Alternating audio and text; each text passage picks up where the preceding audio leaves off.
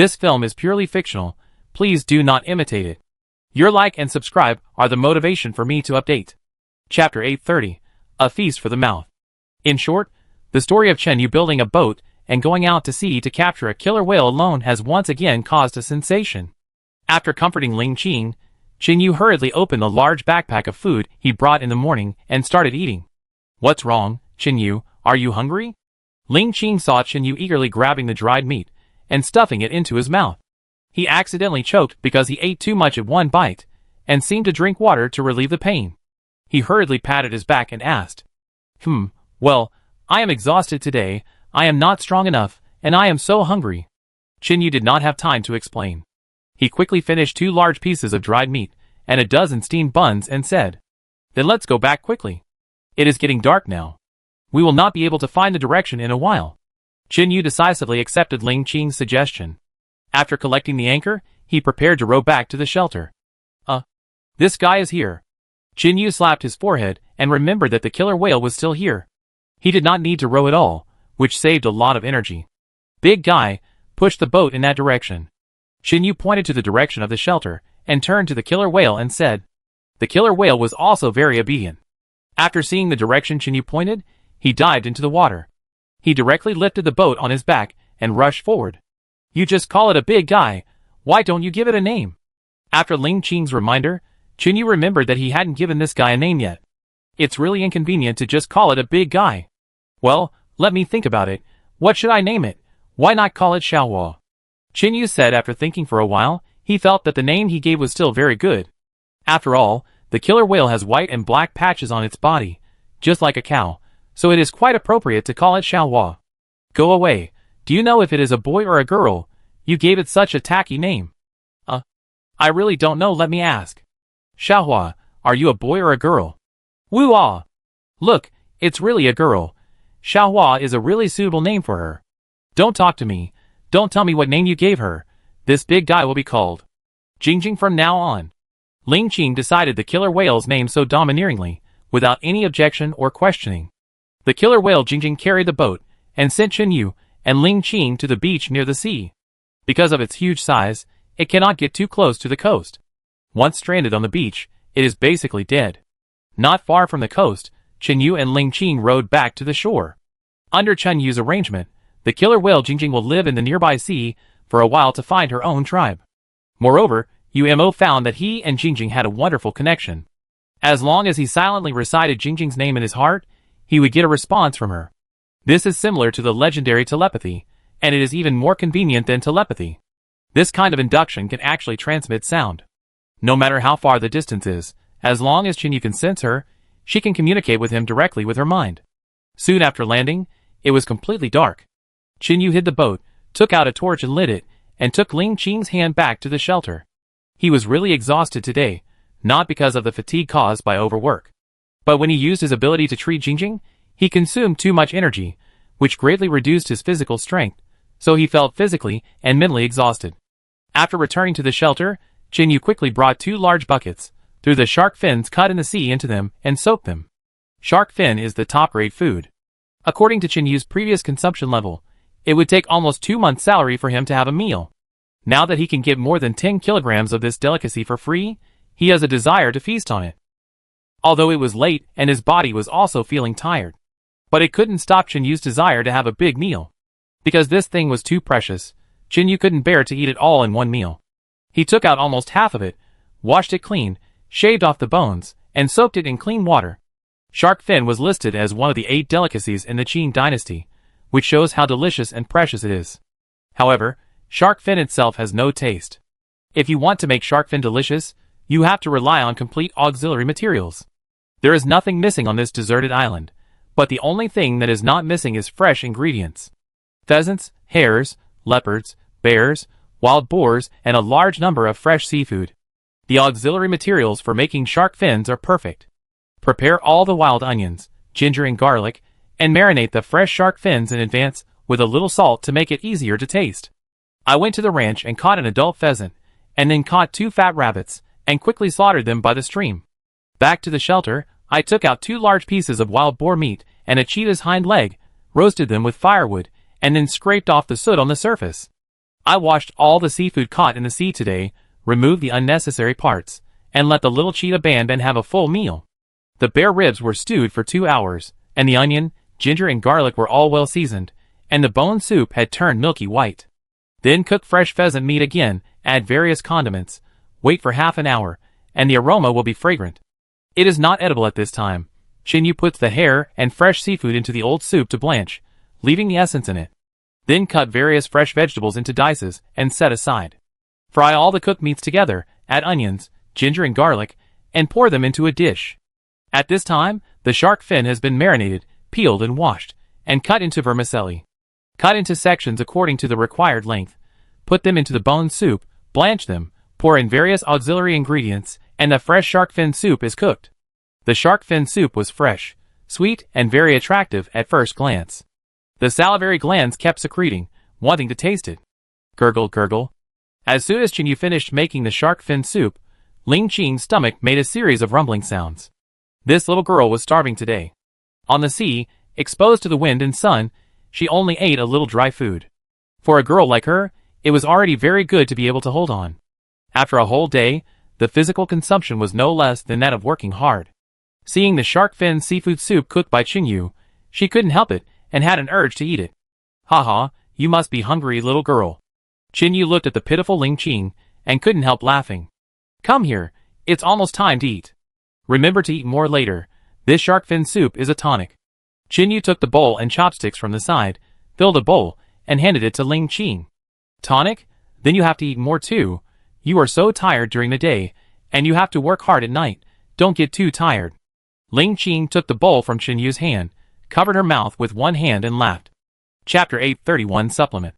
You become a bad person. Ling Qing would never say such things before. Tell the truth. Who told you to do that? You won't have food to eat today if you don't tell me. Chinyu pretended to be serious. It seemed that he would not give up until he got this person out of prison. Puff, haha. Chinyu, you're so funny. You acted so realistically. If I didn't know you were joking, I would have thought it was real. Humph, don't change the subject. Tell the truth. Who else are your accomplices? Chinyu's eyes were sharp. If you keep company with the good, you will be good. If there is a bad guy named you, who else could it be? In this desolate mountain, you don't think I can talk to animals like you, right? Ling Qing pretended to be pitiful, and secretly drank a sip of the shark fin soup in his hand. He was immediately shocked by the delicious taste. Ahem, how can I be that bad? Stop talking and eat it quickly. It won't taste good if it gets cold. After Chinyu finished speaking, he also poured himself a bowl and drank it. The shark fin in the bowl is fresh, tender, and elastic. The aroma of pheasant, rabbit, leopard, and bear bone soup is even more attractive than the Manchu Han banquet. Shark fin contains blood lipid lowering, anti-atherosclerosis, and anticoagulation ingredients. If you suffer from coronary heart disease, taking shark fin powder every day can also have a protective effect. Bear bones and cheetah muscles developed through long-term running have certain medicinal value. In normal times, bones of large beasts, such as cheetah bones and bear bones, are very valuable. Some old Chinese doctors often collect bones of these animals in grasslands and primitive tribes. After a series of processing and soaking in herbs, it becomes a holy medicine for healing, and its value has increased dozens of times. The spectators in the live broadcast room looked at such tempting delicacies and felt speechless again. Usually, they are already fed with dog food by Chinyu and Ling Qing, who show their love every day. Under such delicious temptation, the audience who are fed with dog food feel hungry again.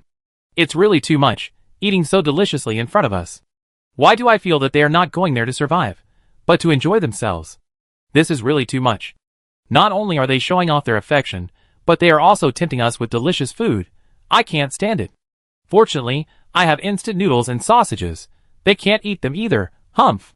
Both of them enjoyed the dinner very much. Even Ling Qing, who usually eats very little, drank 2 large bowls. Not to mention Chinyu. He had consumed too much energy during the day, which made him feel drowsy all the time. Especially the hunger in his stomach, which made him feel that he would never feel full no matter how much he ate.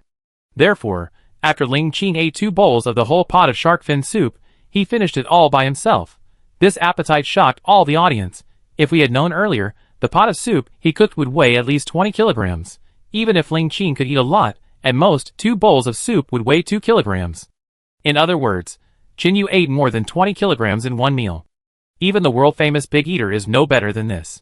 In that pot of soup, there were 2 pheasants, 2 hares, lobsters, abalone and other seafood, which was estimated to be about 4 or 5 kilograms, plus 2 large bones of a bear, and the front leg muscles of a leopard. If all these things were put on the market, they could be sold for at least 18,000 yuan, which is a very amazing number. You have to know that these are just meats, but the value of shark fins is not included. If the shark fins in the soup are also counted, it would be at least 100,000 yuan. This is how much Chin Yu eats in one meal. He eats tens of thousands of yuan in one meal. It is estimated that after going out, if there is no bonus from the program group, Chin Yu can't even support himself. Chin Yu, are you okay? Ling Qing was watching Chin Yu eating and eating, as if he was chewing xianmai, and couldn't stop at all. Ling Qing didn't know how many bowls Jing Mo had eaten. Anyway, when there was only half of the soup left in the pot, Ban Ban, who was sitting next to him eating leftovers and gnawing bones, was already full. It's okay, don't worry. I have a strong digestive ability. It's not a big deal. Chin Yu turned around and said lightly, and continued to eat.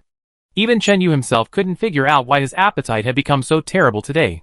You know, normally, no matter how much he eats, he can only eat 1 or 2 times more than Ling Qing. That's already very exaggerated, but what happened to him today? Chin Yu kept eating, but he didn't feel full at all. Chin Yu only felt that every time he drank a bowl of soup and ate a bite of meat, he would feel warm in his stomach. This feeling will spread throughout his body in no time. The more he ate, the more comfortable he felt.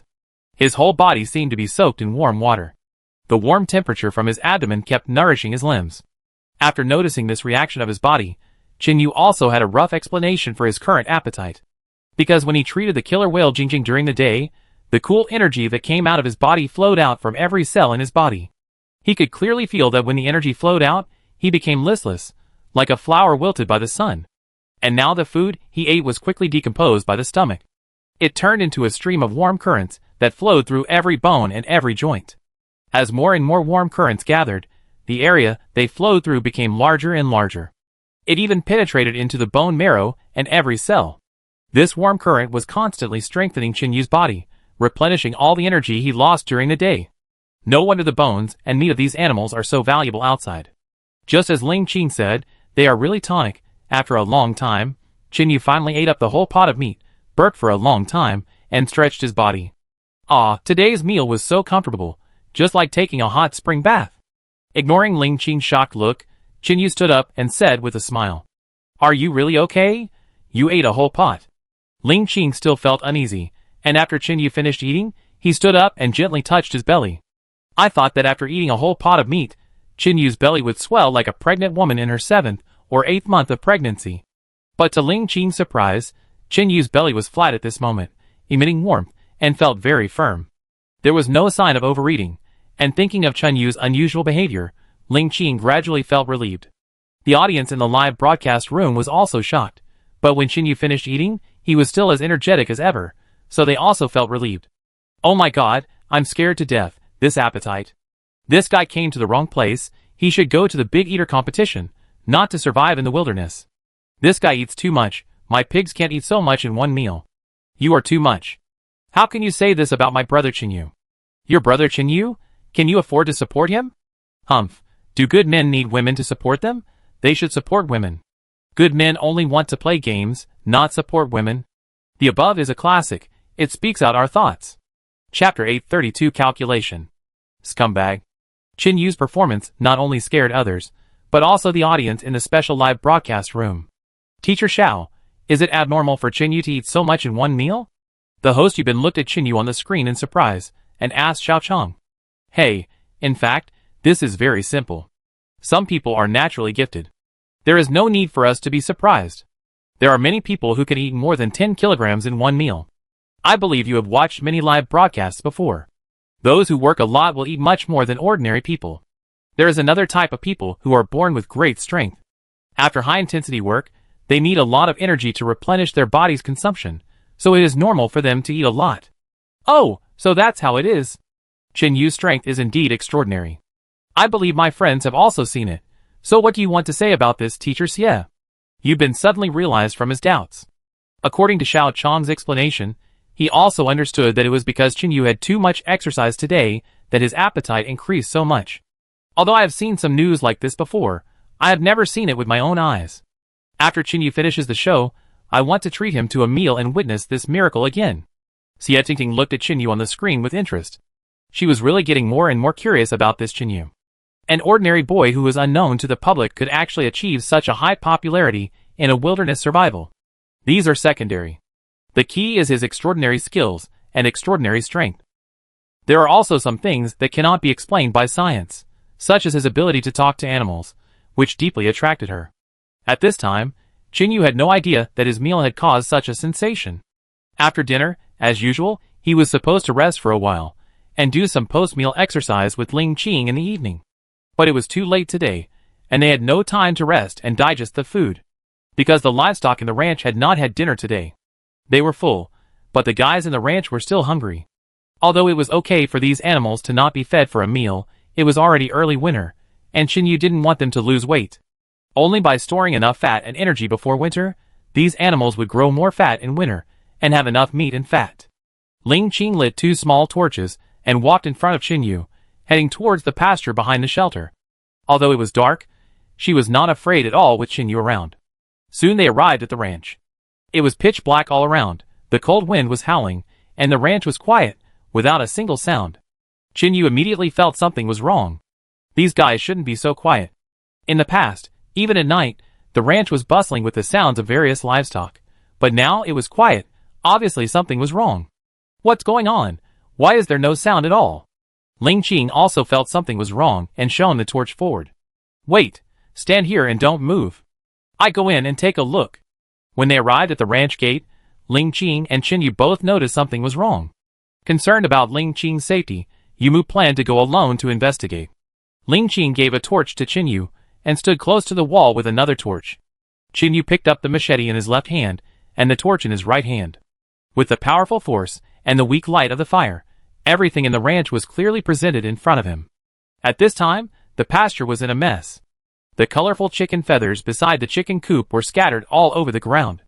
The entrance of the rabbit hole seemed to be dug open by something, and the feathers and straw that Chinyu found to make a nest for the rabbits were scattered all over the ground. Ban Ban, who ran happily along with Jingma, seemed to smell something and called woo woo woo in the direction of the sheep pen. This made Chinyu realize that something had attacked his chickens and rabbits. And now the thing that attacked the chickens and rabbits was still in his sheep pen. Worried about the safety of the 2 lambs in the sheep pen, Chinyu sped up and ran quickly to the sheep pen. Damn, you're looking for death. When Chinyu ran to the sheepfold, he found 3 foxes in the sheepfold, preparing to take away 2 lambs. The 5 sheep was bitten by one of the stronger foxes, and the other one lay on the back of the ewe and bit the ewe's neck. The smallest one grabbed a lamb's leg, and was about to drag the lamb out from a newly dug hole. Chinyu's eyes were almost blazing with anger. The little property he had obtained through hunting with great difficulty was almost destroyed by these beasts.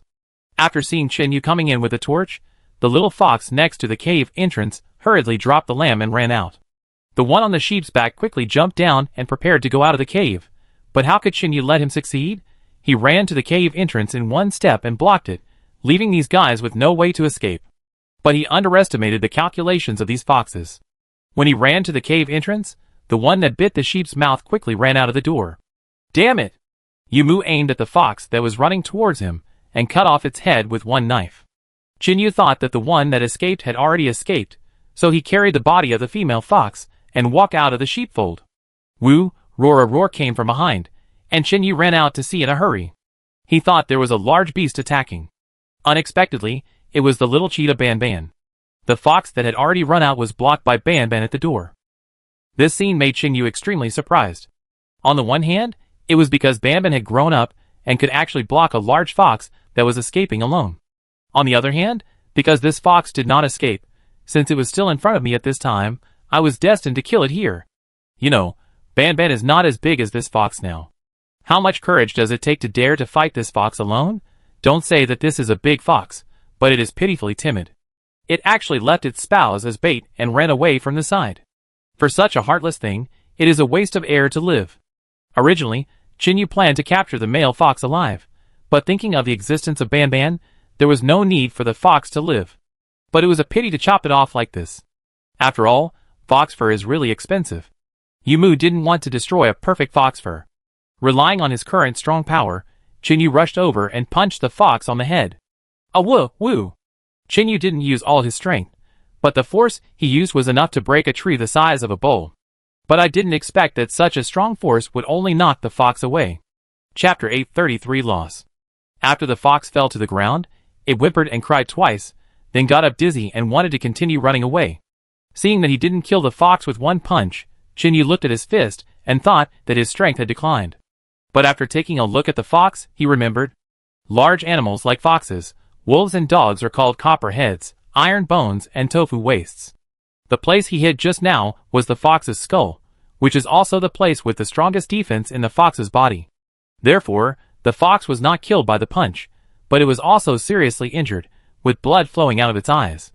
The fox was already stunned by the blow, and ran towards Chinyu in a panic. Chinyu sneered and punched again, and this punch still hit the fox's head. Bang! There was only an empty sound, and the fox was knocked to the ground, the skull burst, the eyes were directly blown out, and the tongue was stretched out, and it could not die again. He didn't believe in the copper head, iron bones, and tofu waste. As long as the fist is hard enough, let alone a copper head and iron bones, even a steel plate can't withstand the blow. Back outside the ranch, he comforted Ling Qing, and found a big stone to block the hole created by the fox. Ling Qing saw Chinyu come out with 2 foxes not long after he went in. He was also shocked. It was obvious that the ranch was attacked by foxes. Because the crisis had been handled by Chinyu, there was no threat for the time being. While Chinyu was repairing the sheepfold, Ling Qing hurried to check the rabbits and chickens. The chicken coop had been destroyed beyond recognition. There were more than 10 big pheasants, but now only 3 or 4 were left. There were only 6 or 7 pheasants left in a nest of newly hatched chicks. The remaining 5 or 6 were all bitten to death, and their bodies were scattered all over the ground. The rabbit nests were all over the place, and at least 2 or 3 of them were destroyed. The rabbits in them could not be checked for the time being, but the loss was estimated to be not small. After all, there were 5 or 6 rabbits in a nest, and they would mature in 2 or 3 months.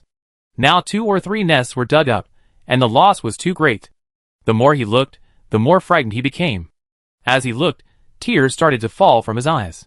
This was the result of their hard work for more than 2 months. It was really heartbreaking to lose nearly half of it overnight. Fortunately, Chinyu decided to come to the ranch to check in advance. If he had come later, the sheepfold would have been in trouble.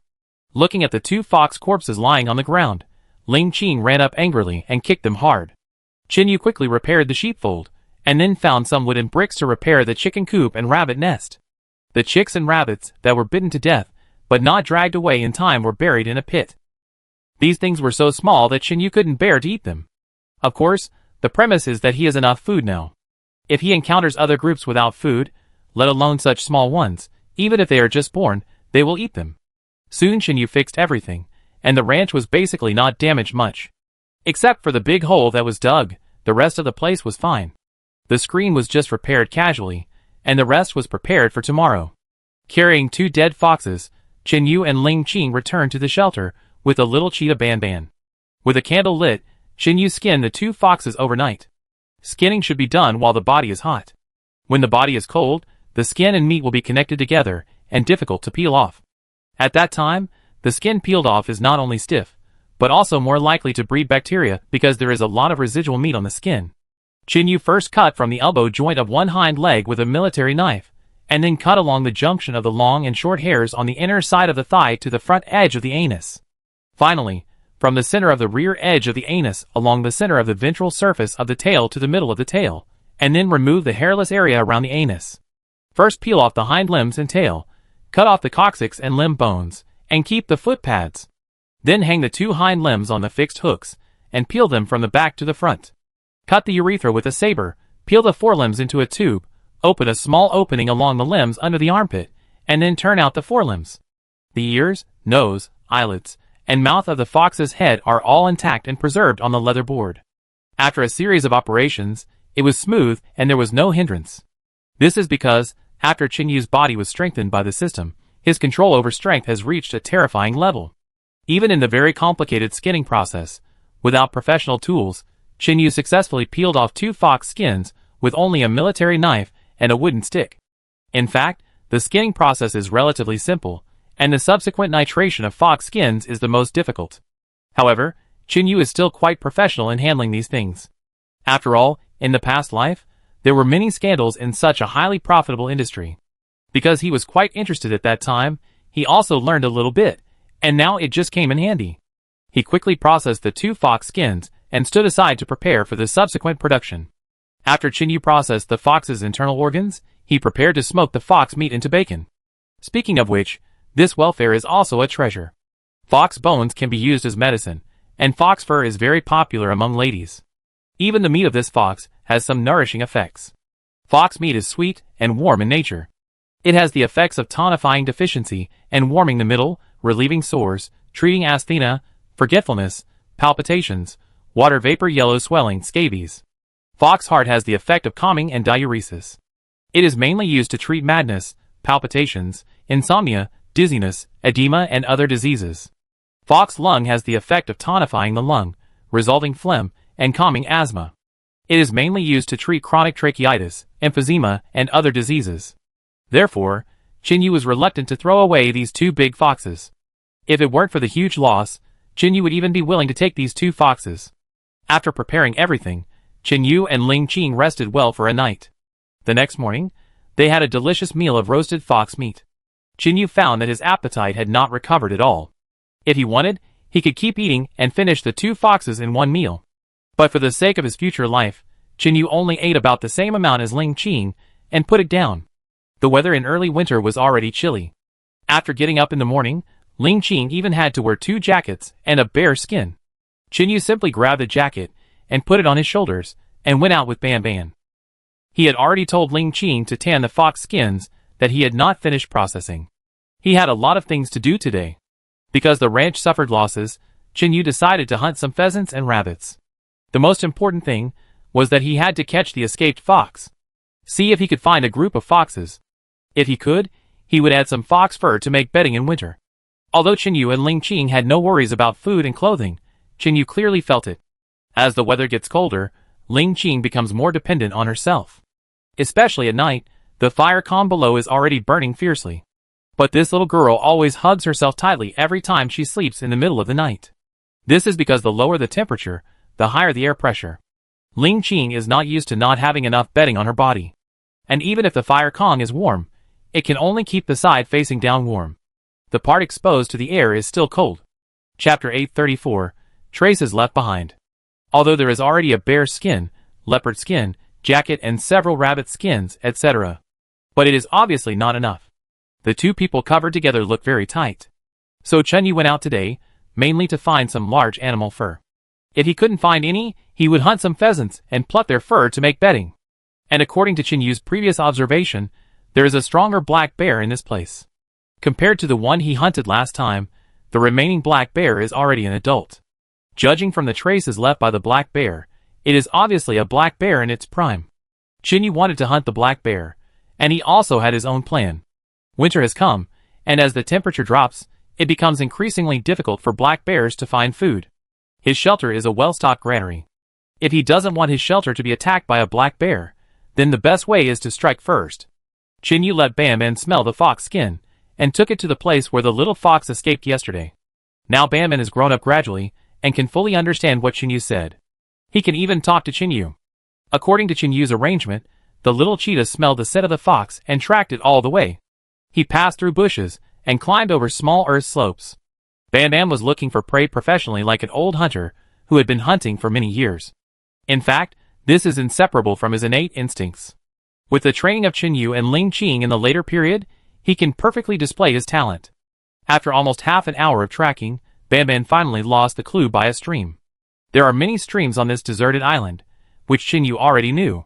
This is because there is a large natural lake 2 hours to the west. And the water of these streams flows out of the lake. Because water can isolate smells, no matter how powerful Ban Ban is, he can't smell the fox's whereabouts from the water. They have been walking for more than half an hour, and are some distance away from the shelter. Yu guessed that the fox's den must be not far away. This wild fox actually thought of using water to isolate the smell to prevent Yu from tracking it. This level of intelligence far exceeded Yu's understanding of foxes. This also strengthened Yu's confidence in dealing with this group of foxes. Foxes are very vengeful, and have a strong desire for revenge. If the fox escapes, and he does not chase it, the consequences will be disastrous. Because most of these wild foxes appear in groups, and each group of foxes is a family. When the foxes in the family are attacked, other foxes may flee at the time, but they will launch crazy revenge afterwards. Even for the safety of his own ranch, Chinyu decided to take down all the foxes. This is the law of survival in nature, survival of the fittest, and elimination of the unfit. Chinyu comforted the impatient Banban next to him.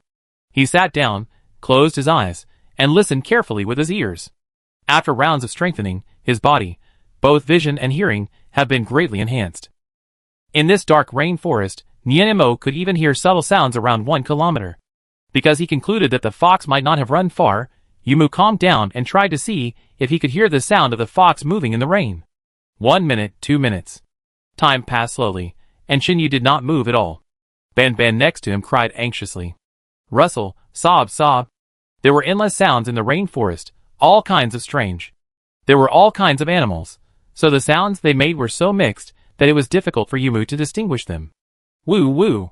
Suddenly, Chinyu heard a strange whimper, which sounded like a puppy that was not even a month old, and was very similar to when Banban was a child.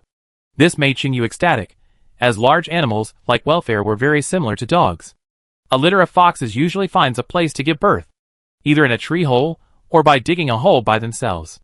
And the sound Chinyu just heard was obviously the little fox was hungry, and it cried out of hunger because there was no mother fox to feed it. After calling Banban, Chinyu continued to search forward along the source of the sound. He kept moving forward from the stream, pulling away the bushes one by one, and finally found a well-hidden cave under the slope. The entrance of the cave was covered by vegetation hanging from the top of the slope.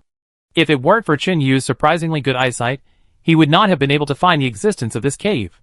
The entrance of the cave was covered with fine green grass, and the dead branches and leaves of winter covered the surface, completely covering the footprints of the fox. This group of foxes really know how to choose a place. Such a hidden cave is hard to find even for humans, let alone natural enemies. At this time, 967. Banban has already smelled the scent of the fox, jumping around beside Chinyu, looking very excited. Smelling the scent, the little cheetah Banban is about to go into the cave. Chinyu hurriedly grabbed it.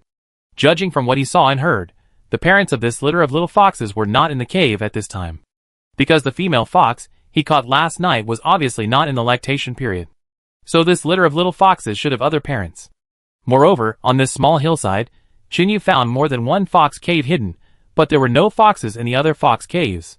Apparently, this fox family was going out hunting in groups.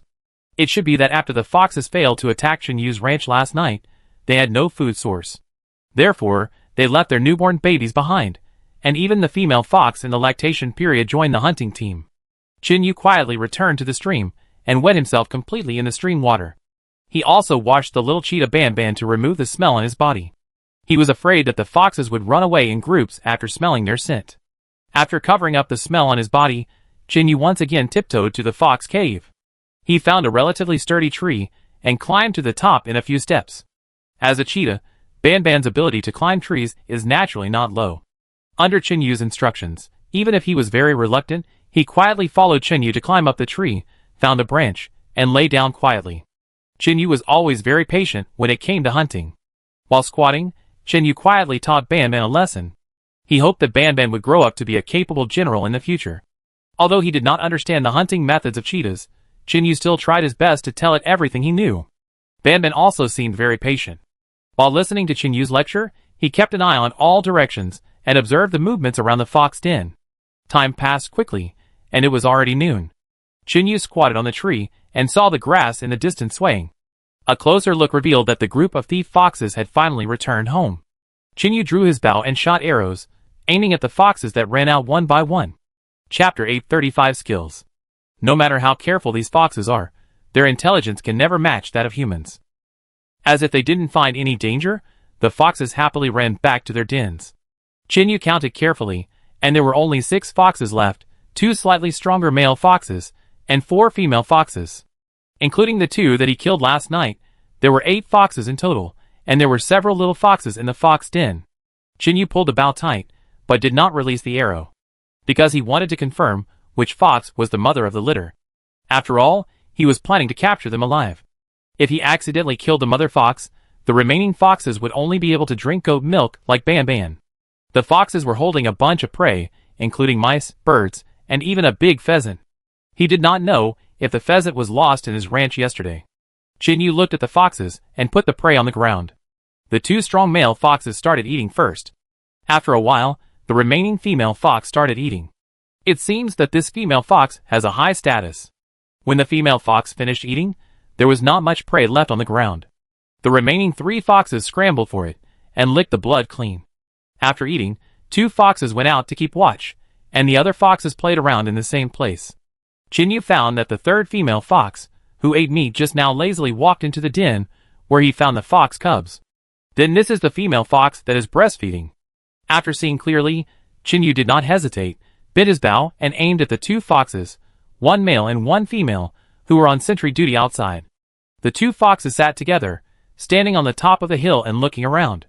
It seemed to Chin-Yu that their positions overlapped, which meant that from Chin-Yu's direction, the 2 foxes were side by side. Just now, Chin-Yu was worried that if he shot the bow, he would kill one and scare away the other. Since they were sitting side by side, it was convenient for Chin-Yu to take action. Holding the hard bow handle in his hand, the fully drawn string looked like a full moon. Buzz, swoosh! The moment Chin-Yu let go of his hand, the bow flew away and went straight to the 2 foxes. Without any surprise, an arrow pierced through the eyes of the 2 foxes' heads. Without any pain, the 2 foxes left the world just like that. There were still 3 left playing outside. Chin-Yu took 2 arrows in his hand. This time he planned to shoot 2 arrows at the same time. I have never tried to shoot 2 arrows at the same time before, and I have never heard of anyone having this skill. But after Chin-Yu's body was transformed, it has become so powerful that it is terrifying. And his abnormal vision and body coordination ability make him a natural archer. Chin-Yu's 2 arrows aimed at 2 wild foxes at the same time. Buzz, swoosh! 2 arrows were shot at the same time, but only one sound was made. This is because the 2 arrows were shot synchronously, and even the sound was synchronized. Therefore, although there were 2 arrows, it sounded like only one sound to the ears. Bang! Bang! The 2 arrows hit the hind legs of the 2 foxes at the same time, pinning them to the ground. The remaining one saw that something was wrong and wanted to run into the fox den in a panic. At this time, after Chin-Yu's instructions, Banban had already run down the tree in advance. He came to the entrance of the female fox's cave and began to roar, blocking the female fox tightly inside. The remaining 2 foxes were very fast, but how could their escape speed compare to the speed of Chin-Yu shooting arrows? Swish! Swish! 2 more arrows were shot, hitting the fox's waist and head respectively. Chin-Yu jumped to the ground with a smile, picked up the 3 dead foxes, and piled them together. He then calmly tied up the 2 that were still alive with bare tendons. The fox in the cave had heard the screams of the foxes outside and tried to run out many times, but was driven back viciously by Banban. Now, not a single fox escaped from the entire fox den, and all of them were arrested, including the newly born ones. After Chin-Yu finished cleaning up the foxes on the ground, he used the handle of the bow to hold down the female fox in the cave, grabbed her neck, and dragged her out. The 3 living foxes were trapped together and taken back to be raised and eaten later. The other 3 dead ones were taken to the stream by Chin-Yu and skinned directly. Soon, Chin-Yu harvested 3 more fox skins, and they were 2 larger male fox skins, and the other one was much smaller, which looked like the one that ran away last night. Chin-Yu cut a tree trunk as thick as his wrist, and made it into a shoulder pole, carrying 3 foxes on each side. In his hand, he held a nest made of branches and leaves. In this small nest, there were 2 little foxes, so small that they hadn't opened their eyes yet. It took him 40 to 50 minutes to get here, because he had been tracking them all the way. On the way back, Chin-Yu only took half an hour to reach the shelter. Chin-Yu, you're back? Oh, you hunted so many foxes? Seeing Chin-Yu coming back, Ling Qing happily came out to greet him, like a little wife looking forward to her husband's return. Yes, you take the 3 fox skins and deal with them. I get a cage to keep these alive. 2 of the 3 living foxes were injured. After Chin-Yu caught them, he simply bandaged them. Now he had to deal with these injured foxes again. After all, these guys were stored as fresh food, so they had better not lose weight. He gently covered the wounds of the injured foxes with his hands, and the cool energy in his body healed the wounds of the foxes in a short while. Because these foxes were too smart, Chin-Yu did not dare to keep them in ordinary cages. Therefore, after temporarily tying up the foxes, Chin-Yu opened his earthen kiln again. This time he wanted to forge some iron bars again to make cages to imprison these cunning foxes. If it was just to forge cages, the hematite or mined last time was more than enough. Light the kiln and refine the hematite. After a complicated process, the magnetite gradually turned into molten iron. Thinking that it was very inconvenient to make a cage with iron bars, Chinyu directly used molten iron to cast a 6-sided ventilated net with small holes. In this way, you only need to combine the 6 iron nets to make an iron cage. The amount of calcination this time is relatively large. After a whole afternoon, Chinyu barely cast a cage. Because the iron cage he made is relatively large, it is not enough to accommodate the size of 3 foxes. As for the little foxes he caught, he did not intend to give them to the mother fox. Those little guys are good at guarding the house in the future. With his second-level animal language ability, these little guys will definitely be very loyal when they grow up. Woo woo G. Chapter 836 Winter Plan. As soon as Chinyu finished the cage, the little fox in the grass nest beside him cried out. These little guys are at the critical stage of growing up, so they get hungry very quickly. You did not put them under the mother fox's belly, but held the mother fox down and squeezed out her milk like squeezing goat milk. Then he fed them one by one with the utensil that he used to feed Ban Ban. After these little guys were full, they curled up and quietly cuddled together to keep each other warm.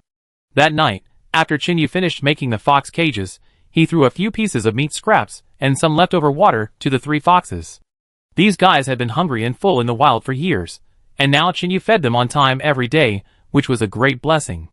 After feeding the little foxes in the nest again, Chinyu and Ling Qing went to bed. The weather was getting colder and colder. On this island, the northwest wind from the mainland caused the temperature to drop suddenly. Even though Chinyu and Ling Qing were lying on the warm Kong and covered with thick animal skins, they still couldn't cover up the chill. In the first group, Huang Xiaolei and Shen Mingxi were still sitting by the campfire, talking about something, seemingly discussing plans for the winter. Brother Lei, this won't work. The weather is getting colder, and now the straw mats we weave can no longer keep us warm. I know, Mingxi. I've been trying to find a solution these days. Alas, why didn't we preserve the feathers of birds and animals we hunted before? Alas. As he spoke, Huang Xiaolei sighed twice, his face full of helplessness. The first group has always been favored by most viewers, because Mr. Huang is not only cautious, but also has a good overall view. In the cold wave storms, Huang Xiaolei helped them avoid many dangers with his keen observation and judgment. He is also very friendly, so under his protection, there has almost never been any conflict between them. But unity is useless. As the weather gets colder, the prey they can catch is getting less and less. Although they had saved some money by eating frugally, it was still not enough to consume. And because of the lack of nutritional supplements, the team members' physical strength was getting lower and lower. Compared to when they first entered the deserted island, everyone had lost almost 10 pounds. Mingxi, I thought about it, and now the most important thing for us is to keep warm. I go hunting tomorrow, to the valley we explored last time. That valley? But it's too dangerous there, you know. Shen Mingxi was shocked when she heard that Huang Xiaolei was going to hunt in the valley they found. There were few wild animals in their area, because most of the animals were concentrated in a valley with a warm environment. And now their shelter was built on a slope behind the valley, which was not only sheltered from the wind but also safe. It can't be helped. If I had a choice, I wouldn't want to go there. Compared to the bonus, I value my life more than you do. But you are a girl. I have to take this responsibility. I will go hunting tomorrow and try to hunt more skins and feathers to survive this winter. Huang Xiaolei's tone was very firm, and he looked deeply into the night sky. He was determined to get the prey in the valley. Shen Mingxi could only nod helplessly, because Huang Xiaolei was always her team leader. And what he said was not wrong. This was a last resort. Go to bed early. I will go hunting tomorrow morning. Mingxi, you continue to reinforce the shelter here, and you must survive this winter. Huang Xiaolei and Shen Mingxi looked at each other and walked into the shelter. Soon, snoring gradually sounded. The cold wind of the night passed in the sweet dreams of Chinyu and Ling Qing. Compared to the sadness of other groups, Chinyu and Ling Qing of Group 2 lived like gods. The next day, the sun had disappeared, and the vast white fog filled the entire deserted island. The visibility was very low, and it was the limit to be able to see 20 meters ahead with open eyes. Today, Chinyu and Ling Qing planned to go to the freshwater lake again to see if they can hunt some antelopes. They have a limited number of animal skins. It's okay when the weather is warm, but it's a bit cold, and they feel a little bit unbearable. Chinyu's body resistance is very strong. Although he doesn't feel anything, he still has to take care of this woman who has been with him for more than 2 months. Girls, like Ling Qing, who are gentle, virtuous, and frugal are rare nowadays. Ling Qing couldn't see far away, and was a little worried about going out hunting today, because she was afraid that if the wild beast ambushed them in the dark, they would not be able to escape. Don't worry, don't forget that with my strength, I can fight a bear alone, so don't worry about the others. Knowing Ling Qing's worries, Qin Yu comforted her. Although Ling Qing's vision was limited, and he couldn't see far away. But Qin Yu was different. His body had been strengthened again, and his vision could completely penetrate the mist and see farther. In this environment, it was also more convenient for Qin Yu to go out hunting. For animals that rely more on vision, this kind of weather is simply a disaster for them. However, most animals have very sensitive hearing and smell, and some can also judge by vibration and heat. Animals that rely solely on vision also have their own advantages, such as eagles have good vision, but they can fly. Qin Yu and the other two carried their bows, arrows, axes and machetes on their backs, and walked out of the shelter with Ling Qing. Today, Bam Bam was left behind to watch the house, and did not travel with them. After all, the distance to the freshwater lake is very far. Last time, they and Ouyang Ni and Xiao Nen walked for more than 3 hours to get there. Bam Bam is still in the growth stage, although he has already exposed his fangs as a cheetah. But it is too small, and not suitable for long-distance trekking. And leaving it to watch the house, Qin Yu and his team are more relieved, and they will not be attacked by foxes like last time. The two walked for a while, and rested for a while. After all, Ling Qing is a girl, and she can't keep up with the physical strength of walking for a long time. Although Ling Qing looked frail, her physical fitness had improved a lot compared to when she entered the deserted island. Her pale and thin face was now gradually rosy and shiny. The onlookers in the live broadcast room compared the photos taken before and after, and concluded that this was the woman who had been moisturized by a man. They did not encounter any danger along the way. In such foggy weather, most animals would choose to hide. Not long after, the two came to the freshwater lake again. It seems that because of the specific heat capacity of the lake, although there is thick fog all around. But there is no fog for nearly 100 meters next to the lake. In the lake, dozens of crocodiles are floating on the water disguised as rotten wood, waiting for those inexperienced or thirsty animals to come to the door. Even if Ling Qing can't see clearly in the distance, she can see the danger clearly here on the lakeside without thick fog. There are some pale bone fragments scattered in the lake, and a group of crocodiles are floating motionlessly in the water. It seems calm, but it is actually full of dangers. Chapter 837 Losing both the wife and the army. Qin Yu squinted his eyes, and looked at the herd of animals not far away. It was a group of antelopes. I don't know why they appeared on this deserted island. Because the temperature around this pond is much higher than outside. Therefore, in this large lake, the water and grass are lush, and it is like spring all year round. Because the grass and trees here are lush all year round, these antelopes are attracted to settle here.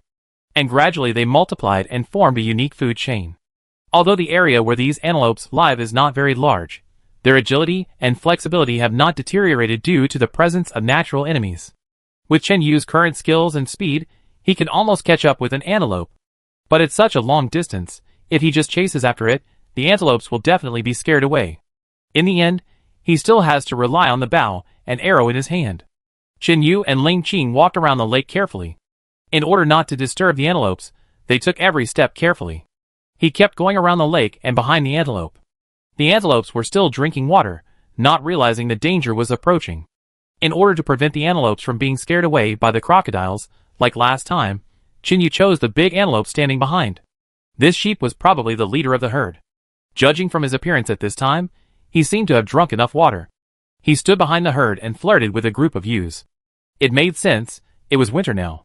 The antelopes must hurry up to mate, and wait until the spring, when the grass and water are lush. Just in time to give birth to baby antelopes. At that time, the grass and water are lush, and the female antelopes can better supplement nutrition, and only after sufficient milk can they better raise their offspring. Boom, splash. Just as Qin Yu aimed at the antelope and prepared to shoot the arrow, the crocodile hiding by the water came out to make trouble again. With a loud bang, a crocodile bit the mouth of the antelope that was drinking water. The antelope could not escape, and could only struggle backwards. But how could it be stronger than a crocodile? And two more crocodiles followed behind, and bit the two front legs of the antelope respectively. The three crocodiles took the antelope into the water, and had a feast. This scene made Qin Yu angry and anxious. These damn crocodiles always ruined his good deeds. It was the same last time. When he shot the bow and arrow, The crocodile suddenly jumped out and scared the antelope away, causing his arrow to miss. This time was the same. When he was about to shoot the arrow, the crocodile did not attack earlier or later, but at this time, scaring the antelopes to flee. Chinyu was furious, staring at the crocodiles in the water, only to see waves of water splashing on the surface, and soon, he saw blood spreading from the water. Chinyu knew that the crocodiles hiding under the water were fighting for the antelope meat. Due to the large number of crocodiles, the fat antelope was torn into pieces in a short time. Dozens of crocodiles gathered together, and the ones in the front ate more, while the dozen or so behind could only sigh in despair. Now the antelopes have run far away, and it is unknown when they will come back. In the case of temporarily unable to find prey, Chinyu set his sights on crocodiles. Since these idiots want to die so much, let them do it. Crocodiles rarely come ashore, especially in this season, when the temperature outside is much lower than in the water. Many crocodiles like to stay in the water, waiting for prey to come to them. As amphibians, crocodiles can hide under the water most of the time, and the hiding time can be as long as 10 hours. They are ferocious and violent by nature, and their movements are very flexible. Generally, they sleep under the shade of the sky or swim underwater during the day, and go out to look for food at night. When they encounter enemies or hunt for food on land, they can jump and grab, and when they can't grab, their huge tails can still sweep violently. Therefore, it can be said that crocodiles are basically not afraid of any natural enemies. After all, their own strong power makes other animals feel afraid, and few animals can take the initiative to provoke crocodiles. Chinyu has been paying attention to the surrounding environment, and he thought of a terrible fact, which made him worry. This group of antelopes thrive here, and their population does not seem to be rampant. This is obviously because they have natural enemies, which eliminate the old, weak, sick and disabled, and maintain the number of antelopes. Otherwise, in this environment, if this group of antelopes reproduced recklessly, this piece of rain would have been eaten up by them long ago. The crocodiles in the water cannot hunt the antelopes except when they are drinking water. Therefore, there should be more powerful carnivores nearby. Even as the overlord of this piece of Yu, it keeps this group of antelopes in captivity. Ling Qing, be careful, pay attention to the surroundings, and tell me immediately if there is any movement. Chinyu himself kept an eye on all directions, and listened to all directions, but still felt uneasy, so he reminded Ling Qing to pay attention to safety. It is a good thing to be able to catch prey when going out hunting, and it is also lucky to be able to return safely. But if not only do you fail to catch the prey, but you also get yourself involved, then it is really a loss of both the wife and the army. What's wrong, Chinyu? Is there any danger around? Ling Qing didn't realize that a tiger or a leopard could pounce at any time. Then Chinyu told her his guess, and Ling Qing immediately shrank her neck and looked around with vigilant eyes. Don't be too nervous. If there is any danger, I will find it in advance. Although Ling Qing was told to pay attention to safety, there was no need to scare her. After all, with Chinyu's strength, even if there were lions and tigers, he could fight those beasts. After all, he was a man chosen by the system, destined to stand at the top of the food chain. How could he fall into the hands of a few small fish and shrimps? At this time, Chinyu had already withdrawn his attention from the crocodile and carefully looked at the surrounding environment. Sure enough, according to his careful observation, he found some yellow-brown hairs stuck on some bushes with dew. These hairs were strong and sturdy, obviously not something that ordinary small animals could leave. Chinyu guessed that this should be a large predator like a tiger or a lion. Fortunately, his sense of danger did not sound an alarm, which means that they are not being targeted by hunters now. He breathed a sigh of relief. Fortunately, he chose to activate this new ability. He can sense the impending danger when he cannot detect it. After comforting Ling Qing, Chinyu stared at the crocodiles by the lake, ready to take action at any time. It is not easy to kill crocodiles. These ugly things are covered with a thick layer of leather armor, and the bones on their heads are also extremely hard. Chapter 838 Prediction. Therefore, if the power is not enough, it is impossible to break their defense. According to Chinyu's strength, the arrows he shot were powerful enough, and there was no saying that he could not break the crocodile's defense. However, ordinary arrows would definitely not work. Maybe at the moment when the arrow touched the crocodile's skin, the arrow shaft would break due to the strong impact force. This situation is like shooting a stone with a bow and arrow. At most, it would leave a little mark on the stone, but the bow and arrow would be broken. Don't disbelieve it, the defense of crocodile's skin can fully reach this level. After all, crocodiles are famous for their attack speed and defense. If the crocodile's armor didn't work, it would have been extinct by other creatures in the water. Ordinary arrows couldn't achieve the ideal attack power, so Chinyu had to take out his special arrows. He made a total of 20 of these special arrows, just to deal with this kind of creature with super strong defense. The iron arrowhead was polished to a fluorescent glow, and there were 2 rows of symmetrical and neat barbs on both sides of the arrowhead, which was very lethal. The tail of the arrow was made of the hardest feathers on the wings of pheasants, which had a good stabilizing effect. The arrow shaft was made of the best iron wood. When he was making weapons, he specially made some arrowheads, which he carefully polished. In terms of sharpness, it was far better than his machete, and he was reluctant to use it at ordinary times. Moreover, when facing ordinary animals, Chinyu could easily win by relying on his strong strength and accurate archery, and rarely had the opportunity to use this special arrowhead. Today, this special arrowhead can finally come in handy. In order to avoid wasting his efforts, and to facilitate the recovery of special arrows, Chinyu punched a small hole at the end of the arrow to tie a rope. The thin rope used by Chinyu was made from the tendons of the bear. It is not only slender and light, but also very tough. Tying such a thin rope at the end of the arrow will not have much impact on the sword. Moreover, Chinyu is very confident in his own strength. Not to mention tying a thin rope, even if it is a hemp rope, he can easily shoot the arrow without any error. Chinyu gently placed the other end of the bear tendon on the ground, turned around and told Ling Qing to be careful, then bent the bow and drew the arrow. Now he was aiming at a medium-sized crocodile lying on the lakeside, because the crocodile was very close to the shore, only 2 or 3 meters away. The crocodile has super strong defense, but its weakness is its soft eyes. If the crocodile is attacked in the eyes, it will quickly escape from the target. Because he was worried that his arrow might not work, Chinyu deliberately aimed at the crocodile's eyes. Chinyu was very confident in his archery skills. Even if he couldn't hit the crocodile's eyes, he would still penetrate its skull. After all, the crocodile was alive, and would move when attacked. Considering this uncontrollable factor, Chinyu made a prediction in advance when shooting the arrow. Swish, buzz, bang! The special arrow flew out instantly with the bear tendon, and Chinyu's arrow shot into the crocodile's eyes without any error. Roar, clatter. The crocodile was pierced directly through the eyeball by Chinyu's fierce arrow, and the arrowhead was deeply embedded in the crocodile's head. Crocodiles, like snakes, are still alive even after death. After being shot dead instantly by Chinyu's arrow, the corpse began to struggle frantically. In order to directly drag the fish back to the shore, Chinyu shot 2 arrows again with the same method. The 2 arrows hit the crocodile's back and tail in turn. The struggling crocodile was shot with 2 arrows again, and it swung violently. The other crocodiles lurking in the water saw what happened here and thought that this guy had caught prey, so they quickly moved closer. Crocodiles are creatures that don't distinguish between friend and foe. As long as they smell blood, they will bite each other mercilessly even if they are of the same species. Chinyu was worried that the prey he shot would be eaten by other crocodiles, so he ran down the hillside impatiently, and quickly ran to the lake to drag the prey ashore. The arrow hit the crocodile, but the crocodile's body was still in the water, but the rope tied to the tail of the arrow was still on the shore. Chinyu quickly grabbed 3 ropes, and pulled them towards the shore.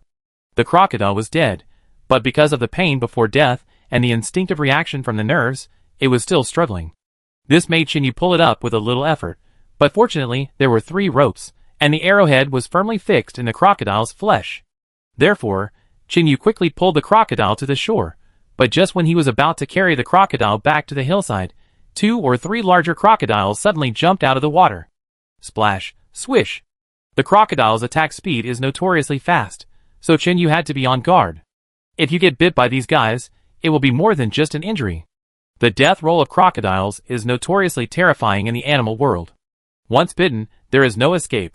Because crocodiles have teeth and long mouths, it is not easy to bite prey, so they use their own powerful strength to roll and tear the prey into pieces. At this moment, 3 ferocious crocodiles pounced on him at lightning speed. Chinyu had to drop the rope in his hand and quickly escape. But he still underestimated the speed of these crocodiles. Before he ran 2 steps, a crocodile behind him had already run ahead of him. 3 crocodiles surrounded Chinyu in a triangle, opened their mouths full of sharp teeth, and emitted a foul smell. It was not difficult for Chinyu to rush out with his speed, but he would have to give up the prey he killed. Thinking of the previous 2 huntings, they were destroyed by these damn crocodiles. If he lost the prey again, where would Chinyu's face be? Where would the system's face be? The more he couldn't panic at this time, Chinyu rushed to the shore in an instant, picked up the crocodile he killed, and threw it far away with all his strength. Of course, The three crocodiles could not just look at Chen Yu's outrageous behavior. One of them rushed to Chen Yu's feet and opened its mouth wide to bite him.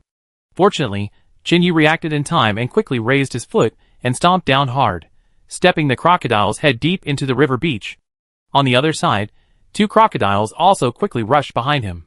At this time, Chen Yu could not care so much. He pulled out the axe at his waist, jumped into the air, and the heavy axe hit the crocodile's skull firmly. Bang! The crocodile rushed over quickly, and after being hit by Chen Yu's fatal blow, its brain was smashed out. Due to inertia, it rushed forward for an unknown number of meters. The other two were not scared, or it could be said that crocodiles did not know what fear was, and they still rushed over desperately. Now, there were only two crocodiles chasing Chen Yu, because there were more and more crocodiles in the lake, so Chen Yu could only avoid them as soon as possible. He dragged up the crocodile that he had just smashed to death, and ran at full speed, which was how he left the two crocodiles chasing him a long distance away. Chapter 839 Physical Work. Because of the habits of crocodiles, they usually wait for prey to come to them. So Chen Yu didn't run far before the two crocodiles stopped chasing him. He walked to a distance, pulled the crocodile that was shot dead over, opened his left and right hands, and dragged the tail of a crocodile with one hand, and returned to Ling Qing's position. Ling Qing also saw the scene of Chen Yu fighting with the crocodile just now. When the crocodile was about to bite Chen Yu, the little girl screamed in fear. Seeing Chen Yu standing in front of her safe and sound, Ling Qing hugged him tightly with excitement.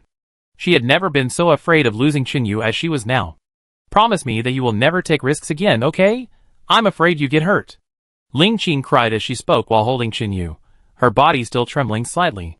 She was obviously frightened by the scene just now. "It's okay, silly girl. I have extraordinary talents. Even if I get hurt, I will recover quickly, you know.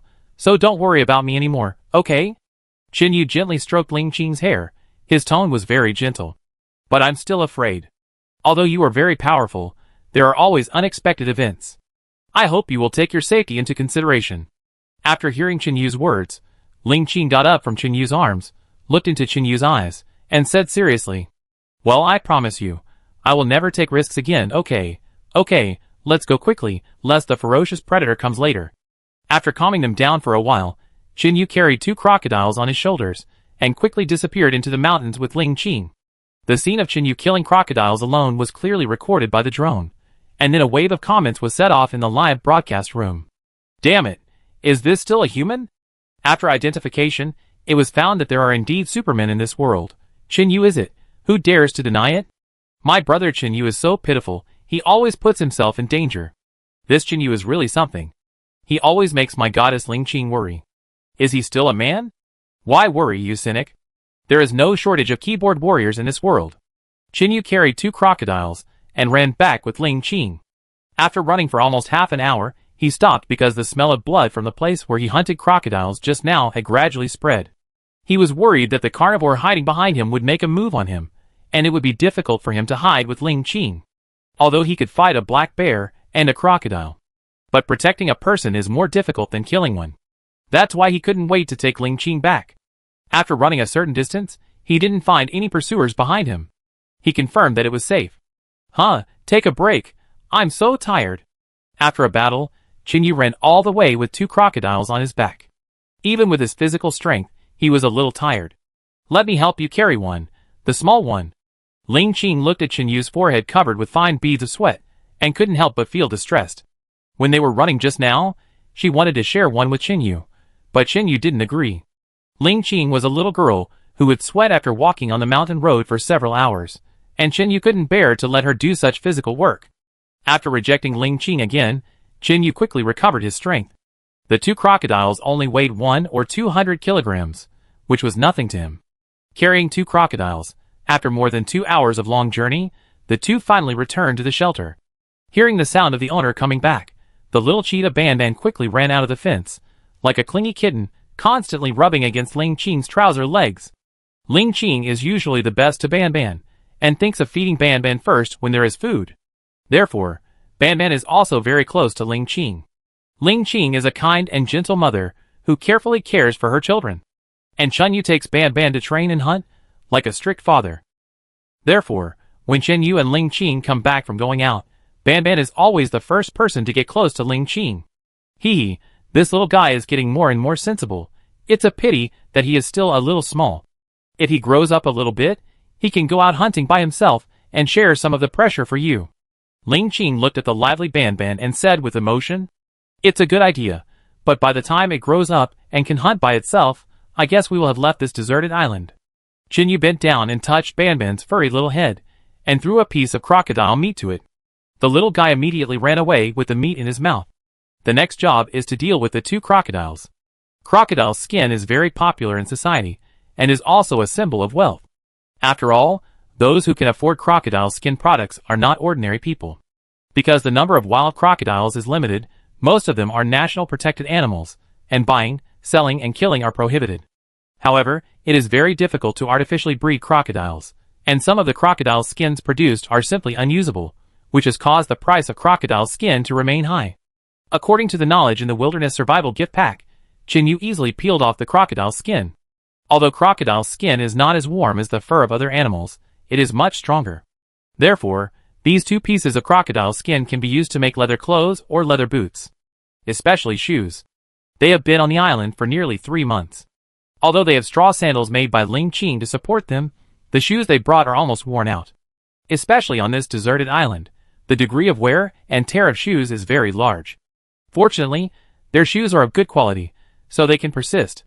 However, even if they are not worn as much as possible, they are already cracked and will obviously not last long. The shoes snatched from another group look good, but Chinyu can't wear them because the size is not right. As for 2 of them, Ling Qing can wear them, so she often uses them to change feet. Moreover, Ling Qing's workload is not as strong as Chinyu's, so the degree of wear and tear of the shoes is relatively low. The 2 pieces of crocodile skin obtained today can be used to make a pair of crocodile leather shoes for Chinyu, which are not only wear-resistant and durable, but also have good warmth retention effect. The remaining crocodile meat, like the fox meat, is eaten fresh for 2 meals. The remaining meat is then pickled and made into bacon. After a complicated operation, Chinyu processed the peeled crocodile skin. After a period of time, it can be directly used to sew clothes or make leather boots. The whole body of the crocodile is a treasure, so it has always been known as soft gold in the market. The meat, bones, and internal organs of the crocodile are rich in protein and amino acids, vitamins, and various trace elements, so the nutritional value is very high. The tender meat has both the deliciousness of aquatic animals and the wild fragrance of land animals. Not only can it replenish qi and blood and improve immunity, but the nutritional content of crocodile meat is 200 times that of cattle, sheep, and pork. Crocodile meat contains a moderate proportion of essential amino acids for the human body, and also contains advanced unsaturated fatty acids and a variety of trace elements that have high nutritional value for the human body. Chapter 840 Scrapped. In addition, crocodile meat can nourish the heart and lungs, strengthen the muscles and bones, and drive away dampness, so it has a good therapeutic effect on cough, asthma, rheumatism, and diabetes. Since crocodile meat contains highly effective antibodies and peculiarly structured hemoglobin, it can quickly improve the body's immunity and blood oxygen uptake capacity. Therefore, even outside, crocodile meat can be regarded as a high-end food. Chinyu does not plan to use crocodile meat to make soup today. He ate a whole pot of soup yesterday, and today he wants to change the taste. Chinyu set up a fire next to the shelter and prepared to have a barbecued crocodile meat feast. In this wilderness, you can use local materials for everything. Burn wood into charcoal and use it as charcoal. Sprinkle the sliced crocodile meat with seasonings, apply some wild pine ginger and garlic, and roast it on the fire. The fragrance will float out in just 2 minutes. While roasting, Chinyu did scientific popularization work for Ling Qing. All this knowledge was obtained from the Wilderness Survival Gift Pack. After eating the barbecue, Chinyu cut off the most delicious crocodile tail and crocodile paw and prepared to fry them. Mix the finely ground flour with water, and cut the crocodile's paw and tail into pieces. Mix the crocodile meat with flour paste, and fry it in boiling wild boar oil until both sides are golden brown. The little cheetah Banban beside them whined with greed. The 2 were satisfied with the crocodile meat. The rest was sent to a small grass shed built temporarily for smoking fox meat. This small grass shed was next to the shelter, and there were 4 fox meats in it. In addition to the 1.5 crocodiles left today, they should have stored 200 or 300 kilograms of bacon in total. The wild boar meat and wild goat meat that had been pickled before were all placed in the shelter, and the hut was guarded by the little cheetah. Once other animals invaded, the little guy would sound the alarm, and even a mouse would not be able to get in. After eating, Chinyu went to check the ranch as usual. The rabbits and pheasants that were attacked by foxes 2 days ago have gradually stabilized. Under Yumu's treatment, the 3 goats also recovered. What surprised Chinyu even more was that another female rabbit gave birth to 8 little rabbits today. This was the first time that his farm had a new baby after the disaster, which was considered a good omen. It's a pity that there are many crocodiles near the freshwater lake, and there is no telling if there are other dangers in the lake, and there is even a ferocious beast lurking in the forest. Otherwise, Chinyu would like to move to the lakeside to live. After all, the temperature there is more suitable for human habitation, and the food is more sufficient. Chinyu thought that he would kill the ferocious beast near the lake one day, and then go to the upper reaches of the lake to find a safe place and rebuild a shelter. Because on this deserted island, there is the ocean all around, and once summer comes, the seawater vapor evaporates and the weather will be very hot and humid. Chinyu and Ling Qing had a clear division of labor. Chinyu was responsible for hunting and finding reserves. Ling Qing was responsible for taking care of livestock and doing simple housework. After all, as a girl, Ling Qing's physical strength was really limited. If she went out with Chinyu, she would not only fail to play a corresponding role, but might even hinder Chinyu. After a full meal, Chinyu hugged Ling Qing and fell asleep, living a comfortable and peaceful life. On the other side of the deserted island, a group of members were now partying around a bonfire. Because today, under the leadership of Huang Xiaolei, they took advantage of the fog and made accurate shots, successfully killing 2 stupid sheep. I don't know if these sheep were chased by carnivores or what, they all rushed into their traps.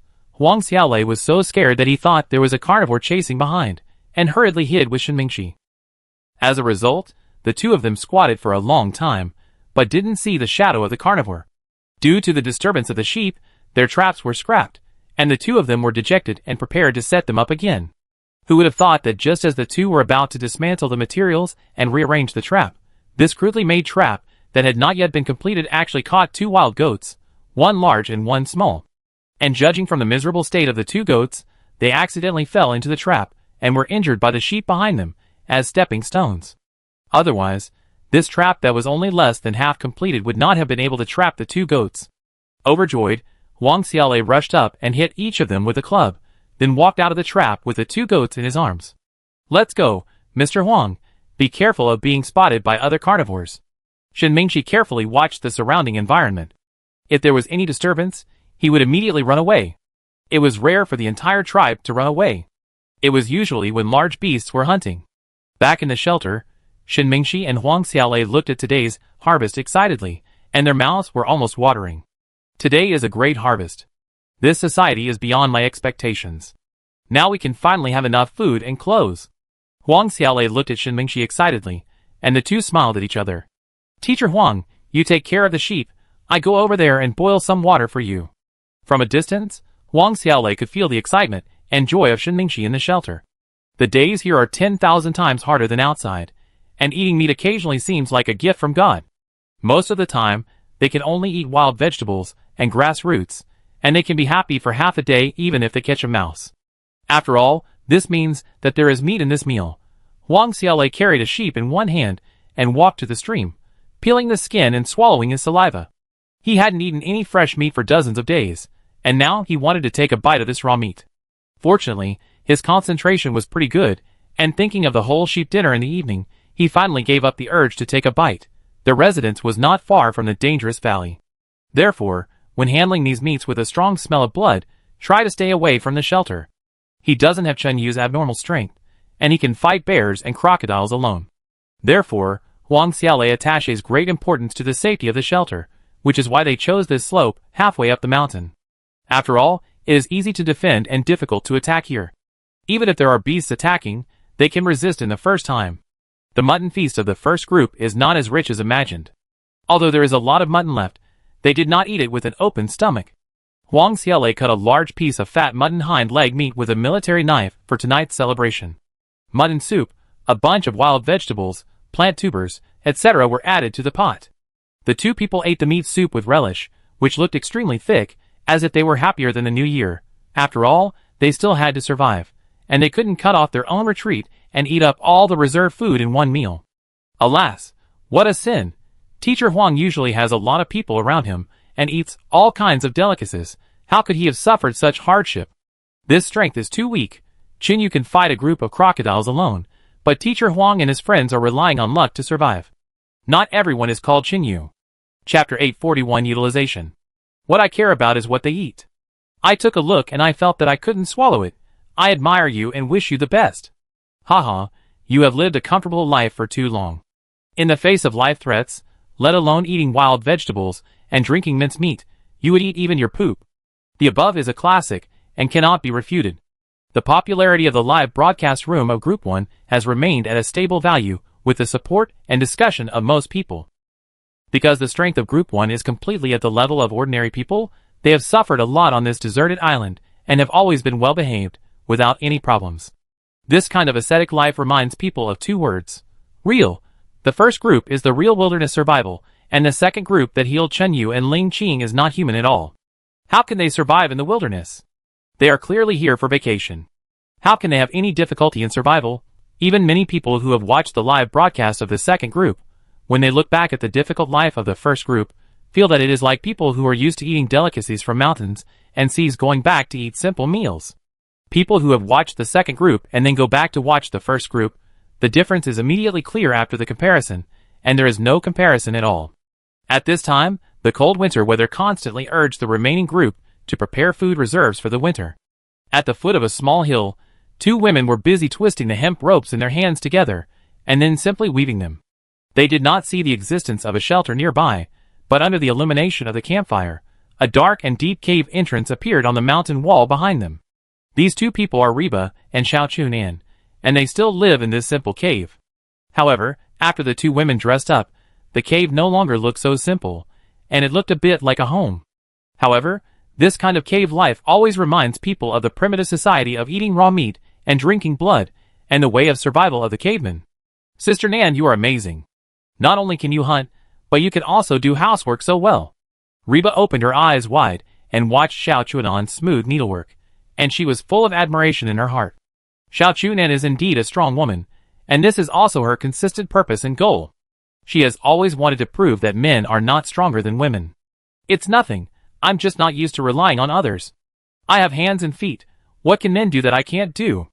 Xiao Chunan smiled slightly, and the wooden needles in her hands that weave hemp thread quickly inserted and interspersed with skillful techniques. They are knitting sweaters with hemp thread, no, hemp clothes, preparing to keep people warm. On the other side of the deserted island, this is a flat grassland. But at this moment, there is no vitality in this grassland, and it is dead and silent for thousands of miles. At the junction of the grassland and the forest, there are lush shrubs. Compared with the dead grassland, this is an ideal place for animals to reproduce. The sixth team is hiding at the junction of the forest and the grassland. Brother Wang, the weather here is getting colder and colder. It's really not possible to move to the shelter. Zhao Qi, a sturdy figure, frowned and said to Wang Yinming. When their team was assigned here, it was a good opportunity. The grassland is rich in species, and there is a stream not far away, which can fully support their lives. Unfortunately, at that time they were only concerned with eating, drinking and having fun, and had no idea of storing winter food. In their opinion, this tropical rainy land is rain and heat at the same time all year round, and there are few climate changes. However, they did not expect that this deserted island has a special geographical location, and the various special vegetation and species on the island are the products of this special climate. Now the weather is getting colder, and Wang Yinming, as the team leader, feels helpless. He had lived in prison since he was a child, and had never suffered such hardship. In the previous 2 months, he could get food without any effort. But now the animals on the grassland are hiding and migrating, and they really can't find food. Alas, move, there is really nothing useful here. After 2 consecutive days, their team only caught 2 big rats, and the 4 people ate a little bit each to maintain their physical strength. The temperature was getting lower and lower. The shed they used to block the sun could not block the cold wind. If they did not move away, they would have to endure the cold wind. It was just right that they were facing south and could eat their fill. The 4 team members were like the katydids in Disney fairy tales, who had been unbridled for the whole summer and became wilted as soon as winter came. Everywhere on the deserted island, each group was struggling to prepare for the winter. Only the 6th group was still trekking with nothing.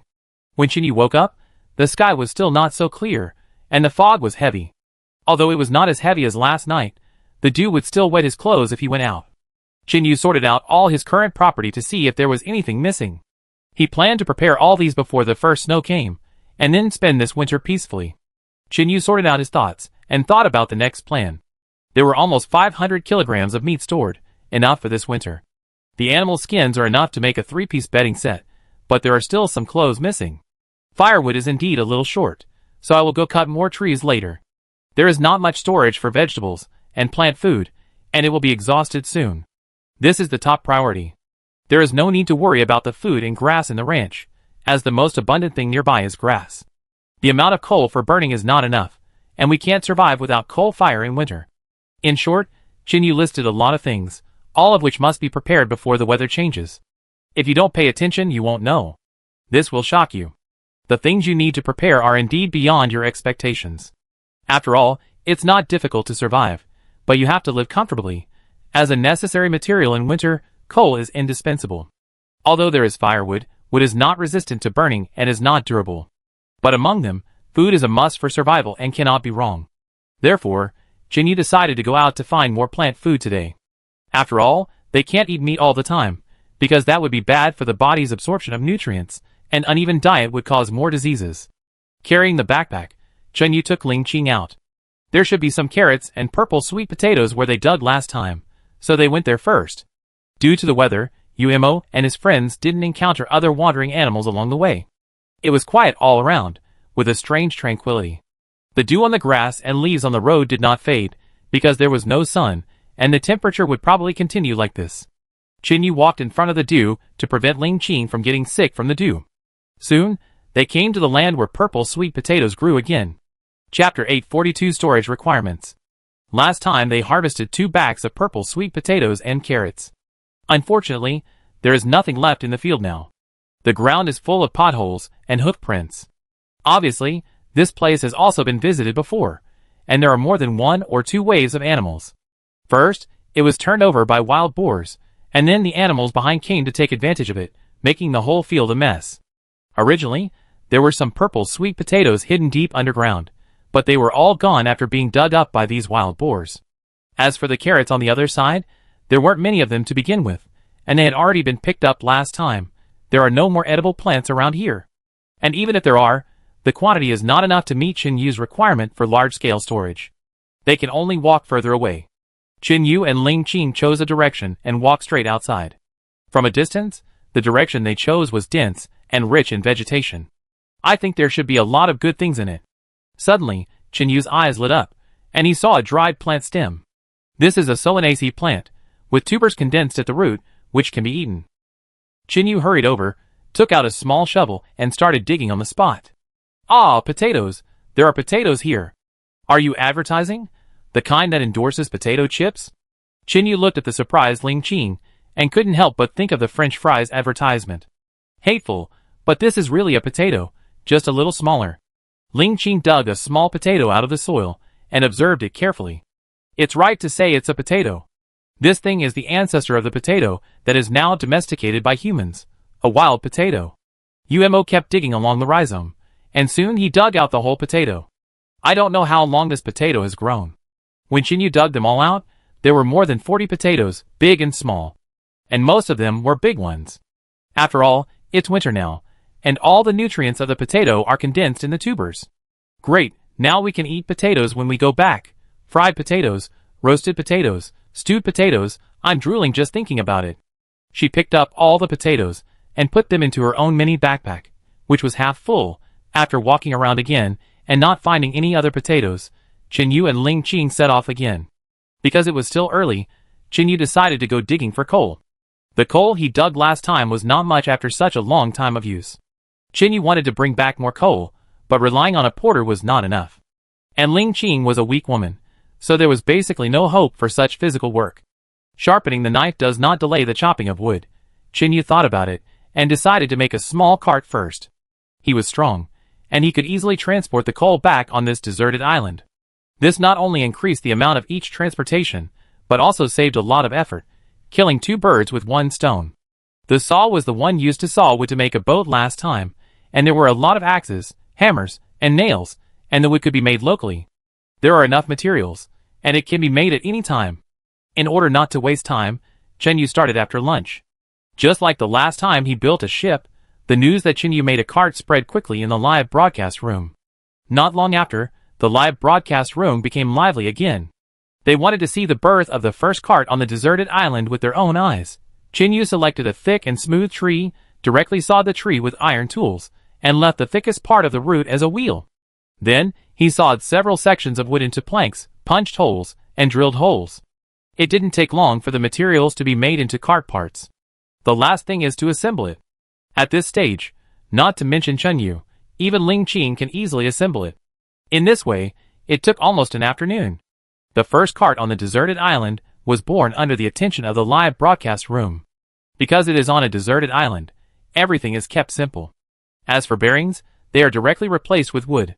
Chenyu pushed the cart and walked around on the grass, and found that it was indeed convenient and practical. Come on, Chenyu, push me. Seeing Chenyu playing with the cart, Ling Qing seemed to remember the fun things in his childhood, and ran into the cart in a few seconds. Hold on tight, the old driver is going to drive. Chenyu grabbed the handle of the cart and gently lifted it up. Ling Qing's body shook slightly, but soon sat firmly again. Chenyu pushed Ling Qing like this, turning around again and again in the open space next to the shelter, and Ling Qing's eyes were curved like a small crescent moon. Damn, it's dog abuse again. It's just daily abuse, I'm used to it. Others laugh while sitting on a bicycle, but my goddess Ling Qing can actually laugh while sitting on a cart. Should I go buy a bicycle? I suggest the above person to buy a BMW directly. I can give you a discount here at me. Damn, I'm also drunk with the bullet screen ads. The guy who sells BMWs, do you have 100 BMWs in your store? If you do, just pretend I didn't ask. If not, forget it. It's just an advertisement. Why are you doing this? Chenyu and Ling Qing played with the cart for a long time, until Ling Qing got tired and stopped. You know, my father used to tease me like this when I was a kid. Later they were gone, and no one played with me like this anymore. Ling Qing leaned his head on Chenyu's chest, sobbing softly, tears flowing down his eyes, wetting Chenyu's clothes on his chest. I'd be there for you in the future. Chenyu gently hugged Ling Qing, without saying much. The firmness in his eyes was unshakable. This is my woman, I will protect her from now on. Let's see who dares to touch her. The scene of Chenyu and Ling Qing leaning on each other moved many people in the live broadcast room, causing the popularity to soar again. The next day, Chenyu got up early. Today he was going to dig coal, because the journey was far, so Ling Qing could do the housework at home. Chenyu took a shovel, carried dry food, and prepared bows and weapons before setting off. Last time Chenyu discovered the existence of coal by accident, but the weather was not too cold at that time, so his mining volume was not very large. Now winter has come, and the Kong must be lit. Although it is dispensable for him, Ling Qing's physique can't stand the cold winter on this deserted island. Chenyu brought sophisticated equipment, pushed the cart across streams, climbed hills, and walked for more than an hour before finally reaching his destination. Last time he simply dug out some scattered coal blocks, so he was not very old. But today he brought equipment, so Chenyu tried to widen the coal hole as much as possible. He wanted to dig out better quality coal blocks instead of coal powder. After half a day of digging, Chenyu finally dug out a whole piece of coal in the coal hole more than 3 meters deep. Chapter 843 Labor. But his shovel obviously could not support such long-term high-intensity labor, and it was scrapped in advance and broke into 2 pieces. This is pig iron, which has low toughness and is not wear-resistant. Looking at the harvest of the morning, Chenyu planned to go back and strengthen his equipment before digging. Pushing a cart of coal, Chenyu walked steadily in the rain. The weight of this cart of coal far exceeded his imagination. According to his judgment, this small cart of coal is about 600 to 700 kilograms, and his current strength limit is less than 700 kilograms. Therefore, this cart of coal just squeezed out all his strength. It has been a long time since he used all his strength. Today, pushing down this cart of coal made Chenyu feel refreshed. The journey was not always peaceful. Chenyu's cart fell into the pit twice, and once the wheel was crushed. Although it was quite difficult, he finally made it home. This time, Chenyu learned from the experience of the previous 2 times and processed all the tools. Moreover, he remade a special coal mining tool with pig iron, which increased his work efficiency several times. I wanted to forge wrought iron, but when I thought about the complexity of the process, I gave up thinking about it. When Chenyu finished forging the coal mining tools and reinforced the cart, it was already dark, and the day had passed.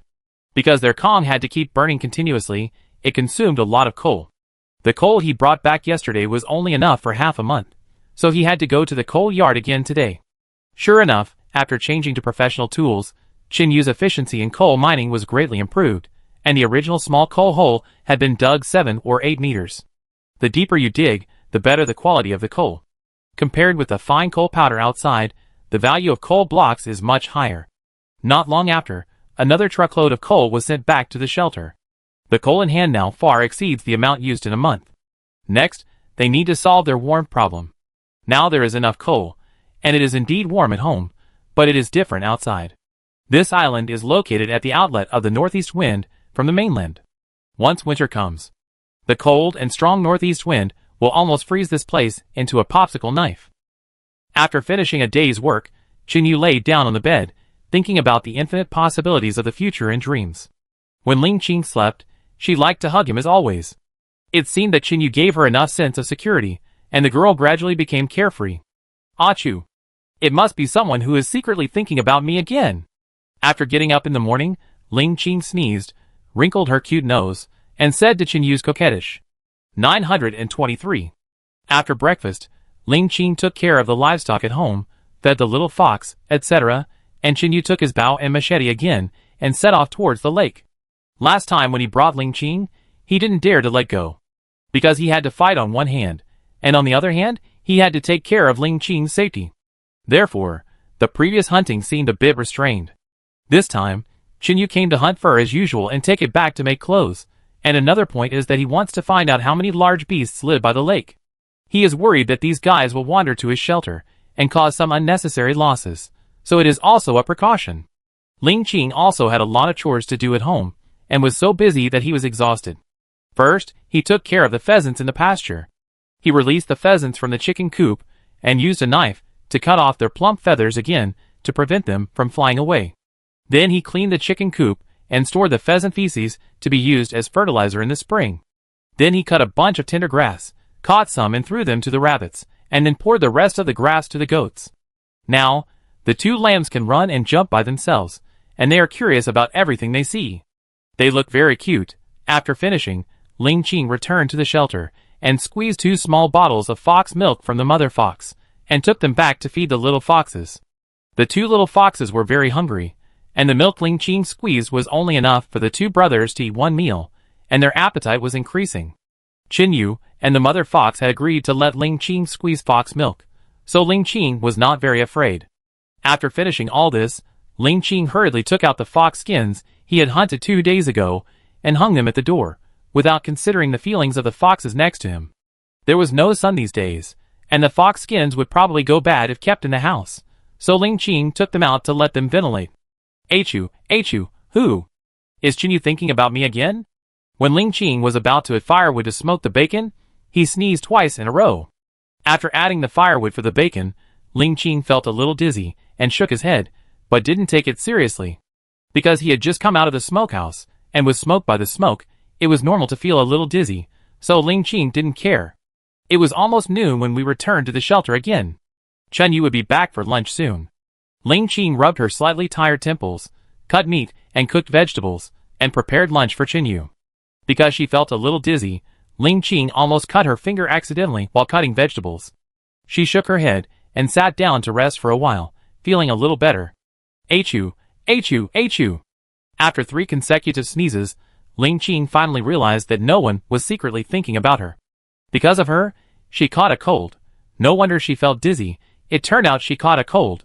Ling Qing put down her work, boiled a cup of water, and drank it. However, the scene of Ling Qing boiling water and drinking it was also filmed by a drone, and the live broadcast room was immediately turned upside down. A weak woman, far away in the wilderness. The only man who could take care of her was also out, so she could only rely on herself. In fact, Ling Qing's ability is not weak, but because of Chinyu's presence, she seems to have no special skills. Actually, it is not the case. Ling Qing's ability to weave straw sandals and dry animal skins is very precious in the wilderness.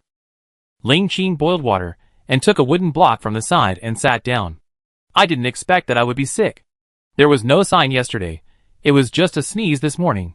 Now she felt weak all over, her muscles were a little sore, her eyes were dry, and she just wanted to take a nap. After drinking a cup of boiled water and resting for a while, she felt a little recovered. It was almost afternoon when Ling Qing finished her housework. Ling Qing lit up the Kong, climbed onto it, and lay down, covered with a thick bear skin blanket. She had no way to deal with illness, so she could only lie down and rest for a while, waiting for Qingyu to come back. In Ling Qing's eyes, Qingyu was omnipotent, so how could a small cold be difficult for him? Not long after Ling Qing lay down, she felt dizzy and fell asleep gradually. At this time, Qingyu was still by the freshwater lake, and 2 large crocodiles with black leather armor were lying at his feet. Chapter 844. Take action in advance. The 2 crocodiles had an arrow deeply embedded in their heads, and their limbs were broken off abruptly, and their deaths were extremely tragic. Qingyu was concentrating and holding his breath, aiming his bow and arrow at 2 jaguars that were feasting on a dead doe by the lake. The size of these 2 jaguars was much larger than Ban Ban, and even much larger than Ban Ban's mother.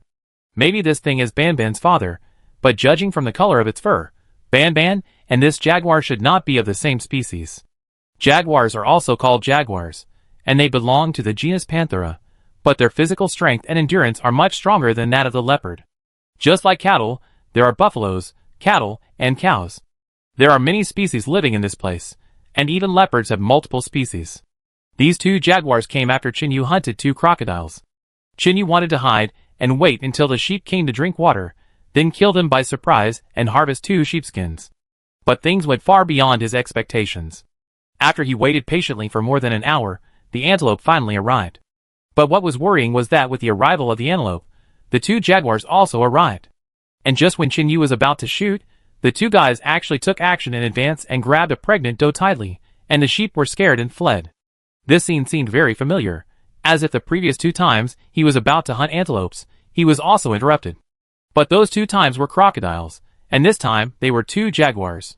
In a one-on-one fight, Yumu would not be afraid of these 2 beasts. But there are 2 on the opposite side, and there may be more hidden in this forest. After all, Qingyu has a high level of intelligence. Since he can't force it, he should use his wits to defeat it. These 2 jaguars are very cautious, and usually one of them is on guard and eats all the time. When they are full, the sentry will eat. Qingyu has always known that the animals on this island are very smart, so he is still weighing it. Should we kill these 2 jaguars? Because jaguars are very fast, Qingyu cannot shoot both at the same time, and even whether he can shoot them is a problem. After aiming for a long time, Qingyu still did not make a move. If one of these 2 is killed, it will inevitably cause the other to counterattack. However, it is unknown whether there are other carnivores in this forest, so Qingyu does not dare to take risks. Speaking of which, they were really lucky not to encounter these large carnivores when they came to hunt the first 2 times, otherwise Ling Qing and him would be in danger.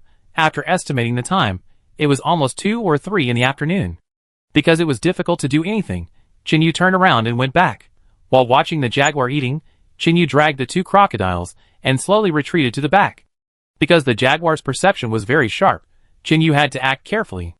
After all, he didn't plan to hunt the 2 jaguars yet, so he just kept them. I deal with them when I come back another day. Qingyu threw the 2 crocodiles on his shoulders and carried them all the way back to the shelter. Ling Qing, come and see what I brought back. As soon as Qingyu entered the shelter, he called Ling Qing out to share his joy of the day's harvest. However, after calling several times, he did not get a response from Ling Qing, which made him feel something was wrong.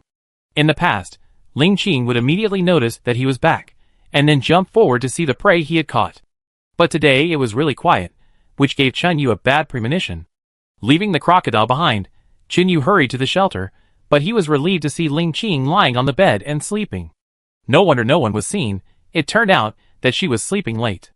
Qingyu walked over gently and wanted to tuck her bear skin blanket, but unexpectedly found that the little girl had a fever. Qingyu touched Ling Qing's forehead with his hand, and then tried his own, and found that the little girl did have a fever, and the temperature was quite high.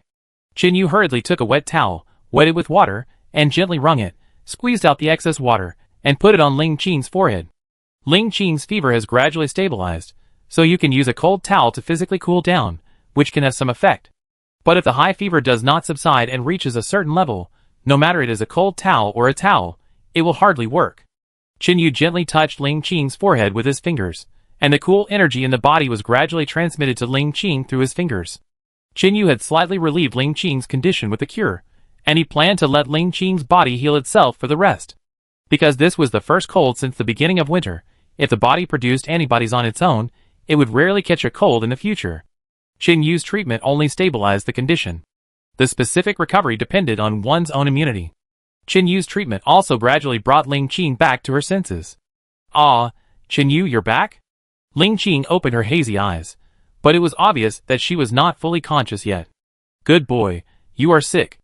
I diagnosed you. Lie down and continue to sleep. Yeah. Ling Qing agreed in a daze. She was relieved to see Qin Yu back. After closing his eyes for a while, he could hear the sound of even breathing. Qin Yu came to the stream and quickly processed the crocodile's skin and meat. He hung the skin up and took the meat to the smokehouse to continue smoking. The internal organs were given to Ban Ban and the 3 big foxes, especially the female fox, who got more. After all, the female fox will continue to contribute milk to raise the little foxes in the future, so she can't be hungry and thin, lest the little foxes can't get enough nutrition. Although Ling Qing's body can produce antibodies by itself, this process is very slow. For this reason, Qin Yu also has to look for some Chinese medicine that can help Ling Qing's body quickly produce antibodies. On this deserted island, everything is missing, but the only thing that is not missing is all kinds of strange plants. Qin Yu has gained a lot of knowledge from the survival manual, so much that with his current ability, he can only use 1 or 2% of it. Even this 1 or 2% is enough for Qin Yu to roam the wilderness without any rivals. Chuanxiong, Buplurum, Pusidanum, Platycodon, Citrus aurantium, Poria, licorice and other herbs are distributed according to proportion and boiled into Chinese medicine. These Chinese medicines can dispel wind and cold, relieve the symptoms, and remove dampness. They are not very effective in the early stage of colds. According to the images in his mind, Qin Yu compared them with the various vegetation on the island and carefully searched for various herbs to treat Ling Qing. Not long after going out, Qin Yu found the most common licorice and Poria cocos. As Qin Yu searched for a wider range, more and more herbs were put into his pocket. Finally, when it was almost evening, Qin Yu found all the Chinese herbs he needed. Although some medicines were missing, other herbs with the same effect could be substituted. Chapter 845 Listless Look. Qin Yu cleaned a small half of the Chinese herbal medicine he found by the stream, removed the unnecessary parts, and took it back to prepare to boil Chinese medicine for Ling Qing. It is said that Chinese medicine cures the root cause and maintains health, and this is indeed the case. The ingredients extracted from Chinese herbal medicine come from nature, pure and pollution-free. In addition, Chinese medicine has a mild nature, mainly warming and repairing, and has a relieving effect on most diseases. However, because of this, Chinese medicine takes a long time to take effect, and the taste is a bit strong, which is not liked by most people. Qin Yu carefully put the herbs into the pottery jar, heated them with high fire first, then simmered them with low fire. After working for several hours, Qin Yu finally boiled a large pot of medicine into a small bowl, and Qin Yu tasted it gently. Bitter. Astringent. The horrible bitter taste instantly filled his mouth, and Qin Yu hurriedly drank a big mouthful of water to relieve it a little. The taste of this medicine is too strong. Ling Qing can't drink it at all. Qin Yu thought about it, took a small piece of homemade cane sugar from the table next to him, and put it in the bowl. While Qin Yu was boiling the medicine, he also cooked the rice. Considering Ling Qing's condition, Qin Yu specially cooked a bowl of preserved egg and lean meat porridge. The meat was fresh crocodile meat, and the preserved egg was made of pheasant eggs. It looked delicious and nutritious. Come on, get up and eat, Qin Yu called while helping Ling Qing up. It's better to eat something before taking the medicine, otherwise it will hurt the stomach after the medicine takes effect. I don't want to eat, I'm not hungry at all. Ling Qing climbed up limply, looking listless. Don't make a fuss, eat more and your condition will get better faster, open your mouth. Qin Yu brought the lean meat porridge in front of him, and fed it to Ling Qing mouthful by mouthful with a small wooden spoon. It was rare for Ling Qing to see Qin Yu so gentle, and he ate the whole bowl of lean meat porridge obediently. Look at what this is. After finishing the meal, Qin Yu took out 2 small green fruits from his pocket. This is a common fruit grown on a shrub, which can quench thirst, but unfortunately it is not common at this time of year. Ah, how did you find it? I thought it was gone at this time of year. Seeing these 2 green little fruits, Ling Qing was also a little greedy. When they first entered the deserted island, they had already discovered this kind of small fruit. Although it was small in size, it tasted crisp and sweet. Sour and sweet, this kind of small fruit growing on the shrub is Ling Qing's favorite. However, as the temperature got lower and lower, the fruits on the shrub began to fall. Ling Qing hadn't eaten this delicious fruit for a long time, and he felt greedy just by looking at it. Did you pick it specially for me? Yes, but you have to finish this before I can give it to you. Qin brought out the Chinese medicine that had been boiled for several hours, and the pungent smell spread in an instant. Ling Qing looked at the black Chinese medicine in the bowl, and a trace of nostalgia appeared in her eyes. When she was a child, her grandmother often boiled Chinese medicine for her grandfather to drink, but the ignorant little Ling Qing didn't know it at that time. Thinking it was something delicious, she secretly drank a sip, but the bitter taste of the Chinese medicine made her cry. Later, she also fell seriously ill. According to the doctor's advice, her grandmother also boiled Chinese medicine for her to drink. She drank it for several months before she fully recovered. So she still remembers the taste of Chinese medicine, even more clearly than Qin Yu. When she thought that Qin Yu took out these 2 fruits for her to coax her to drink the Chinese medicine, Ling Qing wanted to laugh. Do you think I'm a child? I was fooled by just 1 or 2 candies? She secretly glanced at Qin Yu, but he didn't notice the little cunning in her eyes. Okay, that's what you said. Ling Qing took the Chinese medicine in the bowl and drank it without even looking at it. Well, although Chinese medicine is bitter, it also contains a hint of sweetness, the sweetness of sucrose, and the sweetness of the heart. Give me the small fruit. Ling Qing finished the Chinese medicine in 1 gulp, and stretched out her hand to Qin Yu, wanting to take the fruit. Qin Yu looked at Ling Qing, and found that she didn't frown at all after drinking the medicine, so he couldn't help but smile. Originally, he wanted to coax her with the fruit to let her finish the Chinese medicine. Unexpectedly, Ling Qing was not afraid of the taste of Chinese medicine at all. Take it. These should be the last 2 of this season. Qin Yu put the 2 fruits in Ling Qing's palm, and said to her with a smile. Delicious, you eat 1 too. I won't eat it, you eat it, and you get better soon after eating it. After Qin Yu finished speaking, he suddenly saw Ling Qing looking at him with tears in her eyes, and she didn't even eat the fruit flesh in her mouth. If you don't eat it, I won't eat it either. Tears sparkled in Ling Qing's eyes, and they were about to fall. Okay, I eat 1 too. Ling Qing knew how hard Qin Yu had worked to find herbs for her, and even went to great lengths to pick 2 fruits to trick herself into taking Chinese medicine. Apart from Grandma, no one has ever been so kind to her. Seeing Qin Yu also eat a fruit, Ling Qing smiled with her eyes squinting before her tears dried. The viewers in the live broadcast room finally felt relieved after seeing these scenes. Damn, I was so worried at first. My goddess Ling Qing is so pitiful. Oh my god, this show of affection is so unexpected. Humph, a man like my little brother Momo is a real man. You want to stamp it so soon? That's obviously Ling Qing's little brother, right? To be honest, this Qin Yu knows too much. Yes, he is strong, fast, strong, and can use Chinese medicine to treat colds. Anyone who drives upstairs will be handcuffed and taken away. I think what the upstairs said is right. My little brother Qin Yu is omnipotent. The bitter cold wind blew outside the house, but the shelter was still warm as spring. In the 6th group, Wang Yanming took Xiao Qi and 2 female team members to hide in a valley. This is the shelter they found. A prototype has been built, which is large enough to accommodate 4 people.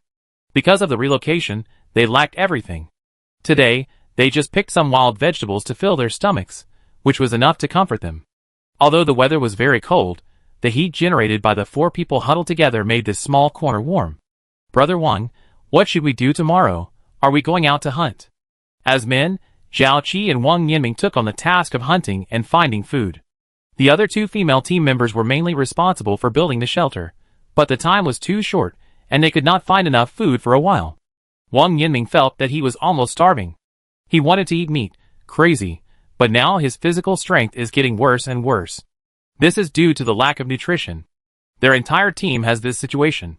Because he is the team leader, he must not panic when encountering things. He must play a leading role. Let's go hunting tomorrow. It's better to kill a bigger animal, so that we can have a good meal.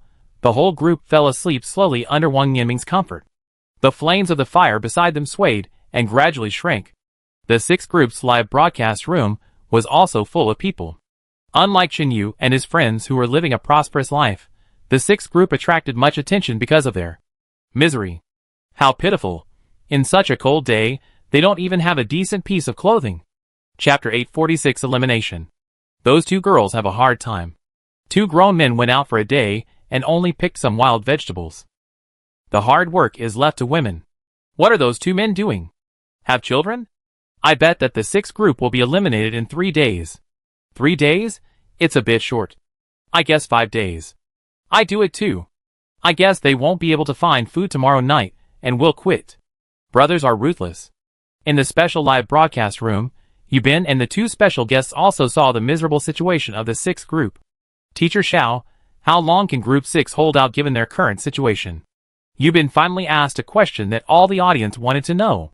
According to their current situation, their physical strength is already insufficient, and it is indeed difficult for them to build a shelter. If they work together, there is still a glimmer of hope. Xiao Chong looked at the miserable life of Group 6 with a professional eye, and came to a fair evaluation. Oh, work together? What if they still let the female team members build a house like today, while team leader Wang and Zhao Qi go out hunting? If they still have this unreasonable division of labor, then they will definitely not survive tomorrow night. Xiao Chong's answer this time was very affirmative. He has had many experiences of surviving in the wild, and is very familiar with the current situation of the 6th group. Thank you for your explanation, Teacher Xiao. So what does Teacher Xia think of the 6th group? Yubin returned to his old ways. After asking Teacher Xiao, he asked Teacher Xia. Their miserable situation is entirely their own fault. When they landed, their conditions were better than other groups, but they were lazy and just muddled through, which led to the current situation. And they didn't reflect on it at this time. The 2 men just wanted to be lazy, and the women had no brains and no opinions of their own. They will definitely be eliminated in less than a week. Yubin had never heard that Tiffany C had been so sharp against any group. This 6th group was the first one that made Tiffany C angry. It was so funny. The next day, Qinyu got up early because Ling Qing caught a cold. As a man, Qinyu had to take the responsibility of taking care of a woman, not to mention that she was a patient. Ling Qing had taken medicine last night, and her fever had subsided. Now she was just a little dizzy, stuffy nose, and weak limbs. This was normal. As long as she took a few more doses of medicine on time and rested more, she would recover soon. Qinyu prepared some light vegetables for Ling Qing today. After all, her cold had not healed yet, so she was not suitable for eating big fish and meat. Besides, her appetite was not high now. Even if Qinyu prepared a big meal, she couldn't eat it. After eating a few mouthfuls, Ling Qing put down her bowl and chopsticks. She really had no appetite, and didn't feel hungry. Patients with colds are like this. They feel a little irritable for no reason, and don't want to eat anything. A bit like patients with depression. It's okay if you don't want to eat, but you still have to take the medicine. After Ling Qing put down her bowl and chopsticks, Qinyu handed her a bowl of cooked medicine. It's not bitter, don't worry, I added sugar in it. Compared to the danger and hardship of Qinyu collecting herbs for her, what's the bitterness of drinking the medicine? Ling Qing looked back at Qinyu gently, and drank the medicine without frowning. After dinner, Ling Qing was forced by Qinyu to lie down and rest, while he did the housework. Although they were all tedious little things, once these trivial things were gathered together, Qinyu also felt a headache. Washing dishes, feeding chickens, sheep, foxes, leopards. In this way, time was dragged to noon. Because he had to take care of Ling Qing who had a cold, Qinyu would not go out for the next 2 days, until Ling Qing recovered from the cold. In the afternoon, Qinyu planned to chop some firewood nearby to keep for heating in winter. Although there was coal, the smoke was toxic, and there was no special stove to remove the smoke, so the coal fire was quite restrictive. The outlet for their comm was outside the shelter, which was well ventilated, so there was no need to worry about carbon monoxide poisoning. GMO picked up the axe and chopped down the trees around the shelter. Except for the 2 trees at the door for cooling off, all the others were cleared. In this way, there is no need to worry about snakes, insects, rats and ants around the shelter. And even if other animals attack, there are enough places to hide and defend. The key is that it is more ventilated. In this dull environment, it is a luxury to occasionally see the sky. Since this morning, the fog has become thicker and thicker, and some valleys have even had a drizzle, which is continuous. Qinyu peeled the bark and branches of the cut trees, sawed them into wooden blocks, and then split them with a sharp axe. After the bark is removed from the chopped wood, the water in it will evaporate faster and dry faster. He cut the thick trees into small pieces. These trees have grown in the rain for countless years, and the wood is extremely hard. But in front of Qinyu's terrifying power, they are as vulnerable as tofu. Not long after, he cut a dozen trees around into small pieces, piled them up, and placed them next to the pasture. When Qinyu was last night, it was almost dark. He put down the axe in his hand, walked over and picked up the kitchen knife in Ling Qing's hand, and began to show his superb cooking skills. After a while, Qinyu and Ling Qing had already started to eat dinner. Although Ling Qing had no appetite, He couldn't help eating a few more bites when he saw Chen Yu eating so deliciously. On the other side, the sixth group had some disagreements. As usual, the six groups had 2 men go out hunting, while the women stayed to build a shelter. Wang Yanming and Zhao Qi went out for a whole day, and when they came back, they only brought some small wild vegetables. This made Lu Yuan and Lu Xian, who were building a shelter on the spot, dissatisfied. They had already built the shelter, but the 2 men who were looking for prey had nothing. This was very unfair to them. After all, they had spent a lot of effort to build the shelter. And the 2 men who went out hunting every day only harvested a few wild vegetables, and their efforts were completely disproportionate to their gains. Although Lu Yuan and Lu Xian both have the last name Lu, they actually have no relationship. However, because they are from the same family, they can get along very well. Since they were assigned to the same group with Wang Yanming, they were very happy. After all, Wang Yanming is famous for his generosity, and the money he casually drops from his fingers is enough for them to spend for a lifetime. Therefore, they almost obey Wang Yanming's words. But now they are dissatisfied with Wang Yanming, because the character shown by this man along the way really makes them a little disgusted. Especially today, Lu Yuan and Lu Xian worked so hard to build the shelter, thinking that they could bring back some delicious food. As a result, except for a few wild vegetables, there was nothing else, and the quantity was not as much as yesterday. How could they bear this? They turned against Zhao Qi on the spot. It was not that they did not want to turn against Wang Yanming, but they really did not dare. After all, they all have their own families in the outside world. Once they offended Wang Yanming, they would not have a good life after they got out. After a quarrel between the 3 people, Wang Yanming shamelessly pulled them apart in the end. Chapter 847. I can't play anymore. The scenes were transmitted back to the live broadcast room, and many people laughed their heads off. Especially today, Zhao Qi and Wang Yanming went out hunting, but they felt that they had lost face as men. In fact, Zhao Qi and Wang Yanming didn't walk very far at all, and they had to stop and rest for a long time every once in a while. I don't know if it was a burst of luck or something, but they found 2 big sweet potatoes on the edge of a collapsed cliff. Thinking that they hadn't eaten for several days, and that men had to take care of the physical work of hunting, the 2 looked at each other, and put the sweet potatoes in their arms into their stomachs one by one.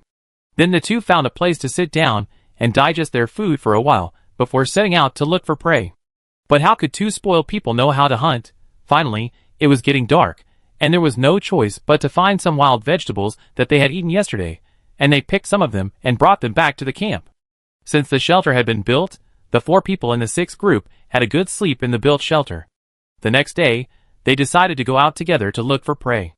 But in this cold winter, where can there be any prey? The seeds of conflict in the group have been planted, and it is difficult for them not to sprout.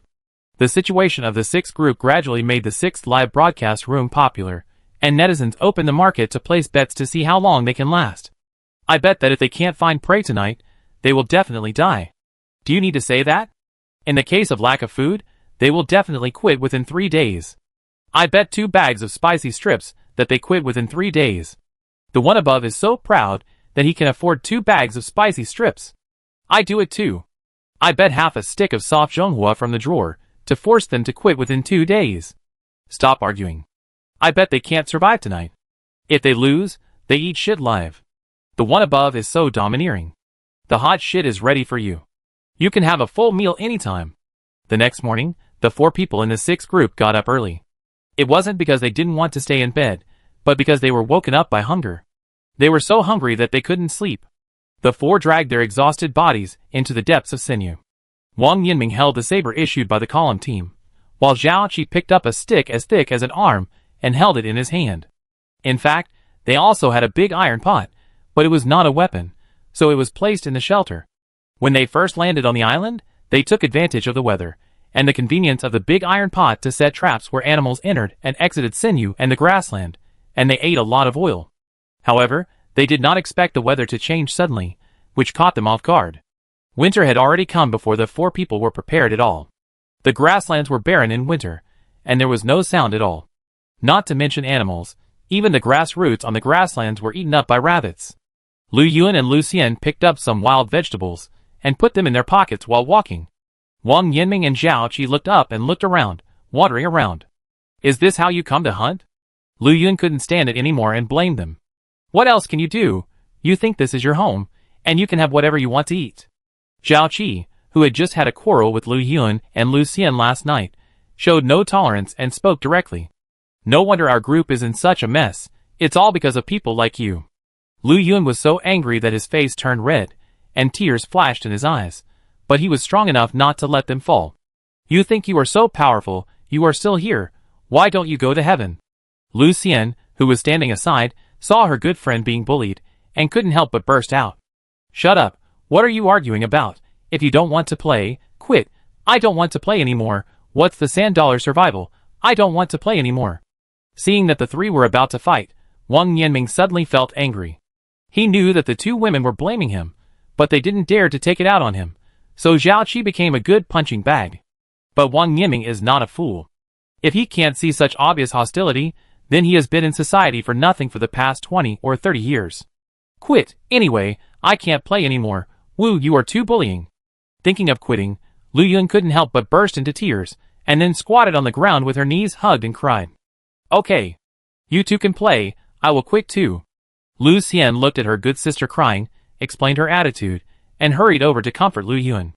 The audience in the live broadcast room did not expect that although the withdrawal of the sixth group was within their expectations, no one expected that the sixth group would withdraw in this way. Not long after the sixth group of conflicts, a helicopter roared over them. Who pressed the signal?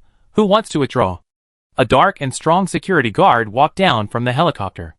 It's us two who want to withdraw. Lu Yun and Lu Xian supported each other and walked towards the helicopter. What about you two? Will you choose to withdraw or continue to participate? The pilot on the helicopter glanced coldly at Wang Yanming and Zhao Qi. They were also watching the live broadcast, and the ugly behavior of these two people was also seen by them. Although their status outside was not as high as Wang Yanming's, he still despised this behavior. Quit. I don't want to play anymore. Wang Yanming turned his head away expressionlessly. Since you all don't want to play anymore, I can only quit. Zhao Qi pretended to be helpless, but in fact, he was just following Wang Yanming's flattery.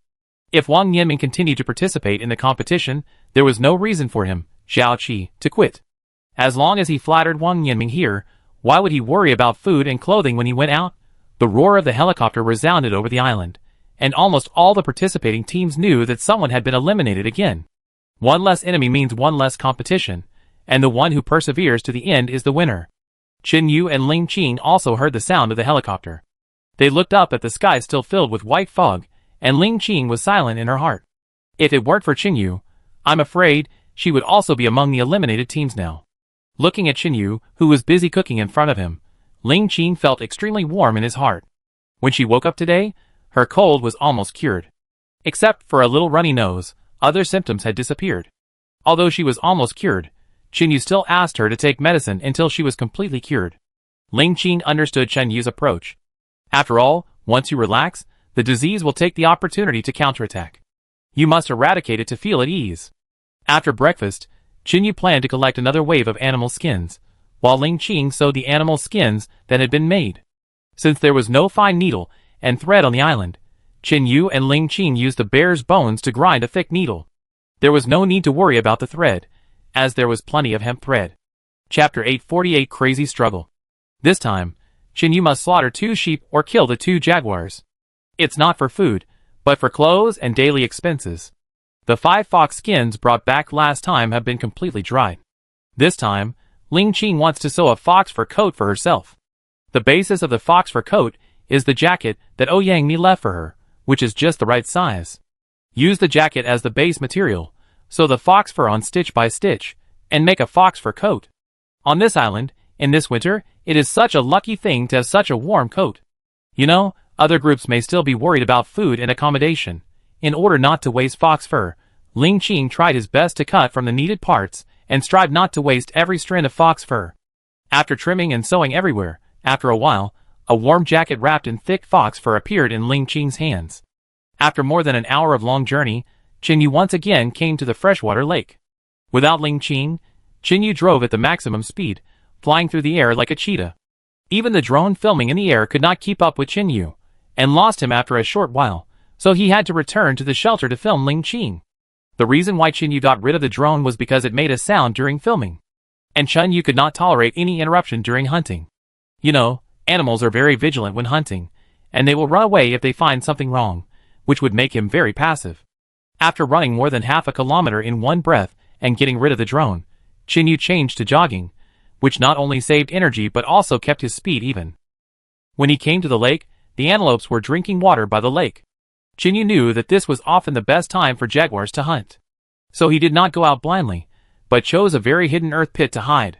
The location he chose was not far from the sheep, and the view was wide, which could be used for both attack and defense. He knew that the two jaguars would not give up the opportunity to hunt, and the reason why they had not taken action was because they were still observing. Most cats are extremely alert to the surrounding environment. Even the slightest disturbance would affect their hunting plan. Chinyu tried to hide himself in the pit, and covered himself with a thick layer of dead branches and leaves. He aimed his bow and arrow in the direction of the sheep, and could shoot at any time. It was a winter morning, and the crocodiles were not active frequently. It was a good opportunity for the antelopes to come to the lake to drink water. The antelopes seized this opportunity, and the two jaguars obviously did not miss this opportunity. Just after Chinyu had been lying in ambush for more than half an hour, more than 200 meters in front of him, a female jaguar stepped out vigilantly from the dense fog. The tigress has already appeared, so the male jaguar must be not far away. These guys have their own way of hunting prey, and they always take advantage of the prey's unpreparedness. Chinyu watched quietly, and the tigress carefully observed the surroundings. Her sharp claws made no sound when she walked because of the thick pads. The tigress quietly approached the flock of sheep. Hiding behind the branches and leaves of the trees, the sheep did not find the trace of the jaguar. There was an open-air beach of about 50 meters between Chinyu and the lake. At this time, the tigress crouched down and sneaked step by step. Just when it reached the edge of the tree house, it suddenly burst out, reaching its peak speed. The flock of sheep that were huddled together to drink water were disturbed and fled in fear. But the tigress was not panicked at all, staring at a skinny little antelope and chasing it relentlessly. When the little antelope was about to fall into the tiger's mouth, a larger female antelope ran towards the jaguar. The female antelope used the horns on her head to butt the jaguar while running, protecting the little antelope and buying it time to escape. The young antelope got help and ran away quickly, but the mother antelope was in a state of anxiety. Because at the moment when the young antelope ran out, the male tiger hiding in the bushes jumped out and bit the neck of the female antelope. The female antelope was knocked to the ground by the jaguar's instantaneous explosive force, and her throat was tightly sealed, unable to make any sound. The female tiger also quickly ran over and held the female antelope tightly. The female antelope was pressed to the ground by two jaguars, but the desire to survive forced it to struggle constantly, kicking its four hooves and splashing mud. Because of the chase, they are far away from the river now. Chinyu also crouched and crawled forward, waiting for an opportunity that is enough for him to kill two birds with one stone. That is the last struggle before death, known as the last flicker of life. This opportunity is fleeting, because at this time, the antelope grows most rapidly, and the jaguar has to focus all its energy on the prey. And this is the best time for Chinyu to take action. Seeing that the struggle of the antelope has gradually stopped, the two jaguars did not relax their vigilance, still biting the antelope's neck tightly. Me! Suddenly, the antelope, which had stopped, began to struggle violently again, exerting the last potential of its life. Now, Chinyu bent his bow and drew an arrow. The powerful force pulled the bow into a nearly circular shape. His superhuman vision allowed him to instantly lock onto the jaguar's weakness. Swish! An arrow shot out and hit the tiger's head. The arrow entered from the top of the head and shot out from the mouth. The powerful force even penetrated the neck of the antelope in its mouth. Roar! I didn't expect that as a predator, I would become someone else's prey. After seeing the male tiger being nailed to the ground by an arrow, the female tiger did not retaliate as Chinyu imagined, but ran away with her tail between her legs in an instant. This ruined Chinyu's idea of killing two birds with one stone and taking down the female tiger. The male tiger, whose head had been pierced, was still struggling frantically on the ground, but he was already dead. The antelope lying on the ground was also dead. This poor antelope was not only suffocated by the jaguar biting its neck, but also pierced through the neck by Chinyu's arrow, and died very thoroughly. The antelopes were still in panic. The tigers fled in an instant, and the crocodiles in the river had not yet appeared frequently. Chinyu stopped when he saw that he was ahead, and looked around, but did not find any other predators nearby. This made Chinyu's heart gradually relax. He put the bow and arrow on his back, and quickly ran over to pick up one in each hand. A strong jaguar and an antelope were held under Chinyu's armpits, and shuttled quickly in the air. The bloody smell of the jaguar and antelope he shot would quickly attract other carnivores.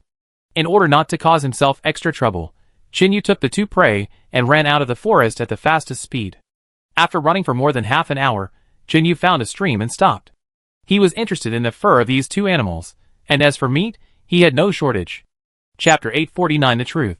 Skinning should be done while it is hot. Chinyu took out the saber he carried with him, and skillfully cut along the wound on the jaguar's forehead. His skillful knife skills made sure that there was not a trace of meat on the jaguar's skin.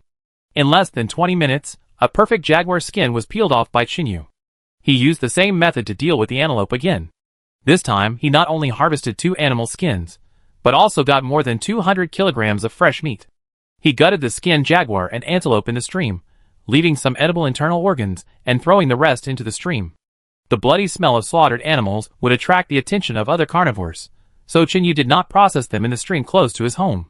He did not know whether the remaining jaguar would follow the smell and track him. But to be on the safe side, Chinyu still dissected the 2 preys halfway, after Chinyu handled all the details and confirmed that his smell and whereabouts were completely isolated in the stream. He set off. Chinyu cut a tree trunk to make a shoulder pole, and carried the 2 preys on both ends. When she returned to the shelter, Ling Qing had already finished sewing her fox fur coat. Not only that, Ling Qing also used the extra fox fur to make a fox fur waistcoat for Chinyu. Chinyu, you're here? Come and see. This is the fox fur waistcoat I made for you. Come and try it. Seeing Chinyu coming back with 2 large pieces of meat, Ling Qing was not surprised at all. Chinyu would definitely have something to gain every time he went out. This had almost become a rule. Oh, mine? I told you, don't make mine. It would be a waste if you did. Do you think I am afraid of the cold? Chinyu found a clean place, and put down the shoulder pole on his shoulder. He showed his developed biceps in the direction of Ling Qing. Look, I got 2 more furs today. I will take them to nitrate later. Although he said that he would not use them, since Ling Qing had already made the patch, he could not let her down. Chinyu took the fox fur vest and looked at it. It was made of 2 fox furs. The outer layer was fox fur, and the inner layer was sewn with soft fabric removed from the jacket. Although the needlework is rough, the stitches are fine and dense, and you can tell at a glance that it was really carefully made. Chinyu took off his already tattered jacket, looked at the dirt on his body, and suddenly felt a little shy, and hurried to the bathroom to take a shower. Because Chinyu was going out hunting, he couldn't avoid stumbling when walking in the room. Therefore, even a brand new jacket can't withstand wear, and it will be torn into strips in a month at most, just like the beggars on the street. Chinyu also thought about just being naked, but after all, he was a person from a civilized society, and he always felt inexplicably ashamed if he didn't wear anything. Fortunately, the pants the program group sent were of good quality, and he had already worn a pair of trousers into breeches. Chinyu put on the waistcoat, but felt a little awkward. After thinking about it carefully, he realized that he was not used to it. Usually Chinyu wore a tattered jacket, and it didn't make any difference whether he wore it or not. And this waistcoat seemed a little tight because of the limited fox fur. Is this a little small? After putting on the waistcoat, Chinemo turned around twice and asked Ling Qing. Not small, it fits perfectly. You are used to wearing loose clothes, so you may feel uncomfortable wearing this now, but it will be fine after a while. Ling Qing came over and pulled the clothes behind Chinyu, patted him gently, and felt very satisfied. In this way, Chinyu doesn't have to run around wearing a jacket every day. Even a wild man will have a style, right? Okay, then I get used to it. Chinyu walked around the shelter in the jacket for a while, and when he came back, he found it was quite comfortable. Wow, you have killed another leopard. Aren't you afraid that your son will be sad? My son?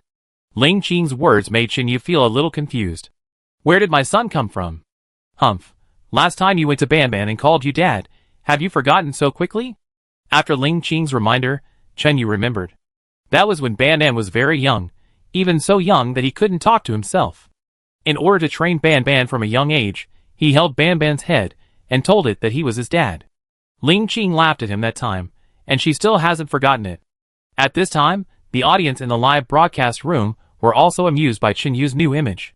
Yumu was wearing a khaki waistcoat on his upper body, and the pants on his legs that matched his jacket were torn into pieces, and they were just a pair of breeches.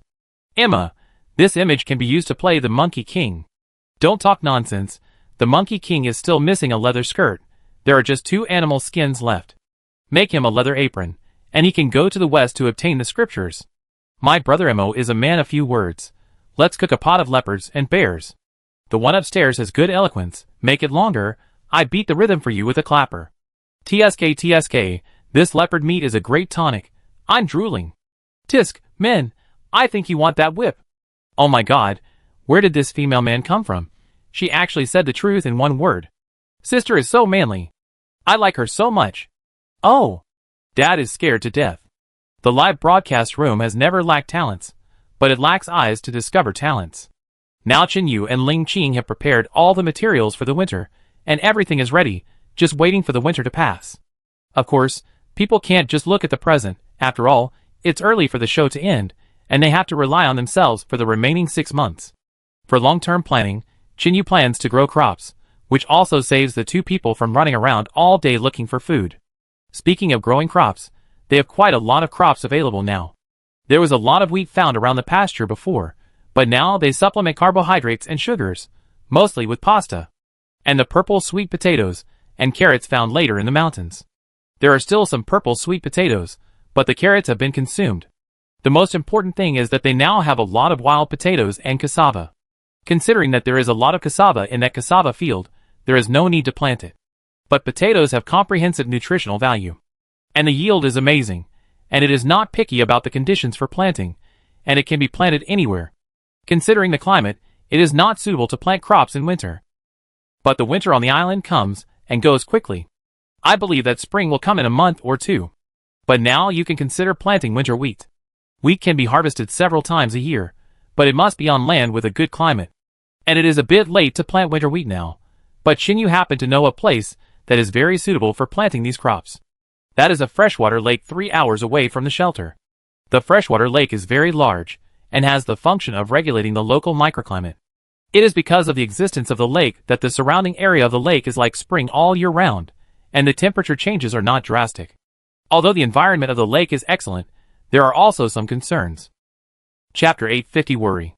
Because the environment near the lake is suitable, it also attracts a large number of species to live together. If Chinyu goes there, the risk factor may be too high. There are a large number of carnivorous beasts in the forest, and there are ferocious crocodiles in the lake. It is not safe in the water or on land. And Chinyu clearly felt that there were not only crocodiles in the lake, but also a big guy who did not show his body. Every time Chinyu passed by the lake, he would feel an inexplicable tension. At first, he thought it was an illusion, but later he found out that it was. Crisis sense. A warning of the ability. And considering that the crocodiles only move on the shore, there is indeed something in the lake that threatens them. It is better to plant crops sooner rather than later. While the weather has not completely cooled down, Chinyu decided to go to the lake to investigate the terrain tomorrow. When he finds a suitable piece of land, he will try to plant wheat. In such a warm and water-free environment, the growth of wheat should be very gratifying. The night fell quickly, and the temperature changed like a girl's face.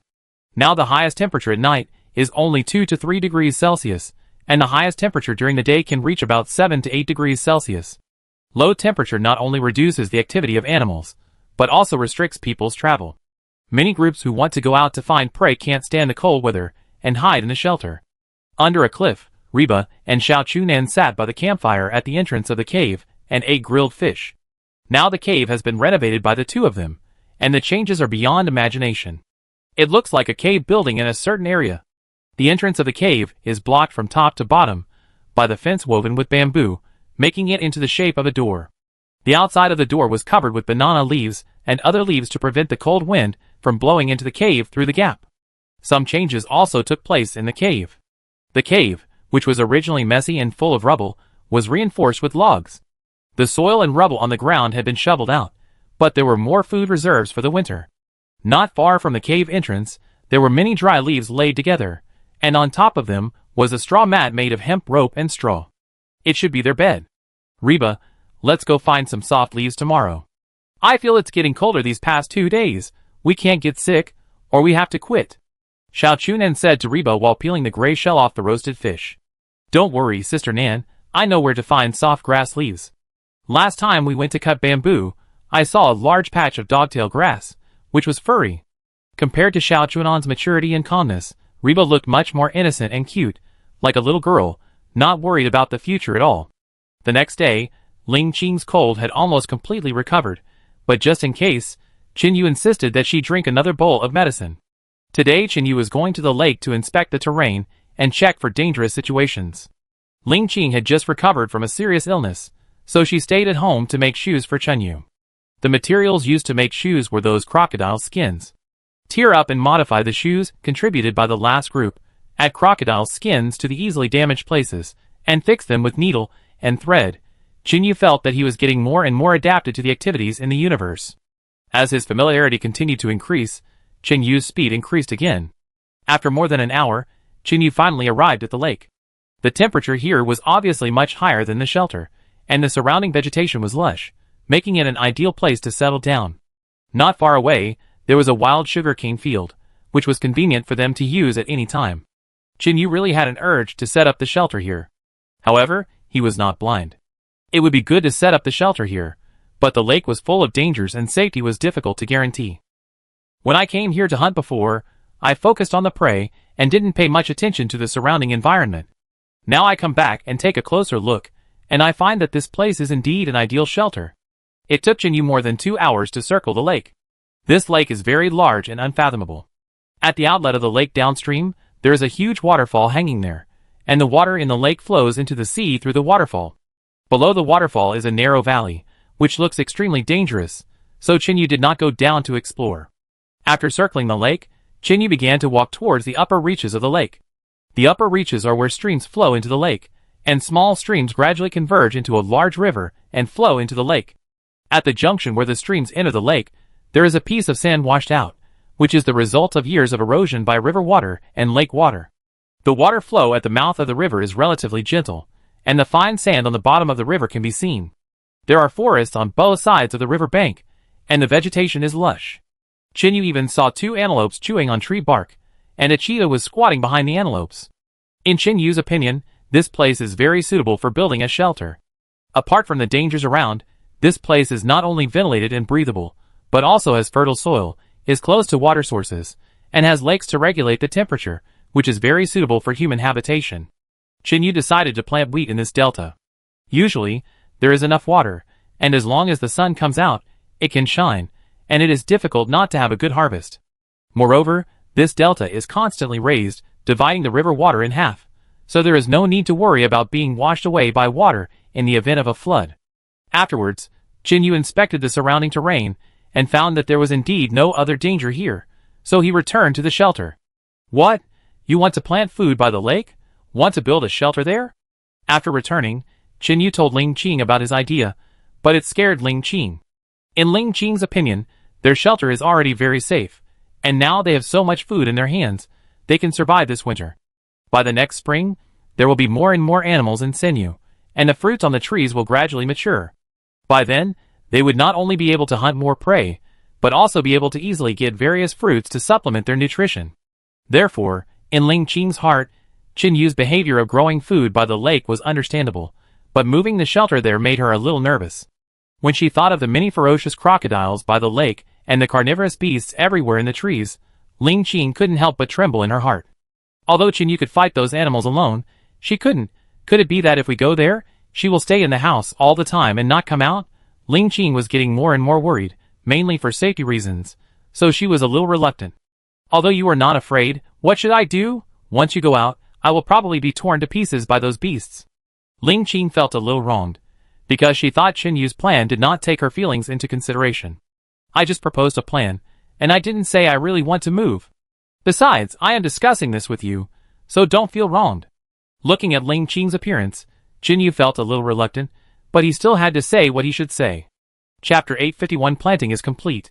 As a man, if he doesn't even have this much foresight, and is always controlled by a woman, what else can he do? Although Ling Qing didn't think about controlling Chenyu, as the head of the family, Chenyu must have a veto when necessary. But now things are still under consideration, so let's plant the wheat first and see how it goes. From Ling Qing's point of view, Chenyu just likes adventure. He can live peacefully until the end of the show, but he insists on doing something unnecessary, and this shelter is the result of her and Chenyu's hard work, and it is also the origin of their love. For various reasons, Ling Qing doesn't want to leave here. I try to plant some wheat there first to see the yield, and then I wait until next spring for the rest. Chenyu picked up the wooden barrel containing wheat, poured out some, wrapped it in a tattered jacket, and turned around to prepare to leave. Wait for me, I go with you. Just as Chenyu was about to leave, he was grabbed tightly by Ling Qing. What's wrong? Don't you want to go? Qin Yu was a little surprised. Why did Ling Qing, who was unwilling to go just now, change his attitude? I thought about it. There's no need to be angry with you. Since you said it's good, I want to see how good it is. Ling Qing changed his perspective and thought it through instantly. There's no need to be angry with Qin Yu, which makes him look more generous. Really, women's hearts are like needles in the sea. Qin Yu lowered his head and muttered to himself. Let's go. Just don't complain about sore feet when you come back. Qin Yu threw the 4 or 5 kilograms of wheat seeds in his hand into his backpack and put it directly on his back. He took Ling Qing out, of course, with Ban watching over the house. Is this the place you're talking about? After walking for more than 3 hours, Ling Qing looked at a piece of land covered with weeds and said to Qin Yu. Yes, it's here. Wait until I get rid of these weeds and sow wheat seeds, and this will be our other pasture in the future. Thinking that in a few months, he would be able to harvest several large wooden barrels of wheat here, Qin Yu seemed extremely confident. But this place is so wide, it will take a lot of effort to clear all these weeds. What's there to be afraid of? We were penniless when we came to this deserted island, weren't we? Just think of it as starting over again. Qin Yu pulled the weeds on the ground quickly with both hands, and said to Ling Qing without turning his head. Qin Yu's words made Ling Qing come back to his senses immediately. Yes, at worst, we can start over again. It's not like we haven't done it before, so what's there to be afraid of? During this period of time, she got used to relying on Qin Yu, and she became a little timid in doing anything. This is survival in the wilderness. Since there are better ways to survive, why should she still stick to her own little piece of land? After thinking this through, Ling Qing's weeding speed suddenly increased a lot. Sure enough, the IQ of women in love will automatically decrease. Ling Qing found a reason to comfort herself. With Ling Qing's help, Qin Yu's weeding speed increased a lot. Not long after, there were no weeds in the most fertile land in the middle. Qin Yu found a huge piece of wood from Sen Yu, sharpened one end of the wood, and then drew deep grooves in the soft soil. There is no other way. If there are oxen and plows, it won't be so laborious. Fortunately, they were just trying to plant, not planting on a large scale, so they didn't have to work too hard to plant all the wheat seeds they brought. Yumu scattered all the wheat seeds in the ditches he had just made with wood. Because of the lack of fertilizer, Qin Yu used the silt accumulated in the river as fertilizer and poured it on the side of each ditch of wheat. Then he covered it with a layer of soil, and the planting was complete. Okay, we're done. After Qin Yu covered the soil, he stood up and clapped his hands. Ling Qing also straightened up, rubbing his slightly sore waist, looking at the newly turned soil in the field, feeling a sense of accomplishment in his heart. It turns out that there is no problem in planting wheat here. Ling Qing thought silently in his heart. It is now close to evening, and Ling Qing is a little hungry after working hard for most of the day. He took out some prepared dry food from the mini backpack he brought with him, and handed Qin Yu 2 pieces of cooked jerky. How is it? Do you feel comfortable? Qin Yu sat down next to Ling Qing, looking at the newly turned soil on the ground, and asked with squinting eyes. Yes, I have farmed before, but I didn't feel this way. Ling Qing leaned her head gently on Qin Yu's shoulder. Qin Yu looked at the sky and the lake in the distance, quietly enjoying the tranquility of this moment. Wow, so well matched, so happy, so envious. My goddess, have you fallen for her? Who said Qin Yu is a straight man? He is obviously a master at picking up girls. As the saying goes, envy the Mandarin ducks instead of the immortals. It's just like this. I guess the next plot is, the couple returns home together. Shut up. Why wasn't I leaning on his shoulder? My little brother Qin Yu, I also want to watch the stars and count the moon with you. The above person is wrong. There is only one moon, so we should count the stars, right? Brother, your EQ can only count the moon. This warm scene is really enviable, and the viewers in the live broadcast room were covered with dog food without knowing it. Okay, let's go now while it's still light. It will be dangerous when it gets dark. The two of them rested for a while, and Qin Yu got up and started walking towards the shelter with Ling Qing. The winter night always comes very quickly. Qin Yu and his friends had just walked a short distance when the night fell. Calculating the distance, they had just walked a short distance from the lake. Qin Yu didn't notice that the moment they walked out of the lake, a pair of green eyes had been following them from a distance. Qin Yu always felt nervous by the lake. He knew that it was a sense of danger for the lake, so he didn't take it seriously. But at this moment, they were far away from the lake, but the sense of crisis that had been lingering in his heart had not receded. Oh no, I must be being watched. Qin Yu guessed secretly in his heart. Although he was a little nervous, Qin Yu did not look back, but held Ling Qing's hand and continued to walk. As he walked, Chinyu picked up some dry firewood and pine needles from the ground. Ling Qing walked and watched Chinyu make a torch out of pine needles, feeling a little puzzled. Chinyu, what are you doing? What are you doing with these things? Shh, don't talk, don't look back, keep moving forward. Remember to do what I say later. Chinyu didn't tell Ling Qing the reason, because he was afraid that Ling Qing would be afraid of Shen after knowing it. Seeing that Chinyu was doing it mysteriously, Ling Qing didn't ask any more questions. Chinyu kept making torches along the way, and when it was completely dark, he had made 3 torches, but none of them were lit. In Chinyu's perception, there was a crisis that was getting worse and worse, and was gradually approaching him. Sizzle! Chinyu took out the flint, struck a spark to light a torch, and handed it to Ling Qing. Chapter 852 Two Beasts.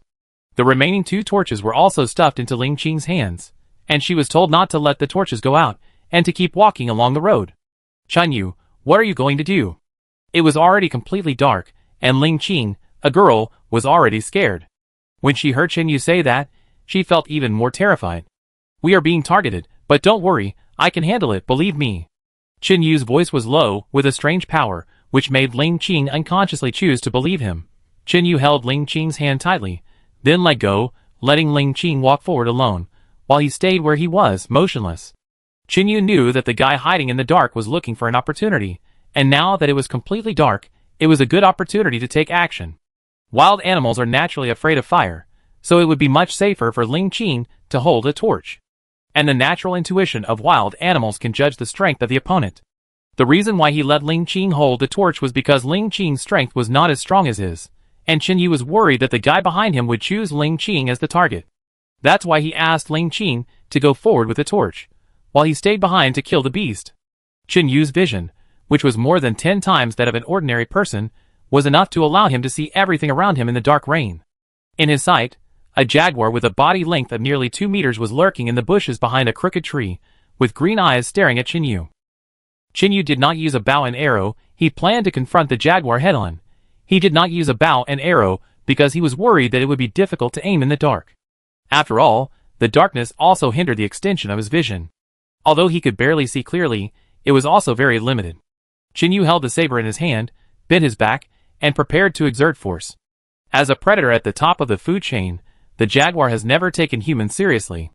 However, its natural instinct makes it never willing to spend even a little more strength. Therefore, even if Chinyu is a weakling in its eyes, it chose to act at the safest night.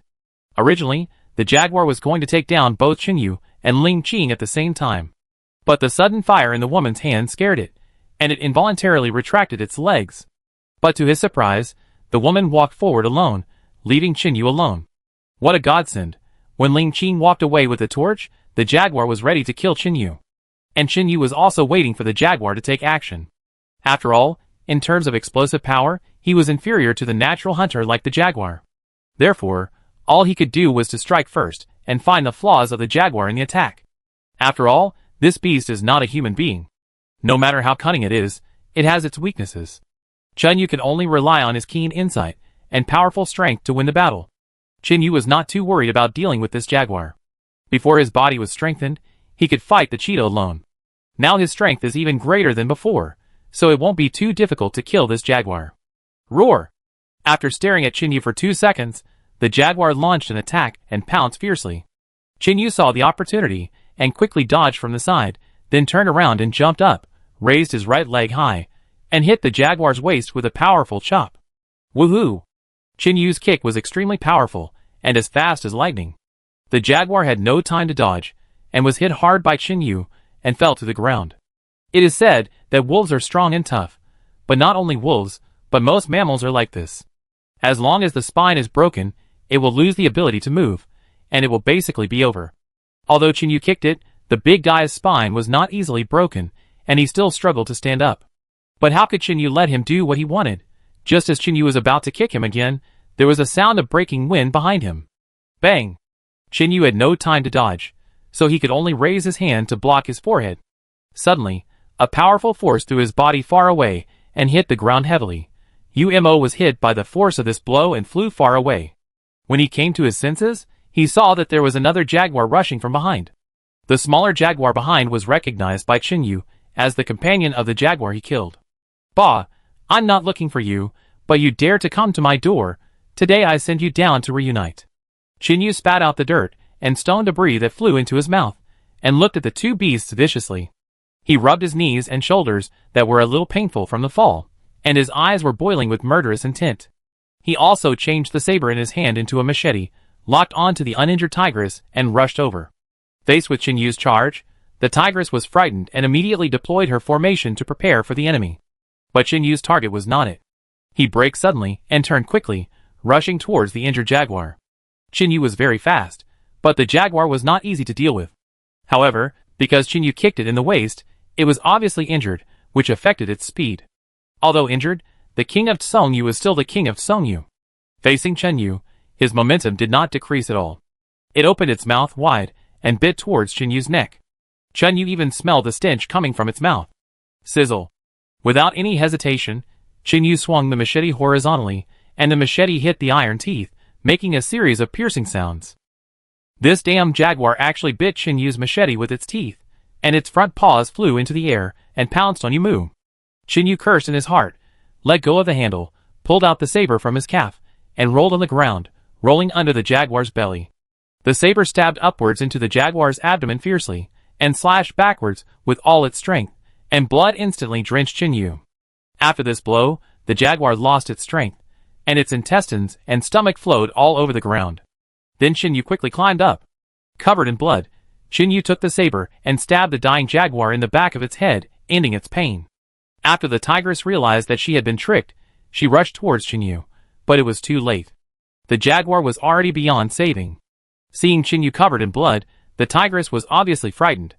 Qin Yu took the machete back from the tiger's mouth and rushed towards the tigress. How could the frightened tigress have the courage to come up?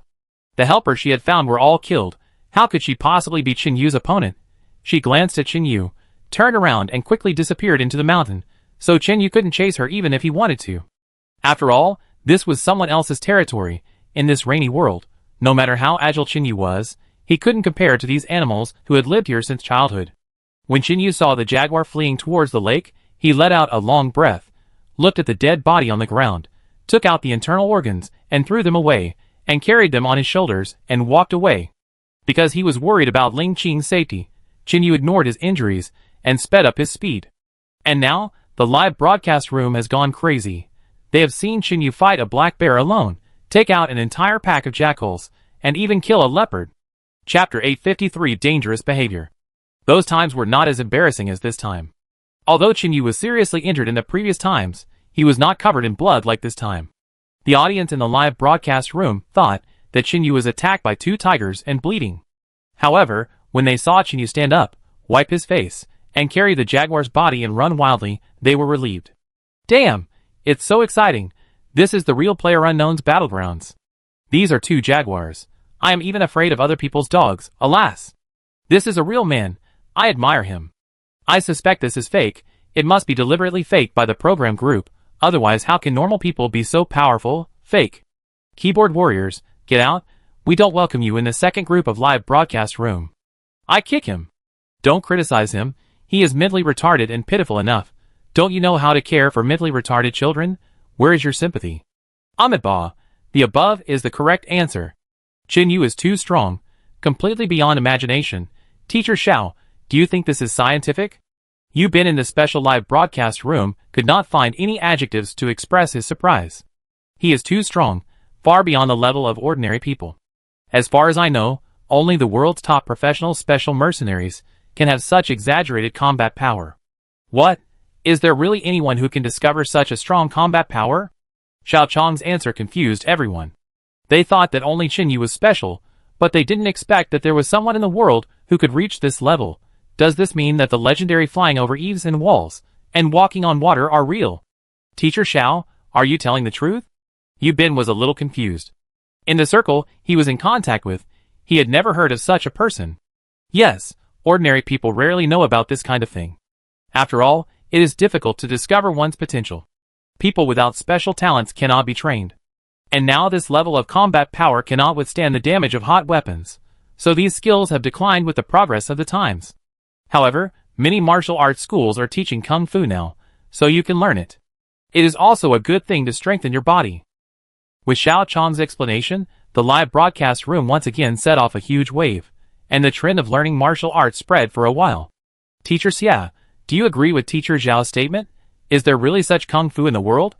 It took Yubin a long time to gradually calm down his mood, turned his head, and looked at Xieting and asked. What he said is not bad, but it's not that exaggerated. At most, he is stronger than ordinary people.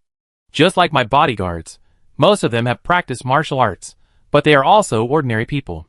Qin Yu's is a special case, or a special talent. As the rumors about various martial arts spread in the live broadcast room, and the video of Qin Yu fighting the jaguar alone in the live broadcast spread, the trend of practicing martial arts among the people was brought up. For a while, the martial arts hall, which had originally had a bleak business, was crowded with people, and the whole martial arts hall was extremely busy. When Qin Yu caught up with Ling Qing, the little girl was crouching and lighting a torch and walking forward. Ling Qing, finally caught up. Qin Yu ran for a while, and finally saw the light of Ling Qing's torch, and hurriedly shouted, Chen Yu? When Ling Qing heard Chen Yu's voice, he immediately stopped, turned around and ran into Chen Yu's arms. Wow, Chen Yu, I'm so scared if you're not around. It's so dark here. Ling Qing ignored the blood and mud all over Chen Yu, and lay on Chen Yu, crying and complaining, obviously scared. Okay, it's okay, I'm here, don't be afraid of anything. Chen Yu patted Ling Qing's back, and comforted him for a long time, and Ling Qing finally let go of the fear in his heart. Why are you covered in blood? Are you injured? Ling Qing came to his senses, and saw Chen Yu's face covered in blood and in a mess, and asked worriedly. Don't worry, I'm fine, this blood is its. Chen Yu pointed to the jaguar thrown on the ground and said with a relaxed expression. Although he was slightly injured in the battle, he recovered in the process of chasing Ling Qing with his powerful healing ability. And the injuries were not serious, just some minor scratches and discomfort caused by collisions. Under the cover of night, Chen Yu carried the prey on his left shoulder and pulled Ling Qing with his right hand, slowly walking towards the shelter in the light of the weak torch. With Chen Yu around, Ling Qing felt at ease even in the dark.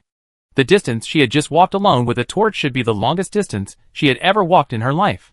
Even walking with Chen Yu, she felt that time passed very quickly. Chen Yu held Ling Qing's hand, and walked for more than an hour before returning to the shelter.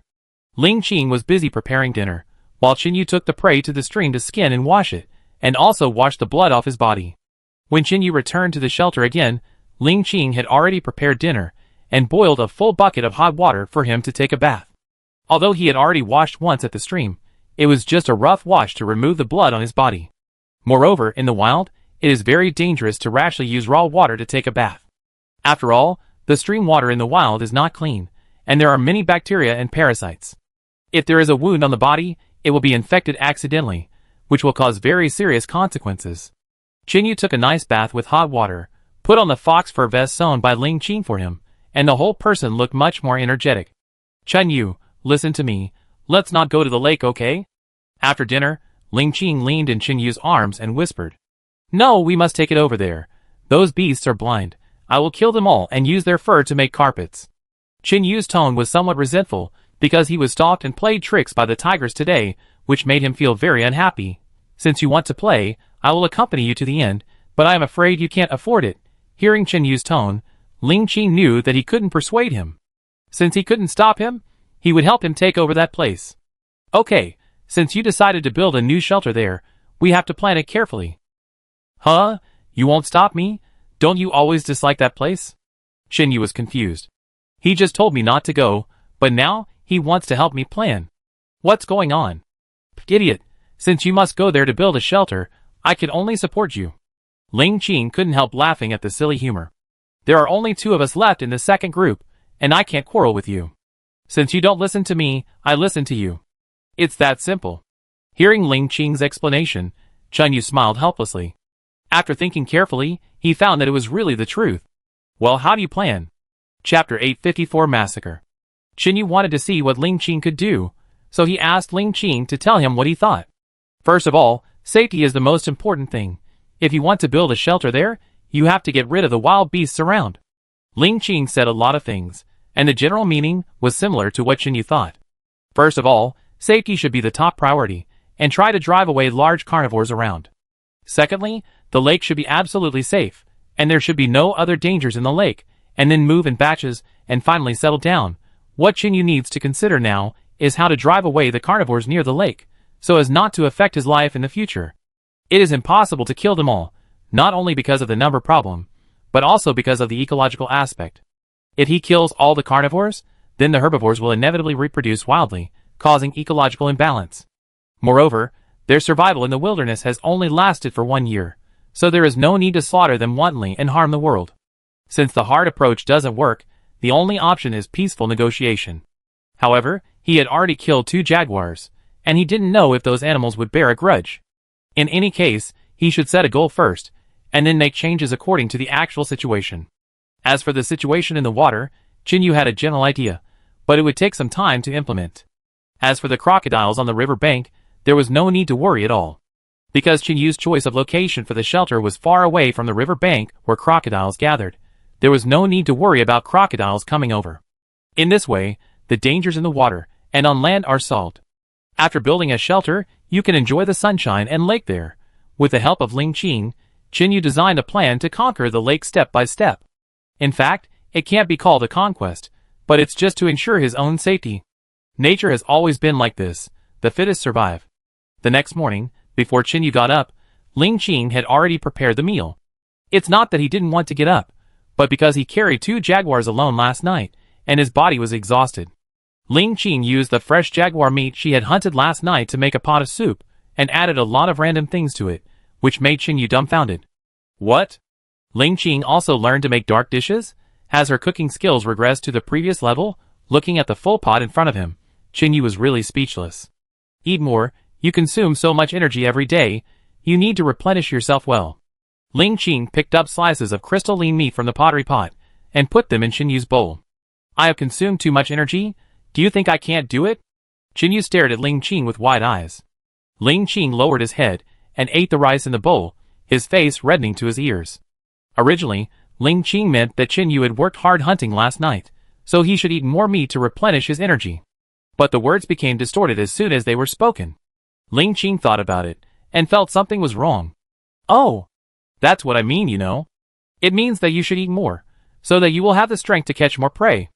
Oh! So that's what you mean. I was shocked. Chinyu put the meat Ling Qing gave him into his mouth and chewed it, and found that it tasted good. And these messy weed-like things that Ling Qing secretly matched, according to him, are some tonics that are good for the body. The whole pot has been stewed to the point where it can't be seen from the original state. Chinyu is too lazy to care about it. Anyway, it doesn't kill him. In fact, judging from Chinyu's current physical fitness, unless he directly drinks highly corrosive substances such as sulfuric acid, even if he drinks pesticides, his body will not have any problems. This is the power of healing ability, and with his current physical fitness, he can exert even stronger power. According to Ling Qing, a whole pot of stewed tiger meat, plus some nourishing Chinese herbs, was eaten up by Chinyu. Knowing Chinyu's appetite, Ling Qing naturally did not panic at all, which also allowed the water friends in the live broadcast room to see once again the power of the Big Stomach King. After eating, Chinyu prepared to set off to the lake to prepare for the construction of a shelter. Chinyu thought about it last night, and decided to go find the tigers today. Generally, these large carnivores are solitary, and rarely in groups. But after Chinyu killed his companion that day, he found another one in a short time, and they attacked Chinyu together. From this, Chinyu guessed that these jaguars should exist in groups. Since there are groups, there must be one at the top. As long as the Tiger King is dealt with, the rest will fall apart. If it really doesn't work, then train one yourself, a king who can lead the entire jaguar group. This time, in addition to tools, weapons, and other necessary self-defense items, Chinyu also brought the little cheetah Ban Ban. This little guy usually eats well at home, and grows very fast. I don't know if it is affected by Chinyu's healing factors. Now his height has reached Chinyu's calf. Let's go, Ban Ban, Dad will take you hunting. Chinyu talked to Ban Ban, and told it to follow him well, and not to go anywhere. Ban Ban sat upright on the ground like a little soldier, listening carefully to Chinyu's words. Okay, let's go! After Chinyu finished his speech, he walked into the rainy sky with his little guard Ban Ban. The temperature was getting lower and lower, and there were 2 heavy rains from time to time, and the whole ground was muddy. Chinyu started running in the sky, his speed was very fast, and the little cheetah Ban Ban followed him and ran wildly, chasing Chinyu's pace. Although Ban Ban's explosive power was very strong, he could not withstand long-term running. This was also caused by evolution. It was impossible for everything to be perfect. Ban Ban is still young, but when he bursts out with all his strength, his speed can barely keep up with Qinyu, but it can only last for about 20 seconds. After running for a while, Qinyu stopped to rest for a while, and waited until Ban Ban recovered his vitality before starting a new round of running. In this way, they ran and stopped all the way. After more than 2 hours, Qinyu brought Ban Ban to the lake. Just when he was not far from the lake, the tension instantly enveloped Qinyu. Qinyu knew that this was a kind of pressure brought to him by a powerful creature in this lake, a signal that made him alert. Qinyu temporarily put this feeling aside, and was too lazy to pay attention to it. Then he took Ban Ban to look for clues about the cheetah yesterday. After a heavy rain last night, the traces of Qinyu fighting with the 2 jaguars had long disappeared. No matter how sensitive Ban Ban's nose was, he couldn't smell anything after a heavy rain. Since there was no clue, he might as well lure the snake out of the hole. As always, the antelopes came to the lake to drink water in the morning. The crocodiles once again caused a big commotion, but this time Qinyu did not find any traces of jaguars. Even so, Qinyu believed that those guys hiding in the dark would definitely not be able to help themselves. So why not give them a helping hand in advance? Qinyu bent his bow, and aimed at a fat antelope that was eating grass with its head down. Swish. Chapter 855 Sorrow. The sound of the arrow cutting through the wind was heard, and the antelope fell to the ground instantly, struggling to stand up. Qinyu did not shoot the antelope to death. After all, if it died, he would not achieve his goal. His arrow hit the shoulder blade of the antelope's front leg steadily, and at this position, the arrow just blocked the antelope's force point. In short, the antelope's foot was useless, and it could not play any role in his running, and it was delayed because of the pain in his leg. Although the antelope only had 3 legs left, it still tried its best to escape, but its speed was another matter. After the antelope was injured, Qinyu hid in the dark and observed quietly. Sure enough, after seeing an injured antelope, Song Yuzhong took action. There was a rustling sound in the bushes, and a jaguar jumped out instantly, pressing the injured antelope to the ground. This jaguar was not the female tiger last night, because this jaguar was smaller in size, and seemed to have just reached adulthood. Qinyu did not move at all, quietly waiting for the jaguar to have a full meal, but this guy stopped eating halfway, and ran away with the remaining meat. Qinyu secretly told Ban Ban to follow him silently, just like the 2 jaguars ambushed him last night, and fell far behind the jaguar. The young jaguar walked and stopped along the way, very vigilant, and finally came behind a rugged rock. This place is almost close to the outlet of the lower reaches of the lake. There are few plants and only exposed rocks that have been weathered for the most part. Gulyalu, roar! The young jaguar stopped in front of a stone, gurgled, and then roared. At this moment, a larger female tiger emerged from behind the stone. But one of its eyes seemed injured, and its claws seemed to be broken, shaking gently in the air. After hearing the young jaguar's call, the injured female tiger came out from behind the stone wall, sniffed the antelope meat on the ground, and then ate it with relish. Roar! The tigress who was eating the mutton suddenly roared in the direction of Qinyu, making an attacking gesture. However, it was disabled, so it looked a little ridiculous to make this move. Qinyu knew that he had been discovered, so he simply stopped hiding and walked out from behind the stone. You can eat whatever you want. I have no ill intentions. Qinyu smiled, showing his small white teeth. Although he understood what Qinyu said, the injured tigress did not relax his vigilance, still baring his teeth and making low roars. The young jaguar standing next to him finally came back to his senses. He quickly threw his front paws on the ground, bared his teeth, and approached the injured female tiger. In order to show his sincerity, Qinyu did not go forward, but found a clean stone and sat down on the spot. The little cheetah Ban Ban quickly ran in front of Qinyu, took a defensive posture, and looked at the 2 jaguars opposite with a vigilant face. You don't have to look at me like that, I'm not your enemy. Seeing that the 2 jaguars still did not relax their vigilance, Qinyu explained helplessly again. Roar, leave! I've already said that I'm here to negotiate with you and make a deal. I hope we can live in peace. I didn't pay attention to the threat of the injured tigress and frowned. I can heal your wound, but in exchange, you have to do me a favor. The injured tigress can no longer hunt, and even her survival is a problem. As a king active in the universe, she has spent her whole life hunting. This tigress knows her body very well, and she knows her wounds very well. The reason why he is still alive now is that the young jaguar in front of him is hunting and feeding him. However, this little guy has obviously just reached adulthood, and his ability to hunt is still very limited. Most of the time, it is difficult to find prey. And because of some special reasons, The jaguars in the bushes near the lake have great malice towards him. This situation has further increased the difficulty of hunting, which makes it even more difficult for the injured female tiger. "Ah, what do you want me to do?" The injured tigress seemed to have figured it out, and gradually relaxed her guard. She lowered her head and cried out, as if she was questioning. Chinyu knew that his plan had been successful from now on. As long as this powerful and injured jaguar agreed to his conditions, then even if he couldn't find another king of Sungyu, he would have the confidence to train this injured tigress.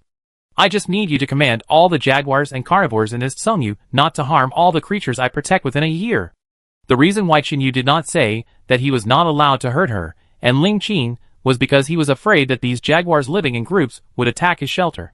But directly saying that he was not allowed to hurt all the creatures under his shelter would have a broader scope and more room for manipulation. Woo woo. This time, the injured jaguar did not speak again. It lowered its head and whimpered twice. Chinyu, who was proficient in animal language, had a very thorough understanding of the emotional expression of animals. He heard the self-mockery in the tone of the injured female tiger, probably because of her injury. But since he is Chinyu's partner, he can't be so depressed. "You don't have to feel sad. With my help, you will become stronger soon." Chinyu is very confident about this. After all, his healing ability has cured killer whales. If he can't even cure a small jaguar, isn't that a blow to his own reputation? "Awoo, roar, how can you cure me? I feel like I'm hopeless." The jaguar's words made Chinyu laugh. As expected of an animal, it is very simple to understand and express language. Because she felt the severity of her injuries, the tigress felt that she was beyond help. There was no euphemism in her language, and she told Chinyu the truth that she was beyond help. A beast is always a beast, and it will never understand the thinking and behavior patterns of a human. Just like this. Chinyu did not say anything more, and directly picked up the saber and cut his wrist fiercely. In an instant, blood flowed out. The wound suddenly felt a piercing pain, and the pain made Silent frown tightly. When the jaguar saw Chinyu pick up the saber, he thought Chinyu was going to attack. He subconsciously took 2 steps back, and after seeing that Chinyu was self-harming, he stopped and looked at Chinyu with a puzzled face. With its IQ, it was difficult to understand what Chinyu was doing, because it had no idea what kind of ability Chinyu had. But soon, something surprising happened. The muscles on Chinyu's shoulder began to tremble slightly, and the blood from the wound had stopped flowing. The wound, which was originally as long as a finger, was slowly healing, and the healing speed was very fast. In just 30 seconds, Yumu's wound, which was originally bleeding, had scabbed. A minute later, Chinyu peeled off the blood scab from the wound. Chapter 856 The Power of the Dark. The wound that was originally as long as a finger has now completely healed, leaving only a little white scar. However, as time passed, the color of the fresh scar became lighter and lighter, and finally disappeared completely. The wound that was still bloody a minute ago, but in just a few dozen seconds, it has recovered as before. This kind of magical magic, looking at the jaguar opposite, was stunned, and could not imagine or understand it at all. "See, that's the condition I'm trying to convince you of. This ability can not only be used on myself, but I can also use it to heal other people's injuries." Chinyu gently touched the wound, although there was no trace left. But just now, when the blood kept flowing out, he was also shocked. Although he knew that his healing ability was abnormal, he didn't expect it to be so strong. It's worth it that he added the remaining 7 achievement points to the healing ability. Seeing Chinyu's magic, the jaguar stared at Chinyu blankly without making any statement. But the look in its eyes had betrayed it, a look full of hope. Now it completely believed that Chinyu had the ability to completely cure it. "Roar, as long as you can cure me, I will agree to all your conditions." The jaguar's simple IQ did not allow it to gain more benefits for itself in the negotiation. Although the injured female tiger had agreed to Chinyu's conditions, the young jaguar standing next to it still did not relax its vigilance. Still crawling on the ground and growling softly, there was a hint of confusion and too much inexplicable in his voice. The little jaguar simply couldn't understand that the two people who were still arguing a moment ago were as close as brothers the next moment. "Roar!" The injured tigress beside him growled at the young guy and then stopped looking at him. Chinyu was proficient in animal language, so of course he understood that the tigress was teaching her child a lesson. After teaching the naughty child a lesson, the tigress turned and looked at Chinyu, her eyes full of solemnity. Now it was not sure whether Chinyu could question it, and it could not accurately determine whether Chinyu would harm it. However, based on the attraction of Chinyu's conditions, the female tiger still insisted on walking towards Chinyu. It was as if it had been thousands of years, carrying a heavy object of tens of thousands of kilograms. The injured jaguar walked for more than a minute to complete the distance of more than 10 meters. Roar! After the jaguar came in front of Chinyu, it roared softly, and the whole tiger body lay on the stone. Its attitude was obvious. It trusted Chinyu, and asked Chinyu to start treatment. Seeing that others were so proactive, Chinyu felt sorry for the audience if he didn't show his skills. Chinyu squatted down gently, keeping his body parallel to the jaguar. It is said that in this case, the trust of these animals can be better gained. Chinyu gently placed his hand on the paw of the jaguar's hand, and then used his willpower to mobilize the healing energy that is always in every cell of the body. In less than 2 minutes, the healing power had healed the injured left front leg. Although the external injury had been healed, the leg bone of its front paw had grown crooked. Even if all the injuries were completely repaired, the healed ones could not be corrected. Next, I will help you correct this bone. Although it hurts a little, please don't struggle. Chinyu was worried that while he was correcting the jaguar's bones, the guy would bite him because he couldn't bear the pain. Although he is now thick-skinned, if he is bitten by this jaguar, his tendons and bones will definitely be broken. Roar! The jaguar's voice was decisive and resolute, and he agreed to Chinyu without thinking. Just when Chinyu was healing, it could clearly feel that its wound was recovering quickly. However, the crooked bones did not move, which made it a little worried. After all, as a hunter in Songyu, if its foot bones were not fully recovered, it would definitely affect its speed. For a king of Songyu who relies on speed to make a living, if even the advantage of speed is lost, what is the meaning of its existence? Get ready, coming. Chinyu pressed the crooked bone tentatively, trying to correct it. But it seems that he can only use violence. After all, it has grown into the flesh now, so he can only break it first, then correct it and heal it. Chinyu relied on his powerful hand strength to directly break its healed front paw, and then used the healing ability to repair its front paw top. During this time, after Chinyu broke the jaguar's leg bone again, the jaguar let out a shrill scream, which hurt Chinyu's eardrums. The next injury was at the jaguar's eyes. Chinyu gently covered the jaguar's injured head with his hand. The cool energy in the body was gradually transmitted through his palm. Chinyu's healing power continued to heal every wound on the cheetah. In less than 10 minutes, all the wounds on the jaguar were completely healed. Even the hidden injuries accumulated in the body for many years were healed with the flow of healing energy.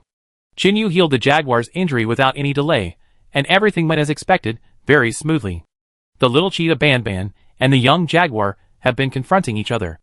The little guy is not even half as tall as the other, but he is not inferior in momentum. It is considered to be a facelift for Chinyu. Although they are both leopards, they belong to different species. Just like there are yellow, white, and black people among humans. Fortunately, when they came, Chinyu and Ban were so fast that they left the drone far behind. The people in the live broadcast room didn't see Chinyu talking to the jaguar and treating the jaguar. Otherwise, if such an amazing and strange event was transmitted back to the live broadcast room, it would cause a sensation. Apart from other things, the previous conversations between Chinyu and animals were just speculation. If the scene of him using words to directly persuade the jaguar was discovered, it would definitely cause an extraordinary impact. As for his ability to instantly heal the jaguar's injuries, if this situation were known to the outside world, it would definitely be sliced and studied by those terrifying scientists. This is a parallel world, and Chinyu doesn't know much about it. He was just an ordinary person in his previous life and in this parallel world. He doesn't know much about the strength behind this world and the power hidden in the dark. Therefore, although he can expose his powerful strength and abnormal physical fitness, he should try not to reveal the skills given to him by the system. The skill of talking to animals can be covered up by ancestral animal taming or hypnosis. But the rest, before understanding the nature of this world, it is better not to expose it. Chapter 857 Confrontation. Chinyu spent very little energy to treat the jaguar, which was also related to the fact that the jaguar was not seriously injured. But more importantly, after the last achievement point enhancement, his healing ability has undergone a qualitative change. Now, to treat ordinary wounds, he no longer needs to consume his own physical strength, and the cool energy stored in his body is enough. Okay, it's been healed, you try it. Chinyu breathed a long sigh of relief, looking at the jaguar in front of him, who was already full of energy. Compared to the sick and dying look just now, the jaguar now has the demeanor of the king of the universe. In fact, without Chinyu saying anything, the jaguar has already felt that the injuries in his body have been completely recovered. Roar. The jaguar, whose injuries have been completely recovered, did not follow Chinyu's instructions to move his injured body. Instead, he stood on the stone and roared loudly towards the sky. It is said that the wind comes from the clouds, and the tiger comes from the tiger. Although this is just a jaguar, this loud roar even startled the clouds in the sky. Qinyu's eyes lit up when he saw the scene. The strength of this jaguar is directly linked to the success rate of his plan. He had already made enemies with the leopards on the other side of the freshwater lake, and now he is an ally, which makes him somewhat excited. After a deep roar, the jaguar stopped, jumped off the stone, looked around, and looked very satisfied. Swoosh! Then the jaguar took a step and ran, and in an instant it seemed to turn into a shadow, whistling and bringing a gust of wind. TSK, this kind of natural strength is really enviable. Qinyu touched his chin and looked at the jaguar that had run away, not worrying about it rebelling at all. The reason why Qinyu was so sure that the female tiger would come back was because the young jaguar was still confronting Ban Ban. If it dared to run away privately, and abandon the young jaguar, who had taken care of it for so long when it was injured, it would definitely cause Qinyu's crazy revenge. Moreover, since Qinyu came into contact with the second level of animal language, he saw the innocent side of animals in his contact with animals. Whether it is aquatic animals or terrestrial animals, they do not have the cunning and treacherous character of humans. Maybe he has not been exposed to them enough, but he believes that this kind of innocence must be born in the instincts of animals. This kind of intrigue and deception in human society is not innate, but is gradually acquired through social influence and personal interactions. Sure enough, not long after, the jaguar roared and rushed over again. It came not far in front of Qinyu, braked quickly, and walked over slowly. When he came to Qinyu, this guy gently licked the back of Qinyu's hand, and his thorny tongue scratched Qinyu's skin like a blade of grass. As the saying goes, a lick from a tiger can take away a piece of meat. Although this sentence is a bit exaggerated, it is also true. If this jaguar is hostile, it can definitely take away a piece of meat with a slight roll of its tongue while biting him. It is not a joke at all. Hulu, Hulu. This guy is as docile as a cat, expressing his friendship and gratitude to Qinyu. Qinyu gently touched the jaguar's head, and the details of the plan gradually emerged in Qinyu's mind.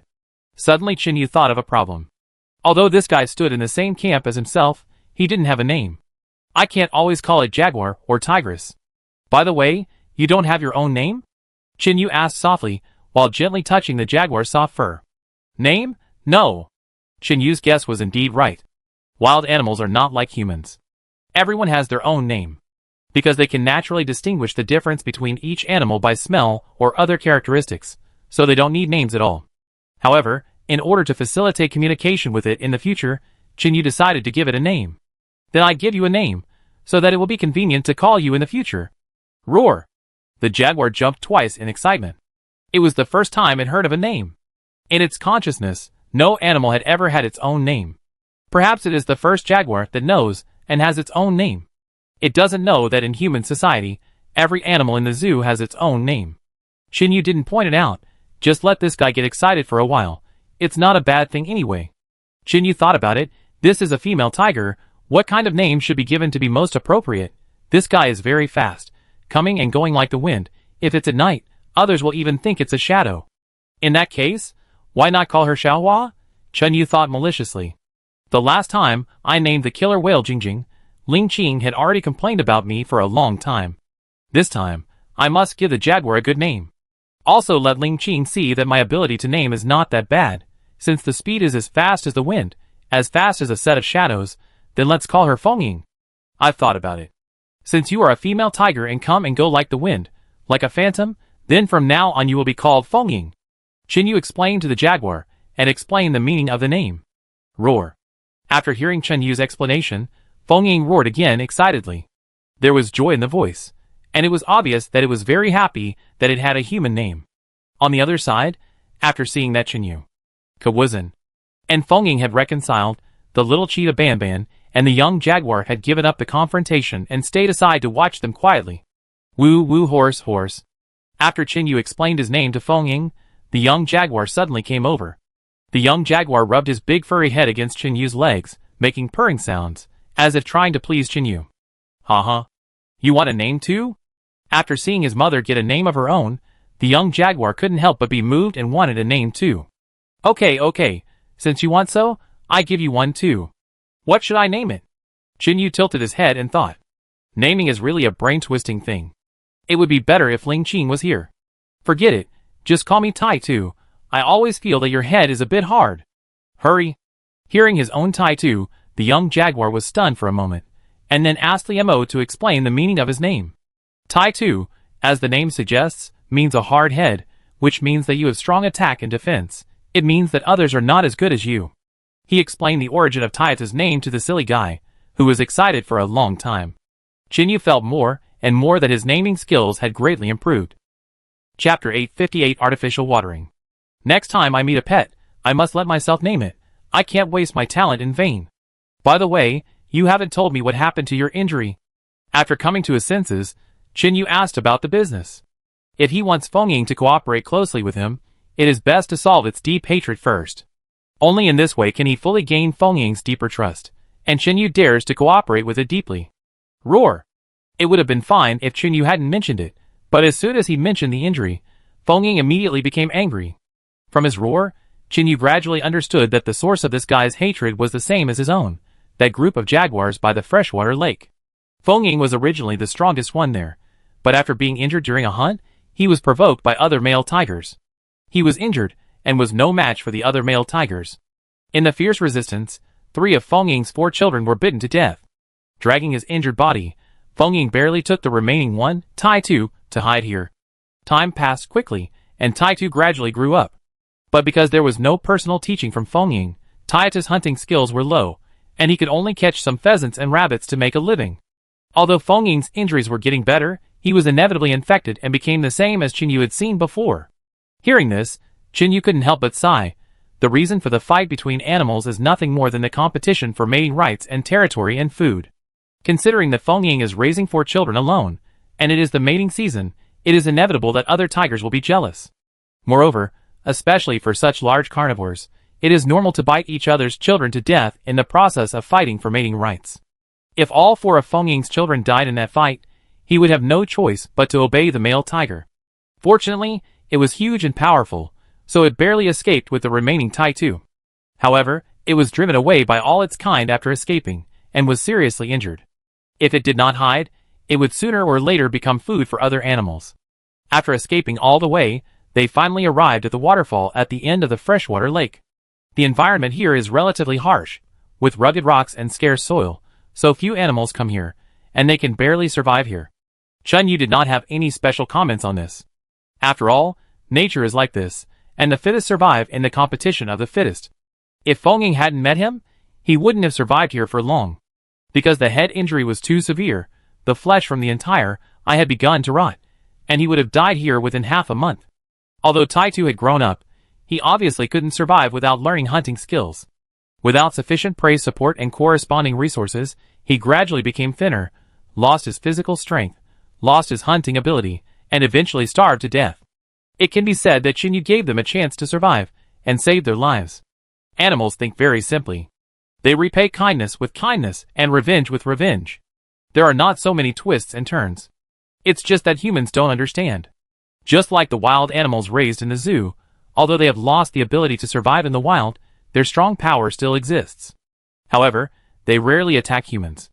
Instead, they are very close to their keepers. This is also their expression of goodwill. Let's go! Today I will help you get justice, which is equivalent to helping myself. Chinyu looked into the distance, touched Fengying's soft head, and said softly. In fact, Fengying's experience also saved Chinyu a lot of effort, so that he didn't have to run an unnecessary distance. Following Chinyu all the way, 2 jaguars and a leopard chased and played behind him. Not long after, they returned to the freshwater lake again. It was almost noon now. The temperature beside the lake was about 20 degrees, which was not low. It was precisely because of the mild climate here that Chinyu decided to move his new home here to prevent Ling Qin from suffering from the severe winter. Moreover, the climate here is very suitable for growing crops and raising livestock. Moreover, they can live safely all year round by settling here, and they don't have to run around and look for food. Chinyu came to the winter wheat planting base again and looked at the wheat planted yesterday. It seems that some water should be poured to promote the growth of wheat seeds. Although they had soaked the wheat before coming, the planting was a temporary idea after all, and the soaking time was not long. Therefore, Chinyu planned to lead the lake water into the wheat field and irrigate the wheat field with river water to promote the growth and germination of wheat. 3 leopards have entered the bushes to look for prey, while Chinyu started digging a ditch at the place closest to the river to divert water into the wheat field. Influenced by their nature, Jaguars mostly choose to rest during the day or at noon. Hunting time is generally chosen in the early morning, evening or night, which is also formed by the travel patterns of prey. There is a certain height difference between Qinyu's wheat field and the lakeside. After trying for a long time, there is no way to directly divert river water to the wheat field. There was really no other way, so Qinyu had to water the trees manually. He used an axe to chop a piece of wood as thick as a bucket, peeled off the bark, chopped both ends smooth with an axe, and split it in half from the middle with a machete he carried with him. If you want to hollow out a piece of wood, it is impossible without the right tools. Therefore, Yumu could only chop the wood into several sections first, make the contact smooth, and then use an axe to shave off the excess tree core in the middle of the tree tube little by little. For protrusions were specially left at the reserved bottom of the bucket to fix the bottom of the bucket. Finally, only a layer of empty shell was left on the surface of the tree. Qinyu found some thorny vines, and tied the hollowed-out tree trunk tightly. Finally, the bottom of the barrel was made. First, cut a piece of the excess tree like cutting sausages, cut it to a uniform thickness, and then put it in from the mouth of the barrel, patting the thinner bottom. Then Qinyu found some fine silt, and rubbed it vigorously around the seams of the barrel until all the fine silt sank into the gap. This method is to prevent the barrel from leaking from the gap. Because the fine silt filled the gap, it blocked the water in the barrel from flowing out. A brand new and simple wooden barrel was born in Qinyu's hands. He had made many such wooden barrels in the early stage of building the shelter, and now he was very familiar with making them. Qinyu made 2 wooden barrels in succession, and then cut a dry wood as thick as his wrist, and made it into a shoulder pole after some cutting. He punched small holes on both sides of the wooden barrel, found 2 tough rattan sticks, and twisted them into thin ropes, and tied them to both ends of the wooden barrel and the shoulder pole. In this way, Qinyu carried 2 wooden barrels on a shoulder pole, and went back and forth between the river and the wheat field dozens of times, and finally irrigated the entire wheat field. After all the operations, the sun was gradually setting in the west. It was about 3 or 4 o'clock, and Qinyu secretly estimated the time. He rested for a while under a banana tree and ate a few bites of the dry food he brought with him. Chapter 859 Courage. Soon after, Feng Ying, who was practicing hunting skills in the rain, came back with 2 little guys, walked to Qinyu intimately, and nudged him with his head. "Let's go. It's time to solve our problem. Take back what belongs to you." Qinyu touched Feng Ying's head and said while looking at the jaguars waiting for an opportunity to hunt on the grass in the distance. Hearing that Ling Qing was about to take revenge, Feng Ying also roared in a low voice, scaring the birds in the sky. Even the sheep grazing in the distance were startled and looked around. This unexpected change made the jaguars hiding in the rain hide their bodies more tightly. Although jaguars are solitary animals, in this special environment, hunting alone becomes like group cooperation because of the number. Qinyu picked up the machete standing on the ground, put the bow and arrow back on his back, and walked away with Feng Ying and the 2 little guys. Roar! When Qinyu and Feng Ying approached the rain, a low roar came from a tree not far away. Qinyu heard it clearly. It was the jaguars hiding in the dark warning them that this was their territory. The roars came from the branches deep in the clouds. Qinyu looked carefully, and found 2 or 3 jaguars standing on the branches. These guys hid in the dark, hunched over, and pretended to hunt. It seemed that they had regarded Qinyu and his friends as prey. Qinyu narrowed his eyes slightly. He had been in and out of this forest so many times, except for the ambush by the female tiger last night. For such a long time, no one dared to threaten him in front of him. "Humph, you are really looking for death." Qinyu snorted coldly, then bit his bow, and aimed at the jaguar in front and shot. Swish! Qinyu's arrow pierced through the layers of leaves and nailed directly on the jaguar's claw. Ah! The jaguar's claw was directly pierced by Qinyu's arrow, and blood flowed for a while. This scene frightened the other jaguars, and they fled quickly. Qinyu led the 3 guys, and walked slowly into the depths of Yuyu. Qinyu knew that these little guys were nothing more than watchdogs, and it would be useless to kill more of them. While these guys were running away, Qinyu could follow them to find the trace of the Tiger King. Anyway, there was no way to reconcile, so what was the harm in offending him more? After finding the jaguar, Feng Ying would take over, and Qinyu only needed to stand aside and scout for it. If Feng Ying really can't win, then Qinyu will join the battle again. Feng Ying must not lose no matter what. Qinyu followed the traces of the jaguar's escape and headed all the way to the grassland where they were hunting antelopes. Jaguars usually act alone, and at most family members help each other before they reach adulthood. But in this rainy sky, everything seems very unusual. Even solitary jaguars began to form groups. Yu led Banban, Feng and Tai-Tu through the rainy sky and came to the edge of the grassland. The antelopes that were grazing in the distance accidentally saw a man with 3 ferocious predators coming, and they ran away quickly, screaming like frightened birds. Umo and his actions directly destroyed the hunting plan of the jaguars. A jaguar hiding in the grass not far away seemed unwilling to give up, and its crawling body suddenly jumped up and rushed towards Yu frantically. However, Yu saw it long before entering the grassland, and it was lying in ambush here. He had been on guard against these guys' sneak attacks, so how could he succeed? The hibiscus bough in his hand was thick and heavy. He quickly put the arrow on the bough and shot in just 2 seconds. Swish! The arrow shot by Yu was like an invisible wind. Before the jaguar landed, it pierced its abdomen and brought a bloody rain. The jaguar had just jumped and didn't expect to suffer such a fatal blow. After falling to the ground, it wanted to run away quickly. It underestimated its own injuries. Feng, who was standing next to it, saw that this guy was injured, and ran over quickly and bit his neck tightly. Yu stood aside and watched Feng bite the jaguar to death. After this demonstrative killing, the other jaguars were finally frightened, and no one dared to take action privately. Ah, roar! Seeing that the tiger group he led was frightened by Yu, they stood at the back and watched, and the largest jaguar let out a violent roar. It was a male tiger with yellow fur and a huge body. A tail like an iron rod kept shaking in the air, and it walked with great vigor. The male tiger had already seen Feng, the defeated general that he had beaten away before, but he didn't expect that he was still alive. The jaguar leader shook his head and walked over, not afraid of Yu at all, and stopped not far from them. Yu even saw the disdain in the male tiger's eyes. He never took Yu and Feng seriously. Perhaps in his eyes, a weak human and a former defeated general, what's the big deal even if they join forces? A mob is a mob. No matter how large the number is, it can't defeat a powerful force. Seeing the male tiger despise him so much, Yu was also furious. It was just a jaguar. Who gave you the courage? Swish, bang! Yu raised his bow and shot an arrow. The arrow shot out quickly as fast as lightning. But this arrow did not work. The moment it saw Yu shoot the arrow, the male tiger quickly jumped away and barely avoided the fatal arrow. As expected of the jaguar leader, its speed and intelligence were much higher than other beasts. Perhaps it had seen Yu shoot an arrow, so when Yu just raised his bow and shot the arrow, he actually used this clever gap to make a defensive move. The tiger's quick dodging of the arrows also frightened Yu. He didn't expect this guy to be so smart that he could find the weakness of the arrows and resist. However, Yu thought about it.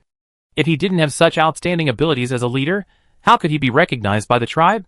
Yu just shot an arrow because he was simply unhappy with the tiger. The next battle was left to Feng.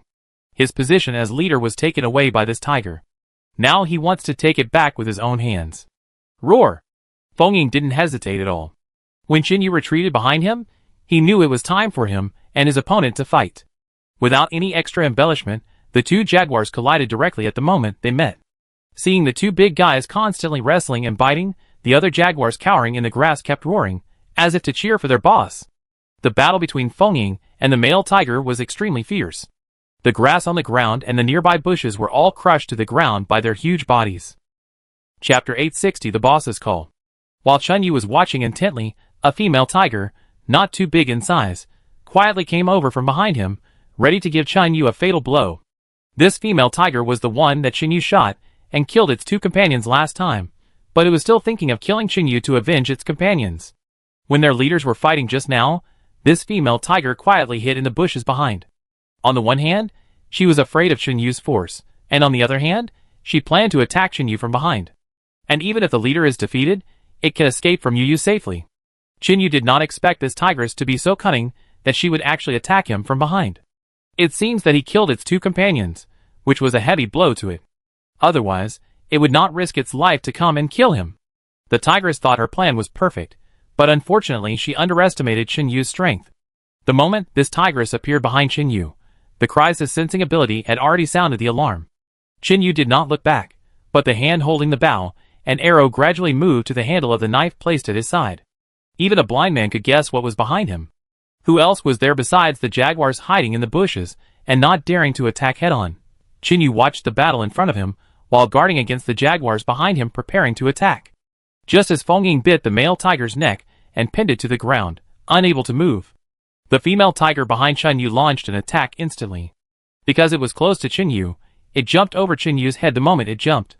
But Chen Yu had already noticed its movements, so how could he let it do that? He turned around quickly and chopped it down from top to bottom. Bang! The sharp blade hit the jaguar's belly directly, and the powerful force knocked it away. Roar! The tigress on the ground screamed violently, and the other jaguars who were watching on the side quickly gathered around. It seemed that they were planning to join forces to kill Chen Yu, but even so, Chen Yu was not afraid at all. Ban Ban and Tai Tu, who were standing beside Chen Yu, also grinned and issued warnings to the dozen jaguars on the opposite side.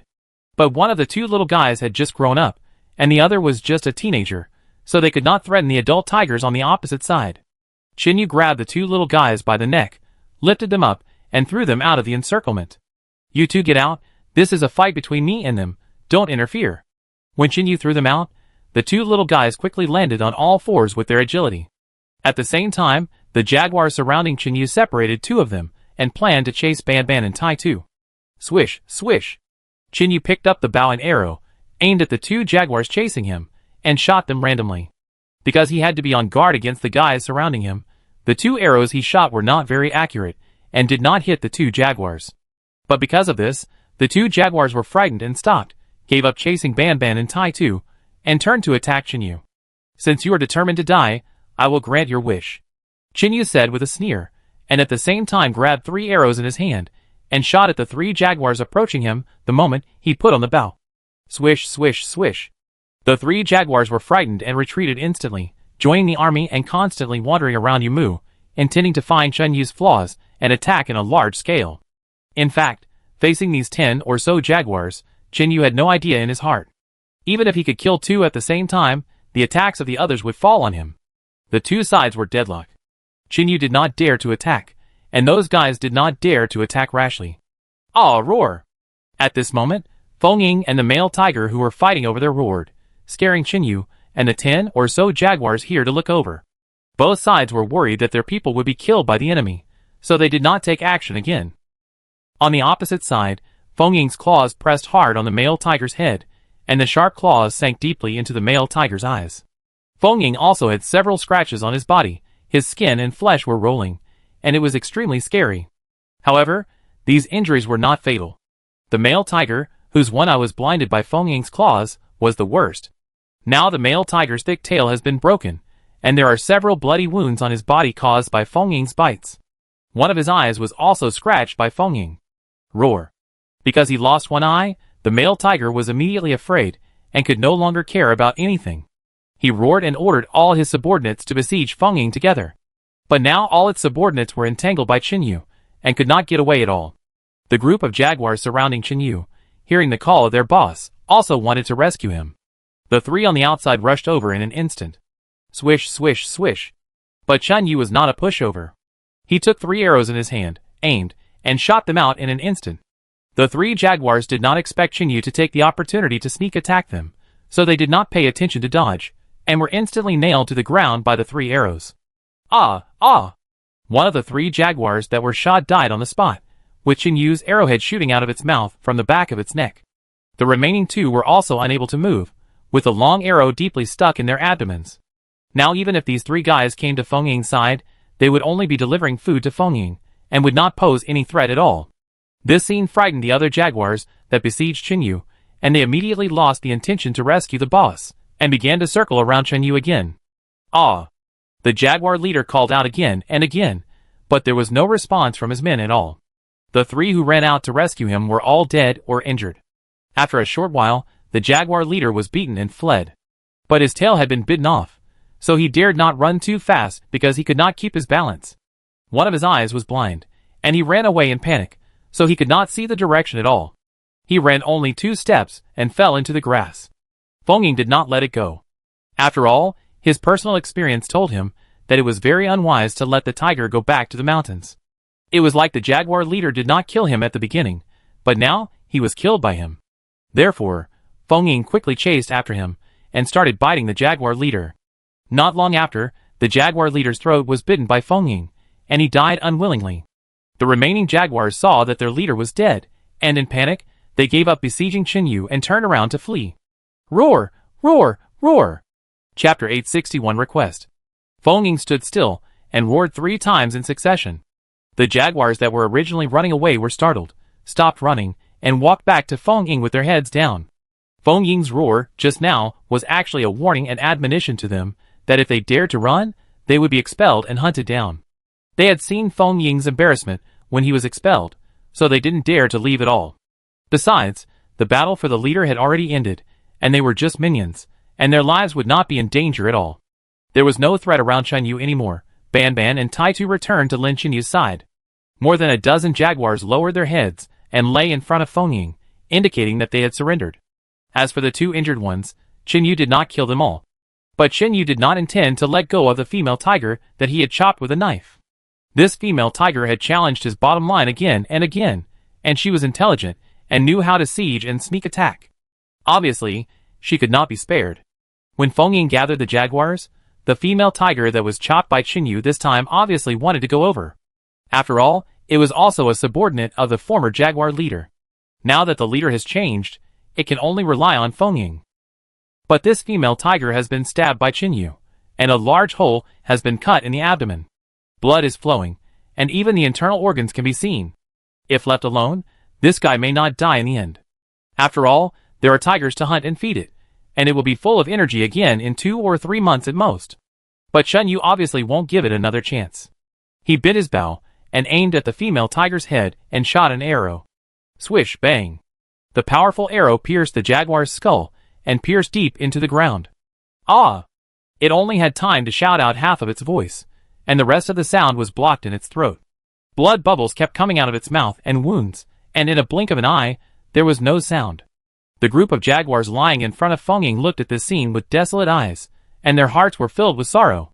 Now that their leader has such a close relationship with this human, even if this human wants to kill them, the leader will probably not stop it.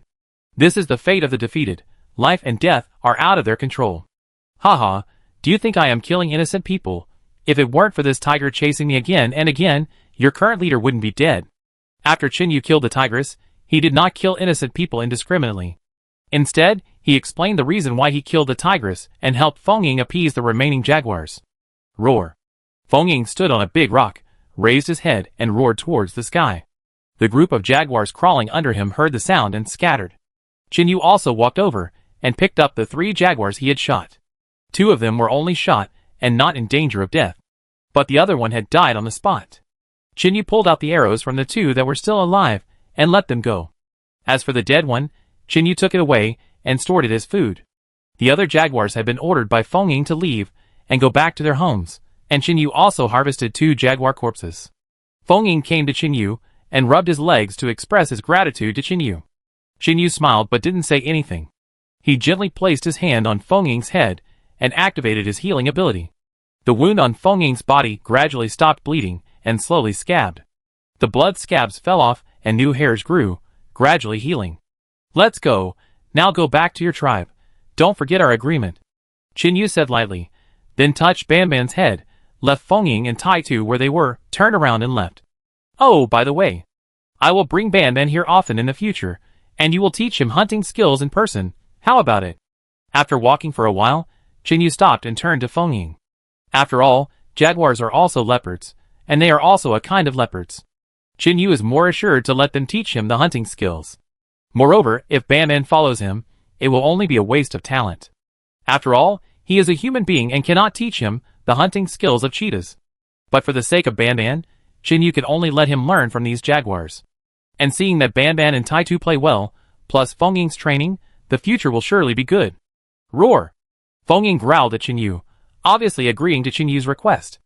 Although they and Ban Ban are not of the same species, they are all top predators after all, and there is no contradiction or conflict between them. And with Chenyu's request, and the friendship between Taitu and Ban Ban, there is no way for it to teach even if it doesn't want to. Chenyu walked away with the 2 dead jaguars, and Ban Ban followed Chenyu step by step, occasionally looking back at Taitu and Feng Ying with deep reluctance in his eyes. Come on, let's go! I bring you here to play with them tomorrow. Chenyu touched Ban Ban's head and comforted him softly.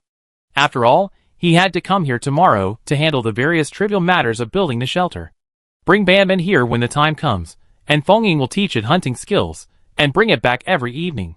This is because Chinyu is afraid that Ban Ban will become wild after following these wild jaguars for a long time, and it will be difficult to control it. Although Ban Ban and Feng Ying belong to the same species, and should be free by nature, since they have become his pets, they will inevitably lose something. But there is no need to worry about this. When Chinyu and the others leave, Ban Ban will be freed. Not to mention whether the outside world can accept this leopard. Even the animal protection law does not allow Chinyu to privately raise such a national protected animal. The bodies of the two jaguars in his hands were still warm, and Lin Mo did not skin them in front of Feng Ying. On the one hand, it was to take care of Feng Ying's face, and on the other hand, it was a great disrespect to deal with the bodies of the same kind in front of others. Therefore, Chinyu carried the two prey and walked to the stream before he dealt with the two jaguars. Today, not only did he harvest 100 to 200 kilograms of tiger meat, but he also dealt with the safety issues on land, which was a great harvest. The next thing to deal with was the threat in the water. In addition to crocodiles, there were no other animals living in that freshwater lake, which had always posed a subtle threat to Chinyu. Although he had never seen it before, it did not mean that it was safe. Moreover, after the shelter is built, Chinyu and Ling Qing will row a boat in this lake. If the danger in the lake is not resolved one day, then Chinyu's move to this freshwater lake will lose its meaning. With Ban Ban, Chinyu quickly returned to the shelter. "Ah, Chinyu, you killed 2 more jaguars? Do you really want to exterminate them?" Ling Qing was shocked when she saw Chinyu carrying 2 more jaguar corpses in. Chapter 862 Unbearable. These days, Chinyu always brings back the bodies of 2 jaguars every time he goes out, which makes Ling Qing have this illusion. After all, when they were discussing, Umo said that he would find a way to solve the threat on land. Ling Qing was so scared that he thought Chinyu would kill all the jaguars on land to ensure their safety. Haha, how is that possible? Am I the kind of person who kills innocent people indiscriminately? Chinyu shook his head, processed the skin and meat of the jaguar, and recently had a delicious dinner made by Ling Qing. The onlookers in the live broadcast room were shocked again when they saw Chinyu carrying the 2 jaguar corpses back again. Chinyu is going against the will of heaven. Oh my god, you always kill protected animals. What on earth do you want to do? Don't you take the law seriously? Is the person above a keyboard warrior, or a sourpuss? Damn, I've said this a long time ago, give him a keyboard, he can destroy the whole world. Is it really like this? You alone have the final say on right and wrong, merits and demerits? If nothing else, I really admire Chinyu. What do you admire? I just want to know, he eats 2 tiger penises every day, what will Ling Qing do alone? I suddenly feel that Ling Qing is in danger. Oh my god, you are already worried about this? Is this the problem you should worry about? Go home and feed your baby. The live broadcast room is lively again, with all kinds of rewards and barrages as crazy as if they were infected with a virus. Compared to Chinyu's achievements, Mr. Huang and others in the first group are in a worrying situation. After a few days, Huang Xiaolei, the teacher of the second group, still hadn't found a way to solve the food source. Mingxi, is this method you mentioned feasible? We have tried it so many times, but still haven't harvested any prey. Huang Xiaolei looked at Shen Mingxi in front of him, and his eyes showed so much fatigue. Last time, they found a large number of creatures in this valley, but now after so many days, they still haven't harvested any prey. All kinds of traps and tricks, as well as other methods, have been tried. These creatures in this valley are really too smart. The traps set by Huang Xiaolei and his team were clearly very hidden, but still not even a rabbit or pheasant fell into them. Don't worry, Mr. Huang, I'm sure they will get in this time. After setting traps many times, but still without any harvest, the two reflected on the lessons of the previous traps, and finally concluded the method of luring prey with food.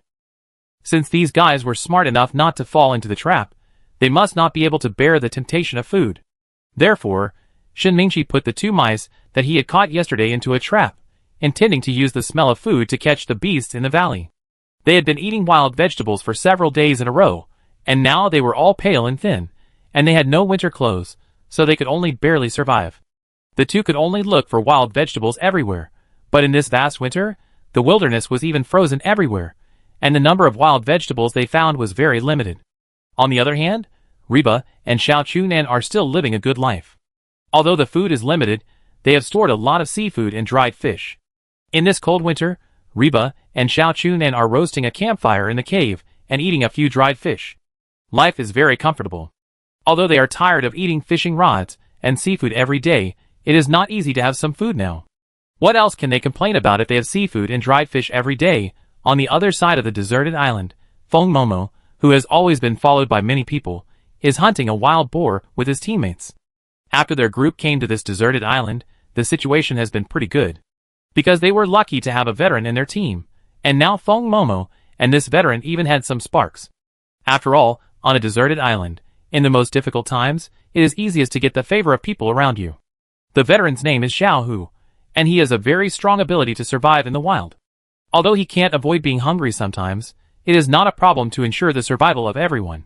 When Xinyu woke up the next day, Ling Qing had already prepared breakfast. After washing up and eating a steamed bun, Xinyu stretched comfortably. According to his original plan, he was going to build a shelter at the freshwater lake today.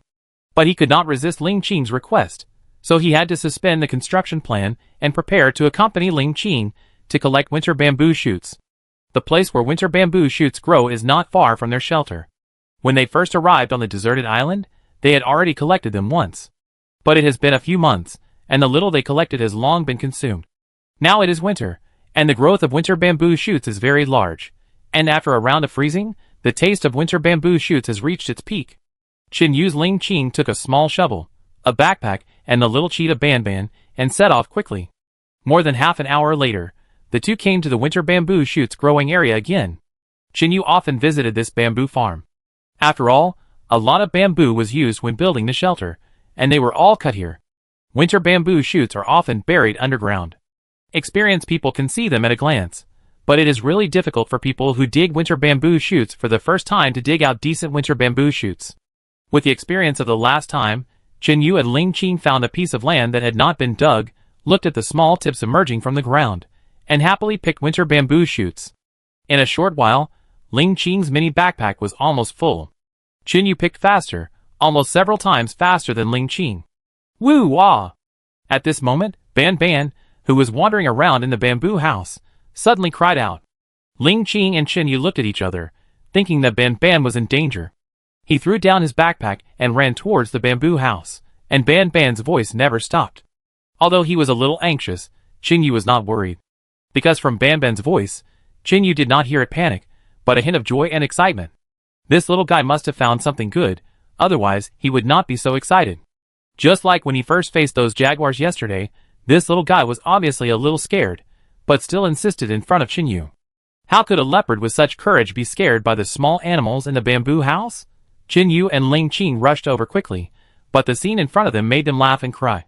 They saw that the little cheetah Ban was holding a black thing in his mouth, which looked like some kind of small animal. There were 2 or 3 more on the ground, their mouths already filled with the black animal, but it still refused to let go of the few that were trying to escape. Ban's little claws held the small animals on the ground tightly, making it unable to move. Xinyu observed carefully, and found that these little guys were bamboo rats. Thinking of the deliciousness of bamboo rats, Xinyu couldn't help swallowing his saliva. Chapter 863 Escape. Bamboo rats have always been a delicacy that has been popular all over the country. In addition, because bamboo rats are not easy to raise, the number of wild ones is very small, and the price has always remained high. The dead bamboo rat that Ban held down had no chance to escape. Ling Qing looked at its embarrassed appearance, and bent over and laughed. Xinyu searched nearby to see if there were any other bamboo rats. After all, these little things are very hard to find. Sure enough, after Xinyu walked around nearby, he found 3 or 4 fat little bamboo rats. The 2 big-toothed rats were still holding a piece of emerald green bamboo and chewing it non-stop, not noticing that Xinyu had quietly come behind them. The 4 little guys gathered together, surrounded a piece of emerald green bamboo that was broken on the ground, and kept chewing it. These bamboo rats were very brave. After obviously hearing Xinyu's footsteps, they still did not move at all and ate by themselves. Xinyu shook his head. Facing such an animal that wanted to eat without caring about its life, he was helpless. Each of these bamboo rats was about 2 or 3 pounds, and they were obviously adults. Because it is expensive outside, even Xinyu has never eaten bamboo rat meat. Although many farmers have started to raise bamboo rats at home in modern times, the huge market still cannot meet the demand. Bamboo rats are not only delicious, but also extremely precious in fur. Especially wild bamboo rats. In my country, wild bamboo rats are so rare that there are only 3 per kilometer on average. Leather shoes made of bamboo rat skin can be sold for about 3,000 yuan per pair in the market. The most expensive thing is bamboo rat whiskers. Bamboo rat whiskers are usually used to make high-end brushes in the market. It is exported to various countries outside China, and the market demand is huge, about 40,000 per kilogram. Moreover, bamboo rat meat has high nutritional value, and is rich in various trace elements needed by the human body. The meat is tender, the skin is thick and crispy, and it is welcomed by countless gourmets, and is a famous dish on the table. Jinyu reached out, and picked up a fat bamboo rat on the ground, lifted the fur on the back of the neck, and put it on his palm. This little thing was picked up by Jinyu but still unaware, still holding the green bamboo pole in his hand, and biting it non-stop. It was obvious at first glance that these little guys were all foodies, and the numerous bamboo houses on the island provided them with natural shelter. The good climate and superior environment made them have no natural enemies. However, due to their own characteristics, their population was not large. This was also the reason why Jinyu and Ling Qing only found these 7 or 8 little bamboo rats on this small piece of land. Jinyu shook his head, caught both pairs of little bamboo rats on the ground, and brought them back to where Ban Ban was. When Jinyu came over, Ling Qing and Ban Ban had already caught the little bamboo rats on the ground, and were playing with them. Look what I caught! Jinyu held 2 little bamboo rats in each hand, and walked to them leisurely, and put them down. Wow, you caught 4 more. Ling Qing jumped up with joy, when he didn't expect there were so many bamboo rats in this place.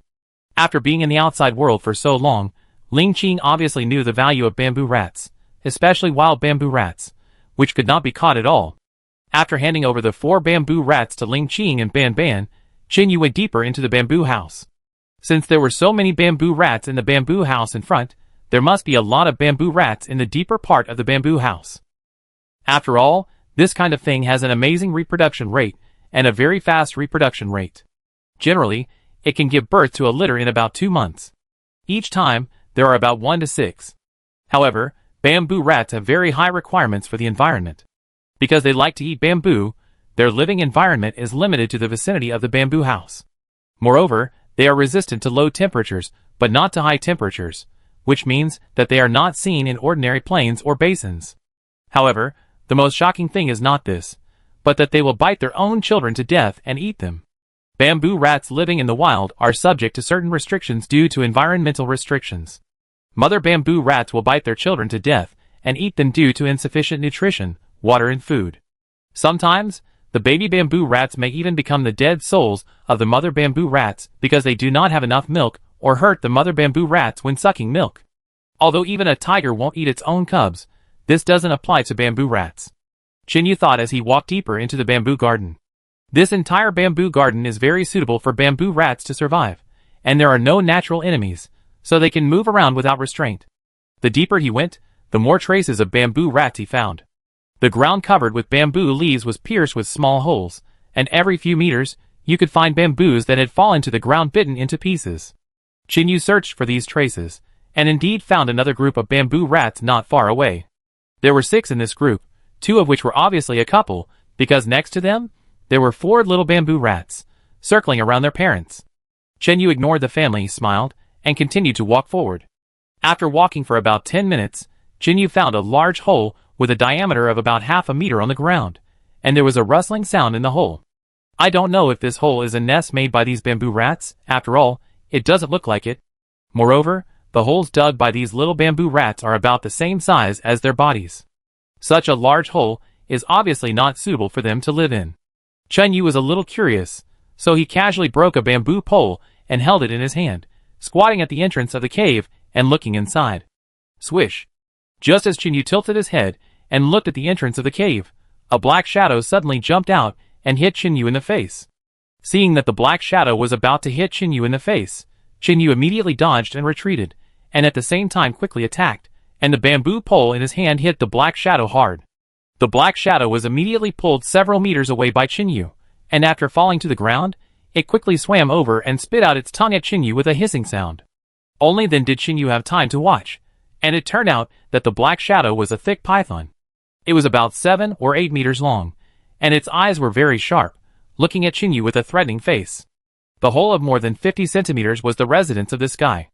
Jinyu had never seen such a python, and it was rare in this Yu with such a huge body. Moreover, there seemed to be very few snakes on this island. Jinyu and Ling Qing had been on the island for more than 2 months, and occasionally only saw snakes 2 or 3 times. But the snake has obviously been around for a long time, and judging from its bulging belly, it must have eaten the bamboo rats in the bamboo house. No wonder it has grown so big. There are few snakes on the deserted island, so there are few natural enemies. With sufficient food, a snake can grow a lot after shedding its skin many times. This snake is obviously very old now, with some yellow spots on its scales, and its head is angular, with 2 small lumps on it. Oh my god, this is a sign that you are going to become a spirit. Chapter 864 Speculations. Seeing the swelling on the snake's head, Shinyu began to speculate in his heart. Could this guy be a python that has cultivated into a spirit? There is a swelling on the head.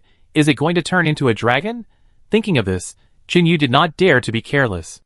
After all, he just watched from the cave entrance, and this guy keenly sensed his presence and flew out of the cave quickly. Hey, what are you? Why do you look so strange? Shinyu did not take action, but used his second-level animal language ability to communicate with this strange snake. Hiss, you can actually speak snake language? You are really an unusual human. Oh my god, it is really going to become a spirit. Your thinking is so clear. Shinyu's inquiry was quickly answered by the python, and the answer was so clear that he was speechless. Hiss, become a spirit? That's just a joke. The more you see, the more you know. The words of the python once again made Shinyu fall into silence. This python looks very scary, with green scales that are yellowish, a fist-sized head in a tiny triangle, and a lively light in its eyes. The most strange thing is the 2 small bags on its head. What kind of being are you? Why do you have such a high intelligence? Shinyu frowned and asked again. The IQ of this python was very high, which made Shinyu a little worried. Then tell me first, why do you speak snake language? The python shook its head and stared at Shinyu. Although it looked very scary, Shinyu did not feel any malice, only full of curiosity. Well, I don't know why I can speak snake language, but I can talk to all animals by nature. Maybe in the words of ordinary people, I am a Superman or something like that. Shinyu did not tell the snake his true identity. After all, it was a snake. How could Shinyu tell the truth? It's like this again. What's wrong with this world? The python not only did not doubt Shinyu's words, but shook its head and muttered to itself. And from what it said, it seemed that he had seen more than one existence like Shinyu, who was far superior to humans. Oh, I have seen the same existence as me? Or is there anyone else like me? Thinking of this, Shinyu couldn't help but become interested. He wanted to know what kind of existence the person the snake was talking about. After all, so far, Shinyu only knows that his existence has far surpassed ordinary humans. Not to mention the strange physical fitness, the various abilities given to him by the system can make him easily transcend the mundane world. Hey, then I tell you about it, once? The python talked eloquently, and Shinyu also found a clean place to sit down and listen carefully to the experience of this strange python. According to the python, it was originally an ordinary bamboo leaf green snake, but it was caught by a laboratory, and some inexplicable potions were injected into its body. The potions had a strange reaction in its body, not only changing its physical condition, but also greatly improving its IQ. This change was once again noticed by the people in the laboratory, so in one experiment after another, these people continued to make progress, and finally applied the experiment to the human body. The people who got the mature potion became stronger rapidly in a short period of time. However, there was a frightening problem, that is, although their bodies were strengthened, their IQ regressed to the level of children. This puzzled the scientists, because they had tested this potion on many animals, and it not only improved the animals' physical fitness, but also their IQ. However, when the potion acted on the human body, it exchanged superb intelligence for extraordinary physical fitness, thus reducing intelligence. After getting this result, the experiment was conducted countless times, but there was still no improvement. Later, someone suggested that since the animal's IQ was not high, it could be improved in all aspects after being injected with the potion. So why not find people with congenital intellectual disabilities to experiment with, and see if they can improve it? This suggestion was quickly adopted by the people above. After some effort, these people found a group of children with congenital intellectual disabilities from somewhere. After continuous experiments, these people finally injected the formed potion into these children. As expected, they did not disappoint them. Due to the transformation of the potion, the children's bodies were unprecedentedly improved. Moreover, the original congenital intellectual defects were improved and returned to the level of normal people, but because of the previous defects, their memories were blank and needed to be reshaped. Soon, this laboratory collected children with congenital mental retardation for transformation education, and became a powerful force in just a few decades.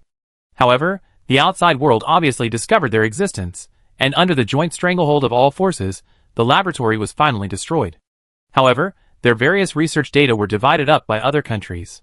In the war, these experimental animals were slaughtered wantonly. After all, the human race simply could not tolerate other intelligent life coexisting with them. There were only a few of the hundreds of animal experiments that survived, and this python was one of them. From its oral description, Xinyu felt that this was like a war in the Middle Ages. After all, the artillery fire in today's society is so fierce that if you want to destroy the experimental base it mentioned, you don't need to spend so much effort. And this python, after being strengthened, not only does its body continue to grow, but its IQ is almost the same as that of humans. Those experimental animals that were hunted by human forces died soon after. However, the python's original color changed due to molting, so it escaped. Later, this guy was caught by a snake charmer and performed on the street for many years. Later, the man died in an ocean voyage. And it was also brought to this deserted island by the sea and lived here for many years. Such a legendary experience made Xinyu stunned. This is simply the protagonist's plot in a science fiction novel. Compared with a real society, this is not realistic at all.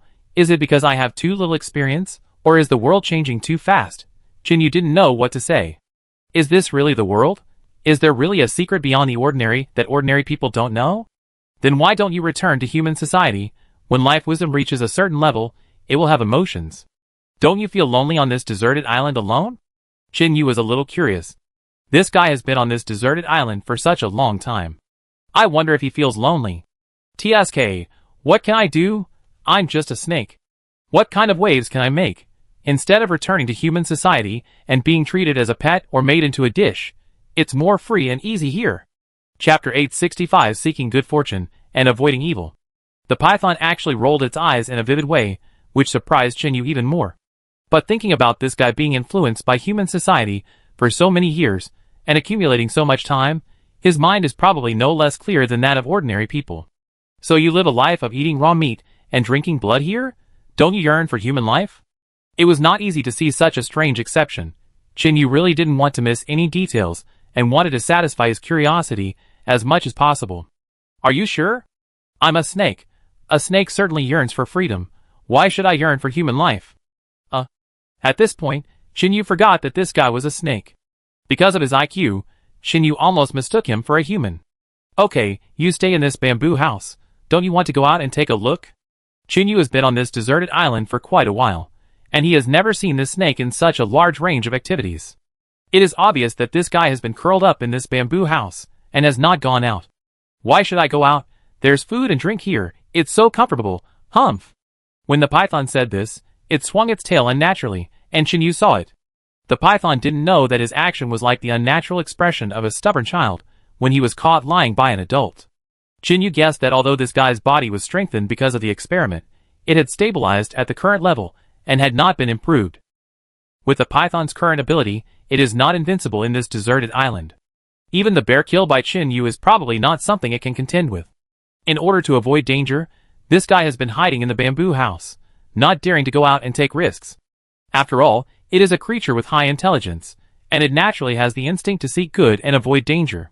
In the past, when there were leopards and black bears nearby, it did not dare to wander around, fearing that it would become a dead soul in the mouth of others. After Xinyu and Ling Qing came here, the bears and leopards became their reserve food.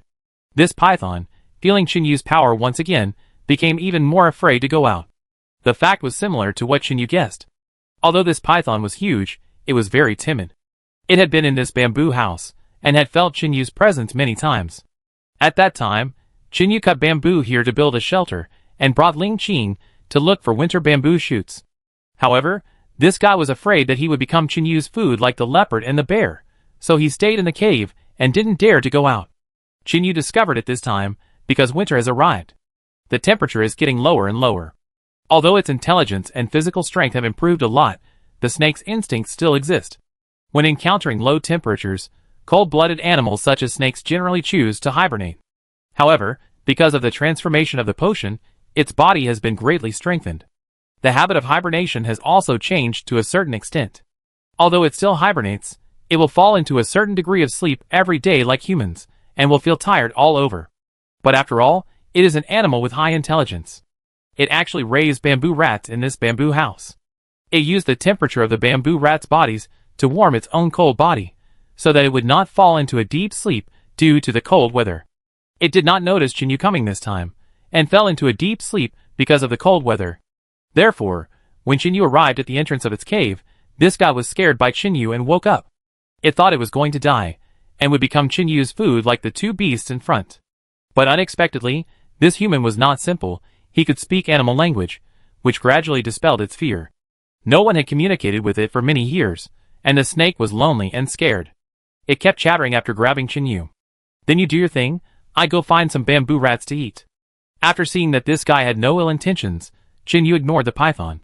He stood up and continued to look for bamboo rats. Hey, you want to find bamboo rats? Those fat rats? I tell you, you can't touch them, they are all my food. After hearing that Chinyu was going to find bamboo rats for a snack, the python instantly became anxious. Most of these bamboo rats were raised by it, although it can't be said to be raised, but each takes what it needs. But in the eyes of this intelligent life, what it cultivates is its own. Yo, these bamboo rats are all yours, but why do I feel that they grow naturally in this bamboo house? Chinyu didn't give the python any face at all, because from its conversation, Chinyu could tell that this guy was obviously a coward, and his huge body was wasted. Hey, listen to me. After all, I have to live in this bamboo house, and these bamboo rats are my food. I usually keep them in captivity, but I can't bear to eat them all at once. Chinyu walked in front, and the python followed behind and kept nagging. Okay, I just catch two to try, and leave the others for you, okay? Chinyu was really annoyed by him, so he had to compromise and catch two at random. How can I do this? As the saying goes, you are guests. You have come all the way here, so I have to get some good things to treat you. There are a lot of bamboo rats here. I will take you to catch two big ones. Chinyu casually explained, but this broken snake had to talk for a long time. However, when Chinyu heard that this guy took him to catch a big bamboo rat, he couldn't help but be moved. Oh, are you sure you want to take me to catch a big bamboo rat? Aren't you afraid that I will catch them all? You said you would leave them for me. You can't go back on your word. Seeing Lei Chinyu taking advantage of the situation, this guy also felt embarrassed. He originally just wanted to say a few words in a tactful way, but he didn't expect Chinyu to be so thick-skinned. Of course, I keep my word, but you have to keep your word too. Take me to catch two big ones, and I won't touch the rest. Chinyu seemed to have thought of a way to threaten this fat python, and said directly. In desperation, the python had to take Yumu to the bamboo house to find big bamboo rats. After many twists and turns, the man and the snake came to the deepest part of the bamboo house. The light here is relatively dim, the bamboo is densely covered, and it is relatively humid. This dark, humid, and low-temperature environment is exactly the favorite place for bamboo rats to live. After arriving here, Chinyu indeed found that the bamboo rats living in the deep of the bamboo house were surprisingly large. I don't know if this python is raising them with care. These big bamboo rats were not afraid at all when they saw the python coming. Instead, they rubbed against it, as if they saw their master. Oh my god, are these guys really raised by you? Seeing this scene, Chinyu couldn't believe it. Snakes are the natural enemies of rats. It is a blessing for these bamboo rats that this python did not eat all these bamboo rats. Chapter 866 Introducing a New Partner. I didn't expect this python to raise bamboo rats. This is simply against the way of nature, but it's not surprising to think about it. After all, this guy has an IQ similar to that of humans. It is reasonable for him to know how to raise animals as food for himself. The python brought Chinyu to a cave. The entrance of this cave was about the same size as the one where the python lived before. But there were scattered footprints around the entrance of the cave, indicating the residence of these bamboo rats. Wait here, I go in and find two big guys for you. The python turned its head and was told by Chinyu, then crawled into the cave. I think there should be other bamboo rats in this cave, and they are bigger than the ones outside. I don't know if this stinky python is raising them in the cave. Chinyu waited outside for a while, and the python crawled out of the cave with 3 bamboo rats in its mouth. These 3 bamboo rats have shiny and slender fur, and are not fat. At first glance, they are the kind that can only be raised by regular exercise and nutritious food. The older the bamboo rat is, the better it tastes. Generally, bamboo rats taste best when they are about 1.5 years old. When they are old, their taste is affected. Once bamboo rats lack exercise and have abundant food, they will become fat like pigs. The best tasting bamboo rats are big but not fat, with lean meat all over. Seeing the 3 bamboo rats taken out by the python, Chinyu finally believed that most of the bamboo rats in the bamboo house were raised by this guy. Without professional feeding, it is difficult for bamboo rats to grow so evenly. Take these are for you. This size of bamboo rat tastes the best, and it tastes fragrant and crispy. If it weren't for someone I finally had to talk to, I wouldn't be willing to give it to you. The python put down the bamboo rat in its mouth, eyes full of reluctance, and went back into the cave while muttering. Chinyu didn't understand why this guy went back to the cave, but he also waited patiently. After the 3 bamboo rats came to the ground, they looked around for bamboo to chew, but how could Chinyu tolerate them running around? Wouldn't it be a pity to let such a rare delicacy run away? After a while, the python came out of the cave again, holding 3 more bamboo rats in its mouth. I thought about it. Considering there are 2 of you, I give you 4, but I have a condition. You have to agree to it first. Chinyu was a little curious. This guy just said he would give him 2, and now he took out 3 more, and he still had conditions to say. I don't know what he is up to. Tell me what the conditions are. If it's too difficult, don't blame me for not agreeing. Knowing that this guy wanted something from him, Chinyu put on some airs and tried to extort a few more bamboo rats. Don't worry, my request is very simple. When you roast bamboo rats, please roast 2 for me. I haven't eaten cooked food for many years. I miss it so much, the python said, with a greedy look on his face. Chinyu didn't expect that this guy actually wanted to eat roasted bamboo rats, and he was also surprised. Aren't snakes eaten raw? Why did everything change when it came to this guy? But this is nothing. Since this guy likes to eat cooked food, there are many ways to control it in the future, so that bamboo rats can be supplied continuously in the future. Okay, I promise you, but I also have a request. Since you want to eat cooked food, you have to exchange it with bamboo rats. Chinyu smiled cunningly. As a snake, this guy still retains the instinct of a wild beast, which is to fear fire. Moreover, pythons have no hands and feet. Even if they are smart, it is difficult to make fire, so they can only eat raw food. Besides, this guy had been in human society for so many years before, and he was probably used to eating cooked food. Now he is stranded on this deserted island, and he has no choice but to eat raw food. Okay, I agree. The python hesitated for a while, and then agreed to Chinyu's request. Come on, go out with me. I roast bamboo rats for you when we get there. Chinyu carried 4 of them, and the python held 2 in its mouth, twisting and turning and crawling behind Chinyu. Chinyu walked in front with the bamboo rat in his hand, and soon arrived at the place where Ling Qing and his friends were digging winter bamboo shoots. Ban Ban and Ling Qing were still waiting here, guarding the few bamboo rats they had caught. Woo roar! Chinyu was in front, and before he could reach Ling Qing, the little cheetah Ban Ban barked and yelled, making a defensive posture. Ban Ban, don't make a noise, that's your dad. Ling Qing saw that the person coming over was Chinyu, and hurriedly comforted Ban Ban. She thought Ban Ban was yelling at Chinyu. In fact, the little guy had discovered the smell of the python following Chinyu, so he cried out in vigilance. Even from a distance, Ban Ban could feel the threat from the python. Stop arguing. Let me introduce you to a new partner. Just as Chinyu was talking, the python crawled over from behind him and bent towards Ling Qing and Ban Ban. This was the human etiquette that the snake charmer had taught it, and after so many years, it had not forgotten it at all. Ah, snake, Chinyu, run. There's a python. Ling Qing was frightened when he saw the python crawling out from behind Chinyu. He stood up and jumped behind the backpack to hide. He pointed at the python and shouted to Chinyu. Don't be afraid. It won't hurt you. This is the new partner I told you about. Although this guy is a python, he is very smart, just like an ordinary person. Chinyu smiled bitterly. He knew Ling Qing might be afraid of pythons, but he didn't expect that he would be so scared. Really? But I'm still scared, so tell it to go away. Although Ling Qing was still scared, curiosity always took over the fear. No need to tell it to go away, just tell it to perform a show for you, and you know, this guy has a high IQ. Chinyu comforted Ling Qing and asked her to order the python to perform to reduce her fear. Your wife is enough, although I am a snake, I am so honest and simple, is there any need to be so scared? The python spit out its tongue helplessly and rolled its eyes at Chinyu. Then, under Ling Qing's command, it rolled over, crawled for 2 weeks, and even jumped up from the spot with difficulty and danced. Chinyu looked at Ling Qing helplessly. He was afraid of this python just now, but now he is playing so enthusiastically. What a woman! Chinyu, it is really obedient. It does whatever you tell it to do. It is more sensible than Ban Ban. Can we keep it as a pet? Ling Qing's words made Chen Yu completely speechless. What about your worries? What about your fears? This is a snake.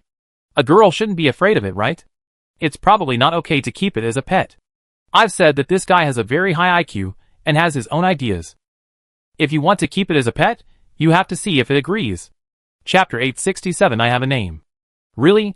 Then I ask him. If he agrees, we keep him, okay? Whatever you want, as long as you're happy. Chen Yu waved his hands helplessly. In his opinion, this python was so smart. How could it be so humble as to become someone else's pet? Little snake, sister likes you very much. Can you be sister's pet? Sister will make delicious food for you every day. Seeing the scene, Chen Yu shook his head speechlessly. This girl is enough. Such a big python actually called others a little snake, which gave Chen Yu goosebumps. Why do you waste your time? This python is used to being wild outside, it can't be your pet. Chen Yu had no hope for Ling Qing's behavior. After all the actions of this snake and himself seemed to be a transaction, so how could it become Ling Qing's pet? Hiss, yes. Just when Chen Yu shook his head and sighed, the python actually nodded and agreed very readily. Oh my god, what are you doing? You want to be free and unfettered. Why do you want to be her pet? The scene where the python agreed to be Ling Qing's pet made Chen Yu's eyes drop. Hiss, what's wrong with being a pet? I just like being someone else's pet. Why should I bother to catch prey when I can eat and play? Humph. Chen Yu always knew that this snake was mean, but he didn't expect it to be so mean. It was really impressive. But it's okay to think about it, this snake is so human-like. Except for the different appearance, it is almost the same as a human. And they have to live in this rain for nearly a year, and it seems that it will be much more convenient to have the help of this python. Let alone other things. Just the size of this python. The strength of this size can definitely help them do a lot of things. And according to the python, those guys who escaped from their laboratory are definitely not simple. Even this stinky snake was not easy to deal with, and Chen Yu didn't even know what kind of abilities it had. However, no matter what, Yu Mu believed that this snake could not make any waves under his eyes. Just by crushing it with strength, Chen Yu could make it want to live, not want to die. Chen Yu, look, it agreed, yeah. After seeing the python nod, Ling Qing jumped up excitedly. After all, having such a majestic python as a pet is something many people dream of. Although as a girl, she should be afraid of such cold-blooded animals, but this snake is so spiritual that Ling Qing will not treat it as an ordinary pet. Little snake, can you perform a show for your sister? Just like you did just now. After receiving the python as a pet, Ling Qing couldn't wait to play with it. Chen Yu looked at the helpless look on the face of the python, thinking that its future life would not be easy. After all, as a pet, what good end can it have if it falls into the hands of a woman? Look at this dead snake, it looks like a dog licking its head. It even dares to lick my woman, it must die a miserable death. Chen Yu looked at the python with disdain, sneered in his heart, and didn't take the snake seriously at all. You said jealous? It's impossible to be jealous. As a human, how can you be jealous of a snake? By the time Ling Qing had enough fun, the python was exhausted, and lay limp on the ground like a dead dog. Now Ling Qing is much braver, and doesn't scream and run away when he sees the python like before. Now the python was lying on the ground, looking at Chen Yu helplessly, as if regretting agreeing to Ling Qing's request to be her pet. Okay, you two stop playing. These little bamboo rats are not enough to eat. Stinky snake, go get 2 more. Since it has become a pet of his family, as a member of the family, it is natural to contribute his things to the family. Chen Yu directly ordered the snake to contribute the bamboo rats it had collected. After all, these few were gifts from the snake, but now they are pets. So he simply let it take out the bamboo rats it collected and eat them to its heart's content. Hiss, what's the matter with a stinky snake or not? Don't I have a name? After hearing Chen Yu call it a stinky snake, the python was not happy and muttered a few words. Name? Oh right, I forgot to ask you your name. How about I help you pick one? My naming ability is very strong. If you don't believe me, ask Ling Qing. After hearing the python say its name, Chen Yu suddenly became excited. After naming Fengying and Taitu last time, he felt that naming was also a special skill of his. Therefore, I have been planning to give my next pet a nice name, but I didn't expect it to be delivered to my door now. TSK, I have a name. Who cares if you give it to me? I didn't expect that this stinky snake already had a name, and Chen Yu's expression was wasted in vain. Get lost. Who are you pretending to be? It's great to have a name, believe it or not. I will stew you into a pot of snake soup. If you want to eat bamboo rat meat, why don't you go catch bamboo rats quickly? Are you free here? After being disgusted by the python, Chinyu instantly became dissatisfied. Humph. Catch them if you want. I will eat you out of money in the future. Remember, my name is Shi-Er. The snake charmer gave me this name. It is very memorable. After saying this, the python twisted its body and got into the bamboo house. Shi-Er? What a fancy name! While Chinyu was muttering, he tied the hind legs of the bamboo rats together with vines. There is a stream next to the bamboo house, and there is a wide flat land nearby, which is very suitable for outdoor barbecue. However, they didn't bring much seasoning, so they needed to go back and get some. Ling Qing continued to dig winter bamboo shoots beside the bamboo house. Chinyu greeted her and turned around and disappeared into the bamboo house. The distance from the bamboo house to the shelter was not very far. Half an hour was just calculated according to Ling Qing's walking time. If he ran at Chinyu's speed, he could run back and forth in less than 10 minutes. It was easy for Chinyu to go back and get some seasoning to grill bamboo rats in the wild. Chinyu carried Fan on his back, held the remaining bamboo shoots in his arms, and ran towards the shelter. After all, the number of bamboo shoots they had to collect was quite large. After he brought the things he dug back to the shelter, he had to find a larger wooden barrel to put them in. After all, this python Shi-Er was now considered one of them. As a family member, he should contribute to the family. Otherwise, once the trend of getting something for nothing is formed, it will have a very bad impact. Chapter 868 Reward. In the short time that Chinyu went back to plant bamboo shoots and bring back seasonings to grill bamboo rats, Shi-Er came back again with 5 or 6 bamboo rats. Hiss, hiss, hiss, look, master, I found you something delicious. Shi-Er put the bamboo rats in his mouth and on his tail on the ground, hissing and calling out to Ling Qing. Aw, little snake, you caught so many bamboo rats. That's great, I reward you with something delicious when I get back. Ling Qing was so happy to see Shi-Er bring so many bamboo rats. She didn't expect that this new pet would have such great abilities. This was beyond her expectation. In fact, Ling Qing didn't know that all the bamboo rats in the bamboo house were raised by Shi-Er himself. However, if she knew that Shi-Er could raise bamboo rats, Ling Qing would probably be more excited. After all, as a pet, being able to hunt is already very good, let alone raising other creatures. My pet can hunt. Can yours? My pet can raise other creatures to store food for itself. Can yours? Just as Ling Qing and Shi-Er were happily interacting, Chinyu also put away the bamboo shoots and returned from the shelter with the seasonings. What are you talking about? You are so happy. Look what I brought. Chinyu took out all kinds of seasonings needed for barbecue from the backpack behind him, and shook them in front of Ling Qing and Shi-Er. Wow, you went back to get the seasonings. Great, now we can have a barbecue outside. Hiss, hiss, hiss. Ling Qing and Shi-Er were both very excited. Ling Qing hadn't had a barbecue outside for a long time. They had been eating in the shelter for a balanced diet. Shi-Er was even more excited. As a snake, he was used to eating cooked food. Because a person, snake, was stranded on this deserted island alone, he was forced to eat raw food instead of cooked food. After so many years, it almost forgot the taste of cooked food, so when it saw the various seasonings in Chinyu's hand, its saliva almost dripped. Okay, don't just stand there, there's a stream over there, let's go there to barbecue. After saying that, Chinyu grabbed a few bamboo rats and took Ling Qing, Shi-Er, and Ban to the direction of the stream. On Chinyu's way back, Ling Qing dug up a lot of winter bamboo shoots and brought them all to the stream to prepare for barbecue. Speaking of which, she has never eaten barbecued fresh winter bamboo shoots, and she doesn't know how it tastes. Soon, the 2 men and 2 animals came to the stream. More than 10 bamboo rats were placed on the ground, and Ban watched over them. Shi-Er was no longer idle, wandering around, bringing back bundles of dry firewood wrapped around his tail. Ling Qing washed the winter bamboo shoots she had just dug up with clean water by the stream. Chinyu skillfully found a fire starter and built a stove to start a fire. The sparks from the flint fell on the dry and fluffy wood chips, and gradually sparks ignited. He took the dry firewood picked up by Shi-Er from the side, and placed it on the small flame in order from small to large. Before long, the fire was ready. Chinyu took out the pottery jar that he had prepared long ago from his back and boiled a full pot of water. 1 person and 2 animals surrounded Chinyu and watched him show off his skills. Although Ling Qing knew how to barbecue, she was not familiar with the process of handling ingredients. After the water boiled, Chinyu took the bamboo rat guarded by Ban and quickly slaughtered it by the stream. By the way, he used a pottery bowl to collect the blood of the bamboo rat. The scene of Chinyu slaughtering the bamboo rat scared Ling Qing so much that she closed her eyes. It was too bloody, and she couldn't bear to watch it. Soon, Chinyu slaughtered a dozen fat bamboo rats and laid them in a row on the ground, ready to be gutted. The water in the pottery pot had boiled, so Chinyu brought a wooden basin and poured the boiling water from the pottery pot into the basin.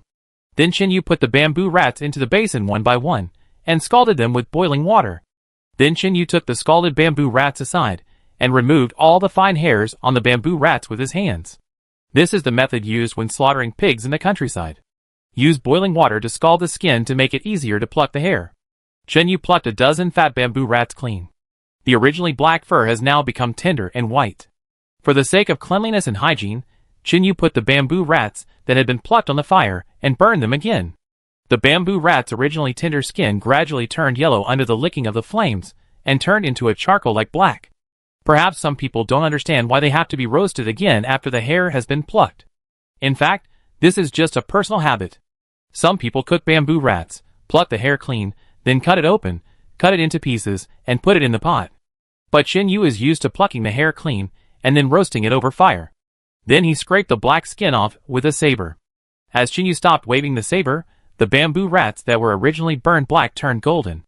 This kind of bamboo rat looks like it makes people want to feast on it. However, it is not possible to eat it now. It has not been opened yet. How can it be eaten? Chinyu used a piece of clean wood as a chopping board. He put the scraped bamboo rat on the chopping board, and cut open the bamboo rat's abdomen with a military knife. Although the sparrow is small, it has all the internal organs. This little bamboo rat is the same.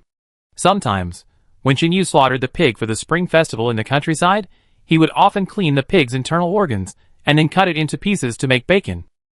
Now the process he did was no different from slaughtering the pig for the spring festival. It's just that the bamboo rat is too small, so he needs to be more careful when using the knife. Pull out the intestines and throw them into the stream, but the remaining heart, liver, and internal organs are edible. Chinyu dissected more than 10 bamboo rats at a time and harvested a large bowl of internal organs. Add the bowl of blood collected when the bamboo rats were slaughtered, and you can cook a pot of delicious bamboo rat soup. At this time, the fire on the side had gradually burned out, leaving only black charcoal emitting the last residual heat. When grilling, it is best to use wood to burn the remaining charcoal. Using burning firewood directly will produce a pungent smoke smell, which will affect the taste of the food. Chinyu piled up the remaining charcoal and fanned the fire gently with a piece of banana leaf that he had picked up from a distance. Soon, the piled charcoal gradually burned, releasing the firelight in the room. Now it was ready for grilling. Chinyu pierced the whole bamboo rat with bamboo sticks. The military knife had cut a lot of holes on the bamboo rat, which made it easier to sprinkle salt on it and make it cook faster when grilling.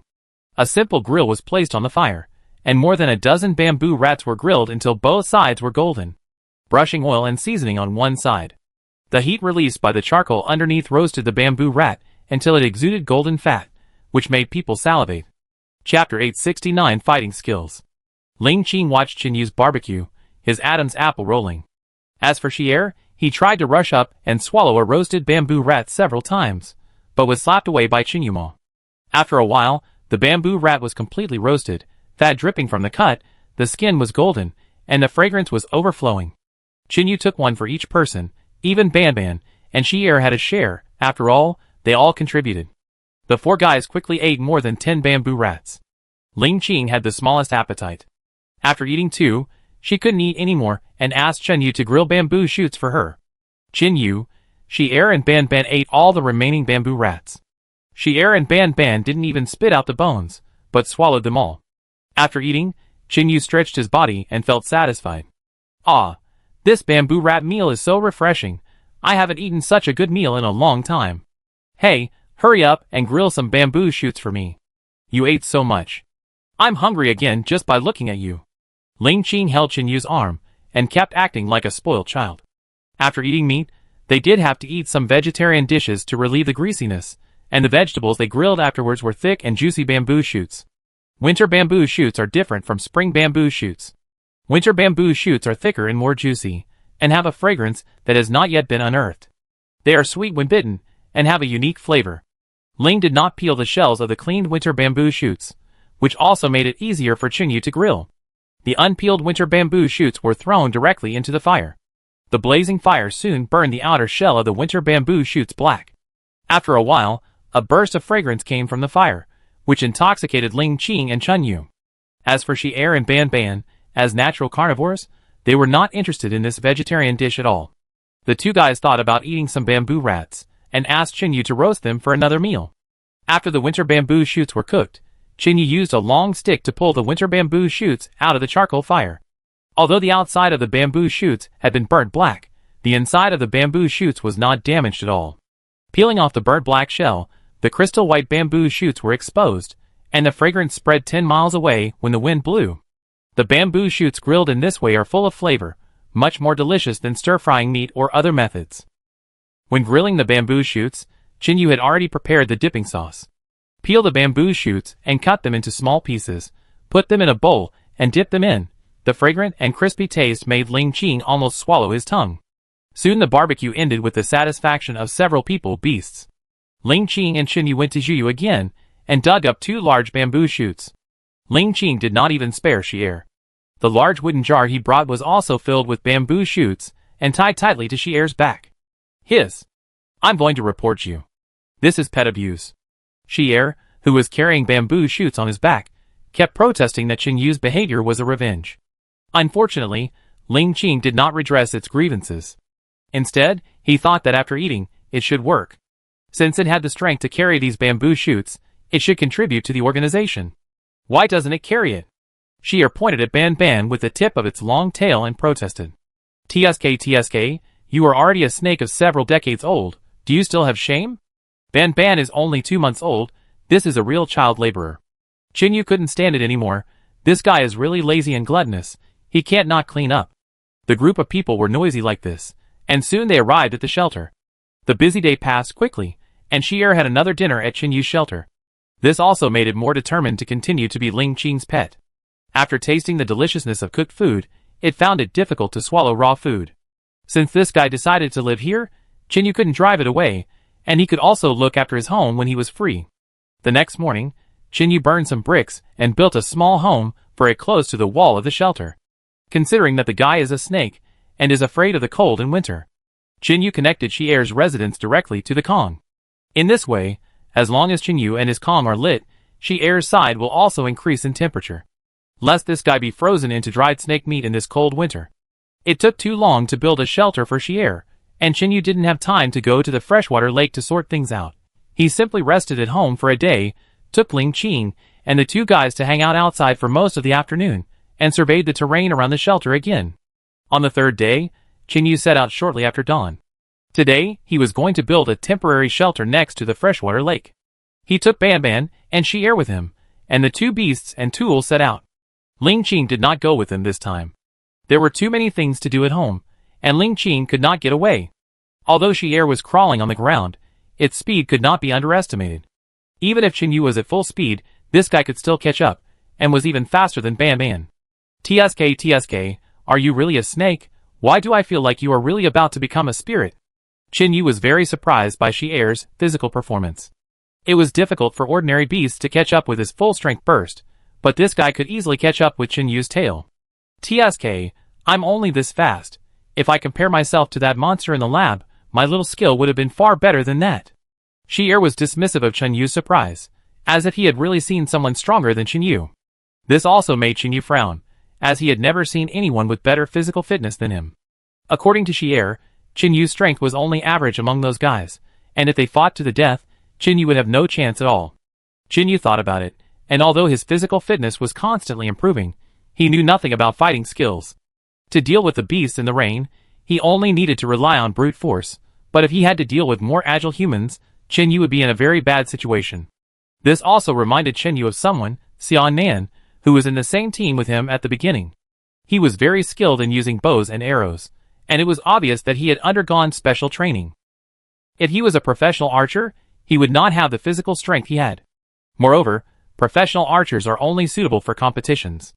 They have too many limitations for hunting or survival in the wild, and they can't play their usual abilities at all. Is Xian Nan the descendant of those strange people in the python's mouth? Chun Yu doesn't know this. However, based on his performance in the live broadcast, when this show ends and he returns to the real world, someone will definitely come to find him. Chinyu has already thought about this. Chapter 870 A Solid Shelter. Shi-Er and Ban Ban, led by Chinyu, soon arrived at the freshwater lake. As soon as Chinyu and his team arrived, Feng Ying and his team appeared. As Feng Ying is now the king of jaguars, he is always on the move, and there are a lot of supporters accompanying him. When Chinyu just arrived at the freshwater lake, Feng Ying received a report from his subordinates and rushed over quickly. After all, it had promised Chinyu to be Ban Ban's hunting instructor. Although Chinyu did not come over in the past 2 days, it did not forget its duty. Soon, Ban Ban followed Feng Ying and a group of jaguars and left. Chinyu took Shi-Er to see the wheat he had planted. Although it had been planted for several days, there was no movement in the wheat field, and the wheat still hadn't sprouted. Chinyu squatted beside the wheat field and gently dug up a small piece of soil. Under the soil, the wheat that had been lying in the soil had grown deep roots and penetrated straight into the ground. It turned out that the wheat had sprouted, but the soil layer was too thick, so it hadn't grown out for a while. Seeing that the wheat had sprouted and would soon grow out, Chinyu was also very happy. This was his first time planting wheat. Although he had planted some in his hometown before, the feeling was different from now. Since he became independent, he has never done farm work again.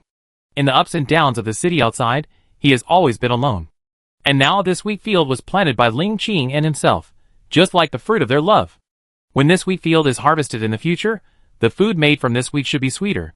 After covering the soil, Chinyu once again picked up river water to water the wheat field.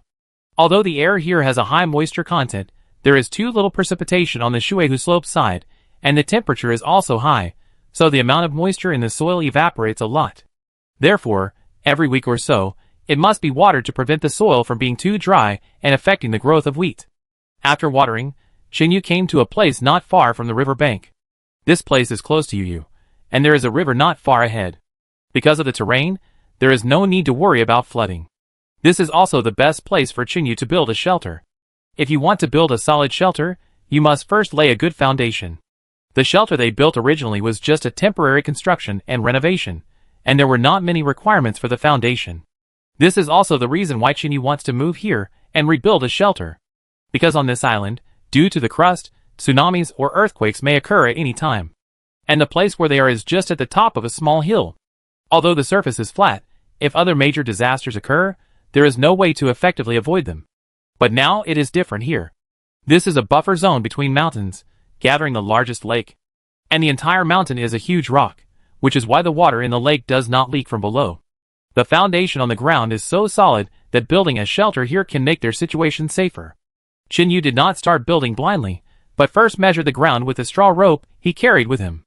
Building a house is not as easy as simply putting up a straw hut. First, you need to use your own ideas and designs, then lay a solid foundation and pillars, and finally pile up materials to complete it. Chinyu used a rope to circle the size of the shelter he wanted to build, and then used a bamboo pole to draw the structure of the room on the ground. After these ideas were completed, he began to prepare materials. Once the shelter was started, it would be completed within a period of time. Chinyu had already thought about it. The shelter he built this time must not only be strong, but also ventilated and bright. Otherwise, facing this beautiful lake and sky, wouldn't it be a waste of this beautiful scenery? After some design and imagination, Chinyu already knew what kind of house he wanted to build.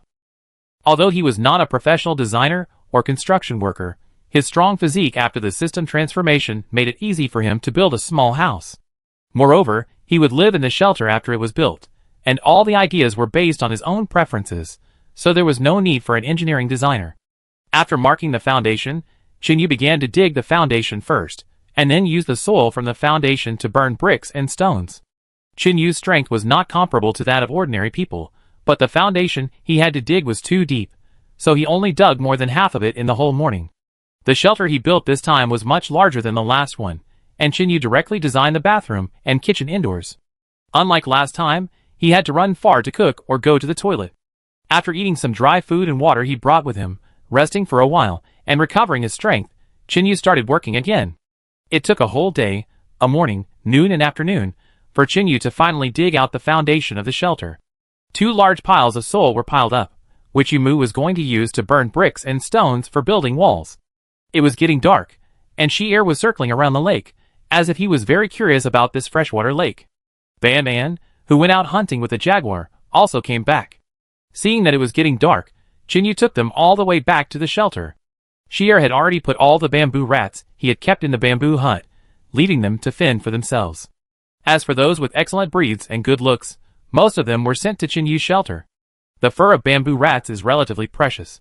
Although they are small, they cannot survive in large numbers. Chinyu skinned all 40 or 50 bamboo rats and used them to make a bamboo rat fur coat.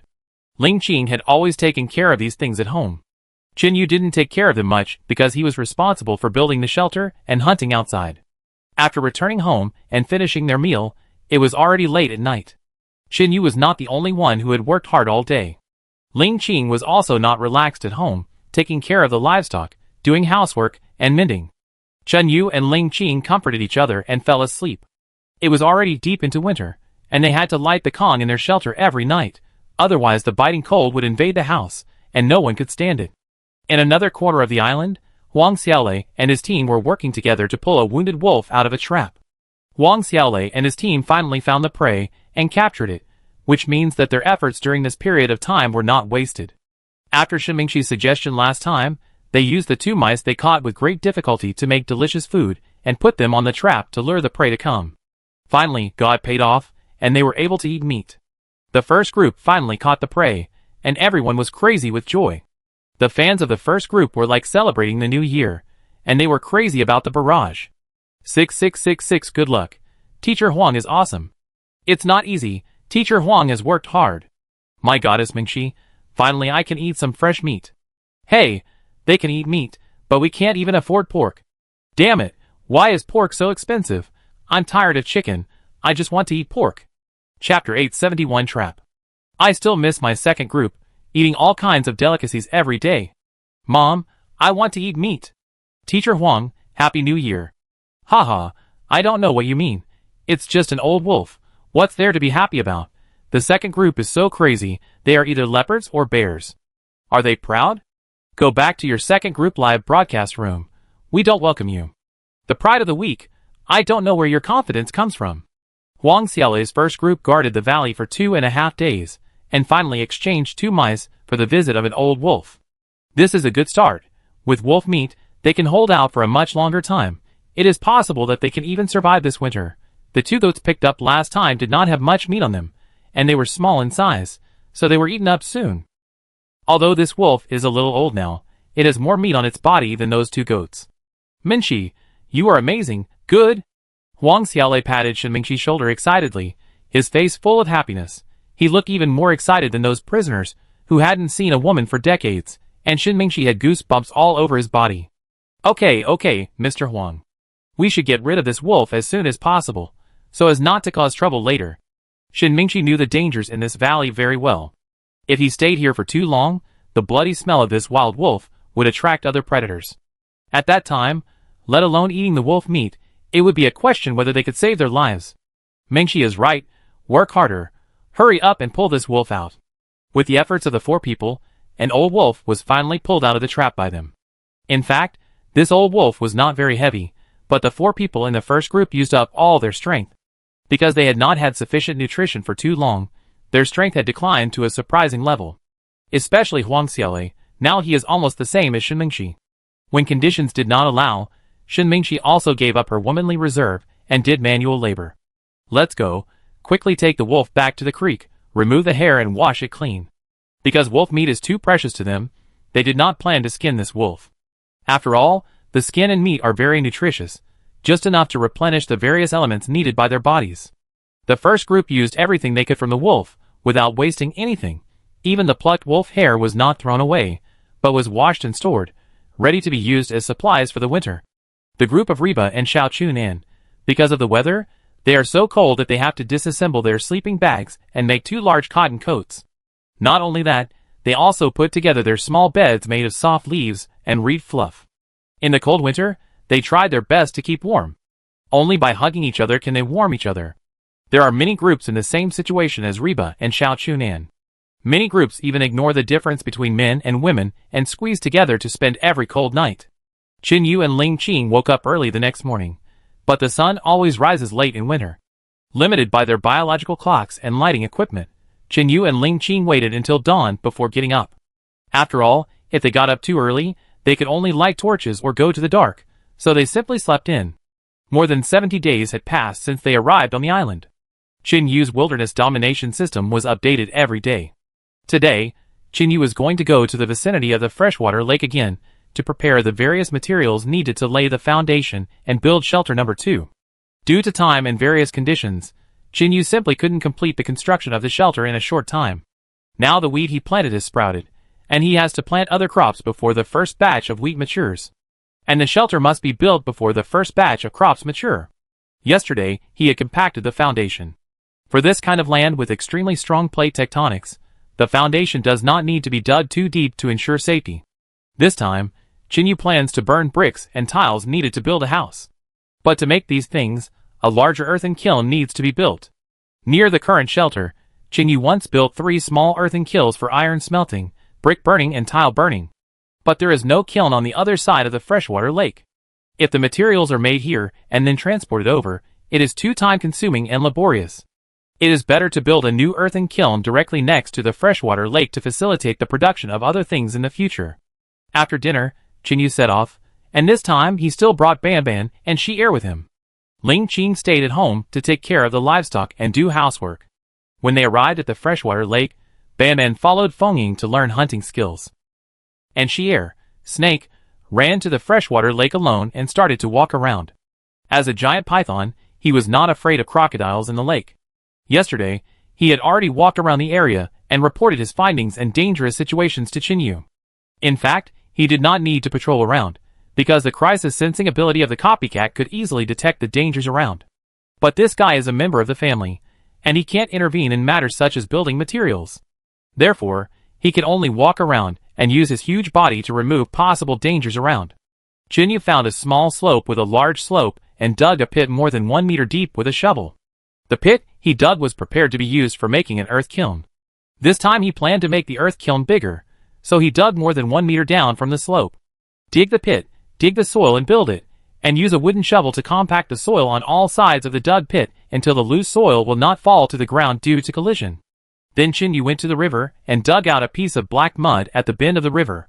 The mud at the bottom of the river was very sticky and very suitable for burning porcelain, but because of the complicated production process, Chin Yu only burned simple pottery.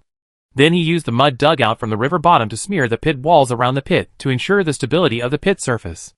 The mud at the bottom of the river has many functions, and stabilizing the pit surface is just one of them. Then Chin Yu found many large stones by the river, built a circle around the pit, and then glued the stones together with the mud dug out from the river bottom. First, make the kiln door, grind the mud into a flat shape, and then stack them into an arch. Put 2 flat mud blocks as pads, and use a brick as a crossbeam. Make the bottom circle of mud blocks as big as possible, and make them smaller and smaller as they go up, otherwise the kiln will collapse if the foundation is not good when it is built to a normal height. Use your hands to drag it from the top to the inside until it can be stuck. Chapter 872 Combustion Supporting Materials. After the earthen kiln is built, fill the larger holes with small mud blocks to prevent the flames from jumping out and wasting firewood. With each layer of stone, the clay must keep up with it without any gaps, otherwise when the kiln leaks fire when firing things, the temperature will not meet the target.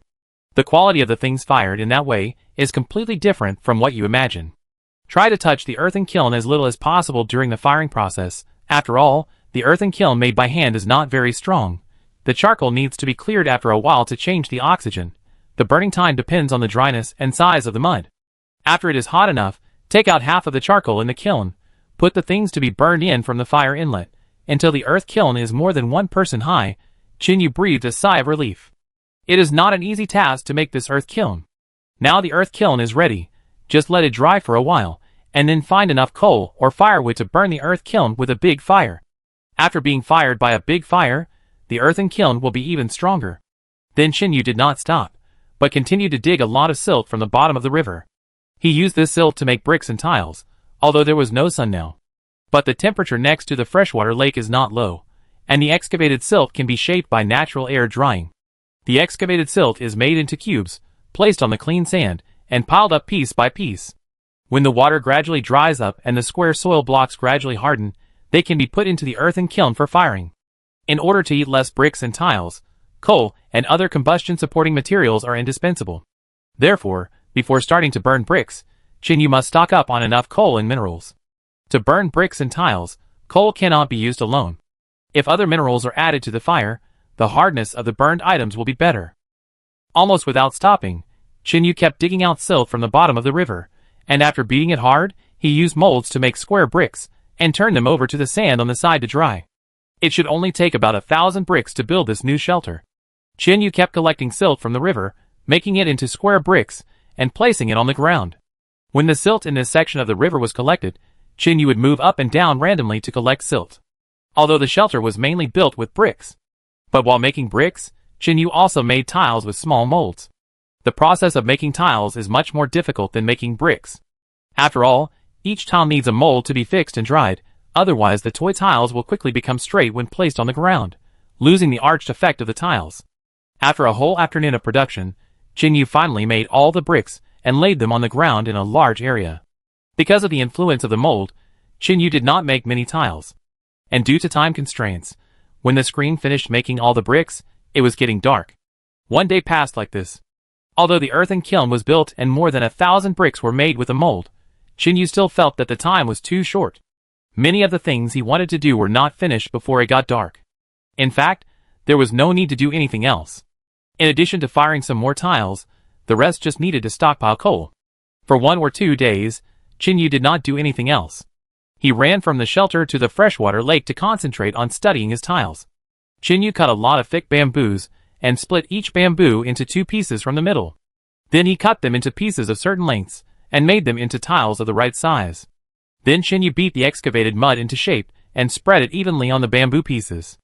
On the 3rd day, Chin-Yu used the cart he made last time to go to the coal mine. After a whole day of digging, he dug out 2 large carts of coal. Everything was ready, and now Chin-Yu had prepared all the materials needed to make bricks and tiles. As long as the right time comes, the furnace can be opened at any time to burn all the bricks and tiles. Chin-Yu has other plans for making this large earthen kiln this time. After such a long time of use, Chin-Yu's machete and axe are seriously damaged. Therefore, Chin-Yu plans to use the high temperature of the earthen kiln to reforge the machete and axe in his hand after firing the bricks. And this time, he does not plan to make cast iron utensils again, although cast iron weapons are very hard.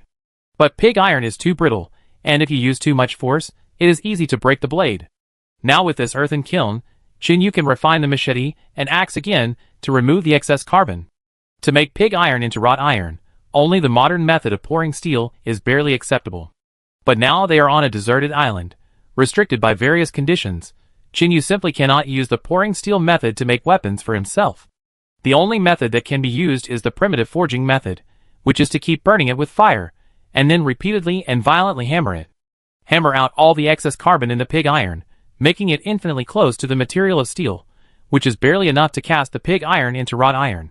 And the black meteorite he found in the sea last time is still in the shelter. The iron has been burned by the high temperature of the atmosphere, and the impurities in it have been completely removed. Chin-Yu wants to try it. If it can be melted, he can melt the meteorite into his weapon. In this way, both the hardness and willfulness of the weapon will be greatly improved. Chin-Yu did not waste the remaining time. After 2 or 3 days of air drying, the water content of the bricks just reached the level of firing. Chin-Yu had no time to pay attention, and kept sending bricks into the earthen kiln, using the coal-burning fire to burn them fiercely. It took more than 3 days to burn more than 1,000 bricks, and the coal was completely consumed. After the bricks were burned, the next step was tiles. The difficulty of making tiles was relatively high, but burning tiles was much simpler. Because tiles were relatively thin, they could be piled up in large quantities in the earthen kiln for burning. On this day, Chin-Yu was burning tiles outside the earthen bridge. Thousands of tiles were almost ready, and only the last batch was left to complete the work. Hiss, hiss, hiss! What bad luck! I bumped into a god today. Chin-Yu run. Just when Chin-Yu was about to burn the last batch of tiles, Xier, who was wandering around, suddenly ran over quickly. He ran and screamed, and the grass on both sides of the road was pressed to the sides by his huge body. Some trees as big as bowls could not withstand his impact and broke into several pieces. Huh? Chin-Yu had not come back to his senses at all. What on earth had this guy done? Chin-Yu had always known that Xier's bad behavior would cause trouble sooner or later, but he did not expect to suffer retribution so soon. Why are you running? I'm here. If the sky falls, I support you. Chapter 873. companions of the past. Chinyu stood up from the earthen kiln and stretched his body, which was a little numb because he had been squatting for too long. Shi-Er quickly circled behind Chinyu, and his bright red tongue kept spitting out, obviously frightened. This scene made Chinyu roll his eyes. It was a waste of your huge body. You were scared into this dog-like state by other animals. You should know that you are a python now. A python with 2 lumps on its head, about to turn into a dragon. Chinyu looked at this wretched guy behind him speechlessly, and gave him a slap on the head with his fingers. Ouch. It hurts. Why did you hit me? Shi-Er just recovered from his shock when Chinyu flicked his finger fiercely. He was so scared that he stretched his head and shrank his head, looking around. Look at you, what's wrong with you? According to your size, there shouldn't be anything in you that's worth scaring you. Chinyu frowned. He had a bad feeling that something had been released by this guy in advance. Oh no! It's the lake! Chinyu suddenly remembered that at this point, the only thing that could still threaten him was the mysterious and unknown creature in the lake. This guy must have gone to the lake to play, relying on his fearless nature to tease the crocodiles in the lake, and then provoke the big guy in the water. Yes, it's in that water. I was scared to death today. When Chinyu mentioned it, Shi-Er instantly became energetic and told Chinyu everything about his day's experience without missing a word. It turned out that this guy had wandered around Yu today, followed Ban and Feng to watch their hunting skills, and thought they were just SOSO, so he went to the lake to hang out. As always, these crocodiles wanted to kill him, but how could it be compared to ordinary snakes? Whether in the water or on land, these bad guys were no match for him, whether fighting alone or in a group. Shi-Er was doing very well by the lake, and was almost invincible. I don't know how timid he was, that he was so frustrated and hid in the bamboo house for so many years. You know, with its current size, it could almost walk sideways in this rain house. Because the crocodile is bulky, its bite is simple and rough, and compared with a delicate guy like Shi-Er, it has indeed met its nemesis. But Shi-Er is not invincible. For example, on land, once 2 or 3 jaguars like Feng gather together, it is not its opponent. However, just when it was having fun in the lake, it suddenly felt a familiar wave, as if it was an old friend who seemed familiar. However, this fluctuation left a shadow in his heart, because it suddenly remembered the animals that escaped from the laboratory together. Although most of them died at the hands of humans, some lucky or smart guys actually hid and took the opportunity to leave human society. And what it felt today was the familiar smell of the laboratory before. A deadly animal, best at camouflage, and extremely powerful attack, because this is the only animal that escaped openly from the firepower siege of those countries. Finally, I heard that this guy fled overseas. It turns out that the so-called overseas is this deserted island. What the hell is this still there? Because he felt the scary breath of that guy, Shi-Er instantly escaped from the crocodile's encirclement and rushed back without even looking at the road. I know, because he felt the breath of that animal, it can't escape either. Maybe at the moment it escaped, that guy had already locked it. Forget it, don't hide anymore, you can't avoid what's coming. Chinyu grabbed Shi-Er who was hiding the gun behind him, and said to him, although you felt its breath, it seems that nothing is chasing you. Chinyu said lightly, ah, you don't know how powerful that guy is. Among our test subjects, it was the most aggressive and violent one. Shi-Er recalled the scene in the laboratory that year, and seemed to be a little scared. According to it, the guy in the lake must be the animal that fought against the human attack in the laboratory and then escaped. And Shi-Er believed that once it locked the smell, it would be 100% dead, just like a mouse cannot escape the cat's nose. Chinyu's crisis sense did not detect that there was danger approaching. Although the faint sense of threat still existed, there was no other change. Chinyu guessed that the guy in the lake might indeed be Shi-Er's companion back then. It just so happened that Shi-Er was wandering outside the lake these days, which attracted the attention of his former companion. After confirmation, he greeted him today. Considering Shi-Er's timid nature in the past, he would describe others as evil and fierce even if they were a little bit vicious. After figuring this out, Chinyu was even less anxious. Moreover, he learned from Shi-Er that the guy in the lake was his former companion. It would be easier to deal with an enemy if he knew everything about him. Moreover, Chinyu had always had his own ideas about the animal in the lake. Now, with the information provided by Shi-Er, Chinyu was more confident in dealing with the animal in the lake that had always been a slight threat to him. Now it seemed that Shi-Er was just frightened by the breath of the animal in the amber and fled in panic. In fact, the animal in the lake did not chase him. Perhaps in the eyes of such creatures, a small python, even if it was a former experimental subject, would not attract its attention at all. Chin Yu ignored Xier, who was still cowering behind him, and went back to make his own tiles. Chin Yu, stop playing. Let's run for our lives. If we are caught by that guy, we will be dead. While Chin Yu continued to make tiles, Xier kept circling around him, trying to persuade Chin Yu to leave with his eloquence. If you want to leave, go ahead. There is no real danger. Why worry about it? While Chin Yu put the tiles into the earthen kiln, he took out the already fired tiles to see how good the quality was. The bricks and tiles fired this time were much better than those in the shelter. Not only because the earthen kiln was of better quality, but also because the quality of the silt this time was much higher than that over there. Even with this quality of soil, Chin Yu felt that he could fire porcelain. Speaking of porcelain, Chin Yu suddenly remembered that there were still a lot of them stored in his system space. Should he take them out and use them? After thinking for a while, Chin Yu still didn't take them out. After all, not everyone has the ability to store personal belongings in space. Chapter 874 Shell.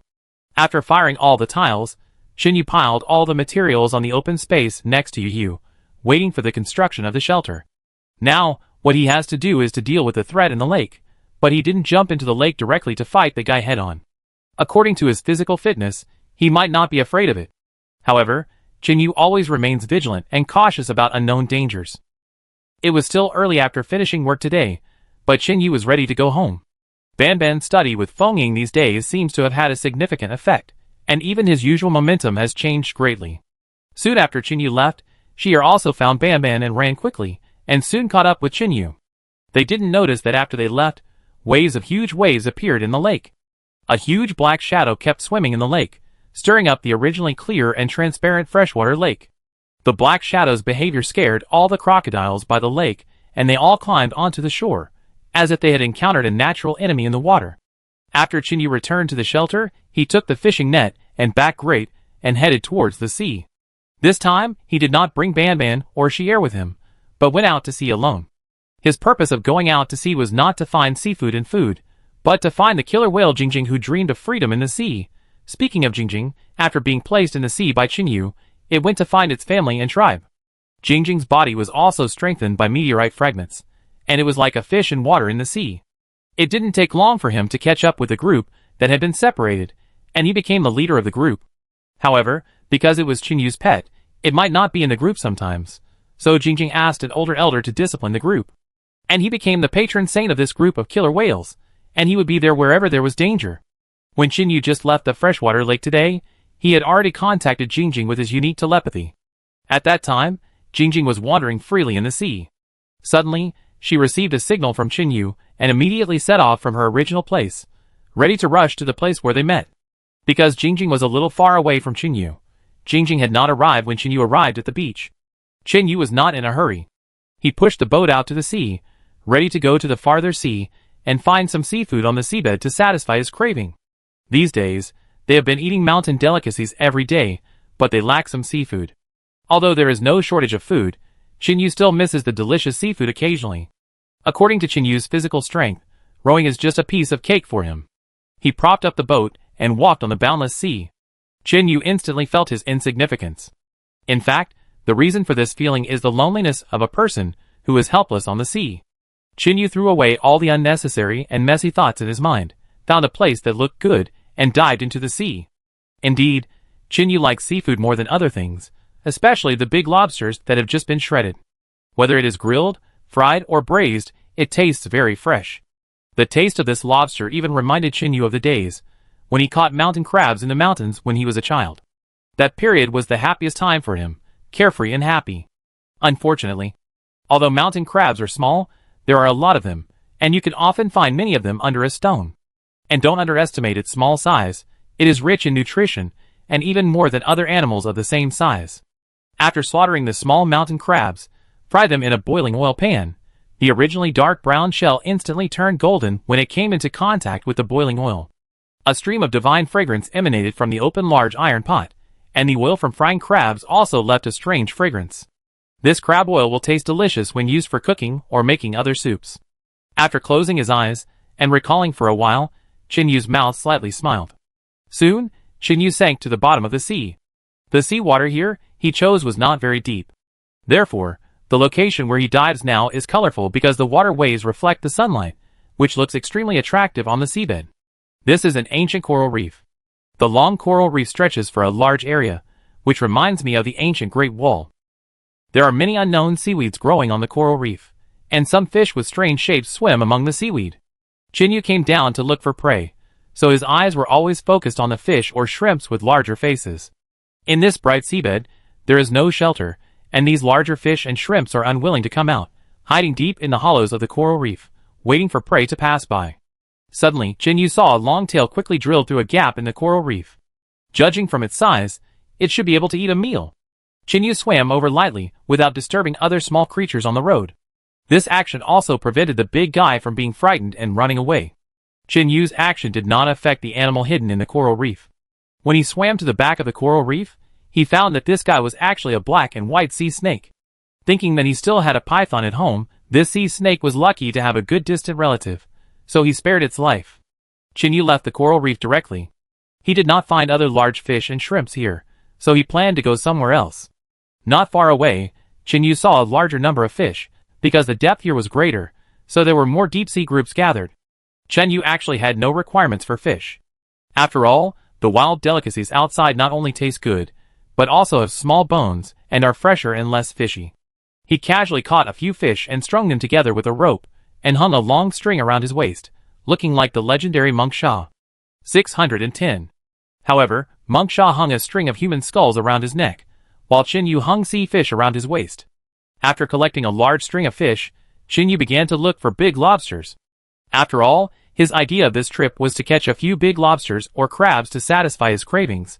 How could a few small fish satisfy him? When Chinyu swam towards the deep sea again, two long whip-like things suddenly appeared in front of him. Seeing this scene suddenly, Chinyu's eyes lit up immediately. Fortunately, he was lucky enough to catch a big lobster just after entering the sea. Chinyu looked at the two large tentacles in front of him. He guessed that the lobster should be quite big. After all, the tentacles have this size. If the body is small, it will be too unworthy of the tentacles. Chapter 875 Countermeasures. Lobsters move at an average speed in the sea, but their ability to launch themselves in an instant is amazing. Especially when in danger, their strong and powerful tail will curl up instantly, and then use their powerful explosive force to launch themselves out in an instant. Just like a cannonball, the lobster's launching force is also very strong, and even the cannonballs in ancient times were launched in this way. Swoosh, bang. Chinyu swam over gently, aimed at the big lobster and grabbed it.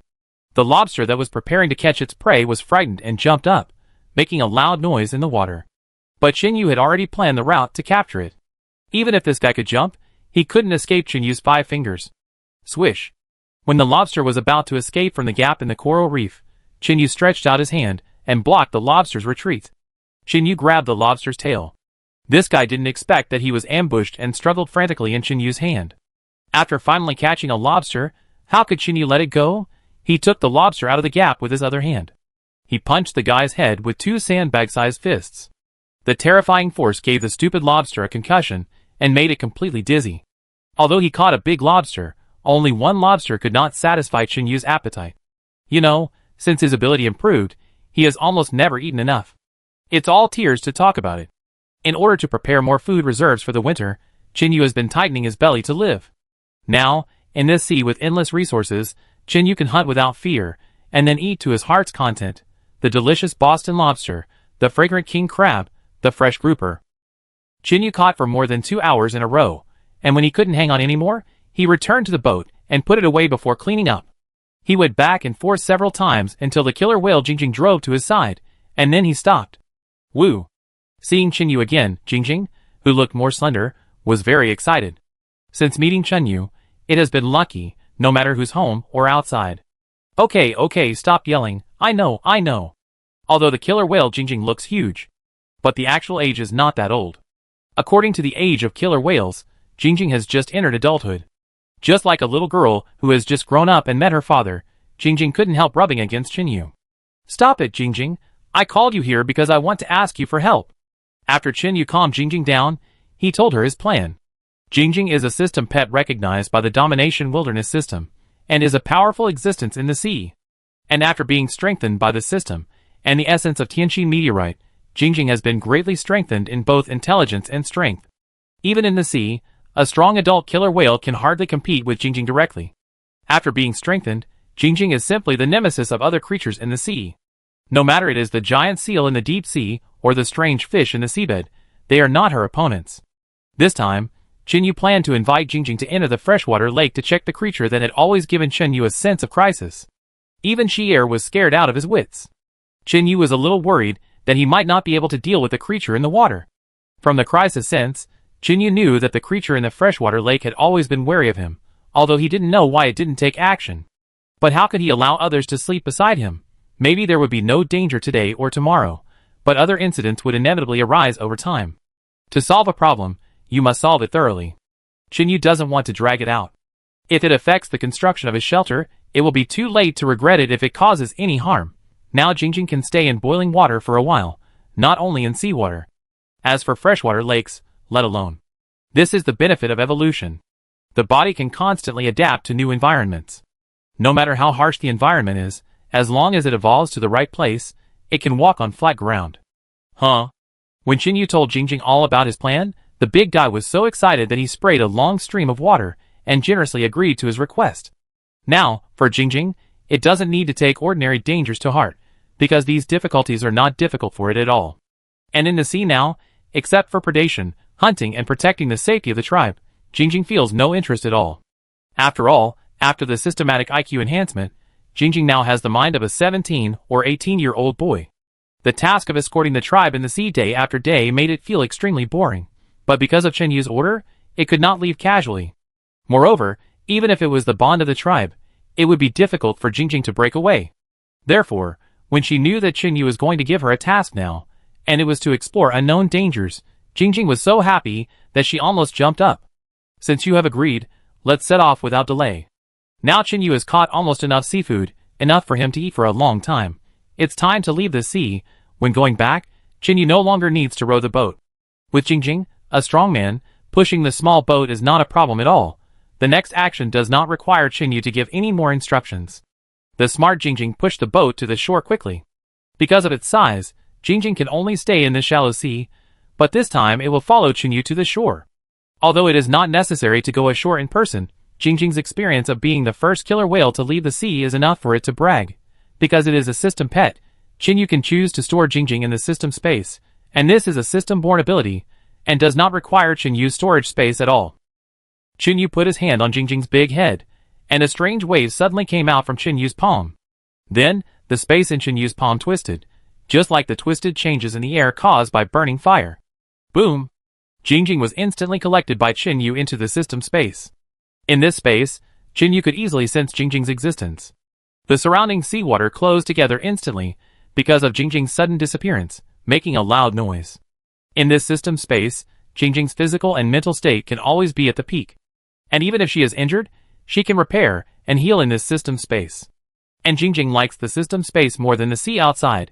Waves of joy came from Chinyu's heart. This was Jingjing expressing her love for him. Chapter 876 Enjoyable. Jingjing played excitedly in the system space. Although Chinyu didn't know what the system space was like, judging from Jingjing's reaction, it should be quite good. After all, it was produced by the system, so it must be a fine product. Chinyu packed up the boat and hid it in a rainforest on the island. The amount of seafood on the boat was amazing. With Chinyu's current equipment, he couldn't bring all of it back. But don't forget that Chinyu's other ability has been idle. That is the storage ability, which was the active ability awakened by the system when he got the sunken ship and the bronze tripod. Because he had never added achievement points to the storage ability, Chinyu's storage ability has been in the primary state until now. The storage capacity in the primary state can only store a limited number of things, only about 1 square meter. However, even if it is only this square meter, it is enough for Chinyu to put the food in. The things stored in the system storage space will be automatically compressed and stored in the most space-saving way. Chinyu piled up the prey he had taken down from the boat, a whole pile of seafood that looked like a small mountain. He planned to store all these things in the storage space, but there was also a lot of exquisite antique porcelain in his storage space. In order not to hinder the transportation of the food, Chinyu took out all the antiques in the storage space and put them on the boat. In this desolate mountain, Chinyu could not see anyone except Ling Qing, so there was no need to worry that his interactions would be taken away. Whoosh! When Chinyu's hand just touched the seafood piled on the ground, the space twisted, and then most of the seafood on the ground disappeared in front of Chinyu. The amount of seafood left was not large, So Chinyu immediately used his backpack and some tools to pack up the extra seafood. After carrying a whole basket of seafood, Chinyu walked directly back to the shelter. Wow, Chinyu, how did you catch so many things? Great, I can eat delicious seafood again. Ling Qing just went out to get some water when she saw Chinyu coming in with a large bag of seafood on his back. She was immediately excited. Chinyu smiled faintly. Ling Qing hadn't seen the seafood he had put in the storage space yet. She was so happy with just this amount. If Chinyu took out all his energy, wouldn't Ling Qing be so happy? Even so, Chinyu didn't let Ling Qing know about his storage ability. Instead, he took advantage of Ling Qing's absence to pour out the seafood in the storage space. Although Jingjing had been taken away, Chinyu was not in a hurry to build the shelter. After all the materials were ready. As long as he started working, he could build the shelter in a short time. Now he should calm his stomach first, and then slowly consider building the shelter. Chinyu simply cleaned the 3 Boston lobsters he caught, and put them in a basket for later use. Then he used a homemade brush to clean the seabed and put them in clean water, ready to grill at any time. This-sized sea cucumbers, for slender spider crabs, delicious fresh fish with few bones, and so on, all washed and ready for a seafood feast. Damn it, why do I have to watch the live broadcast every time I eat lunch? Why do I have to be abused? I want to eat it so much. I want to eat it so much, my little brother Chinyu. Please give me some. Hey, why do I feel that Chinyu is not going to the wild to survive, but to enjoy it? Upstairs +1. Woo-woo-woo, I won't live anymore. Not only does he abuse me materially, he abuses me mentally, and physically. There's really no point in living. Tisk, it's just some seafood, as if no one can afford it. I've eaten more lobsters than him. Fuck, so sour, so smelly. Where does the smell come from? Hey, the Supreme Keyboard Emperor is here. Everyone make way. Humph, you're indispensable everywhere, right? My keyboard hero? Alpaca, what's your business, A war of trolls on the screen of the live broadcast room made many netizens feel very satisfied. Compared to Chinyu's live broadcast of eating seafood and deliberately abusing the dog, now all the fans in the live broadcast room joined the war of trolls and deliberately ignored Chinyu's affairs. Chinyu stewed a pot of nourishing seafood soup, using bear bones and jaguar bones for several hours, and the soup was thick, white and sticky. Then he slaughtered the delicate and delicious fresh pheasant and put it into the pot to stew. When the pheasant meat was all stewed, Chinyu took out the meat residue and threw it to Ban Ban, and took down a pot of delicious mountain delicacy soup. Then Chinyu built a grill outside and set up a fire to grill other seafood. Chinyu filled a large bowl with the wild delicacy soup in the pot, put the prepared seasoning in it, and poured it into the boiling oil. Sizzle! In an instant, a refreshing fragrance emerged, and Ling Qing drooled at the sight. The audience in the live broadcast room even stopped criticizing the Supreme Key Emperor and quietly watched the most original seafood feast made by Chinyu. Staring at the screen in the live broadcast room, saliva kept pouring out of his mouth. Chinyu looked at the various seafoods that had been prepared in front of him, and his index finger was wide open. He casually took a large abalone and placed it on the baking tray, sprinkled it with seasonings, and watched the flames licking the abalone, which was emitting a drooling oily sheen. Chinyu put the lobster, sea cucumber and abalone into the boiled bone soup, covered the lid and simmered it over low heat. The bone soup pot has been put with various seasonings.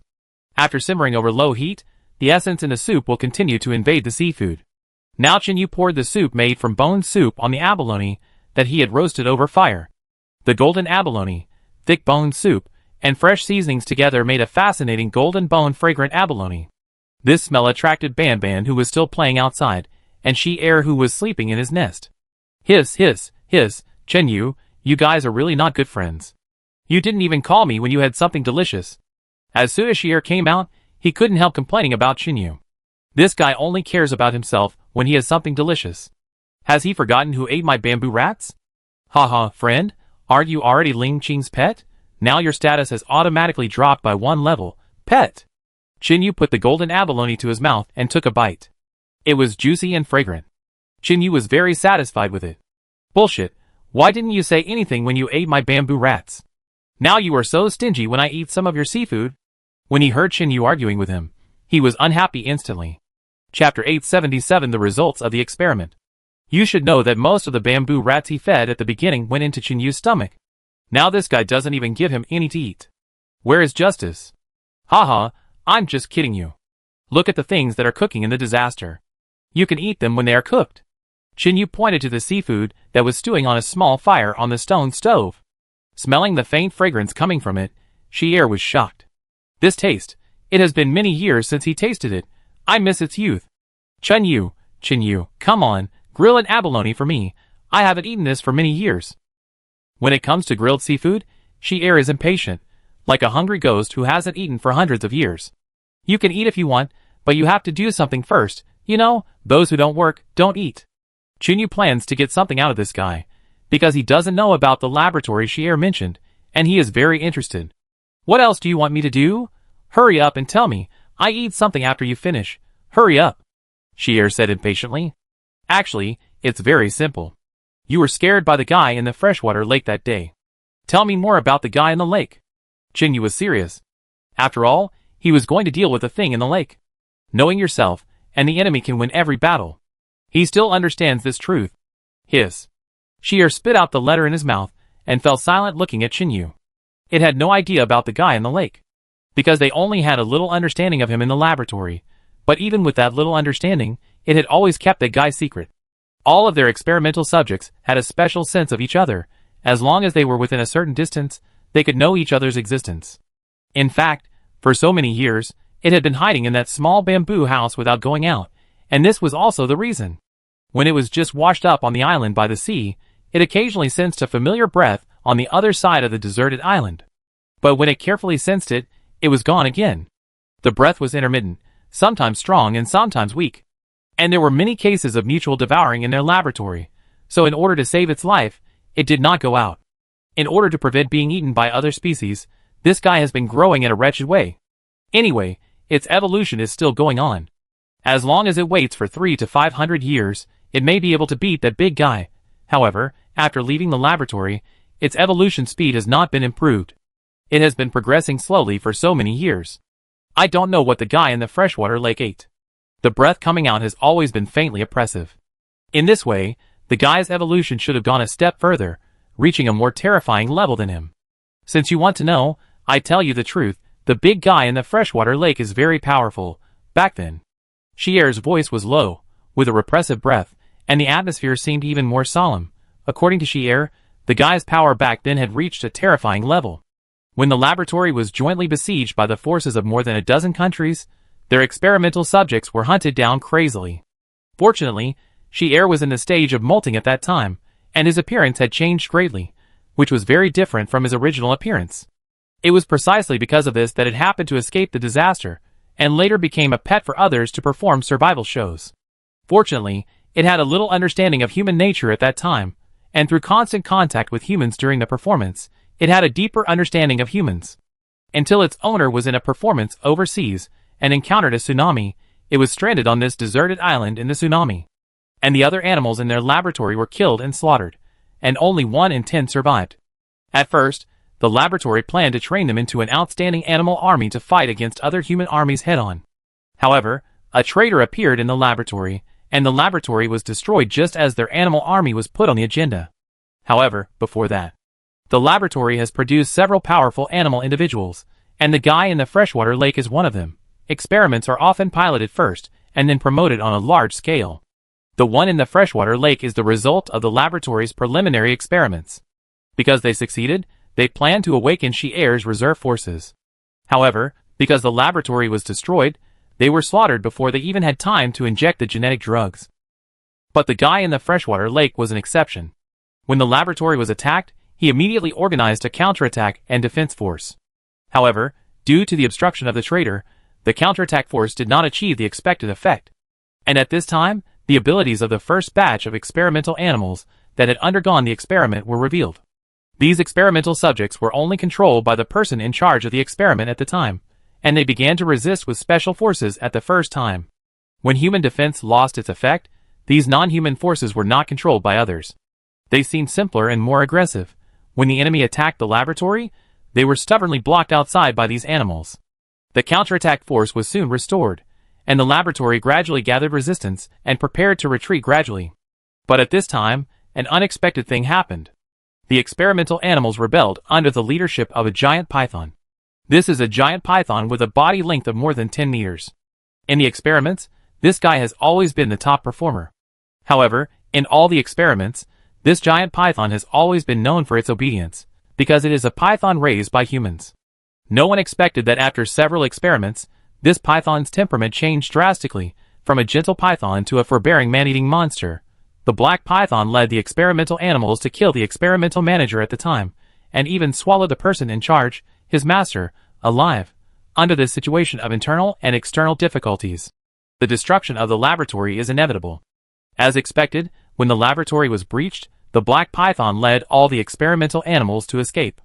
However, their behavior has attracted the attention of the human coalition, and they mainly kill their experimental animals. Because the intelligence shown by this black python makes humans feel deeply worried, the human coalition began to hunt down the experimental animals frantically. In this case, even many animals that are not experimental animals were slaughtered. Those who are not of my race must have different hearts. What's more, this guy has a crazy hatred for humans. Chapter 878 Seeking Death. Although the pursuit went smoothly, no one caught the black python, and it killed several waves of people instead. It was not until later that no one found the trace of the black python, and the matter gradually died down. At that time, human test subjects were the main force of traitors. After all, the laboratory did not regard human test subjects as human beings at all, because they were originally people with congenital intellectual disabilities. However, after being transformed by the potion, their IQ was much higher than that of ordinary people. After repeated inhuman experiments, they began to resist. Shi'er didn't know what happened later, so he didn't say much, and simply explained the matter of the black python. That's it? After listening to it, Chinyu didn't have any special expression. After all, he didn't see it with his own eyes, so he didn't have such a deep sense of substitution. What's more, this was a snake's narration, and it was difficult for Chinyu to feel that he was there. Seeing that Chinyu didn't seem to take it seriously, Shi'er realized that it was useless to say anything. This kind of thing, unless you experience it yourself, sounds like a fantasy. Anyway, I've said everything I need to say. That guy is very fierce. You have to be careful. Shi'er spit out his tongue helplessly, and then swallowed the shiny grouper that had been roasted with his big mouth, and sighed beautifully. Eat it, eat more. After eating, we will set off to deal with the black python you mentioned. Chinyu looked at Shi'er's satisfied face, and said maliciously, "Wow! Puff!" Hearing Chinyu's words, Shi'er spit out the piece of meat that he was about to swallow. "Chinyu, you have never had good intentions. You only know how to trick me in this way." Shi'er was really shocked when he heard Chinyu asked it to follow him, and test the guy in the freshwater lake. Last time, because of ignorance, it was scared to death when it felt the breath of the black python. This time, it was unwilling to seek death. What's the difference between this and a sheep walking into a tiger's mouth? Apart from anything else, so many years have passed. That guy was so scary at the beginning. Isn't it now impossible to solve it? No, I won't go even if you kill me. I'd rather die from eating than go and die. Shi'er shook his head and ate a few big mouthfuls of barbecue, and seemed to have the urge to eat himself to death. Stuff yourself to death? You're dreaming. I want to stuff myself to death. I can't even eat you to death. Chinyu rolled his eyes at Shi'er, and said with disdain, "According to Chinyu's appetite, let alone this seafood, even if there is 10 times more, he can still eat it completely. Okay, let's not talk about how long it will take. Let's finish eating the seafood and get ready. We will go explore the black python tomorrow," Chinyu said in an undeniable tone. Okay, you are the boss and you have the final say. Who asked me to work under you? I still have to rely on you for the time being." Although Shi'er was a little dissatisfied in his heart, he had to accept his conditions. There was no way. He had to work under someone else, and not accept other people's requests. And it wasn't Chinyu who begged him to stay. Shi'er twisted his body helplessly, and ate a few more mouthfuls of food. Looking at his fierceness, it was obvious that he wanted to forcefully calm the fear in his heart. Chinyu ignored him, and waited until Ling Qing and Ban Ban were full before removing the seafood. He still had things to do this afternoon, now that he had heard about the black python. So he had to make some preparations. He didn't know if he could convince the black python. If he couldn't convince it with words, then he could only use force. Moreover, Chinyu has prepared a backup plan for force. His backup plan is the killer whale Jingjing. As the killer whale that dominates the sea, he is not afraid of any aquatic animal. If a black python is really so ignorant, Chinyu doesn't mind teaching him a lesson. Or eating snake meat directly is also a great tonic. And Shi'er said that the animals in their experimental device can devour each other for evolution. If this guy is really disobedient, Then I will make it into stone meat for Shi-Er to use for evolution. Qin looked at the long knife in his hand, and he suddenly remembered the words, "My knife is thirsty." Indeed, for such a long time, Qin has been doing some rough work, and he hasn't used his knife for a long time. And now the blade of this knife is full of cracks, and it will be scrapped soon. Fortunately, Qin prepared enough iron blocks to repair this knife. And this time, he didn't plan to continue using pig iron. Although the knife made of pig iron is sharp and hard, it is too brittle. It won't take long before it will be full of cracks and finally become scrapped. And you have to use pig iron and forge it countless times before you can make wrought iron that is close to steel. This time Qin plans to use the huge earthen kiln next to the freshwater lake to burn some hematite and cast his sword into wrought iron. Only with good equipment can you harvest more prey. This is not only true for hunting, but also for playing games. Whether it is equipment or skin, only by buying it can you have a chance to go further. Qin thought the same, so he decided to recast the sword after completing this contact with the black python. For a whole afternoon, Qin had been thinking about how to contact the black python in the lake. After all, although that thing has always given him a vague sense of threat, it has not caused any actual harm so far. If he just kills it without asking any questions, Qin will feel a little uneasy. This is different from the nature of hunting. It is not Qin sainthood, but human nature. After the transformation of the potion, the black python was strictly speaking an intelligent life. The so-called intelligent life refers to creatures that can think independently and have advanced thinking and ideas like humans. No matter what, let's talk about it after we have contacted it. As for whether to fight or make peace, it depends on the guy's will. Qin has already made a plan. As for the specific implementation, we will wait until tomorrow. The joke about dealing with the black python in the afternoon was just to tease Shi-Er. This timid and wretched snake is good to have fun with occasionally. In one afternoon, Qin prepared more than a dozen super long arrows, and more than a dozen javelins made of bamboo poles. This is also for the preparation of retreat. First, make a peaceful contact to see what the black python means, and then solve it peacefully if it can be solved peacefully. If you can't get along peacefully, then it's time to fight. Chapter 879 The Reason for the Success. Because Qin was not very convenient to move in the water, he could only stand on the shore to attack from a distance. The first choice for long-range attack weapons is bows and arrows, but because of the obstruction of water, even bullets will be slowed down and eventually lose their power, let alone bows and arrows. Qin used a long bow and arrow to cause as much damage to the black python as possible. The role of the javelin is to deliver. When the bow and arrow do not work, you can only rely on Qin strength to use the javelin to cause long-range attack damage to the black python. After doing all this, Qin ate a lot of seafood and various barbecues, which made Ling Qing and the audience in the live broadcast room shout that Qin was the reincarnation of a starving ghost. In fact, Qin was not eating for no reason. He was also preparing for tomorrow's trip. Because his healing ability requires a lot of energy, most of the food he eats will be directly converted into energy and stored in every cell of his body. In order to prevent tomorrow's failure, Qin specially stored some more energy, just in case. In addition, Qin also made 2 simple flippers with thin fish skin to facilitate his movement in the water and increase his speed. He couldn't make waterproof glasses because there was not enough material. However, he was not afraid of sea water after his body was strengthened. So how could he be afraid of fresh water? Even in the seawater, Qin still didn't need waterproof glasses. Tomorrow's trip to the freshwater lake seemed to be a sure thing. With Qin himself, Shi-Er, Ban Ban, and the ultimate killer whale Jingjing, they could easily retreat even if they were defeated in the end. After sharpening the blade of the big knife and finishing the other preparations, it was already evening. In the evening, Qin and Ling Qing did not eat anything else, because the seafood cooked by Qin was really delicious. Ling Qing could not help but eat more than 10 pieces, and now, he was still bloated and lying lazily in the room, holding his stomach and roasting coal fire. Qin was a little greasy because he had eaten too much meat at noon. Although his stomach could still eat more, his mouth would get greasy if he ate too much of the same thing.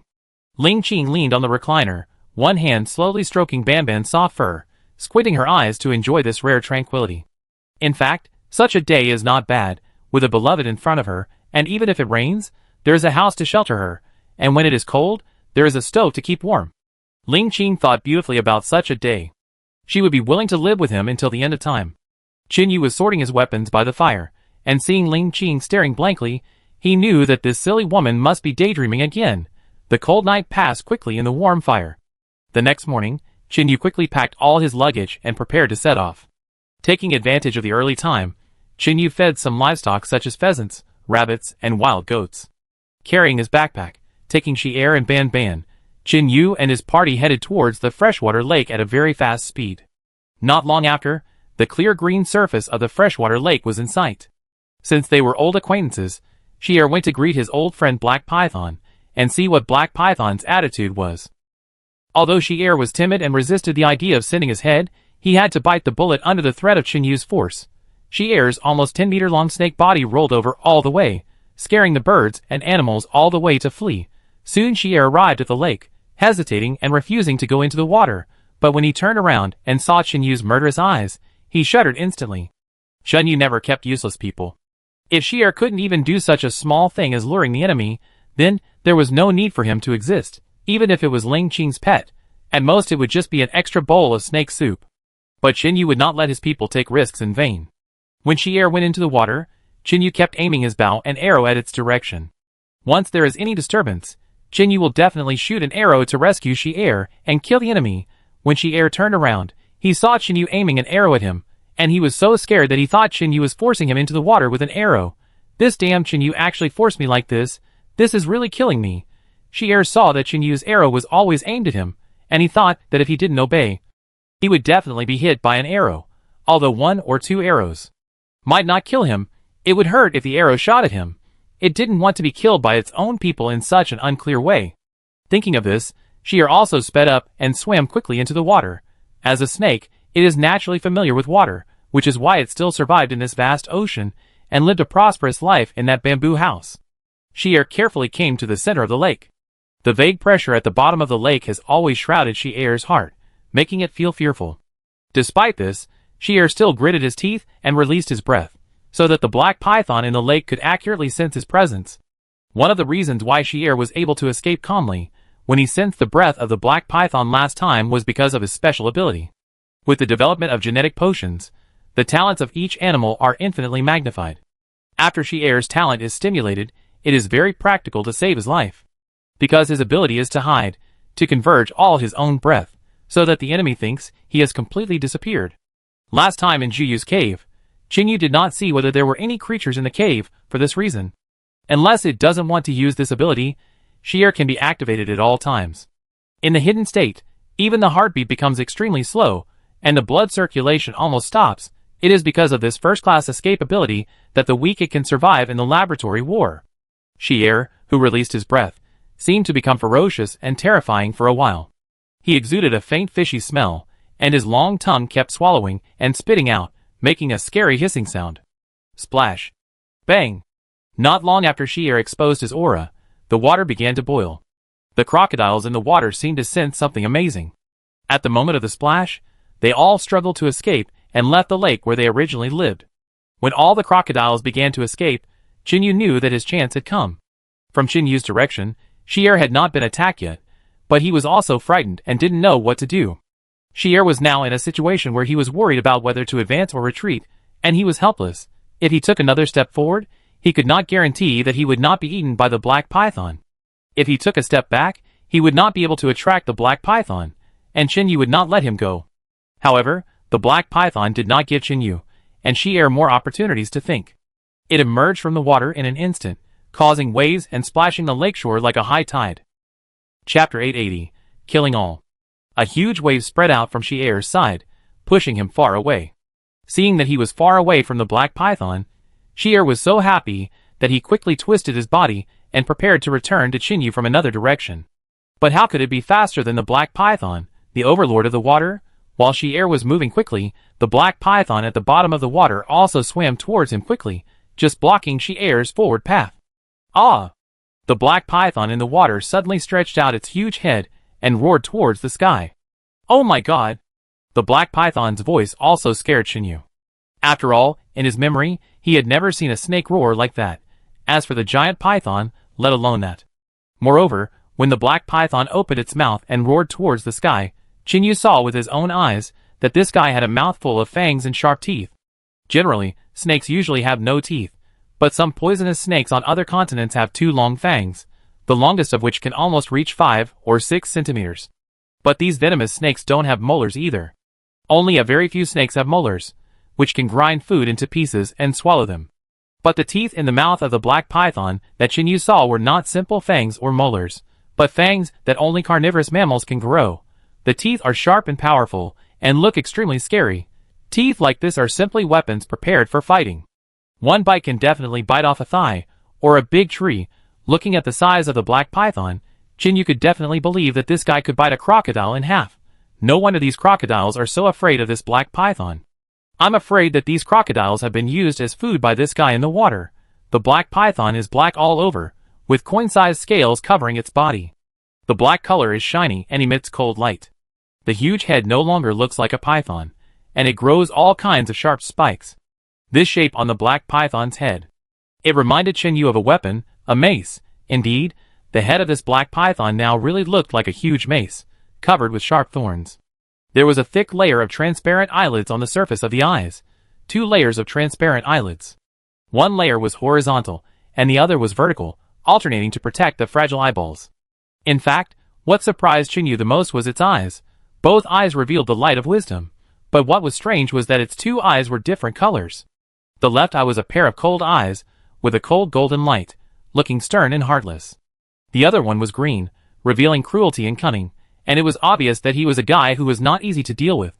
I don't know if these strange things of this black python are the magic of evolution or the transformation of genetic potions. Hiss! Roar! The black giant python roared at Xier, with a hint of excitement, majesty, and rejection in his voice.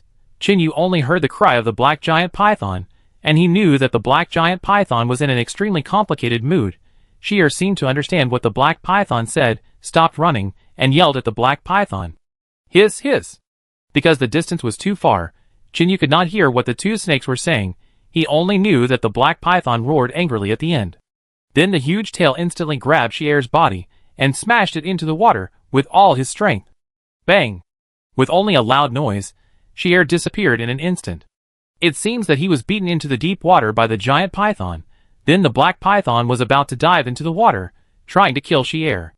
But how could Chinyu, the logistics chief, watch this happen? He bent his bow and shot 2 arrows in a row in the blink of an eye. Swish, swish, bang. The 2 arrows accurately hit the same place, making a dull sound like a drum. Ouch! The black python didn't expect that he would be attacked by a bow and arrow. After looking down and finding the arrow, the black python became even more angry.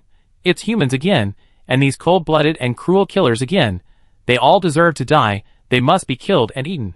The black python was furious, and even gave up Xier, who was already in his hands, and quickly chased in the direction of Chinyu. Xier was thrown into the water by the black python without any preparation, and was knocked dizzy in an instant. However, in such a crisis, it did not have extra time to feel dizzy. With nausea and headache, Xier quickly emerged from the water and fled in the opposite direction of Chinyu. Chinyu's eyes widened when he saw that the 2 arrows that contained his powerful strength only broke 2 scales of the black python. Chinyu knew how sharp his bow and arrow were and how powerful they were. Even the bear and the jaguar could not withstand his full-strength arrow, but this long worm could withstand his 2 arrows and only broke through the defense. This terrifying defense really surprised Chinyu, but since the enemy has come, Chinyu is not the type to sit and wait for death. Afterwards, Chinyu took out 3 long arrows from the quiver behind him again, aiming at the same place and shooting them, but these arrows were blocked by the huge head of the black python and did not hit its body. It is a recognized fact that you should hit the snake at its 7 inches. Chinyu's first 2 arrows hit the black python at its 7 inches. However, those 2 arrows contained too many sneak attack elements, which resulted in the scales of the black python being broken. In a head-on confrontation, the power of the bow and arrow was no longer sustainable, and it was difficult to cause damage to the black python. The bones of the black python's head are the hardest, so no matter how many arrows Chinyu shot, this guy blocked them all with his head. The iron arrows hit its hard head heavily, and even made a sound of metal hitting metal. After several consecutive arrows, only small white dots were shot on its head, and even the defense could not be broken. This is too strong. How can I beat it? Chinyu thought while shooting arrows. Although these arrows did not cause much damage to the python, they could slow down its forward speed. Every time an arrow falls, it can hit a white dot, and then the arrow breaks. Seeing that there are not many arrows left in the quiver, Chinyu directly picked up the javelin beside him. This javelin was made by Chinyu according to the introduction in the Wilderness Survival gift package. So both the quality and the scientific level have reached a perfect level. Swoosh, boom. Chinyu gave up the bow and arrow, and used all his strength to aim the javelin in the direction of the black python and threw it out. The air was filled with the sound of the javelin breaking through the air, followed by the sound of the javelin hitting the black python. The huge impact force hit the black python heavily, stopping the black python steps forward. Chapter 881 Disgusting. Roar. The black python was extremely angry, and it roared at Chinyu with its huge mouth, with anger and unwillingness in its voice. Originally, it thought that its attack this time could easily disintegrate Chinyu, and get rid of this disgusting human. But it never expected that this human's power was so strong that he could directly resist its attack with weapons from a distance. And Chinyu's power also reminded it of those freak humans that appeared in the laboratory. According to the laws of nature, humans chose smart brains during the evolution process, thus giving up strong physiques, and strength was not their advantage. However, the research in the laboratory broke this natural law. Those children, who were born with defects, actually had incredible power after the transformation. Not only did it promote the development of the brain, but it also strengthened the human physique to a terrifying level. During the war, the black python deliberately targeted those abnormal humans who were experimented on, and killed countless of them. Now seeing a Chinyu with the same power, it can't help but recall the joy and freedom of the past. However, thinking again that humans have progressed to this point, the black python suddenly became more and more angry. In fact, the black python's anger is not without reason, because in the past few years, the black python has appeared in human cities. That was several years ago. In a construction site, the black python quietly appeared there, ready to do something. But they encountered construction workers, who were working on an excavator. Encountering such a big snake at the construction site, a group of excavator drivers were shocked and hurriedly drove the excavator to drive away the black snake. But they didn't expect that the black snake was so powerful and huge, so it competed with an excavator master for a while. But there were more than one excavator at the construction site, and soon 7 or 8 masters came over with excavators and pressed the black python to the ground with their hands and feet. No matter how powerful the black python was, it could not fight against the power of 7 or 8 excavators at the same time, and it was quickly suppressed. However, in the end, the drivers still let the black python go, because God was merciful. The black python was able to escape, and with the help of various modern tools of humans, it fled all the way, and finally escaped into the sea. After drifting in the sea, it came to this island. And at this time, the remaining genetic drugs in the python's body changed again, causing it to start its evolution again. But this time, because there was no support from the laboratory potion, its evolution was stuck halfway, and it was very distressing. And because of the evolution, the consciousness that had disappeared when the gene potion was first fused was revived. It was precisely because of this that there were 2 consciousnesses in the body of the black python. One was the cruel and intelligent main consciousness brought about by the gene potion. The other was the original python consciousness that was born, but was covered by the consciousness generated by the gene potion. Although this original consciousness that exists from birth is weak and stupid, once it exists, it will instinctively fight with the main consciousness for control of the body. That is why the 2 eyes of the black python become different colors due to different consciousnesses. At the beginning, the main consciousness with golden pupils can still suppress the original consciousness, but in fact they are one. Therefore, over time, the original consciousness has been constantly fighting and assimilated with the main consciousness. It actually shows an amazing level of intelligence. Until now, in the mind of the black python, the 2 consciousnesses are still fighting, trying to decide the winner and finally take control of the body. And the 2 consciousnesses are constantly merging in the process of fighting, and the one that wins the fight will become the final consciousness, and the other will become the nourishment of the successful person, paving the way for others. The 2 consciousnesses have different personalities, because of their different experiences. The one with golden pupils advocates killing and crushing everything he encounters. The one with green pupils is gentle and friendly to humans, because it was raised by humans. Because of the competition between the 2 consciousnesses, they chose to carry out the final evolution in this lake in order to kill each other. However, just when the scales of victory fell to the green pupil, Shi'er, a troublesome guy, appeared. Because the mutual devouring between their experimental bodies can promote each other's evolution, when the golden pupil consciousness sensed Shi'er's breath for the first time, it instantly righted, because as long as he devoured Shi'er, his evolution would be complete, and he could also devour the consciousness of the green pupil in one fell swoop. Under the desperate struggle of the golden pupil, the green pupil was finally defeated, and the control of the body was temporarily controlled by the violent consciousness. But this also has side effects. If it devours Shi'er this time, the original consciousness will disappear completely. If it fails to devour Shi'er, the consciousness of the golden pupil will fall into a trough, and will disappear completely. Because he saw Shi'er's shrinkage and his hatred for humans, he set his first target on Qinyu. In his opinion, Shi'er was a weak guy who could be dealt with at any time. And this human was indeed very dangerous. If he was allowed to go back and bring more humans, wouldn't he be dead? Therefore, the Black Python gave up chasing Shi'er at the first time, and planned to kill Qinyu instead. However, Qinyu's strength was completely beyond its imagination. It seemed that this human was not an ordinary person, but a human who had undergone experimental transformation with him. However, he did not smell the smell of genetic potion on this human. No matter what, this guy must die. The Black Python thought of this and prepared to launch another attack, but the javelin that Qinyu kept shooting at him was so powerful that it temporarily stopped its steps. However, as smart as it was, it certainly knew that Qinyu's javelin was limited in number. It only needed to wait until Qinyu's javelin was used up, and then wouldn't it have the final say on life and death? However, he did not expect that Qinyu's attack power was getting stronger and stronger, and even broke many of his scales, and blood flowed along the wound. On roar! The python was angry, dodging Qinyu's javelin while rushing over. Qinyu was shocked to see that the Black Python had become smarter. He jumped far away in an instant, and continued to fight back with the few remaining bamboo javelins in his mobile phone. Finally, Qinyu's javelin was gone, and the Black Python immediately chased out of the lake. But the Black Python didn't know that he had fallen into Qinyu's trap by rushing out of the lake. Perhaps in the water, Qinyu is not the opponent of this Black Python, but on land, Qinyu could always fight it. Haha, since you want to die, then I will fulfill your wish. Chapter 882, Abnormal Horror. Qinyu shouted loudly, raised the machete in his hand, and approached the Black Python's vital point. Roar, damn monkey, I eat you. The Black Python still refused to give in, and bit Qinyu's face. But Qinyu was not a fool, and would not choose to fight it head-on. After all, this was an old monster who had lived for who knows how many years, and his physical strength was not to be underestimated. With a sideways move, Qinyu easily avoided the huge body of the Black Python. Then he swung the machete, and chopped the Black Python 7 inches. Ouch! The machete, which had been sharpened by Qinyu, directly cut through a large number of snake scales, and opened a hole in the epidermis. Because of the protection of the snake scales, the hole was not very big, and after the Black Python was stabbed, it roared wildly, and quickly turned around to catch people.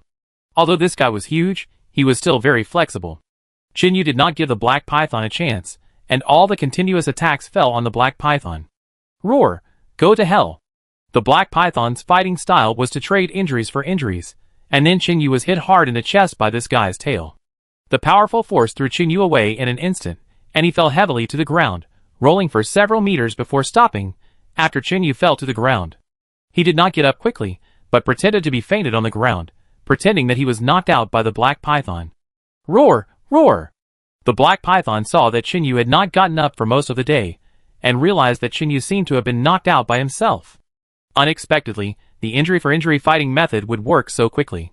The Black Python was so happy that he almost jumped up. Because as long as he devoured Qinyu, he could complete his evolution even without eating Shi'er. Seeing that Qinyu's breathing was getting worse and worse, the Black Python came over and opened his bloody mouth to take a bite. Bang! Just as the Black Python opened its mouth to bite Qinyu, who was pretending to sleep, suddenly turned over, raised the machete in his hand, and slashed at the Black Python. However, Qinyu's knife did not have the expected effect, because the knife directly chopped the Black Python's head. Bang! Hua la la! Because he used too much force, Qinyu broke the machete in his hand into pieces, and did not get rid of the Black Python. The broken machete fell to the ground, and Qinyu was in no mood to pick it up. He had expected that this machete would be finished sooner or later, but he did not expect that it would be at this most critical moment. Although the machete was broken, Qinyu still had his fists to use, and he raised his fists and beat the Black Python's head violently. It seemed that he wanted to return the damage he had received to the Black Python 10 times or 100 times. Ouch! Although Qinyu's attack was extremely powerful, it did not break the Black Python's skull, but instead caused his hand to hurt. However, the python was obviously not feeling well after being attacked. It kept howling and slapping Qinyu with its body. Seeing that both sides could not do anything to each other, the Black Python did not intend to waste time and directly left Qinyu behind and chased him into the water. The black python could not take down Chinyu for a while, so this time it planned to eat Shi-Er first and then complete the evolution. Come and deal with Chinyu again. Unfortunately, ideals are full, but reality is too skinny. Shi-Er, who was almost fainted on the ground by him, has now fled, fearing that he would be targeted. Ah! The black python that had already entered the lake couldn't find Shi-Er, and was so angry that it almost jumped up. Humph, dare to offend me, you're dead. Chinyu was too lazy to fight again, so he put his hand into the freshwater lake and prepared to release Jingjing. As Chinyu sensed in his heart, Jingjing, the killer whale that was originally in Chinyu's system pet space, jumped out along the space channel in an instant. Woo! Go Jingjing, that's the big guy, cripple it for me, kill it, and we eat snake meat soup. Chinyu pointed at the black python that was constantly moving towards him, and said to Jingjing. The killer whale that entered the water let out a soft cry, flicked its tail gently, and dived into the depths of the lake in an instant. Aho! The black python was frightened when it saw a big guy entering the lake. It really couldn't understand how Chinyu could put away such a big thing. After the killer whale Jingjing entered the water, it did not immediately attack the black python, but quickly dived into the water to prepare for an ambush. Because of the essence of the Tianqi meteorite and the transformation of the system, Jingjing's speed is extremely terrifying. Although the black python saw and put Jingjing into the water, as the overlord of this lake, he has never been afraid of anyone in the water. After the python could not find Shi-Er, it turned its head again and prepared to find trouble with Chinyu. But not long after it turned back, it was blocked by a huge figure under the water. This black shadow looked extremely huge. When it was moving underwater, it actually caused the water flow on the surface. Suddenly, a high column of water spurted out from the bottom of the water not far from the black python, blocking the black python's progress. Under the water column, Jingjing's huge figure gradually appeared, scaring the surprised black python. Roar! What is this? How could it be so huge? The black python was stunned when he saw Jingjing suddenly appear. Suddenly, he remembered the huge monster that Chinyu put into the water just now, and he understood it instantly. So this is his secret weapon to deal with me? Humph! You underestimate me too much. The black python was extremely disdainful, and looked at Jingjing with contempt in his eyes. Come to think of it, the black python is a legendary creature born in a laboratory. In its eyes, it is just a local tyrant in the sea. How can it be its opponent? Ong! The black python raised its big head full of spikes, roared at the sky, and then opened its huge mouth full of sharp teeth and bit Jingjing. The black python was more than 20 meters long, and the killer whale Jingjing, who was only about 10 meters long, looked like a big steamed bun in front of it. Bloated and fat, it looked like a living target, waiting to die in front of him. Obviously, the black python underestimated Jingjing's strength and overestimated its current strength. Because of the conflict between the two consciousnesses, the black python's strength is now greatly reduced, and it is a good time to deal with it. Facing the attack of the black python, Jingjing did not take it lightly, but responded carefully. As the dominant creature in the deep sea, killer whales have a very superior hunting consciousness. No matter whether the opponent is strong or weak, they will do their best to deal with it. This is another reason why killer whales have no natural enemies in the deep sea, just like people who are focused on doing things. In fact, in Jingjing's view, this black python is like an oversized noodle. However, the power of this noodle exceeds the rules of natural evolution.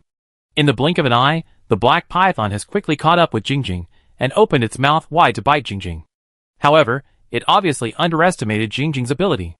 Chapter 883 Death Coil. The body moved quickly and dodged in the water. The killer whale's huge tail brought a strong current and fiercely hit the black python. Boom! Bang! The powerful force brought a huge splash of water, and even the entire freshwater lake seemed to be shaken by their fight. The huge waves surged around like a rising tide, and there were waves of waves hitting the reefs. It's so intense, Jingjing should be fine-ing. Because the fight between Jingjing and the black python took place underwater, only the splashing water was seen, but not the python and the whale fighting underwater. Because of this, Chinyu was even more worried about Jingjing's safety. Chinyu's worry was obviously unnecessary. Jingjing's careful defense and bold attack pushed the black python back again, and it couldn't get close to Jingjing at all. The black python was furious because it couldn't defeat such a fat and ugly guy for a long time. Although Jingjing's attack was very delicate, this level of attack power couldn't hurt it at all. Both the collision of the body and the impact of the water were invisibly resolved by the black python. The only thing Jingjing could use was her sharp teeth. Facing this long worm, Jingjing could not lose, but it was difficult to win. Moreover, The brute force of the black python was very terrifying, and Jingjing was hit twice.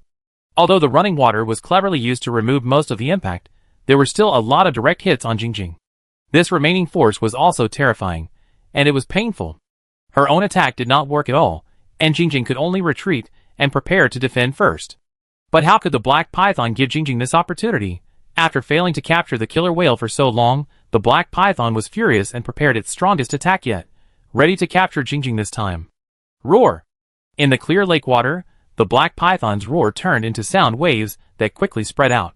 This sound wave did not have much attack power, but it vividly expressed the black python's anger.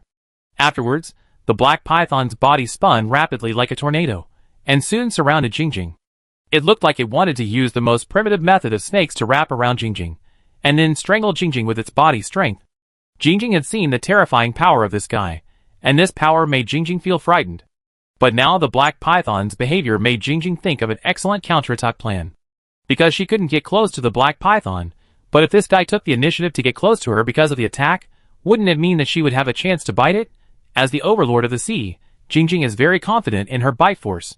She can easily bite off even steel, not to mention the flesh and blood black python. Therefore, facing the attack of the black python, Jingjing did not resist, but let it tie her up in circles. The more than 20-meter-long black python was like a long rope, wrapping the killer whale in circles. One of the most deadly attacks of snakes, the death coil.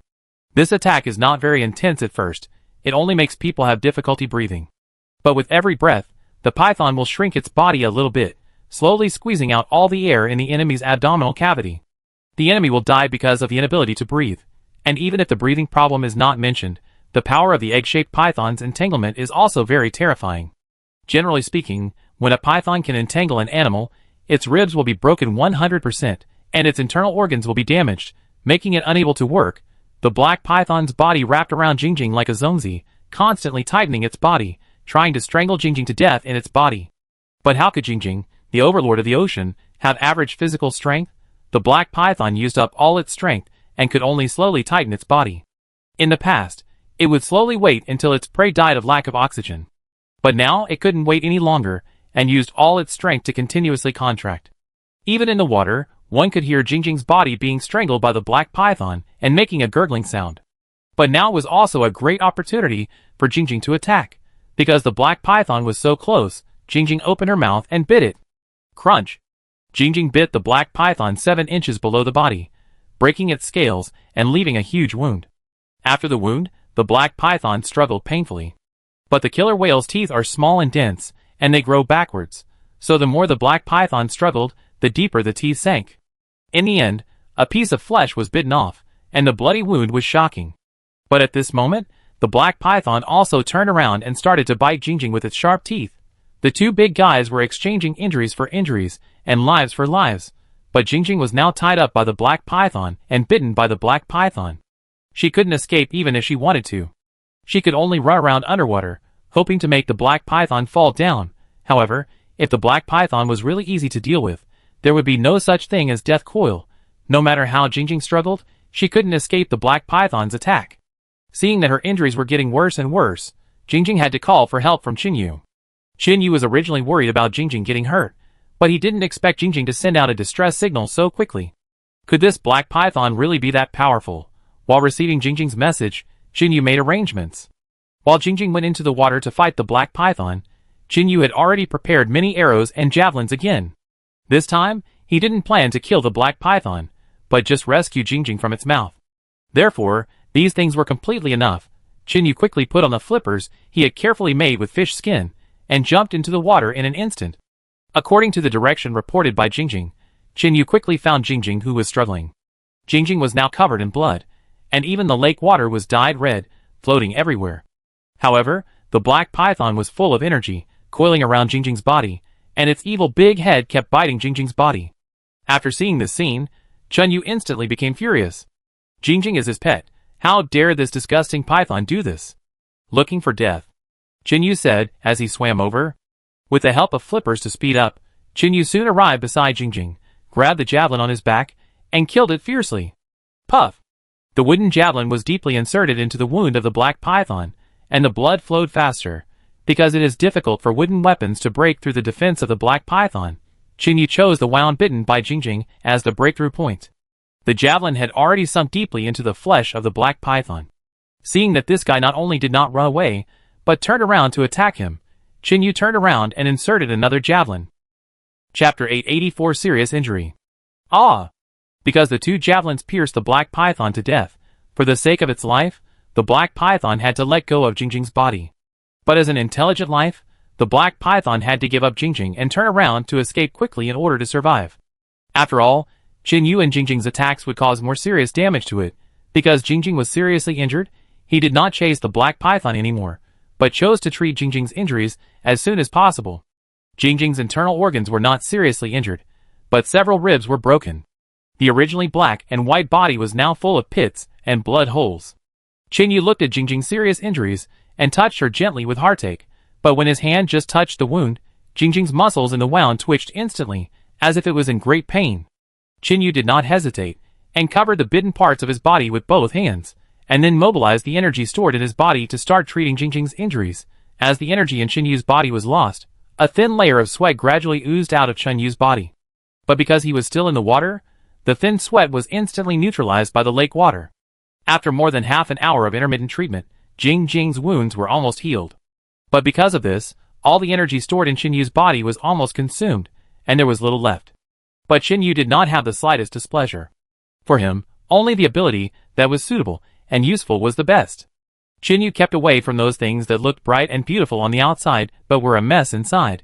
Even in his life, after treating the wound, Qin Yu took Jingjing into the pet space. Because in the pet space, Jingjing could better digest the combat experience and recover from the injuries. Qin Yu returned to the edge of the freshwater lake. This time when he looked at the lake, the faint sense of threat had disappeared. Xier had already emerged from the crowd not far away, looking at Qin Yu with a complicated expression, not knowing what to say.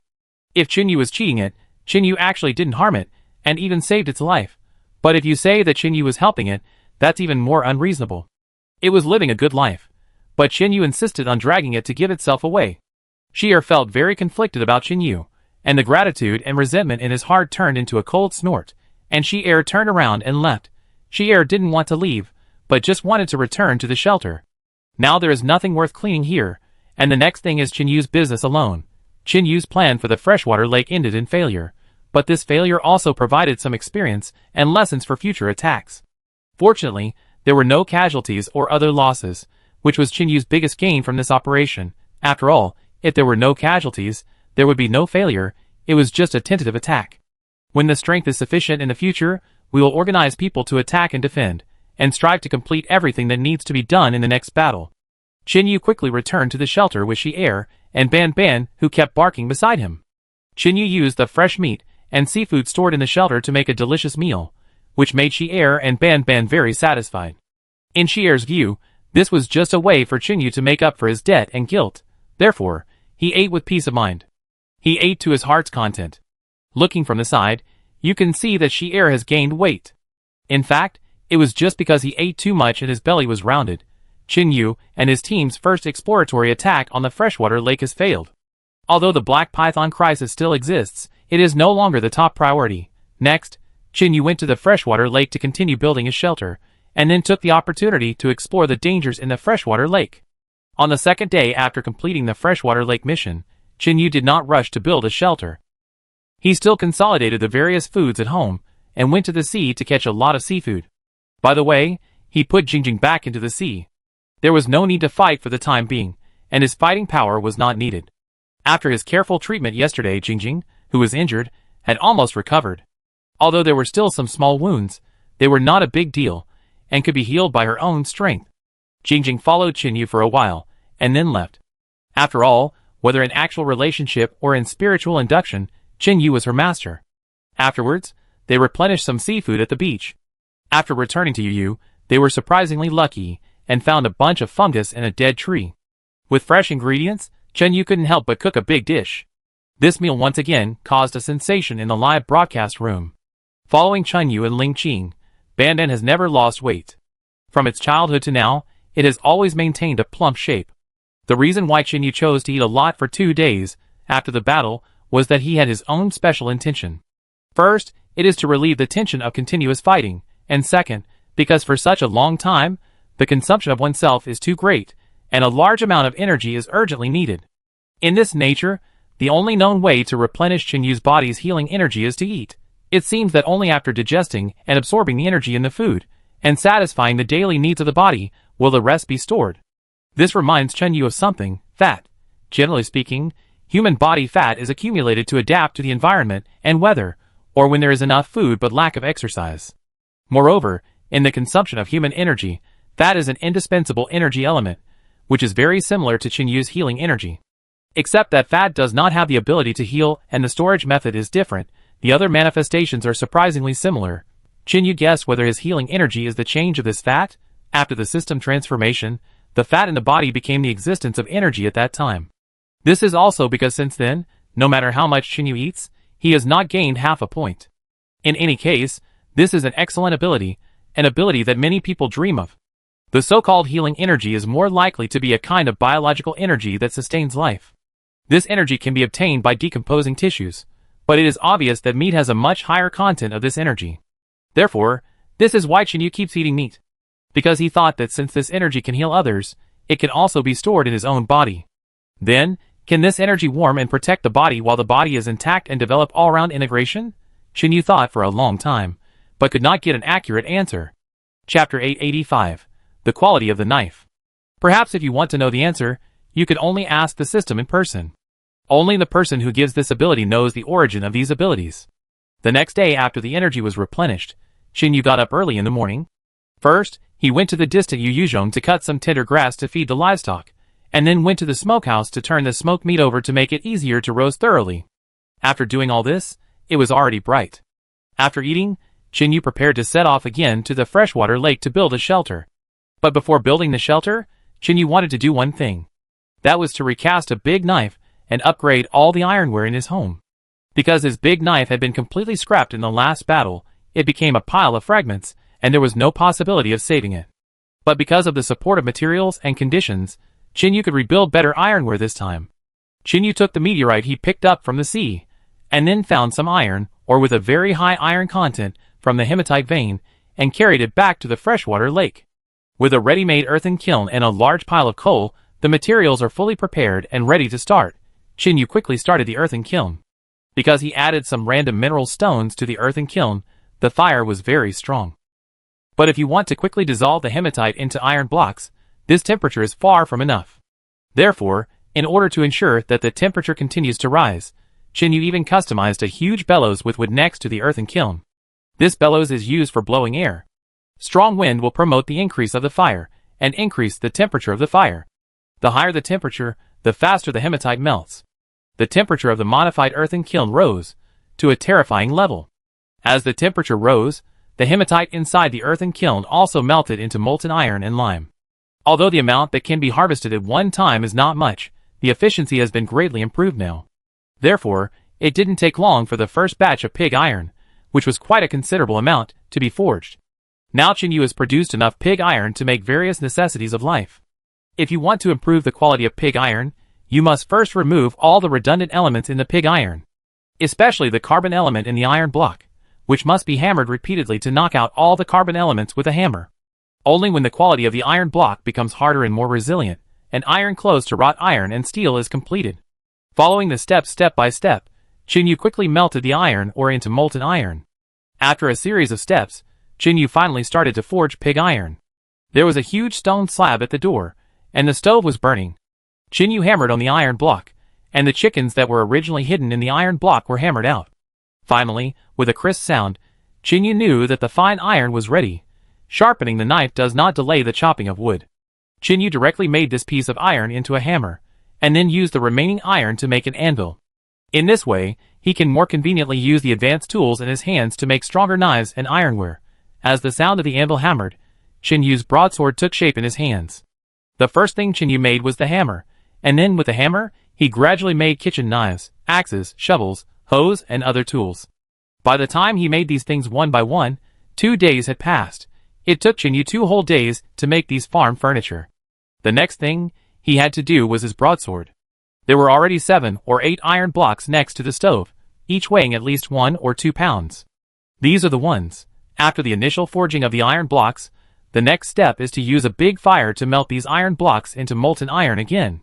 Soon, under the high temperature burning, the iron ingots have completely melted into molten iron. The molten iron was poured into a specially prepared mold, waiting to solidify and form. Not long after, a rectangular iron bar appeared in Qinyu's hand. This is the iron bar he used to make the machete, but the quality is not up to standard now. Qinyu put the iron bar into the furnace to burn, and when it was red, he took it out and hammered it. This knife is made very meticulously. Every part has been hit by his hammer, and he knows every part of the iron body clearly. Soon, the iron bar gradually became much smaller from the thickness of an arm, because the impurities in it have been knocked out. Then, the iron bar is hammered and shaped by special methods, and then quenched and sharpened. Qinyu ensured that every step was done by himself, and the knife he made was the most suitable for Qinyu himself in terms of weight and shape. The quenching process is the most important, because it is related to the quality of the knife. Therefore, Qinyu mixed many liquids with different densities, and the liquid used in each quenching was different. The last step is to sharpen the blade, which is not a complicated process. After a whole day of repeated forging, Qinyu's knife is ready.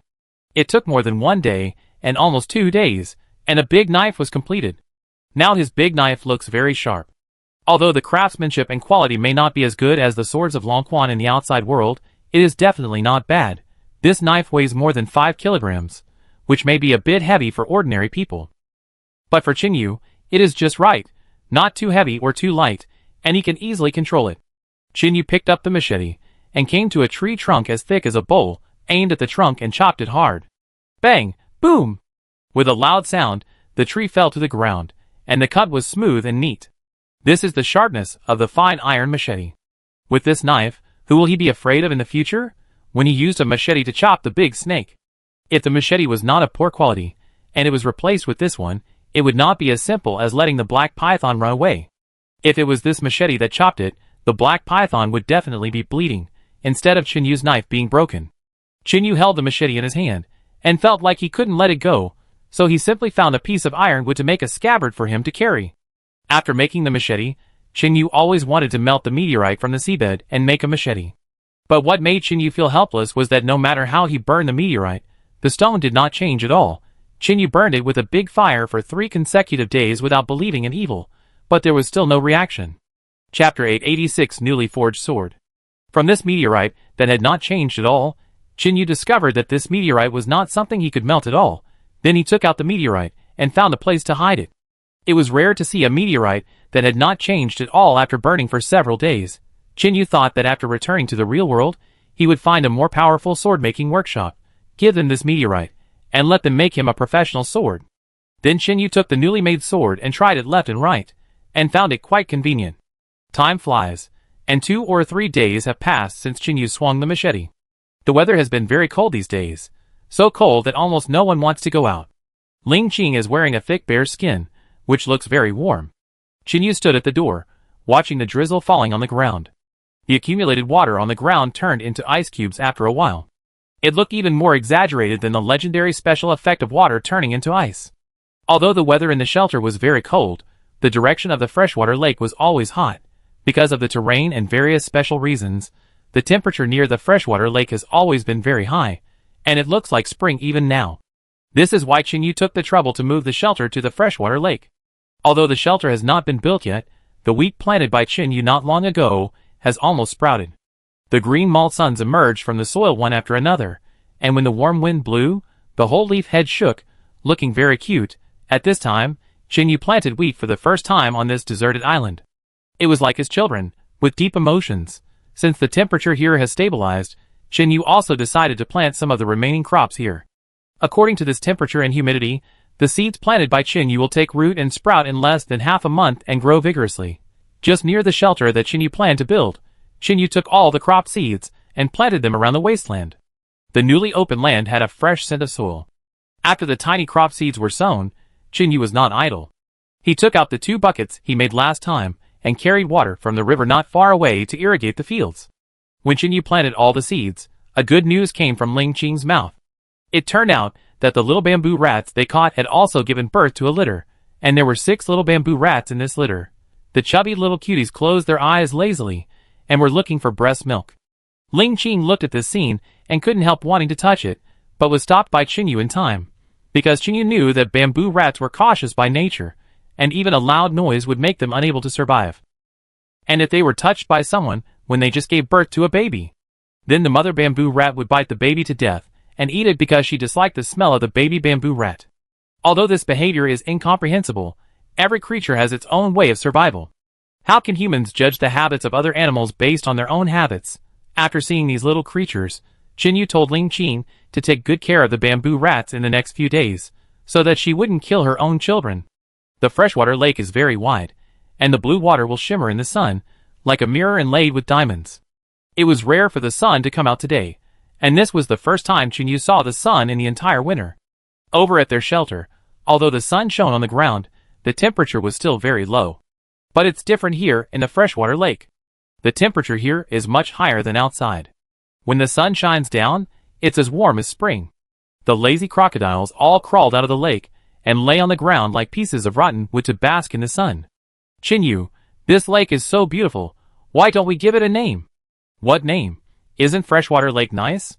You can tell the nature of this lake as soon as you hear it. How great!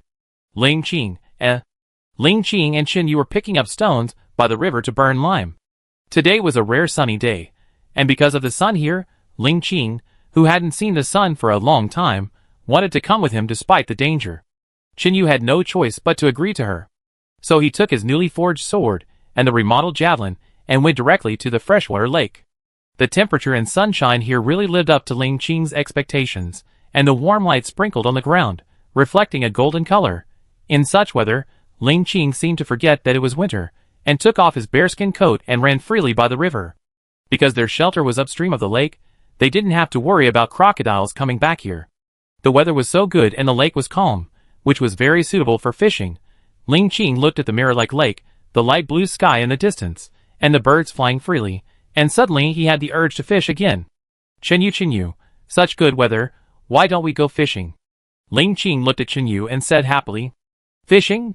You want to eat seafood again? You almost vomited the other day. Why do you want to eat fish again? He was helpless about Ling Qing's character, who could come up with different ways to torture Qingyu in a short time. No, I just want to go fishing. You see, it's calm today, very suitable for fishing. Maybe you can get a big harvest. Ling Qing was right.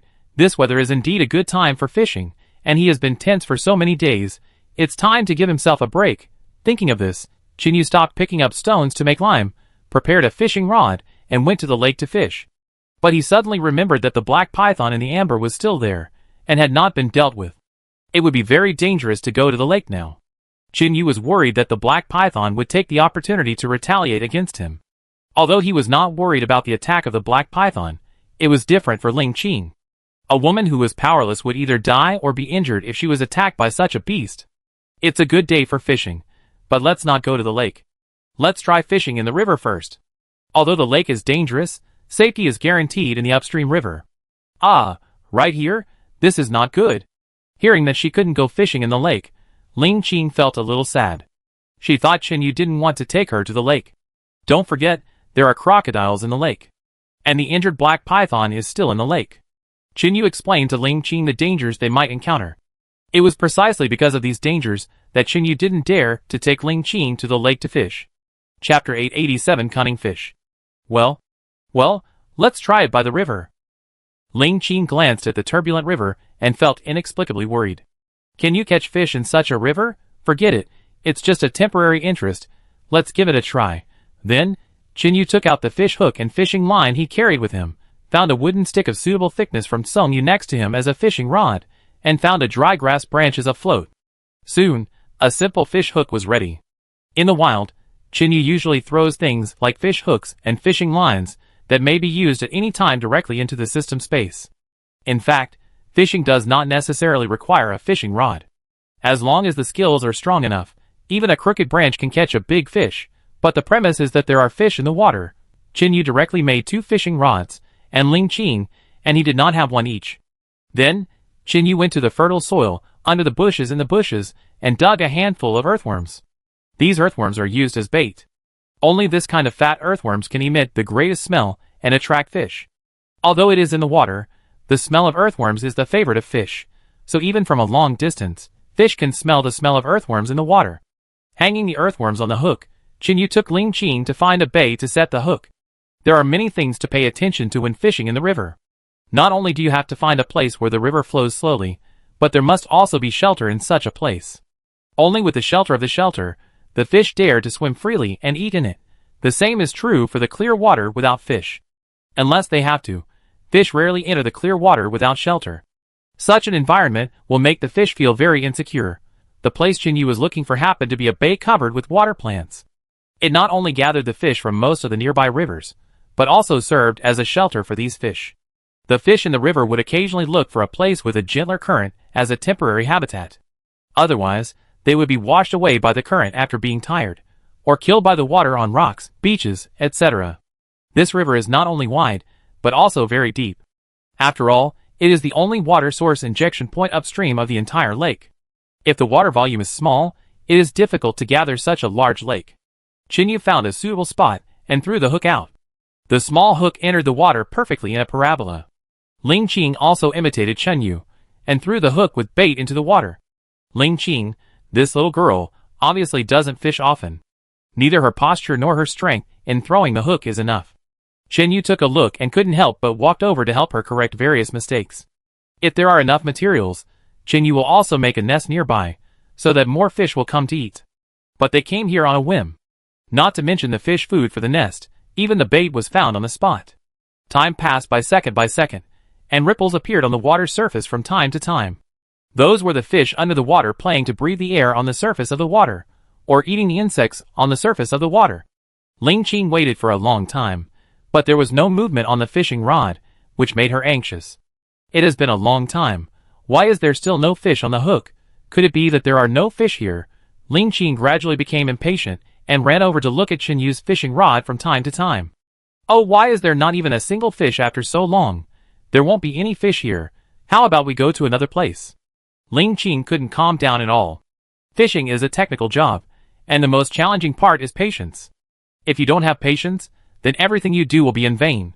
Chinyu comforted Ling Qing for a while, and then waited at ease, silently watching his fishing rod. Pop!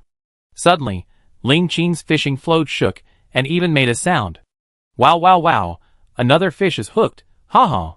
Ling Qing saw his hook being dragged away by the fish, so he grabbed the fishing rod and hurriedly lifted it up. Swish crackle. Ling Qing lifted the fishing rod directly, and a small black fish about the size of a palm kept struggling on the fishing rod. Chinyu, did you see that? I caught a fish, yeah. Ling Qing was so happy that he almost jumped up after catching a fish, and hurried to Chinyu to show off. His little tail almost lifted up to the sky. Okay, my dear Miss Ling Qing is the best, okay. Chinyu complained expressionlessly. Ling Qing is such a lucky girl. She runs around all day, and a fish got blind and hit her hook. I have been sitting here for a long time, but still haven't caught any bubbles. This is really infuriating. Does it mean that the appearance is needed to get a fish hooked? Chinyu muttered to himself. But his appearance is not low. Even in those crappy movies, he can be regarded as a handsome guy. Alas, it seems that these stupid fish have no eyes. Don't blame yourself, blame these stupid fish. Chinyu took up the fishing line, and saw that the bait on the hook had been eaten up. No wonder no fish came to bite the hook. These cunning fish. He hung the bait again, and threw it back into the water, waiting calmly. On the other side, Ling Qing collected the small fish he caught, put on the bait again, and threw the hook into the water. These fish seemed to be quite smart. Chinyu didn't notice it after biting the hook. However, these greedy guys, since they can eat the bait once, they can eat it a second time. Chinyu threw the hook back to its original place with this intention. He didn't believe that he couldn't catch a broken fish. Sure enough, after Chinyu put the bait again, a fish came to bite the hook soon, and the float was shaking on the water surface. This was the fish trying to eat food. Finally, the float sank deeply into the water, and Chinyu quickly lifted the net, and instantly lifted a big black fish. Compared to Ling Qing's small autumn knife, Chinyu's black fish is much bigger and tastes better. How about it, my lady? What do you think now? Chinyu lifted the black fish, and shook it in front of Ling Qing, as if to show off, and said with a smile. Humph, it's just a black fish that was caught in one day. I don't care, watch me catch a big grass carp for you to see. You will know what a real fishing master is. Ling Qing put on a lonely look of a master, and didn't take Chen Yu's blackfish seriously at all. This arrogant look made Chen Yu curl his lips. This is all due to habit. It is Chen Yu's habit. Think about how gentle, simple, and cute Ling Qing was when she first came to the island. But what about now? She has completely changed, becoming arrogant, naughty, and thick-skinned. In the following fishing competition, Chen Yu did not let the water go again, and Ling Qing's luck seemed to have run out. Although there were fish biting the hook all the time, he never caught it. And Chen Yu relied on his familiar skills and accurate vision to catch Ling Qing far ahead of him.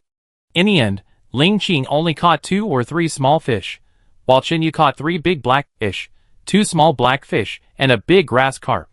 Chapter 888 Beggar Fish. This island has a peculiar climate, so Chen Yu would not be surprised by any strange animals that were born. After all, with the system paving the way in front, he was not afraid of anything. Chen Yu took Ling Qing all the way back to the riverside of the wheat field and found a place to dissect the fresh river fish that had just been caught.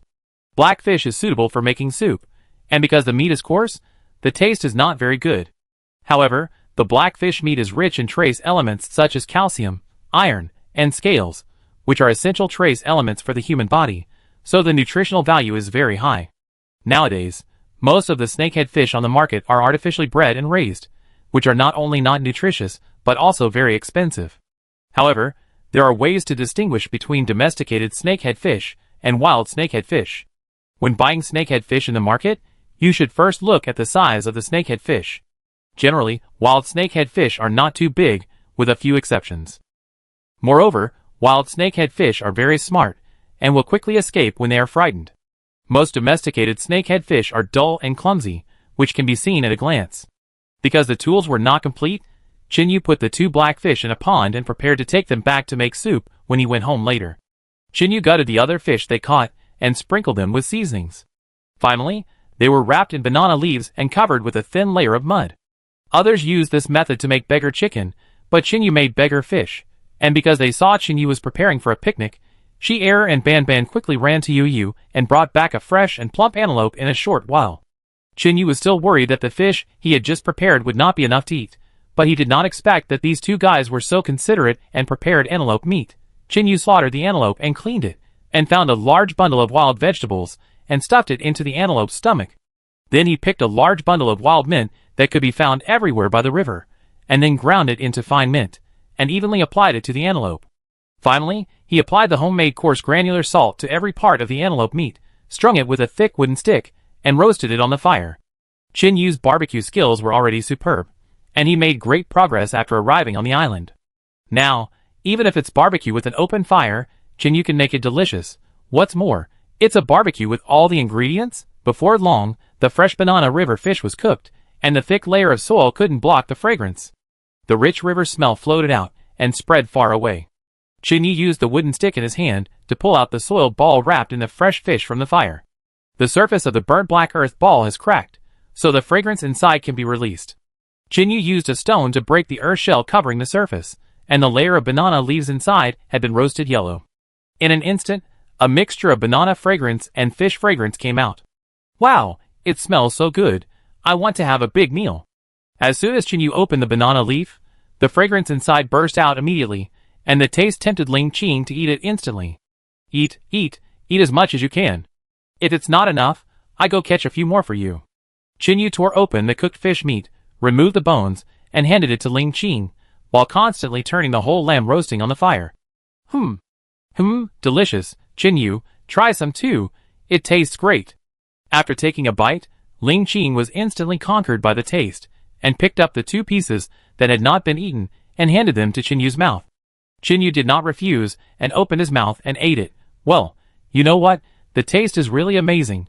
The fish hook in Chen Yu's mouth was soft but elastic, without any fish bones. And the sweet fragrance of the banana tree itself has been stimulated by the soil, and has been forced into the fish meat. The original fishy smell of the fish meat was completely removed by the banana taste. Not only that, the fish meat also seemed to have a fragrance of banana leaves. The combination of several flavors formed a famous dish that makes people drool. Even Ban and Shi-Er, who were standing next to him, couldn't stand the temptation of this taste. They shook their heads and rubbed around Chen Yu, wanting to share some of the grilled fish. Chen Yu did not eat alone with Ling Qing. These fish were not big to begin with. Although they tasted delicious, they could not fill him up. Therefore, Chinyu picked up 2 small black fish and threw one to Ban Ban and Xier. The 2 guys reacted quickly. Before the grilled fish landed on the ground, they jumped up and caught the fish meat in their mouths. Hiss, delicious, delicious. Chinyu, do you have any more? I want more. Gulyalu, gulyalu. Ban Ban ate while making a purring sound like a kitten. Most people who like cats know this phenomenon. Cats will make gurgling sounds when they are attached to people or excited. There were not many fish left, and Chinyu only ate a little, leaving the rest to Ling Qing. Ling Qing lived up to expectations, and ate the remaining 2 or 3 fish in a few minutes. However, Ling Qing finally couldn't eat the big grass carp, so he left it to Chinyu.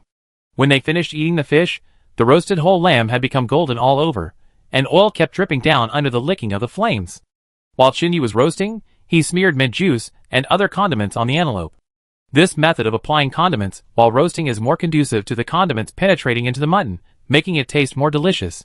In less than half an hour, the golden roasted whole lamb was cooked through. The wild vegetables in the lamb's stomach were influenced by the mutton, and the taste became very delicious. The outside of the golden roasted whole lamb was tender. Chinyu poked it lightly with a knife and instantly pierced a piece of crispy skin, and the golden fat was weak. It flowed out along the gap. Okay, we can finally eat. Be careful not to get burned. Chinyu took the roasted whole lamb off the fire, twisted off a lamb leg, and handed it to Ling Qing. However, considering that Xier and Ban Ban also contributed to the hunt, Chinyu did not treat them unfairly, but tore off a large piece of fresh meat and handed it directly to Xier and Ban Ban. Having seen how good Chinyu was at grilling meat, Ban Ban and Xier did not refuse and took the meat away directly. After all, they hunted and brought it back just for Chinyu to grill it for them. After eating the roasted whole lamb, it was almost afternoon, and the originally warm sunshine gradually lost its temperature.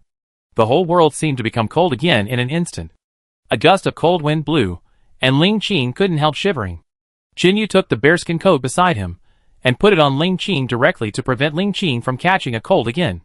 Putting on the bearskin coat really made him warmer, and Ling Qing regained his vitality in a short time. The sun was already setting, and it was impossible to open the furnace to burn lime today, but it was still very necessary to collect some raw materials for burning lime. Because whether he was building a new shelter, or making a new toilet and other things, he couldn't do without the help of lime. Under Chinyu's guidance, Ling Qing also helped to collect many stones in the river and transported them back to the location of the earth kiln. Chapter 889 Learn to be smart. These stones can be burned to produce lime, and lime has a wide range of uses. Lime can be spread on the ground as fertilizer to exchange nitrogen in the ground, improve soil fertility, and add nutrition to plants. And lime can also kill bacteria and has a very good killing effect on bacteria in the soil, which can definitely ensure food safety. And the biggest role of lime for Chinyu is not these, but to mix it with sand and make lime mortar, which can be made into a good adhesive. The final function is the composition of gunpowder, but it is not a war, so this function is a bit useless to Chinyu. With the joint efforts of the two, until the sun was about to set, Chinyu and Ling Qing finally gathered the required number of stones. The sky was gradually getting dark, and it seemed that there was nothing to be done this afternoon. Chinyu had no choice but to take Ling Qing back to the shelter. Now it was difficult for them to encounter any danger on the way back to the shelter. After all, the danger on the land near the freshwater lake has been completely resolved, so there is no need to worry about anything. Now Chinyu and Ling Qing only need to pay attention to the danger from the black python in the lake. Now Chinyu has made 18 kinds of weapons, waiting for the black python to appear and then give it a fatal blow. Because Chinyu has tried it before, the tactic of using Xier to lure him out is no longer effective.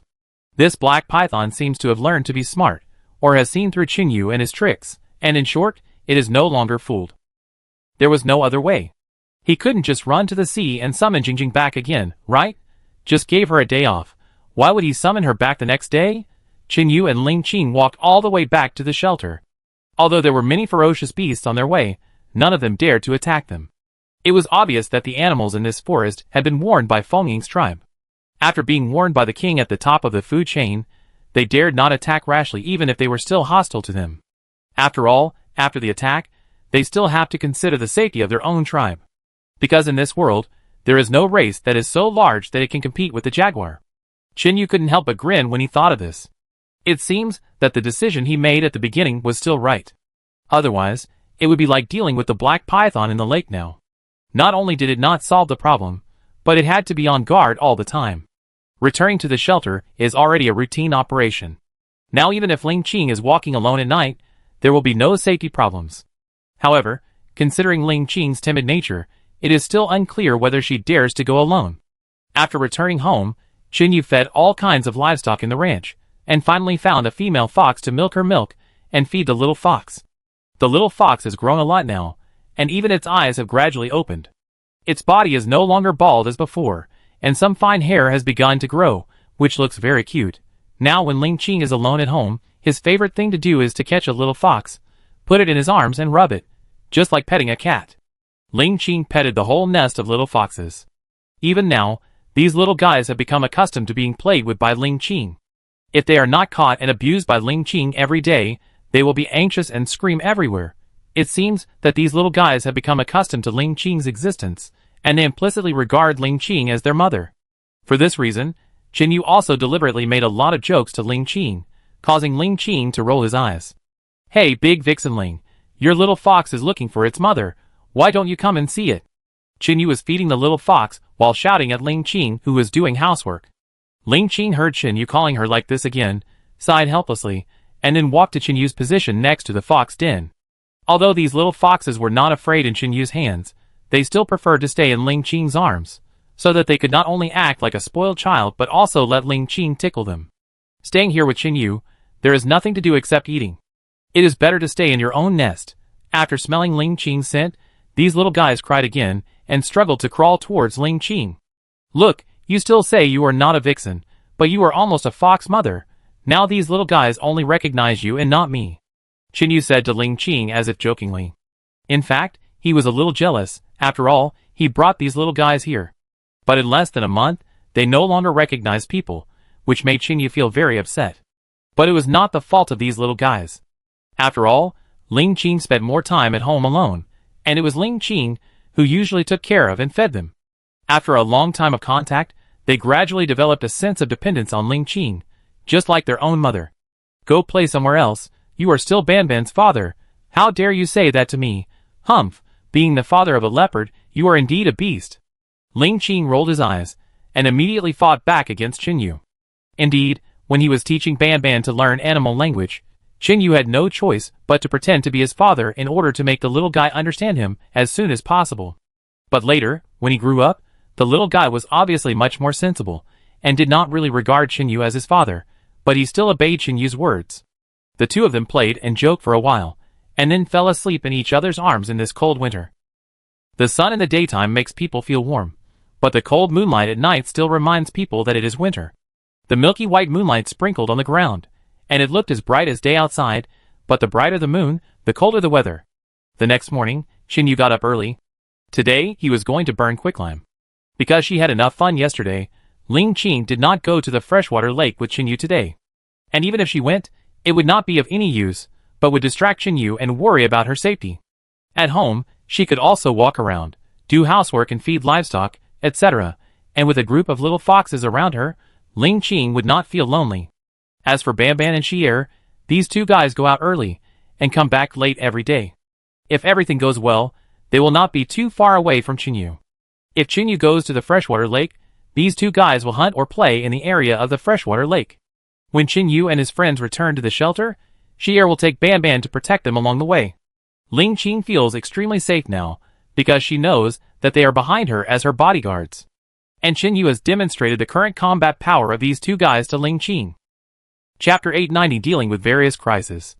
After learning hunting techniques from Feng for a period of time, Banban is confident in his own skills. Although it is a leopard that has not yet reached adulthood, the threat it poses to other animals around it cannot be underestimated. As for Xier, this guy is even more terrifying, but his size alone can scare away nearby animals.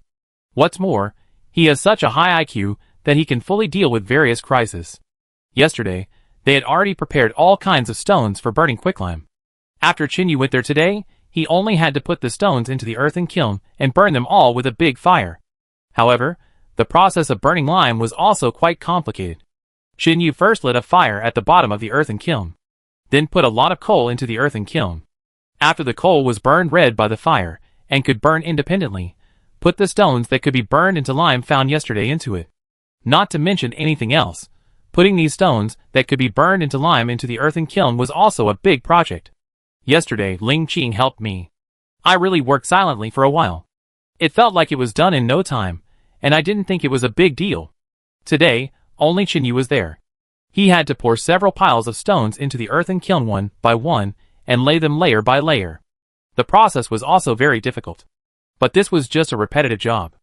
Although it was a bit tiring, there was nothing to complain about.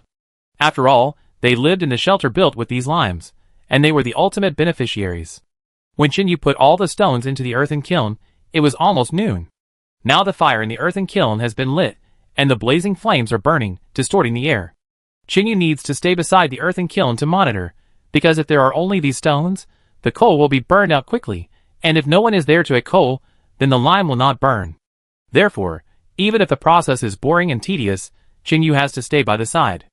After adding coal twice, it is darkened, but the lime along the way has not been completely burned successfully, and it is unknown when the lime can be burned out. Qinyu frowned. When he was at home, he would see others burn and it was easy. Why is it so complicated now that he is doing it himself? But no matter what, things have come to this point, and it is impossible to give up halfway. Just hold on a little longer. Qinyu has been waiting by the earthen kiln. The coal burns very quickly, and it also ignites the stones in the earthen kiln. After a long period of burning, some stones have gradually broken, and the stone in the middle has gradually burned red, and finally extinguished, turning into white quicklime. When he saw the quicklime finally came out, Qinyu let out a long sigh, added some coal to the kiln again, and returned to the shelter with peace of mind. Because it takes too long to burn a furnace of lime, and it's getting dark, if he doesn't go back, Ling Qing will have to worry. After all, this is an island, and few people set foot here, so there is no need to guard it at all, because no one will steal such things, not to mention that there is not even a person here. Qinyu returned to the shelter safely all the way with the moonlight. When they returned to the shelter, Ling Qing had already prepared dinner, and was waiting for Qinyu, looking like a young wife. Ling Qing was already pretty and cute, and under the dim light, she looked at the door like a woman waiting for her husband, which moved Qinyu deeply. "Qinyu, you're back? Come and eat, we've been waiting for you for a long time." Seeing Qinyu push open the door and walk in, Ling Qing immediately ran over excitedly, pulled Qinyu to sit down next to the dining table, and prepared to eat. "Silly, eat it first when it's ready. Why are you waiting for me? Will you not eat if I don't come back tonight?" Qinyu touched Ling Qing's hair lovingly, and said with a reproachful tone, "Men should take good care of women. As long as you can, try to satisfy her. It's okay, I know you will come back. Just move a little longer." Facing Qinyu's distress, Ling Qing also knew that Qinyu was working hard outside alone, so she was very willing even if she waited a little longer. Facing Qinyu and Ling Qing's affectionate gaze, the live broadcast room was speechless. "Damn it! Ahem, you have to get used to the daily dog abuse. You bitch, don't you know there's a camera in front of you? Hee, are the students upstairs? When have these two ever cared about the camera? You have to know that Qinyu doesn't treat us viewers as human beings. He has long said that he will treat us as non-existent. You get used to the dog abuse. Let's make an appointment to fight Qinyu. Who wants to team up with me? He can kill tigers and leopards with his bare hands. Is he trying to commit suicide? It's okay to commit suicide, but the key is that he wants to find someone to bury with him. Bad behavior. I've taken screenshots. I can provide evidence when Qinyu comes out. As a qualified hacker, I've found your regular ID address. I can provide the address when Qinyu comes out. Ahem, as your roommate, I saw you post this barrage with my own eyes. I can provide witnesses and crime photos when Qinyu comes out. Gentlemen, I was wrong. I've already knelt down to you. Aluminum alloy keyboard. The quality is top-notch." After a while, the jealous viewers in the live broadcast room had already gone off topic and talked about something else. Qinyu and Ling Qing smiled at each other, and everything was self-explanatory. As the saying goes, a husband and wife for a day is 100 days of grace. They have been husband and wife for several months. How much grace do they have? After dinner, Ban and Shier also came in from outside, ready to ask the host for dinner. Qinyu didn't see these two idiots all day today. Since they set out with him in the morning, the two guys went out to play together. No one knew where they went, and they just came back now. Hiss, Qinyu, not bad. You are living a comfortable life.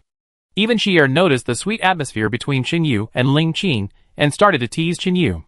Go play somewhere else. You are a stinky snake. You don't know shit. Believe it or not, I will throw you into the freshwater lake to feed the black python. Chinyu threw him a piece of meat, and sent the two guys away quickly to avoid ruining the atmosphere. Although this guy is just a snake, with such a high IQ, Chinyu couldn't treat it as an animal. The night passed like this, and Chinyu and Ling Qing were in love, a night of sweet tenderness. The next morning, Ling Qing was still lying in bed, and didn't get up.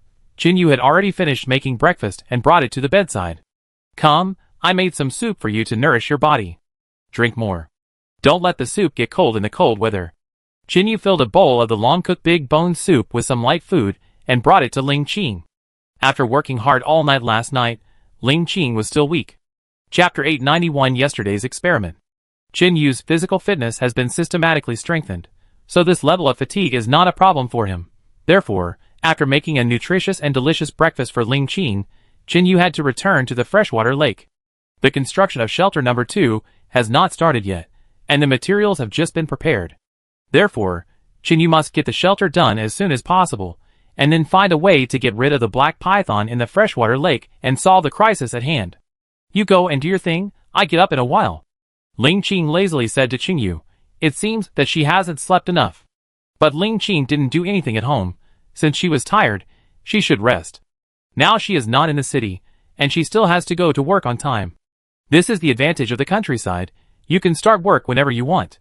But the premise is that you can solve the problem of crops in a specific season. After all, this is related to life problems, and you will go hungry if you are not careful. Chinyu did not continue to disturb Ling Qing's sleep. After putting breakfast on the table beside him, he turned around and walked out. Because Ling Qing was still sleeping, Chinyu had to finish the housework before going to work at the shelter today. The moment he opened the bedroom door, 2 drones were hovering at the door, intending to take some details of Chinyu's life. Ling Qing was wrapped tightly in the room, with her whole body wrapped in warm animal skins, without any exposure. Only a small head was outside, sleeping soundly with eyes closed. Chinyu tilted his head to see that his privacy had not been leaked, so he ignored the 2 drones, and walked out directly, allowing the sleeping Ling Qing to appear far away under the camera. Because there was nothing worth filming, and the person in charge of the company had promised that other people's privacy should not be exposed, especially the life privacy of female comrades. Therefore, the camera quickly left Chinyu's bedroom, and followed Chinyu all the way outside. Today Chinyu had to do housework, first feeding livestock, then cleaning the chicken coop and rabbit house, and finally looking for a female fox to milk to feed the little fox.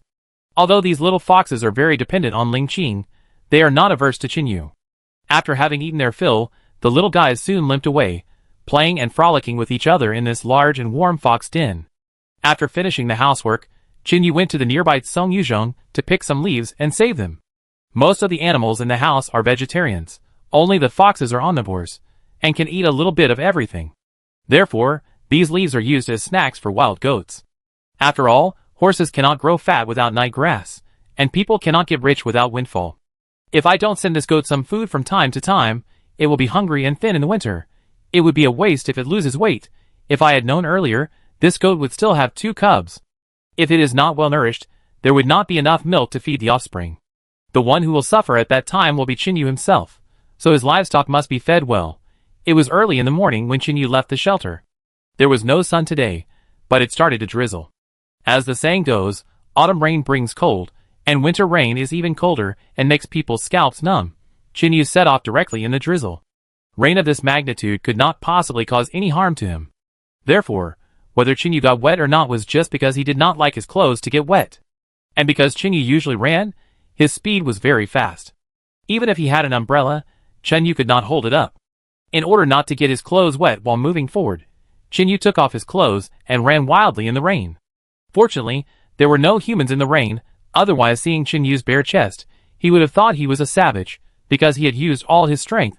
The journey didn't take too long. Chinyu's physical strength was very terrifying now. Even after the battle last night, he was still full of energy today, and didn't show any fatigue. The fire-burning lime had gradually died out, but because there were a large number of stones, and they were very durable, there were still white ores with amazing temperatures left. The reason why the ore turned white was that during the burning process, the fire destroyed the molecular structure of the stone. After being baked at high temperatures, the originally black stones have now turned into quicklime, which has amazing effects on humans. Chinyu walked into the earthen kiln. The temperature inside was still very high, and the air was twisted. Yesterday, he only had time to burn 1 furnace of lime. Because of time constraints, there were a lot of stones left. Jinyu planned to burn all the quicklime today. The process of turning stones into white quicklime is actually not difficult. It is just the simplest calcination, but it takes a little longer. After yesterday's experiment, Jinyu found that burning quicklime not only requires high temperature, but also requires time accumulation. In 24 hours a day, their ordinary earth kiln can only produce 3 rounds of lime at most. And this also takes into account that every time you take out the lime, you need to wait for the lime to cool before you dare to take it out with your hands. So the quicklime that can be burned every day is only 2 rounds at most. Jinyu quickly took out the quicklime that was burned last night. Because it has cooled for a certain period of time, this time Jinyu simply took out the lime blocks and found a place to pile them up. For quicklime like this fired outdoors, it is best to use as much as you can. After all, you can't predict whether the weather will be sunny or cloudy. If it is sunny, it can be stored for a longer time, but if it rains, the pile of stones will be wetted by the rain. The wet lime will be destroyed by the components in the rain and the stability of the structure. Therefore, after unloading this furnace of lime, Jinyu took the lime back to the foundation. Because there were no rain protection measures, he asked the territory to use up the lime as soon as possible. Lime and sand mixed together is a very good adhesive, which can be used to build walls, fill gaps, etc. when building houses, and if you want to use lime to make an adhesive, it is actually quite simple as long as you know the properties of lime. The combination of lime and sand is called lime mortar. If you want to make lime mortar, the ratio is a very critical issue. Lime mortar is a mixture of lime, fine sand and water. It is a mortar made by mixing lime paste and sand in a certain proportion, and its strength is completely obtained by the hardening of lime. However, because the cost of lime mortar is relatively low, its quality is not the best among all adhesives. However, Jinyu and his team did not have high requirements for building a shelter, and the environment next to the freshwater lake is relatively suitable, so this lime mortar is enough. Chapter 892 Strong. Under normal circumstances, when the base of a house is a porous water-absorbing material, or when construction is carried out under dry and hot conditions, lime mortar with high fluidity should be selected. However, when used in construction, the water retention of lime mortar should also be fully considered. Water retention is the ability of lime mortar to retain water. Mortar with poor water retention will lose water and flow during use, making the mortar and the base not firmly bonded. And because water loss affects the normal bonding and hardening of mortar, the strength of mortar will be reduced. The main factors affecting the water retention of mortar are the type and amount of cementitious materials, the type, fineness and water consumption of sand. Adding powdered mixed materials such as lime paste and fly ash into the mortar can improve the water retention of the mortar. High viscosity polyacrylamide with good water solubility can significantly improve the construction and workability of cement mortar without damaging its mechanical properties. It makes the premixed mortar have the advantages of long and adjustable setting time, good water retention, and less water seepage over time. However, Jinyu and his team are now on this deserted island with limited conditions, and it is not easy to make this lime mortar. Jinyu put the lime paste aside, and then dug out the fine river sand from the foundation. According to the specific proportion, Jinyu quickly mixed the lime paste and sand evenly. As expected, just as he said in his wilderness request, the lime mortar with good adhesion is now made. Afterwards, Jinyu did not build the wall directly, but cut more than 10 dry tree trunks with good water absorption nearby. He wanted to use these woods to make the floor to prevent moisture in water, and absorb excess moisture on the ground. The foundation pit had been dug out last time. Now Jinyu only needed to fill the pit and lay the foundation. Because there was no steel bar and cement to make a solid foundation, Jinyu had to fill the pit with lime mortar mixed with bricks. Construction is easy to say. It's a life-threatening job to do it. After Jinyu mixed the lime mortar together, he went to the river to find some pebbles, because cement mortar alone was not enough. To make a solid foundation, steel bar and cement are indispensable, but now they are limited by conditions and cannot find so many building materials. Therefore, using local materials became a key issue, and the pebbles by the river were the first choice. Pebbles have very good thermal conductivity, and are most suitable for this kind of rain. Although the weight of a single pebble is very small, when Jinyu picked up the pebbles and piled them up, when he finally carried them in his backpack, he found that the density of these stones was very high. This reminded him of the teacher's words in class, when he was a child, that unity is strength. Just like these pebbles, the mass of a single pebble is very small, but once they are gathered into a pile, even Jinyu, who is much stronger than ordinary people, can still feel the weight. The location of the shelter this time is very good, and the geographical location is very advantageous. On the flat ground far away from the river, Jinyu has carried all the pebbles needed for casting the foundation. Although it is a small foundation, although there is not much work, the workload for one person is very large, and the efficiency is very low. Jinyu has been busy from morning till 10 o'clock noon, and he has never stopped his busy pace. The lime mortar has been mixed by it, and the foundation can be laid immediately after the pebbles are in place. The foundation cannot be piled up immediately on top of the bricks and stones. It is necessary to wait for the gel material for laying the foundation to completely solidify before the wall can be piled up on it. If the foundation is not solid, and the wall is piled up on it, it will have a counter effect. As long as there is a slight shock or shake, such a foundation can crack at any time. Once the foundation cracks, it can cause the house to collapse at best, or even kill people. Therefore, it is very important to lay a good foundation for construction. Although Chinyu's foundation is not as solid as those reinforced concrete in society, but compared with people in primitive society who did not lay foundations, theirs is already very solid. When Chinyu completely melted the materials and filled the excavated foundation pit layer by layer, the sun was already setting in the west. It seems that today's construction can only stop here. After all, we can't build walls immediately. We still have to wait for the lime mortar of the foundation to solidify slowly.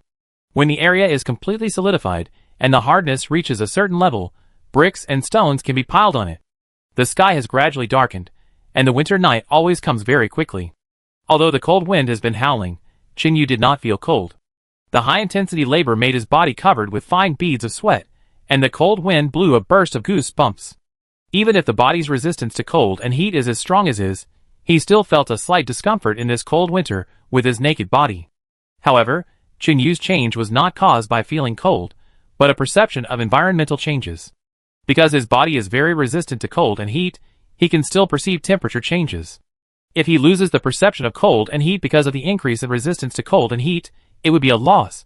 After cleaning up, Chinyu did not leave directly, because it was used up when it was fired yesterday. But when he cleaned up the earth kiln in the morning, he had already burned out today's lime. Now a day has passed, and coal has been added several times in the process of laying the foundation. Now the lime is almost burned, because there is no place outside to shelter from the wind and rain. So Chinyu was not in a hurry to take out the lime burned today. After seeing that it was completely burned, Chinyu found 2 wooden boards. Cover the exit of the earth kiln to prevent the lime from being damaged by rain. After preparing all this, Chinyu returned directly to the shelter. When Chinyu returned to the shelter, Ling Qing had already prepared the food. Shi'er and Ban Ban had returned earlier than him. They were playing around the dining table, waiting for Chinyu to come back and preparing to eat. Although Shi'er had a high IQ, he still couldn't change his snake habits. And for some reason, Chinyu felt that this guy seemed to be more cheerful. He wandered around with Ban Ban all day, appearing and disappearing mysteriously. It was late at night after dinner. After a day of high-intensity work, even Chinyu, who had such a high physical fitness, felt waves of fatigue coming over him. In fact, although Chinyu's personal strength is very strong, facing this kind of continuous force, even if his physical fitness is doubled, it is difficult to overcome. After all, being strong is one thing, but the load on the body caused by long-term continuous force output will not be reduced because of strong strength. Moreover, this kind of continuous labor consumes a lot of energy, that is Chinyu. If someone else comes, he will definitely not be able to withstand such high-intensity labor. In society, most people will choose a professional construction team when building a house. Chapter 893 Strengthening. There are always more than a dozen people working together, and they always use various machines and electricity in modern society. Of course, the labor efficiency is not comparable to that of a human machine like Chinyu. No matter how strong he is still a person, not a machine that can work tirelessly. After eating, Chinyu clearly felt that the healing energy in his body was slowly recovering the fatigue caused by high productivity and labor. The muscles gradually stretched and relaxed, and the blood flow became very regular. Every beat of the heart was like a pump, pumping blood throughout the body. This feeling of energy repairing the body was the first time Chinyu noticed it. He had never felt this comfortable feeling before. Because before, he used healing energy either for others or to heal his wounds. It was rare for Chinyu to feel tired, but this whole day of uninterrupted work made Chinyu feel particularly tired. The body's healing energy was constantly warming every cell, constantly penetrating into the cell's finer structures to slowly repair it, and even gradually increasing the strength of the cells. This situation was something Qin Yu had never dared to think of before. He had never expected that such a high-intensity labor training method could still increase his own strength. Once this method is adapted, even without the addition of the system, Qin Yu can continue to improve himself. Whether it is strength or endurance, it can continue to grow. Because of the comfort of the healing ability, Qin Yu soon fell into a deep sleep while enjoying it. Ling Qing saw that Qin Yu had just fallen on the bed, and had already remembered the slight snoring. In addition, Qin Yu looked exhausted when he just came back. Ling Qing also knew how hard Qin Yu worked. She gently wiped Qin Yu's cheek with a sweat towel, her eyes full of heartache. Although she felt sorry for Qin Yu, she, a woman, could not help with such things. After all, Qin Yu did physical work. Ling Qing, a little woman, had no strength and no muscles. Even if she went with Qin Yu, what could she do? It would be better to do some housework and take care of the livestock at home, and make a delicious dinner for Qin Yu when he came back to comfort his tired heart. The next morning, Qin Yu just woke up from a deep sleep and heard a bang outside. He opened his eyes and looked carefully, only to find that it was Ling Qing who had gotten up and was preparing breakfast for him. Seeing this, Qin Yu smiled slightly. He was very satisfied with this considerate young wife.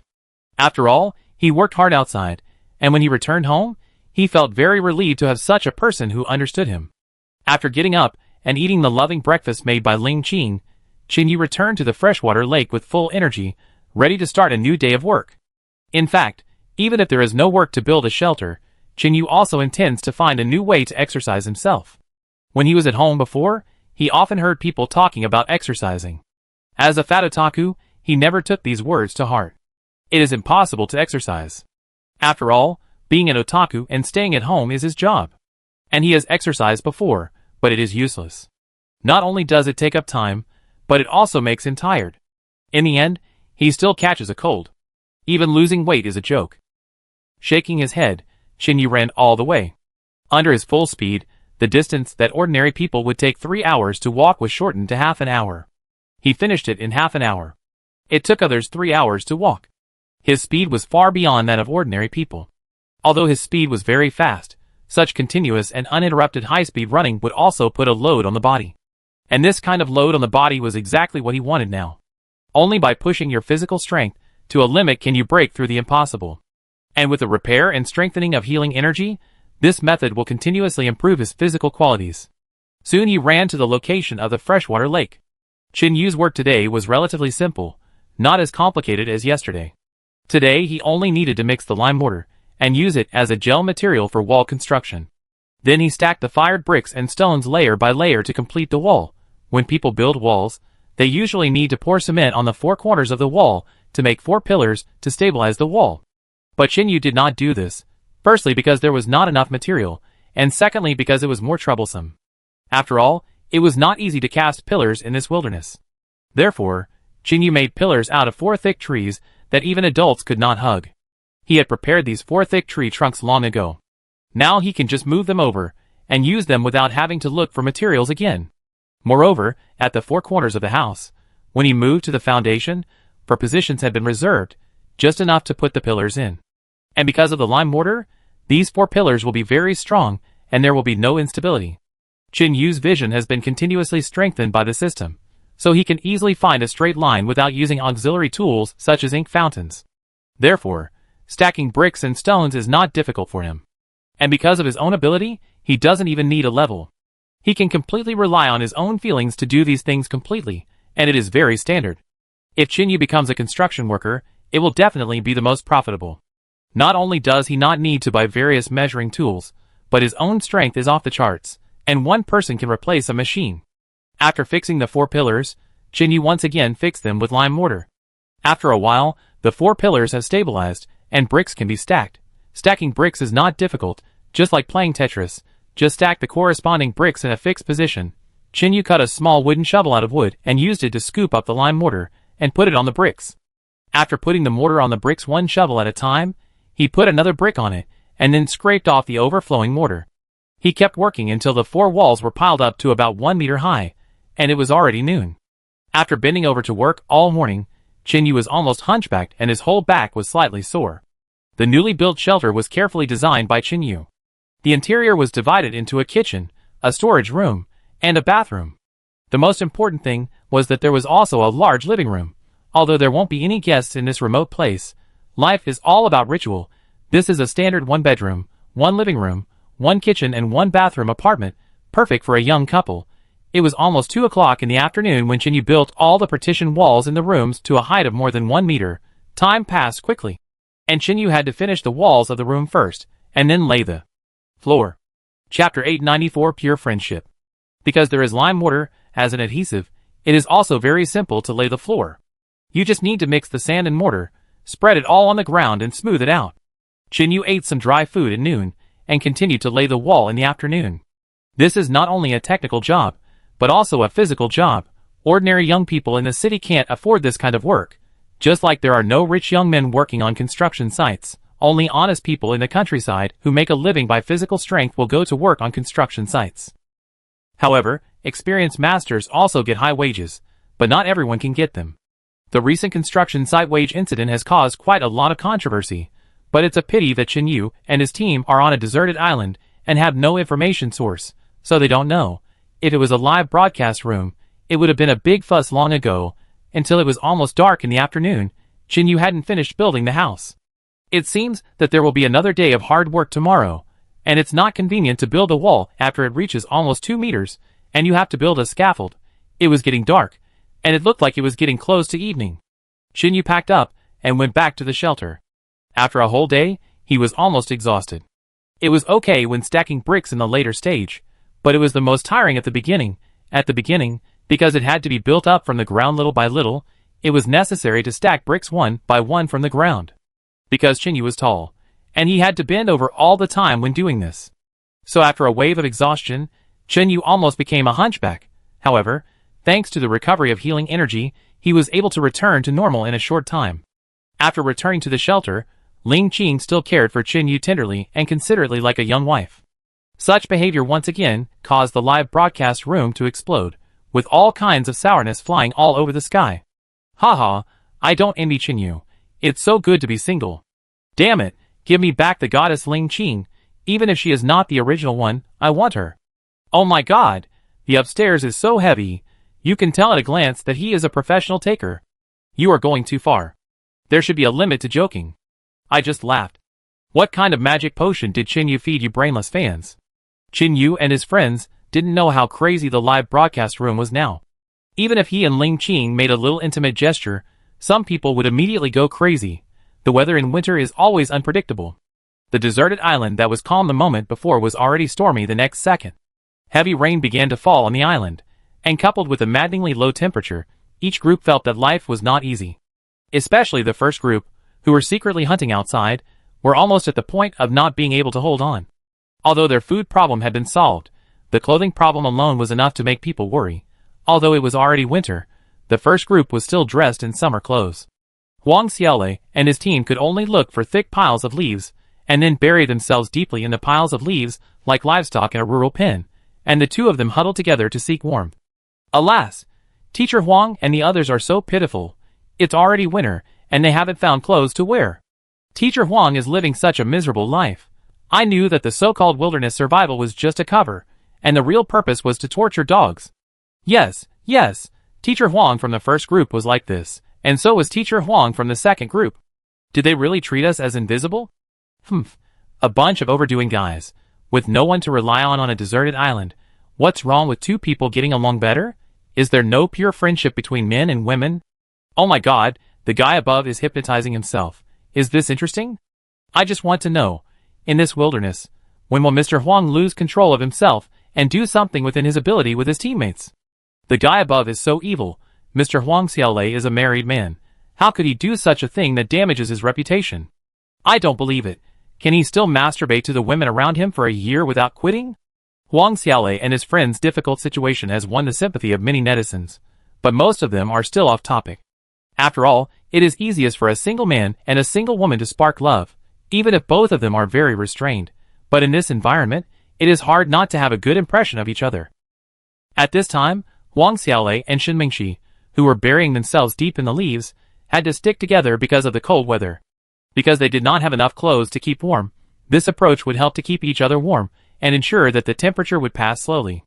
Although they were just asking each other for help, Both of them had been on the deserted island for several months, so it was inevitable that they were still a little fluctuating and couldn't fall asleep for a long time. Compared to the hesitation, worry, and desire of Huang Xiaolei and his female teammates, Reba and Xiao Chunan simply hugged each other and fell asleep. After all, they were both girls, without so many restrictions between genders, and it was easy to think of this method in this winter. However, although Reba and Xiao Chunan did not have to worry about safety and warmth, a more desperate thing gradually appeared in front of them. That is, after such a long period of consumption, Reba and Xiao Chunan have little food left. Some time ago, because they had to reinforce the shelter, Reba and Xiao Chunan did not have time to look for food. Now the shelter has been reinforced by them, and they feel very safe. But because they have not gone out hunting and looking for wild vegetables and other food for a while, they have started to save money. During the day, the two people searched everywhere for those wild vegetables that are still strong in the cold winter. Although hunting is a physical labor that makes them feel very difficult, who can blame them for their sufficient preparation in the early stage? For meat, Reba and Xiao Chunan only need to eat some dried fish now. The problem now is how to find more wild vegetables to solve the problem of insufficient food and unbalanced nutrition. Although the weather outside is very cold, Qin Yu and his shelter is a warm spring scene. The thick walls can isolate the interference of high or low temperatures to the greatest extent, and even block the whistling of the cold wind. Ling Qin got up very early these 2 days. On the one hand, she felt sorry for Qin Yu's hard work in building the shelter, and on the other hand, it was her responsibility as a woman. Soon, after Ling Qin prepared breakfast, Qin Yu got up. Because of the constant fatigue in the past 2 days, his muscles were sore, but that was only temporary. Because after eating a meal, all his fatigue and exhaustion were repaired by the healing ability, and he was fully recovered. This feeling of comfort all over the body, like a new life, made Qin Yu fascinated. This process is also the process of Qin Yu becoming stronger. The healing energy is constantly healing his injuries, and all the strained cells are strengthened during this period. After finishing his meal, Qin Yu set out again and returned to the freshwater lake to continue building his shelter number 2. He planned to build the entire shelter to a height of 3 meters, which is just right. In addition, when covering the tiles, some space will be reserved on the top of the house, which will look more spacious. Chapter 895 Yesterday's Experience. Yesterday, Qin Yu had built the wall to a height of more than 1 meter, almost reaching his chest. Today, he had to build a scaffold, otherwise, the wall he built would be too high, and it would be inconvenient for him to place the bricks and stones. In the past few days, he was busy building the shelter, and forgot that a scaffold was needed to reach a certain height. Although it was a bit troublesome, it would not take him much time. Qin Yu cut a large bundle of bamboo from a nearby bamboo house, and used a simple bundling method to tie the cut bamboo into frames. These racks are in a pyramid structure from bottom to top, which is convenient for Qin Yu to stand on. This structure also greatly enhances stability. Before leaving yesterday, Qin Yu burned a pile of lime again. After burning all night, the heavy stones have turned into white powder. Mixing lime and sand in a certain proportion, Qin Yu soon made the required lime mortar. Based on yesterday's experience, the bricks and stones were staggered and built on the wall. Because of the assistance of the scaffolding, it was much easier to build the high wall this time. After a morning of stacking, the rough outline of the entire shelter has come out. After a morning of non-stop work, Qin Yu was tired and his back and waist were sore, and he felt extremely exhausted. However, with the continuous repair of the healing ability, Qin Yu's fatigue soon disappeared, and he felt a burst of comfort throughout his body. Now the walls of the entire shelter number 2 have been stacked, and the only thing left is to make the roof, and then cover it with tiles to complete it. It is now noon and close to afternoon. After resting for a while, and eating some lunch prepared by Ling Qin, Qin Yu started to move again. This time, he was not going to continue building the walls, but to build the roof of the shelter. Regarding the shelter, he planned to build it into a tile house, because after winter is over, this year will usher in the hottest period. The advantage of a tile house is that it has a spacious space and strong air flow. Although it may be a little cold in winter, it will definitely be cool on hot days. Qin Yu planned to use the strongest ironwood to build the roof, which is very common in this Yu. Because there are many trees in Yu, many large trees that have grown for hundreds of years are crowded together because of the large number. Therefore, although these trees are not thick, the wood is very good. Only this kind of wood is most suitable for making roofs. It is firmly fixed on the top of the house, and there is no need to worry about being blown by strong winds. Making a roof is not something that can be completed overnight. Today, Qin Yu spent the whole afternoon cutting trees and removing bark. It is best to use dry wood to make a roof, but it is difficult to find dry wood now, and according to Chin Yu's strength, he can carry even wet wood. However, using wet wood to build a roof may cause some deformation after drying, which may affect the strength of the roof. However, this is deep in the rain, and if it doesn't work, just replace the wood on the roof. For the time being, just build a shelter. Soon, Chin Yu had prepared all the wood. The bark of these woods was peeled off and soaked in water for a while. Pull all the wood out of the water and put it aside for use. After finishing everything, it was already dark. Suzuki returned to the shelter, and the next day he took all the tools and returned to the freshwater lake again. Today he had to saw these thick woods into planks, and then plane them with a push plane. The iron nails he made last time have not been used up yet, but they came in handy this time. Chin Yu numbered the wood according to the size of the roof, made the tenons, and nailed the places that were difficult to fix with iron nails. After a busy morning, Chin Yu finally made the frame of the roof. Next, he just had to place the wood on the roof in order, and it was done. It's easier said than done. Although he had the experience of building a shelter last time, Chin Yu didn't think it was easy this time. Because last time, Chin Yu built an ordinary flat-roofed house, but this time he planned to build a high-roofed house. Although the difference between the two is not big, the actual workload is very different. Chin Yu measured the width of the tiles, fixed the wooden boards on the beams according to the size of the tiles, and finally piled the tiles on the roof. This is a complicated and technically demanding job. In rural areas, when people usually cover the roof with tiles, they usually ask experienced masters to do it. But Chin Yu is such a person. In his opinion, the so-called experience is nothing more than a keen eye. Shock. Chin Yu can accurately see where to change and where to add with just one glance. He doesn't need the so-called master's eyesight at all. It's easier said than done. Although he has the experience of building a shelter before, Chin Yu doesn't think it's easy this time. Because last time, Chin Yu built an ordinary flat-roofed house, but this time he planned to build a high-roofed house. Although the difference between the two is not big, the actual workload is very different. Chin Yu measured the width of the tiles, fixed the wooden boards on the beams according to the size of the tiles, and finally piled the tiles on the roof one by one. This is a complicated and technically demanding job. In rural areas, when people usually cover the roof with tiles, they usually ask experienced masters to take charge. But Chin Yu is such a person that the so-called experience is nothing more than a keen eye in his eyes. Chin Yu can accurately see where to change and where to add with just one glance, and he doesn't need the so-called master's eye at all. Under his construction, a brand new shelter slowly took shape.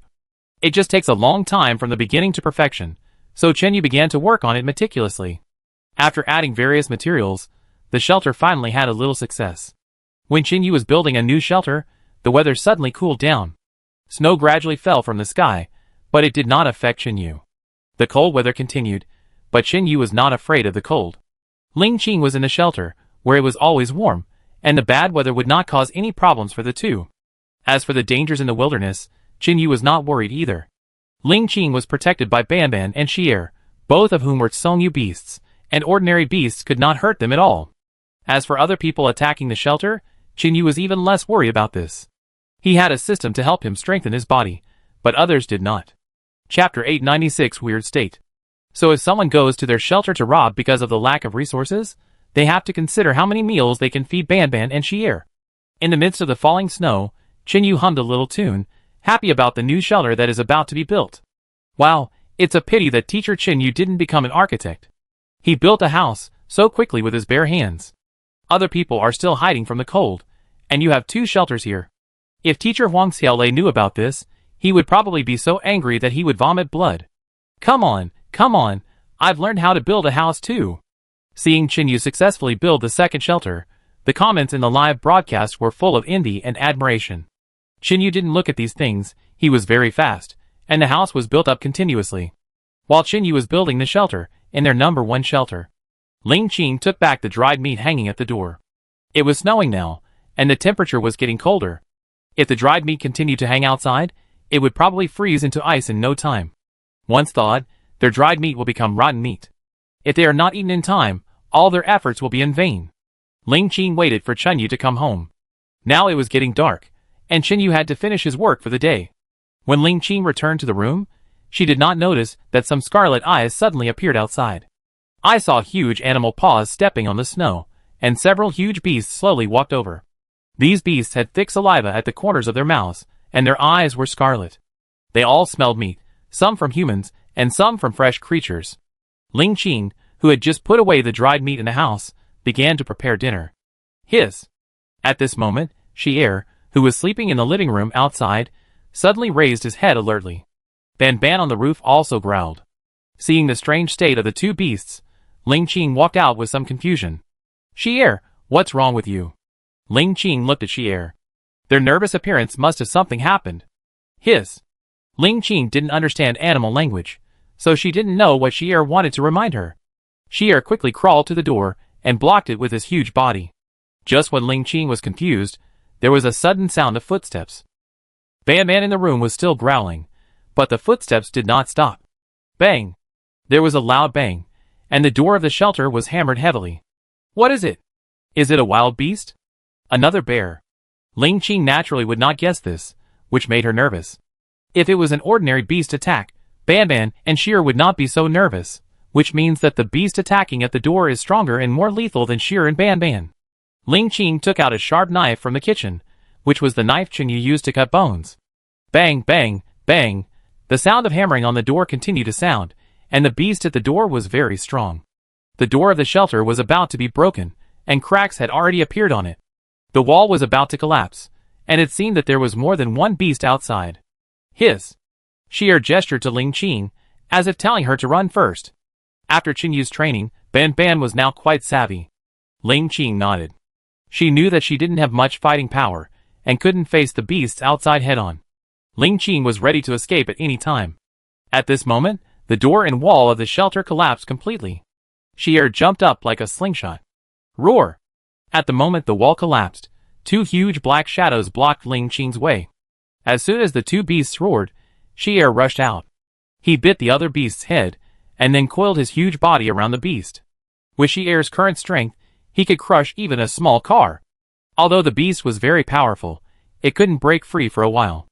On the other side, Ban Ban roared, jumped down from the roof, and bit the other beast's eyes. The beast went crazy, but Ban Ban dodged it repeatedly. Now! Although Ling Qing was a little scared, he always remained sober and calm. While Ban Ban and Xier were holding the beast, she rushed out with a knife in hand. As soon as she came out, Ling Qing found that their ranch was in chaos. Several huge black bears were biting the animals they had raised with great difficulty, and many hares and pheasants were running away.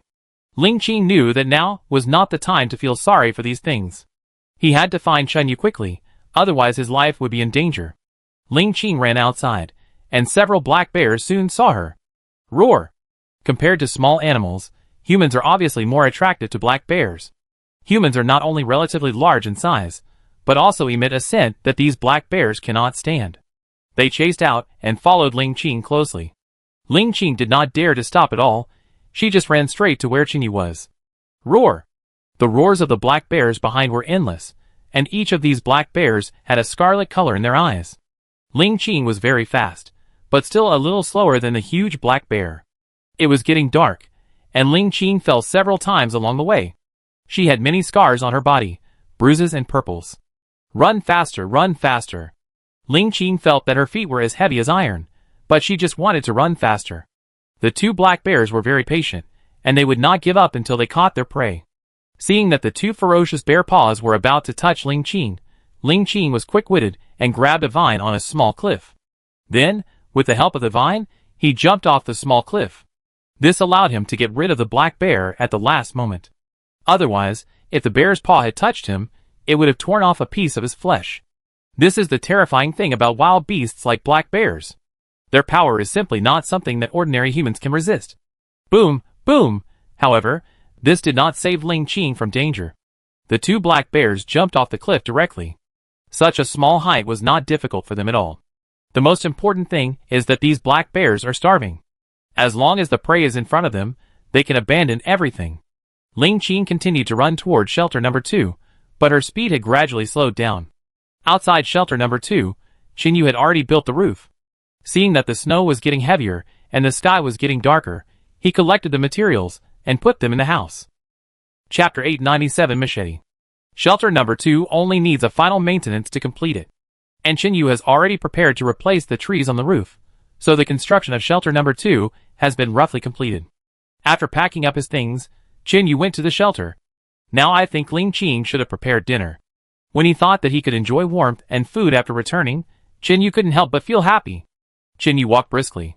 Although he was very tired today, he had healing energy in his body, and his fatigue would be cured soon.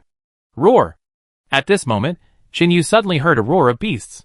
He quickly cheered up, and took out his newly forged machete from the system space. This knife was carefully made by him, and it was also helped by the system's black technology. Facing a powerful beast, he could also easily kill the opponent. Now that there was a roar of a beast, Qin Yu naturally cheered up. Chun Yu.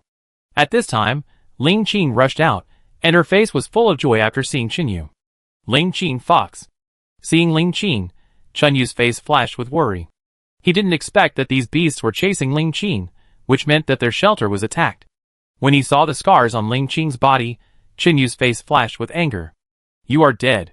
Qin Yu looked at the two black bears and shouted angrily, a bunch of beasts really don't know how to live or die. Roar! The two black bears did not realize what they were about to encounter. After seeing Qin Yu, greed appeared on their ferocious and ugly bear faces. They wanted to eat the two humans in front of them, so that they could make up for their hunger for many days. Ling Qing, hide behind me. Qin Yu raised the machete and looked at Ling Qing with heartache. Okay, be careful. Ling Qing didn't say anything and retreated to the back. Qin Yu raised the special machete and rushed towards the two black bears like a leopard. Roar! The two hungry black bears roared and grabbed Qin Yu with their claws. When the attack was about to come, Qin Yu turned around and avoided the attack as fast as lightning. Then he chopped at the black bear's paw, but these black bears were considered the top creatures in the world, and they quickly dodged Qin Yu's attack. However, Qin Yu's knife still left a huge damage to the opponent, and half of the bear's paw disappeared. Roar! The black bear roared, and attacked Qin Yu together with another black bear. Qin Yu dodged very quickly. These two guys were very powerful and fearless. This was the most difficult part of killing them. Because causing harm to these black bears would have no effect, it would only make them more angry. We must find a way to kill them with one strike.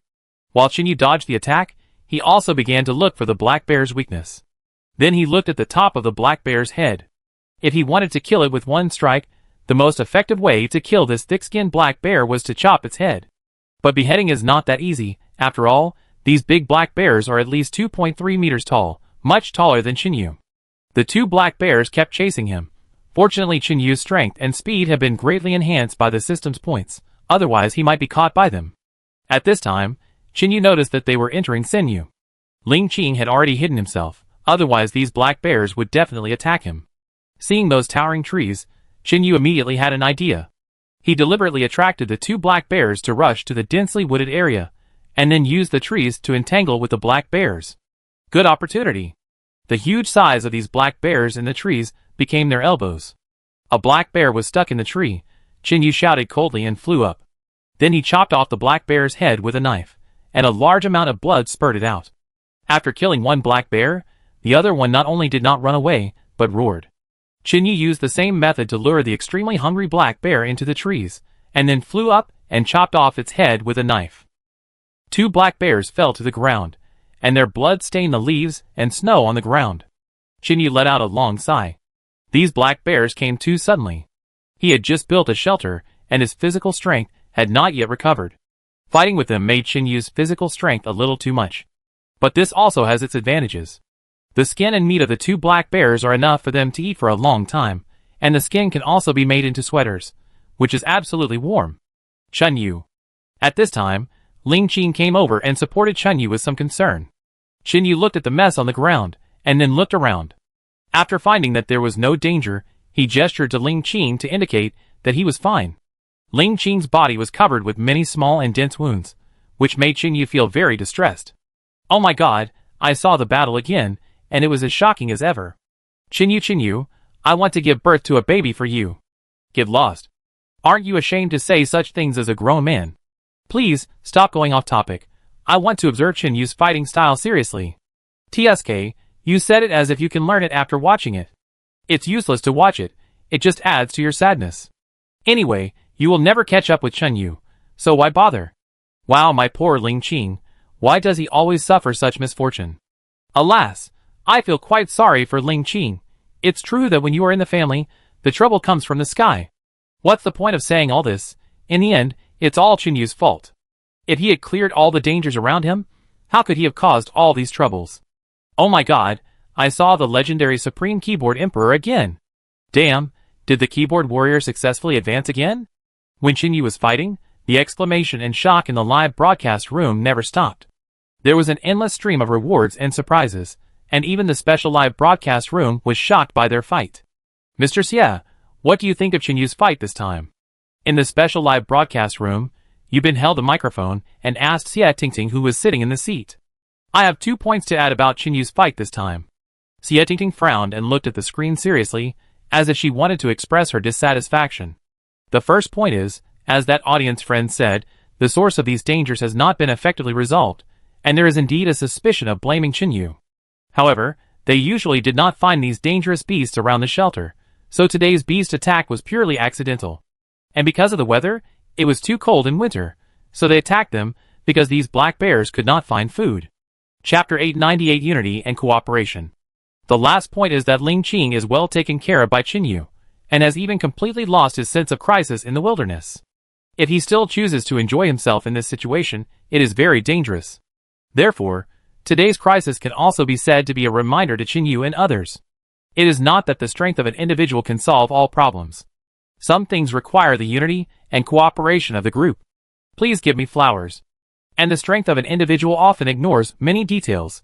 For example, if Qinyu had thought about the crisis in the shelter when he left today and made preparations, the result would not be like this. In the special live broadcast room, Yubin asked Xie Tingting directly this time, and he was very satisfied with the answer he got. Although there were more professional teachers next to him, Yubin actually wanted to hear the answers of these entertainment teachers this time. Sometimes the professional analysis of professionals may not necessarily get the corresponding results, which is the difference in opinions. As the saying goes, 100 people have 100 opinions. After Yubin watched the barrage in the live broadcast room many times, he also knew that those viewers did not want to hear professional analysis. Because everyone is an ordinary person, professional analysis of these things will mislead them. Sometimes emotional views will resonate with more people. For example, this time, Teacher Xie Tingting's analysis not only won his approval, but also the reaction in the live broadcast room was exactly the same. This made Yubin gradually change his view on hosting. Then Teacher Xiao, what do you think? Out of courtesy, Yubin also handed the microphone to Xiao Chong. This time, Yubin gave the camera to Tiffany C first, which means that he paid more attention to Tiffany C's point of view this time. Xiao Chong still has this kind of vision.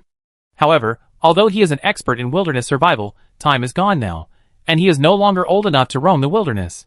Thinking back to the time when he was full of vigor and vitality, he went out to the world with nothing and conquered a territory of his own.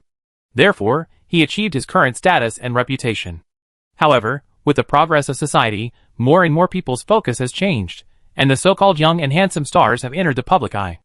The real veterans who built up their empire step by step were not taken seriously, which greatly reduced his source of income. He even had to be a special guest on TV to earn some extra money and improve his reputation. Teacher Xie is right, and the analysis is very accurate.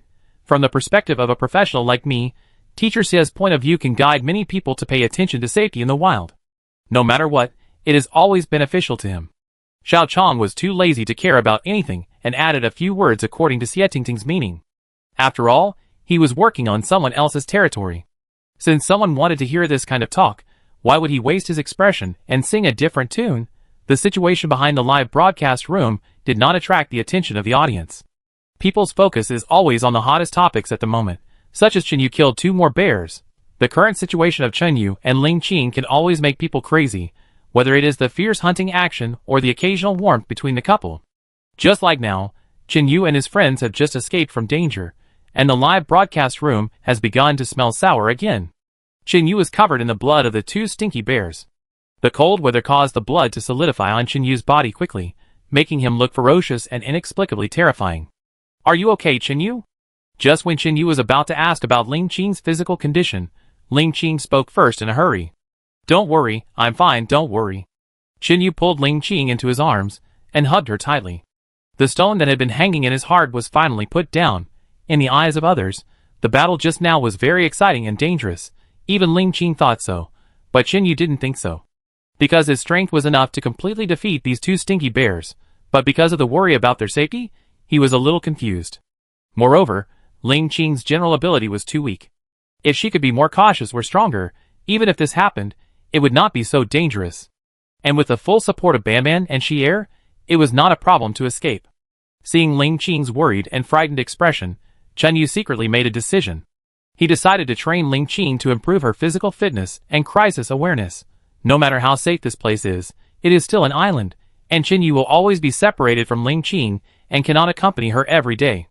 If she encounters this situation again, she will have some self-protection power. Not to mention self-protection, even if she can escape for a while longer, it will be enough to hold on until he comes back to rescue her. Ling Qing looked around Chen Yu, and touched him up and down with concern, and was relieved after finding that there were no wounds.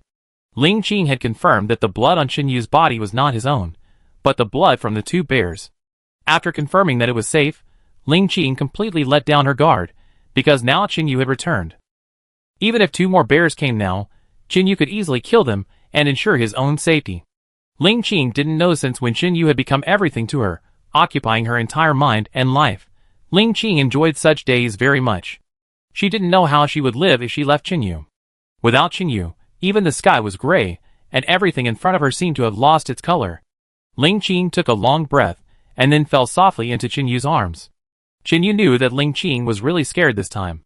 She was not so scared even when she faced the jaguar last time, because he was by her side that time. This time, only Banban and Xier, the 2 little guys, helped her escape. Ling Qing, who regarded herself as the backbone, was terrified. Ling Qing had fainted, and after knowing that she was completely safe, she fainted with relief. Chen Yu touched Ling Qing's pale and thin face lovingly, and his heart was full of self-blame and guilt. It was because he failed to protect Ling Qing that Ling Qing suffered such serious injuries. At the same time, it was because he protected Ling Qing too thoroughly that Ling Qing had no chance to come into contact with the danger outside. So this time, she was caught off guard when she encountered this situation. If he had been 2 minutes late, the consequences would have been disastrous. This place is not far from the shelter. Chen Yu picked up the 2 bears and threw them on the branches to hang them up. Then he picked up Ling Qing and walked towards the shelter. Ling Qing inevitably bumped into things while running away. There were scratches all over her body from the grass and trees, and blood was oozing out from time to time. Chen Yu put Ling Qing on the warm bed. The calm was burning 24 hours a day, ensuring the warmth in the room. After putting Ling Qing on the bed, Chen Yu checked her body and found that there were more than 10 wounds of various sizes, especially on her legs. Because she ran around without paying attention to the environment, her legs were scratched more seriously. There were several purple bruises on her arms and back because of the fall. Chapter 899 Good Habits. Chen Yu used a dry towel to clean the dirty parts of her body from running, and then covered her with a thick bear skin blanket. Chen Yu was not in a hurry to heal Ling Qing, but let her lie on the bed first, and he went to make soup and medicine. Because Chen Yu decided to train Ling Qing's ability to survive in the wild, he couldn't let her rely on him too much. For example, if Chen Yu healed Ling Qing directly, and didn't take this injury seriously, it would definitely greatly strengthen Ling Qing's dependence on Chen Yu. Therefore, Chen Yu planned to let Ling Qing remember the pain for the time being. After all, every failure makes one wiser. If there was no unforgettable pain, how could she remember the difficulty of life? Chen Yu had a lot to do later. After taking care of Ling Qing, Chen Yu went back to the battlefield and cleaned it up. Then, he dragged the 2 stinky bears to the stream, skinned them, and cleaned them. The 2 bears were a male and a female, and they looked like a couple. In this cold winter with heavy snow, these guys couldn't find food nearby. But maybe they smelled the aroma of Ling Qing's cooking while looking for food, so they attacked Ling Qing regardless of everything. The bare skins of the 2 bears were severely damaged by Chen Yu's machete, but it didn't affect anything. When the time comes, they can be used after drying and resewing, and the quality is fully guaranteed. And this time they actually harvested 2 bear meats, which was also unexpected. Because they had to build a shelter, Chen Yu didn't eat fresh meat for several days. He could only eat the old stuff and a piece of smoked bacon. Fresh meat and bacon have their own tastes, and everyone has different appetites. For example, Chen Yu prefers to eat fresh ingredients. Moreover, his body has the ability to heal. The fresher the food, the more energy it can convert. Therefore, this time, these 2 stinky bears were seeking their own death. They actually ran into Chen Yu's lair and were killed by Chen Yu. After working hard all day, Chen Yu hadn't eaten much. He didn't expect that this would be delivered to his door automatically. It's really like someone delivering a pillow when you are sleepy. After cleaning the 2 bears, Chinyu put the internal organs aside, and wanted to leave them for Banban and Shier, who knew that Banban would eat it directly, but his face was full of disgust, as if Chinyu was insulting him by giving him raw meat. Chinyu also knew this guy's special habits. He would not eat raw food unless he had no choice. Banban has always been eating raw food. Occasionally, Chinyu and Ling Qing would give him some cooked food, but this little guy is a natural predator, and doesn't like to eat cooked food. Because this is the natural instinct of wild animals, they will find it difficult to digest cooked food, and eating raw food is beneficial to their physical development. Since Shier doesn't want to eat it, then I won't give it to him. Chinyu picked up the bear's internal organs next to him, put them in his pocket, and took them home to cook delicious food. You have to know that this is the internal organs of a bear. Who can eat it? Apart from anything else, this thing is definitely a great tonic. Chinyu directly set up a big pot at the door, took 2 large buckets of water and poured it into the big pot, chopped one of the bears into several large pieces, and threw it in. After that, he added all kinds of seasonings such as onions, ginger, garlic, etc., and after the bear meat was cooked for 2 hours, Chinyu poured a whole bottle of honey into it. Bears like to eat sweets, especially honey, which is a frequent guest on the black bear's table. Because black bears like to eat honey and often use their front paws to dig honey, these black bears' front paws can often be sold at a good price. Because this is a top-notch delicacy, and because the front paws often dig honey, the front paws of bears generally have a sweet taste. Because of this, many people are willing to spend a lot of money to seek a bear's paw. Bear paws are rich in meat, delicious and not greasy, and rich in collagen and a series of beauty-enhancing substances. Not only that, bear paws can also promote the acceleration of human circulation, keep the human body healthy, and help men regain their virility. There are 4 bear paws in total, 2 for cooking soup and 2 for barbecue, which is perfect. It is now dark, and it is obviously unrealistic to stew this old bear before eating it, so we can only light the coal fire, put the meat in the pot, and stew it slowly. After stewing the meat, Chinyu just ate some food and was busy packing up. Because the shelter was attacked by the black bear, the door was broken, and now, as long as the wind blows, the house is as cold as the outside. Therefore, without any time to eat good food, Chinyu could only install the door of the shelter first. Otherwise, not to mention Banban and Shier, even Chinyu and Ling Qing, who had various animal furs as blankets, would be too cold to bear it. Chinyu had a good habit when building the shelter, that is, Chinyu always prepared multiple copies of all the materials in case of emergency. And it was not difficult for Chinyu to make a door here, because he had the support of materials and convenient tools, so in a short while, a brand new wooden door was already completed. After installing the wooden door, Chinyu also specially tested the strength of the wooden door. Because the door was broken this time, on the one hand, it was because the bear's strength was too terrible, and on the other hand, it also showed that the quality of this wooden door was not good. After installing it, the cold wind blowing from the door was blocked in an instant, and the temperature in the room suddenly rose several levels. At this time, Ling Qing still hadn't woken up, but after Chinyu's simple treatment and taking her back to recover, the situation was much better. The originally pale little face has gradually regained its color, and the breathing has gradually become long and strong. Chinyu knew that Ling Qing was out of danger now, but she was a little frightened. So the brain, for protection, let her body fall into a deep sleep, and only in this way can the body be relieved from the situation of collapse due to the shock. After eating some food, Chinyu closed the door.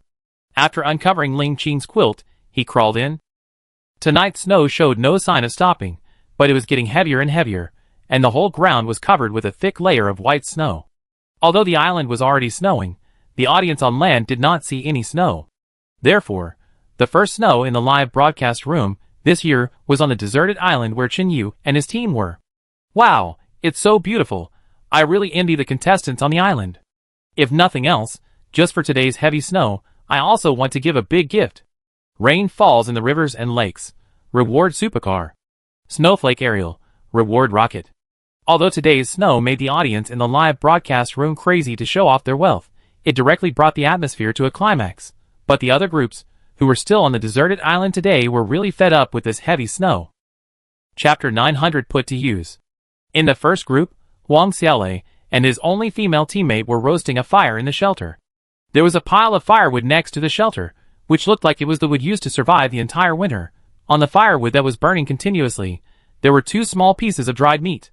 Although the dried meat was almost ready to eat, neither Huang Xiaolei nor the female team member sitting next to him touched it, because they were preparing it for tomorrow's breakfast. Even if he really wanted to eat this piece of meat, for the sake of the future, Huang Xiaolei still held back. In fact, it's not that they don't have meat. They just caught a wild wolf 2 days ago. However, the amount of wolf meat is not much, so they can only save it slowly to avoid suffering from famine in the future. Alas, why are Teacher Huang and the others so pitiful? Yes, they can only barely maintain this lifeline every time. This is what ordinary people are like. Compared with the Superman Chen Yu in the second group, they are nothing to look at. TSK, we are ordinary people, so we should just do what ordinary people do. That's right, if you like Chen Yu so much, why don't you go to the second group? Why are you in the first group? Humph, just go. What's the big deal? It's like no one cares about you. Just when Huang Xiaolei's first group was saving money, the first group's live broadcast room also quarreled because of them. A long way away from the first group, Reba and Xiao Chunan were putting a few gray-brown rabbits into cages. These rabbits were caught by the two of them in a river valley with a trap. They had already skinned and eaten 2 of them, and now there were only 3 left. This time they were lucky and found a rabbit nest. Because they knew from childhood that a cunning rabbit has 3 burrows, they blocked all the holes around. In the end, only 1 exit was left, and a trap was set there. In the end, all the rabbits in this nest fell into their clutches. Women are born to love beauty, and Reba and Xiao Chunan are no exception. When they caught the rabbits, the 2 women were overwhelmed by the cute appearance of these little guys. They were so loving that they wanted to raise the whole family, but what happened next made them determined. Because when they were so loving and caring for the rabbits, a big rabbit they caught bit Reba's hand and made a huge wound. Blood was flowing, and Reba was so scared that she started crying. Fortunately, Xiao Chunan knew how to bandage it. After some treatment, the wound was finally bandaged and the bleeding stopped. Then the rabbit was also in trouble, and Xiao Chunan grabbed it by the ear and lifted it up. The rabbit, whose ears were grabbed, was so anxious that its legs kept jumping in the air, trying to escape Xiao Chunan's control. But this woman was not an easy character to deal with. Although she was a little scared, her long-term survival experience made her much braver than Reba. No matter how the rabbit struggled, Xiao Chunan grabbed its ears tightly. Then he took the rabbit to the waterside and drowned it directly. Reba watched Xiao Chunan kill the rabbit without changing her expression. Such a cruel act made Reba a little overwhelmed. Sister Nan, aren't we going too far? This is a rabbit after all. The tears in Reba's eyes had not yet faded. She felt a little sorry for the rabbit that was jumping in the water, trying its best to bounce up, and was about to suffocate to death. Do you think I'm cruel? Xiao Chunan's face was calm, and she didn't change at all because of Reba's sympathy. No. I just feel a little sorry. It seemed that Xiao Chunan touched her sore spot. Reba couldn't help blushing. After all, others were helping her to avenge, but she sympathized with this enemy. Hey, Reba, you are too kind-hearted. If you keep going like this, you will be bullied sooner or later. Xiao Chunan said to Reba with some regret. Although Reba is a passionate and strong girl, kindness is useless in such a place. It is not a bad thing to be kind, but the result of blindly being kind may not always be so good. Especially in this wilderness, their main task is to survive. If there is extra kindness and sympathy, there will be more hunger and danger, just like what Reba did just now. She couldn't bear to kill the rabbit because she sympathized with it.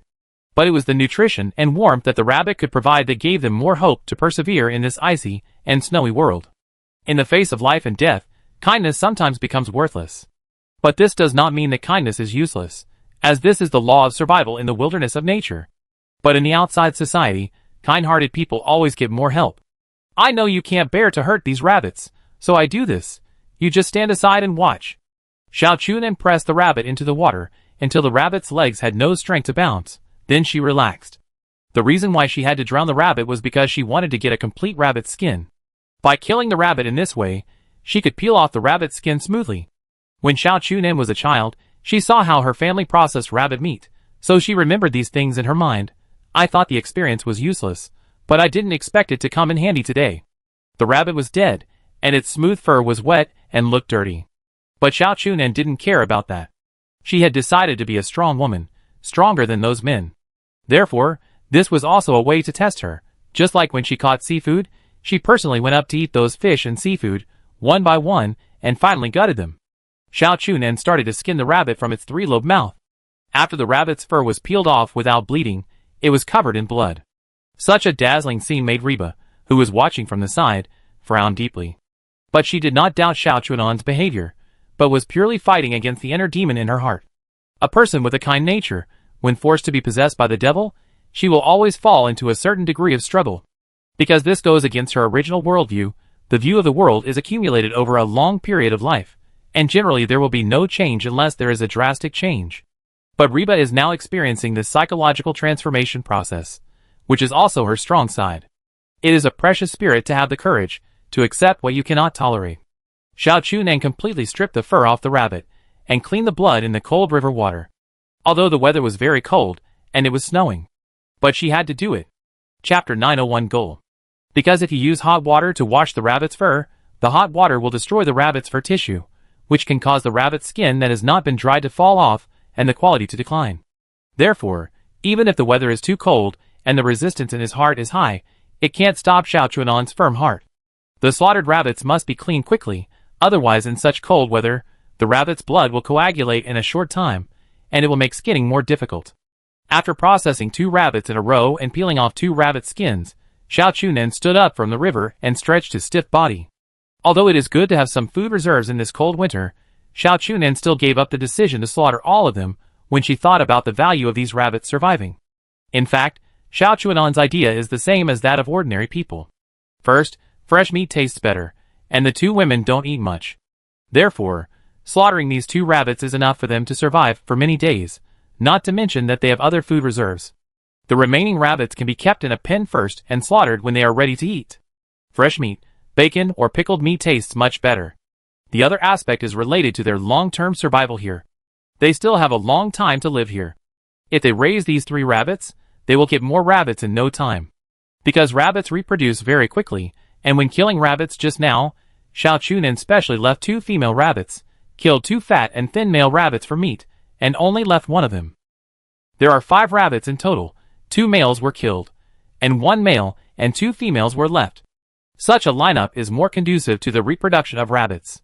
Reba has been constantly overcoming the resistance in her heart, hypnotizing or forcing herself. After all, this is wilderness survival. While Reba was struggling mentally, Feng Momo and Zhao, whose team on the other side of the island, were sitting on wooden stools around the campfire and singing. The heavy snow came suddenly, but fortunately Zhao, who is an excellent veteran, who could always find the best way to deal with natural changes. And they had already made preparations before the winter came, so the heavy snow did not exceed their expectations. In the previous training, Zhao, who has always been regarded as the backbone. Although Feng Momo has always been the team leader, her experience in outdoor survival is obviously insufficient. However, this is a smart woman. After knowing that there are people who are more powerful than herself in her team, she gave him the right to command, and she did the auxiliary work wholeheartedly. If it weren't for some accidents, Zhao, who would not retire, after all, his excellence is obvious to all. After knowing that he was not the captain, Zhao, who felt a little uncomfortable. After all, in his opinion, the other people here were almost like embroidered pillows. Accustomed to military life, he was deeply disappointed with these weak and weak-willed companions. But to his surprise, Feng Momo actually gave him the power of command. Zhao, who didn't expect that this woman had such a big picture, which made his originally gloomy face show a little sunshine. Feng Momo's choice was also correct. Zhao, whose experience in survival in the wild helped them a lot, and avoided a lot of unnecessary troubles and losses. Moreover, Zhao, who knows how to take care of others and liven up the depressed atmosphere. Therefore, the atmosphere of their group has always been good, giving people a sense of military life. Because Zhao, who was born in the countryside and had experience fighting in the army, he has a solid foundation in survival skills. Therefore, since they first arrived on the island, Zhao, who has been preparing what he needs for the winter. Food, clothing, housing and transportation are inevitable. Especially food and housing are the basis for survival in the wild. So from the beginning, Zhao, who instilled this idea in them, and then worked hard for this goal. The winter snow seemed to come at a very bad time, because many participating teams had almost prepared the necessary supplies for the winter. The first snow since the beginning of winter did not cause much loss to the teams, but instead inspired many people. Because many teams were prepared, they not only did not worry about food after the snow, but instead had a happy snowball fight. Except for a few groups, who huddled by the campfire, and watched the weather coldly because of insufficient food and other things, everyone else had a great time. Qinyu woke up very early the next day. He was attracted by the smell of bear meat that he had stewed on the fire. After a night of coma and deep sleep, Ling Qing had also woken up from his sleep. Looking at Chin Yu putting on clothes beside him, Ling Qing felt a sense of security that he had never felt before. As long as this man was there was no problem that could not be solved. Ling Qing gently turned her head and hugged Chin Yu's waist. "You woke up so early? Sleep a little longer, I prepare breakfast for you." After Chin Yu found that Ling Qing had woken up, he leaned over and whispered in her ear. "Yeah." Ling Qing didn't say much, but the sweet look on her face showed that she was in a very good mood. After Chin Yu got up, he reheated the Chinese herbs that he had boiled last night. Then he took out the bear meat that was almost melted, chopped it up, sprinkled it with spices, and scalded the onions, ginger and garlic in boiling oil, and then poured it on the bear meat. Sizzle. When the boiling oil was poured on the well-cooked meat, it immediately made a sound that made people's mouths water. The aroma of bear meat was already very strong, and after being poured with boiling oil, the aroma that was originally suppressed in the meat burst out in an instant. This strong aroma seduced Shi-Er and Ban, who were sleeping, and woke them up. They ran all the way to Chin Yu, opened their mouths wide, and were ready to eat. But Chin Yu himself hadn't started yet. How could he give it to them first? Besides, Ling Qing was almost killed by the two bears yesterday, so she should eat first. Chin Yu put the fried bear meat on a plate, and then made 2 or 3 side dishes to relieve the greasiness. Because bear meat is rich in collagen, and has a very high fat content. Therefore, eating just 2 bites will make people feel greasy, and Chin Yu's side dishes are made to solve this problem. In fact, it is mainly made for Ling Qing. After all, for him and Ban himself, Shi-Er, the so-called greasy food does not need to be taken seriously. Only Ling Qing, the little girl, has a small appetite and is very picky. She will probably put down her chopsticks after eating less than 2 bites. The nourishing properties of bear meat need no description. The taste of such a precious animal can be imagined. Eating a few more bites will definitely be good for Ling Qing. Therefore, these side dishes are made according to Ling Qing's taste. When he brought all the dishes to the table, Ling Qing also crawled out of the bed. After washing and dressing up, she was also attracted by the aroma of bear meat on the table. Chapter 902 Physical Injuries. "Wow, it smells so good, Chin Yu. This is what you made this morning." Ling Qing's body was not seriously injured, but there were some fine and dense wounds on her skin, all scratched by the thorns in the tree. In fact, the shock she suffered was much more serious than his injury. Excessive shock can cause very serious reactions, and the saying that rural people often call souls comes from this. The meal was very delicious, and the fragrance even affected the live broadcast room and all the people who were watching the live broadcast. Oh shit, I always say this is not wilderness survival, this is clearly a food live broadcast. It's a pity to cook such high-end ingredients like this. I am a top chef, but I have never made such a dish. What a failure. I won't say anything. I am used to being abused every day. By the way, I am eating rice while watching the show. Is the realm of the above people so high? I just don't know if I can be full by drinking water. Top-rate ingredients. What a waste. If it were in my hands, it would definitely taste 10,000 times better than his. But it's useless, you don't have money to buy a bear. Straight to the truth, are you Yuan Fong or Lord D? Because Chin Yu specially made some side dishes to relieve greasiness, Ling Qing ate more bear meat. It seems that Chin Yu's method is quite desirable. After dinner, Chin Yu boiled the Chinese herbal medicine soup that he made last night. This soup is mainly used to treat physical discomfort such as sore waist and knees. After all, Ling Qing ran desperately last night after being frightened. Although she didn't feel any problems for the time being, she would feel muscle pain and bone soreness in a day or 2 because of the sudden burst of power. Come on, drink this. This time, she didn't use candy to coax Ling Qing to take the medicine, but directly explained the pros and cons and asked her to drink it. Ling Qing was not afraid of taking medicine, not to mention that Chen Yu would not harm her. This was for her own good. Ling Qing still understood this. Ling Qing took the hot Chinese medicine with both hands, and looking at the black medicine, memories came to her mind about Chen Yu and her elderly grandmother. 2 or 3 spoons of honey had been put into the medicine, and although the medicine smelled strong, it no longer had that bitter taste. Ling Qing drank the medicine in 2 gulps, and then ate something to cover up the pungent smell of the Chinese medicine. When Ling Qing finished eating, he went back to rest. Chen Yu cleaned up the messy housework at home, and it was almost noon. With so much work to do, it seems that Ling Qing is also very hard at home every day. Chen Yu sighed in his heart. These animals raised at home are actually no longer necessary. The meat is enough for them to eat this winter, and the fur is too much to use up. As for other food and the like, they have been planted in the freshwater lake, and they will sprout when winter passes and spring comes. But now there are too many things to do, and I will deal with the fate of these animals after I have solved all these things. Today, Qin Yu's first task was to find Chinese herbs for Ling Qing. Because she was frightened yesterday, Qin Yu planned to make some Chinese herbs for her to calm her nerves and help her sleep. Although his healing ability could heal physical injuries, Qin Yu had no way to deal with the fear from his heart. "My Miss Ling, let's go. I take you out for a walk." After packing up, Qin Yu invited Ling Qing. Although he could go out to look for herbs alone, that happened just yesterday. If Ling Qing is left alone at home again, Qin Yu is worried that it will cause psychological trauma to the little girl. "Why do you want to go out? It's so cold outside." When Ling Qing heard that Qin Yu was going to take her out, her first reaction was that the weather was too cold, and it was not suitable to go out. Qin Yu shook his head. No wonder this little girl always catches a cold or something. Even yesterday, she was covered in bruises when she escaped. If you stay at home all day and don't go out, your physical fitness will naturally decline over time, and your resistance will also be reduced. All kinds of diseases will naturally come to you. You just stay at home all day long, and you don't know how to go out and exercise. Otherwise, you will often get sick. Qin Yu shook his head and said a lot of things helplessly, all about the harm of Ling Qing staying at home and not wanting to go out. Okay. I listen to you. I go out with you, okay. Qin Yu chattered a lot, making Ling Qing feel overwhelmed. In fact, not only Ling Qing felt this way, even Qin Yu himself felt that he had become nagging now. Although it was for Ling Qing's own good, the nagging was real, just like the earnest advice of an old father who was worried that his daughter would be deceived. Am I also in menopause early? Qin Yu looked at Ling Qing's helpless expression, thinking deeply. But it is true that she is a daughter. As the saying goes, a daughter is the lover of her father in the previous life, so the lover of this life is the daughter of the next life, right?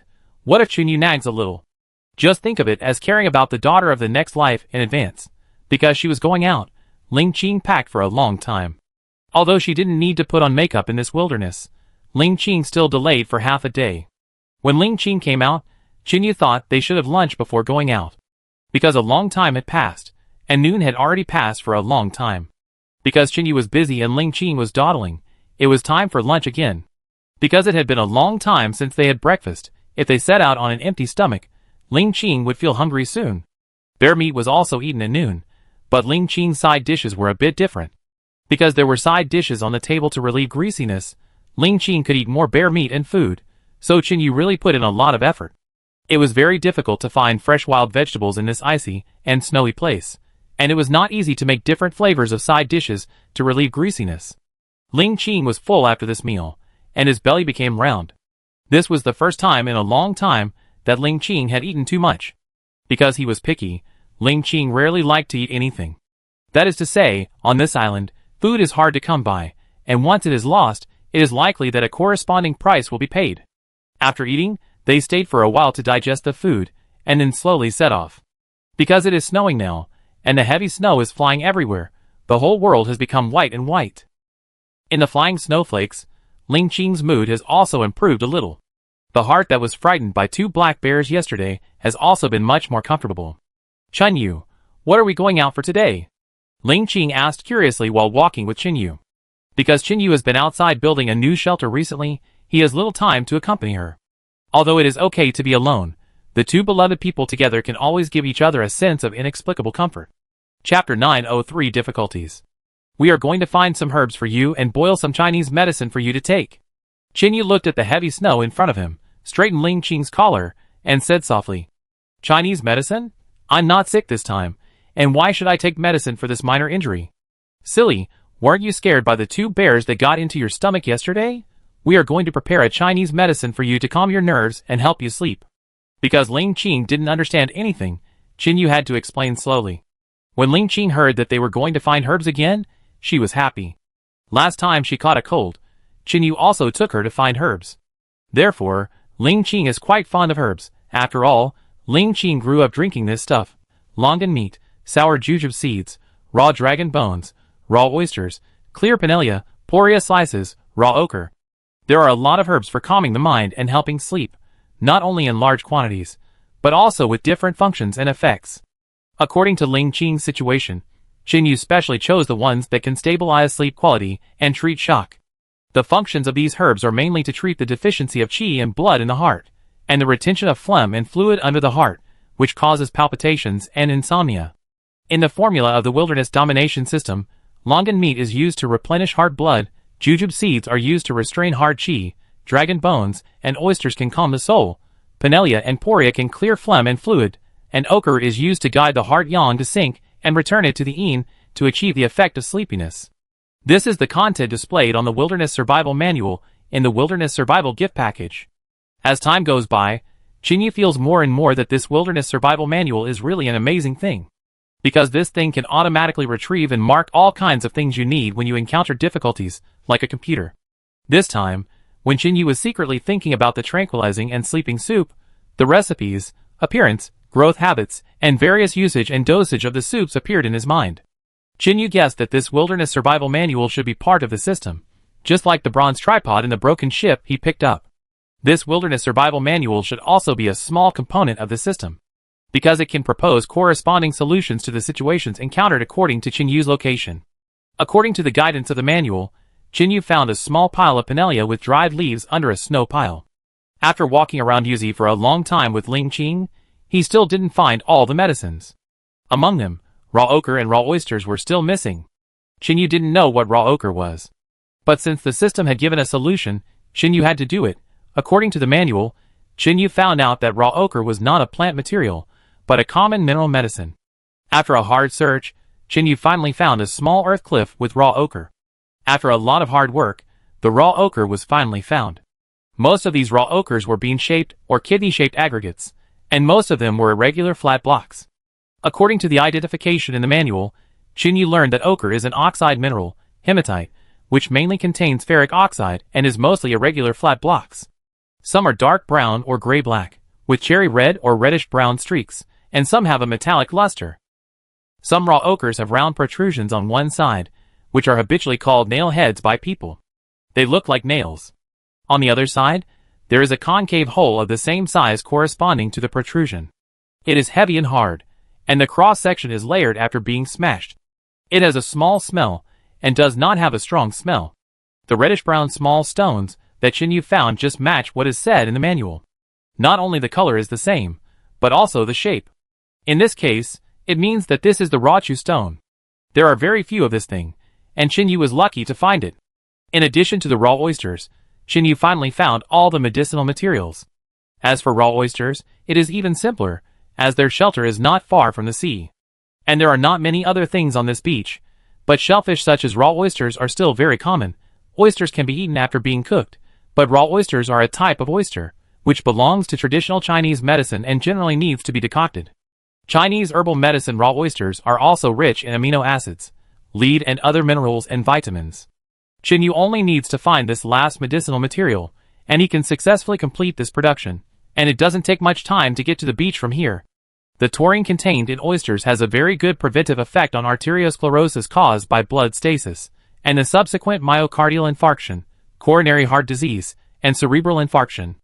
As Chinyu's last material, this raw oyster naturally has a special effect. After finding the Rachu stone, Chinyu took Ling Qing to the beach. At the same time, Chinyu was also thinking about the rationality of his own ratio. As long as he found the raw oysters, Chinyu could fully implement it. Even with the help of the system, at this time, Chinyu still has to rely on his own experience and knowledge. Fortunately, these things are not difficult to find. As long as they are all found, they can be easily made. Each kind of medicinal material has its unique effect, but once these medicinal materials are mixed in a certain proportion and boiled by themselves, they will undergo qualitative changes and generate various unique therapeutic effects. Chinyu brought Ling Qing to the beach quickly. Although it is winter now, it is still blue as always, except for the temperature. There is no obvious difference from summer. Because the weather is cold, most shells will not leave their place easily unless they are brought to the beach by the tide. There should be a lot of raw oysters in a small reef not far from the beach. After all, once these little things come ashore, they will quickly find a place to provide shelter for themselves. Because their own movement speed is very slow, if they cannot form a favorable defense with their hard shells, they would have been extinct long ago. In the small puddles on the reef, there have always been many small shells that were brought here by the rising tide and could not leave. Among them, there are many oysters, and some large oysters occupy the puddles. 2 pieces of shells are opening and closing in the water, looking like flying butterflies. Chinyu did not hesitate, and grabbed the 2 largest ones at random, and then put the rest of the edible ones into the medicine bag. These things tasted pretty good, and they also had various nourishing effects. Chinyu was reluctant to give them up. After finding all the herbs, it was almost dark. Although the road looks brighter at night in winter, it is actually very slippery and difficult to walk on. Therefore, Chinyu quickly took Ling Qing back to the shelter, cleaned the herbs found today, and put them into the pottery pot according to the steps. "My Miss Ling, do you want a strong body?" Taking advantage of the gap after dinner, Chinyu looked at Ling Qing and said with a smile. Chapter 904 Request. Strong physique? Don't I already have a man with a strong physique like you? You are enough, and I don't need anything else. Ling Qing said half-jokingly, pretending to reject Chinyu. But this won't work. You must become stronger yourself. Although what you said is indeed good, what will you do if I am not by your side? Hearing Ling Qing reject his opinion, Chinyu immediately became anxious. Hee, I'm just kidding you, big fool. In fact, after this crisis, Ling Qing also realized her own shortcomings. If she could run a little faster that day, even just a little bit, she would not be injured. But at that time, she was already scared, and she was completely at a loss. She could only flee around by instinct. If Chinyu had not arrived in time, she might have been buried in the bear's mouth. Because of this, Ling Qing also realized her own problem. Even if Chinyu did not bring it up, she would have taken the initiative to ask Chinyu to take her to train. Seeing Ling Qing laughing, Chinyu realized that he had been deceived. This little girl actually learned to joke with him. She deserved to be beaten, but since Ling Qing had agreed to exercise, Chinyu was relieved. Originally, he had been prepared for Ling Qing to reject his proposal. Fortunately, Ling Qing agreed, so that he would not have to waste his breath again, making him feel like he had reached menopause early. Little girl, you still joke with me, wait and see how I will deal with you tonight. Chinyu also pretended to be angry and joked with Ling Qing with a smile. Lulyalu, who is afraid of who humph? Ling Qing was not afraid of Chinyu's threat at all, but provoked him. Other things can be tolerated, but Chinyu can't tolerate this kind of thing. He will immediately execute Ling Qing on the spot to restore his reputation and strength. Don't run, stop right there. I will let you know what it feels like to be unable to get out of bed for 3 days. Ling Qing saw Chinyu chasing after him and ran away in fear. Although she knew Chinyu was joking, what if this guy really got wild? So Ling Qing chose to run away as soon as she started to provoke Chinyu. Chinyu chased from behind, and Ling Qing ran in front. With Chinyu's speed, if she really wanted to catch up with Chinyu, it would only take 2 seconds. But since Ling Qing had already agreed, let's just say that this training has already begun. The chase between the two lasted for 4 or 5 minutes. Ling Qing finally got tired and stopped. I won't run anymore, I'm so tired. Do whatever you want. You bully me every day anyway. Ling Qing was really tired, so he just lay on the ground for a long time, too lazy to move, with a look of complete resignation, letting Chinyu do whatever he wanted. Are you sure? Then I'm really here. The camera is still there. Are you sure you want them to watch the live broadcast? This is a regular survival show. Chinyu, you're annoying. After hearing what Chinyu said, Ling Qing immediately got up again and continued to run in front. Ling Qing was moving, but the animals in the live broadcast room were even more excited. Especially after hearing what Chinyu said, they all widened their eyes, as if they had been injected with hormones. The little fairy who loves to laugh. Don't worry, Chinyu, live broadcast is so good, it can also increase popularity. Hurry up, set up the bowl and wait. Oh hee, you finally understand the essence of live broadcast. Yes, that's it. I look down on you if you don't do this. You are a bunch of beasts. Isn't Ling Qing your goddess? Are you willing to watch your goddess being treated like that? The person above is not moving. A goddess is a goddess. What you can't get is what you want the most. Once it becomes yours, what's the point? In a word, what you can't get is always a commotion. The person above is wrong. It should be, a wife is not as good as a concubine is not as good as a secret lover, and a secret lover is not as good as not being able to steal. The ancients were really experienced. They came up with such a philosophical sentence. It really makes me and others admire it. Nonsense, in ancient times, people had 3 wives and 4 concubines, and 3,000 beauties in the harem. What didn't they experience? Do you think you are the only one sitting alone in an empty room like this? You are so stubborn, old man. Why do men make things difficult for other men? The live broadcast room was so lively that it couldn't calm down at all. and Qinyu and Ling Qing didn't stop running. Qinyu was like a tiger that kept chasing Ling Qing, as if he would eat Ling Qing into his mouth in the next moment, and eat her until there was nothing left. Huh? I can't do it anymore, Qinyu. I really can't do it anymore. Can I really not run this time? After persisting for more than 10 minutes, Ling Qing felt as if her legs were filled with lead. She didn't listen to commands at all and couldn't move at all. Okay, then stop and take a short rest. Qinyu didn't blindly ask Ling Qing to force exercise. First, he wanted to use exercise to strengthen Ling Qing's physique. It wasn't military training, so there was no need to work so hard.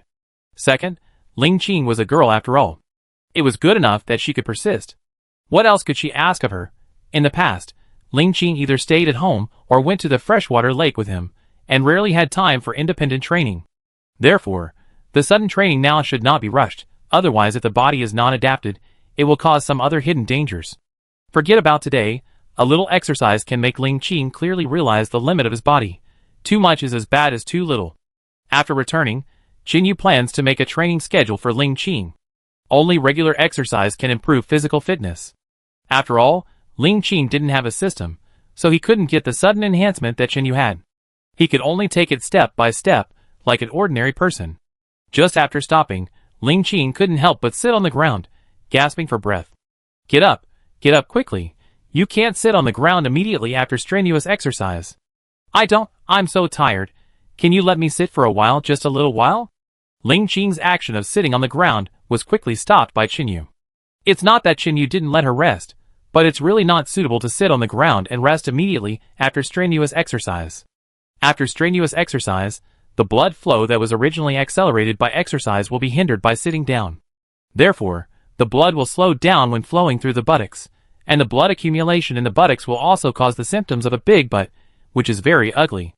This time, Qinyu didn't say much to Ling Qing. He walked over and pulled Ling Qing up, letting her stand and rest, and let her rest only after she stopped panting. Exercise is important, but rest is also important. People who exercise, but don't rest are the same as not exercising. Even a bad rest state can cause many hidden dangers. Do you know? Chapter 905, Counterattack.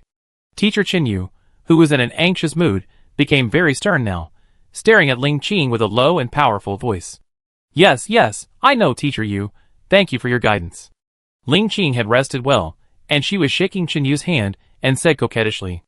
Qinyu was also speechless by Ling Qing's shameless attitude.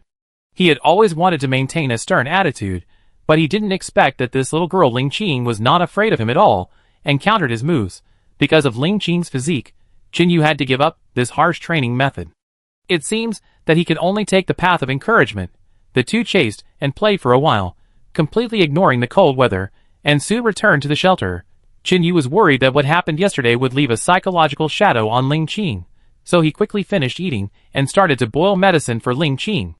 Although some medicinal materials cannot be used immediately, such as raw oysters, which need to be processed and made through various processes, Qinyu can't wait that long. Wash the oysters, dig out the meat, put it in a basin, clean it, and prepare it for cooking. As for the oyster shells, Qinyu washed them and roasted them over fire for a while to remove the dirt and stains on the surface. Other various medicinal materials were also processed in the same way.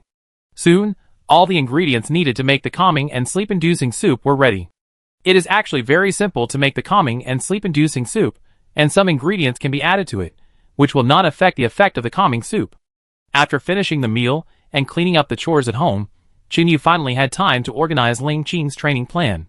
Ling Qing's training cannot be too heavy and tiring, otherwise it will be harmful to the body. If you want to improve Ling Qing's physique, you can start with a gentler exercise. Playing ball is a good way to exercise. Whether it is table tennis or badminton, it can improve physical fitness. However, they can't even find a place to play ball on this deserted island, let alone a ball, so this is directly denied. Vigorous exercise is not suitable for Ling Qing, so Qinyu decided to let her jog once in the morning and evening every day, and the distance can be appropriately increased to reduce physical energy consumption. Therefore, if you insist on jogging every day, after a period of time, your physical condition will be greatly improved. In addition to running, you can also do some gentle exercises, take a walk in a place with fresh air, practice Tai Chi, do exercises, etc. According to Ling Qing's physique, Qinyu saw that she was not suitable for heavy load exercise, and heavy sweating exercise, and forced exercise would consume vitality. Therefore, in addition to running, her training policy can also develop other relatively light load sports. Chinyu thought of swimming, which is also a sport that can quickly improve physical fitness and will not cause excessive load. Being surrounded by water and feeling the flow of water will give you a very comfortable feeling. However, the conditions for swimming are not yet supported in the shelter here. After the construction of shelter number 2 on the freshwater lake side, dig a large swimming pool next to it, so that Ling Qing can keep exercising even at home. After making some simple plans for the time being, Chinyu told Ling Qing about it so that she could be prepared. Now let me tell you what you need to pay attention to when running. You must remember it well. Don't just run around like you did today. Chinyu looked at Ling Qing and said seriously, "This kind of thing is not a joke." So Ling Qing didn't play tricks anymore, but listened carefully. You want to improve your physical fitness through running, but this is not something that can be done overnight. So in the process of running training, you must do it step by step, otherwise you will not only fail to exercise your body, but also leave permanent damage to your feet. Chinyu first told Ling Qing not to aim too high, and continued to talk when he saw that he had no objection. The second is some taboos during exercise. You must keep the rhythm of breathing, otherwise the exercise effect will be reduced. Then, there is hydration and transformation during exercise. You must pay attention to proper hydration during running. At the same time, you must do consolidation exercises after the exercise to transform your exercise results into your own strength. Chinyu told Ling Qing all the requirements and taboos of running exercise, which can be said to be extremely detailed. Only Ling Qing could be taken so seriously by Chinyu. If it was someone else, Chinyu would just train directly. And this was also for Ling Qing's consideration, otherwise it would only hurt her body. With such a meticulous teacher like Chinyu in charge of guidance, it would be hard for Ling Qing's training to fail to achieve results. In short, Chinyu's summary almost covered all the requirements and points of attention for the training method of running. As for the requirements of swimming training, Chinyu would teach Ling Qing only after they went to the second shelter. Chinyu said a lot of things in a fluent manner, and thought Ling Qing would just perfunctorily do the same as she did during the day. But unexpectedly, the little girl was listening with great interest, completely different from her quirky and naughty appearance during the day. "Come on, why don't you say anything? I'm listening." Seeing Chinyu suddenly stop, Ling Qing raised her head and looked at Chinyu strangely. "Why did you suddenly stop talking?" "Ahem, nothing, it's just that few people are a little surprised to see you so serious." Chinyu smiled awkwardly. "Humph, you always underestimate me. If I had known, I would have been a top student in school." "Oh, top student? Is my Ling Qing so amazing? You look so stupid, but I didn't expect you to be a top student, haha." Ling Qing's words made Chinyu laugh. Although they are so familiar with each other, they rarely talk about their life experiences. Looking at Ling Qing's quiet appearance, I didn't expect that this girl is actually the legendary top student. You can't judge a person by appearance. It's true. Why would I lie to you about this? When I was in school, my grades were always among the top in the class. I'm still a class representative in college. Ling Qing pouted, seeming a little dissatisfied with Chinyu's jokes about her, and explained again. "Okay, my college bully, you must remember what I said, otherwise it won't be me who will suffer." Chinyu rubbed Ling Qing's head and said softly, "Don't worry, I know how to run. After all, I'm a top student. Theoretical knowledge is easy for me." Ling Qing raised his fist and shook it towards Chinyu in a demonstrative way. "You said it was just theoretical knowledge, but I knew that practice is the only criterion for testing truth. When it comes to talking, Chinyu is not afraid of anyone. After all, a high school liberal arts student and a senior elite in the language major in college are not a joke." One night passed quickly in the plan of Chinyu and Ling Qing. Chapter 906 Pressure. After getting up and having breakfast the next morning, Chinyu started exercising with Ling Qing. It was already winter, and the arrogance of Feiyang University finally stopped after 2 days, which made it more convenient for Ling Qing and his friends to do morning jogging. The weather was cold and the snow was thick, but there were many tall trees in the rain, and there were many dead branches and leaves on the ground, so there was no need to worry about slipping when running. Ling Qing was wearing very thick clothes, and he also put on a bear fur coat outside his jacket, which made him look extremely majestic and heroic. They were not the only ones who got up early in the morning. Many viewers in the live broadcast room also got up early to watch Chinyu and his friends' videos. However, these lazy guys were hiding in their warm beds playing with their phones. How could they have the slightest idea of getting up? "Oh, hello, fellow wolf friends. The first thing I do when I get up in the morning is to salute you. Heh, a man who has been single for a long time. Ah, today, my goddess Ling Qing actually went out for a morning run. She is so brave. Huh? Do you think everyone is like you, staying in bed even when the sun is shining? Your eldest brother, not to mention your second brother, is everyone the same? A bunch of disgusting men. I still look beautiful even when I sleep in a messy posture. Oh my god, aren't you disgusting when you are a grown man? Get out of here. Please help me upstairs. I can't seem to post pictures of my barrage. Everyone, get out of here. Don't block me from watching my goddess Ling Qing running.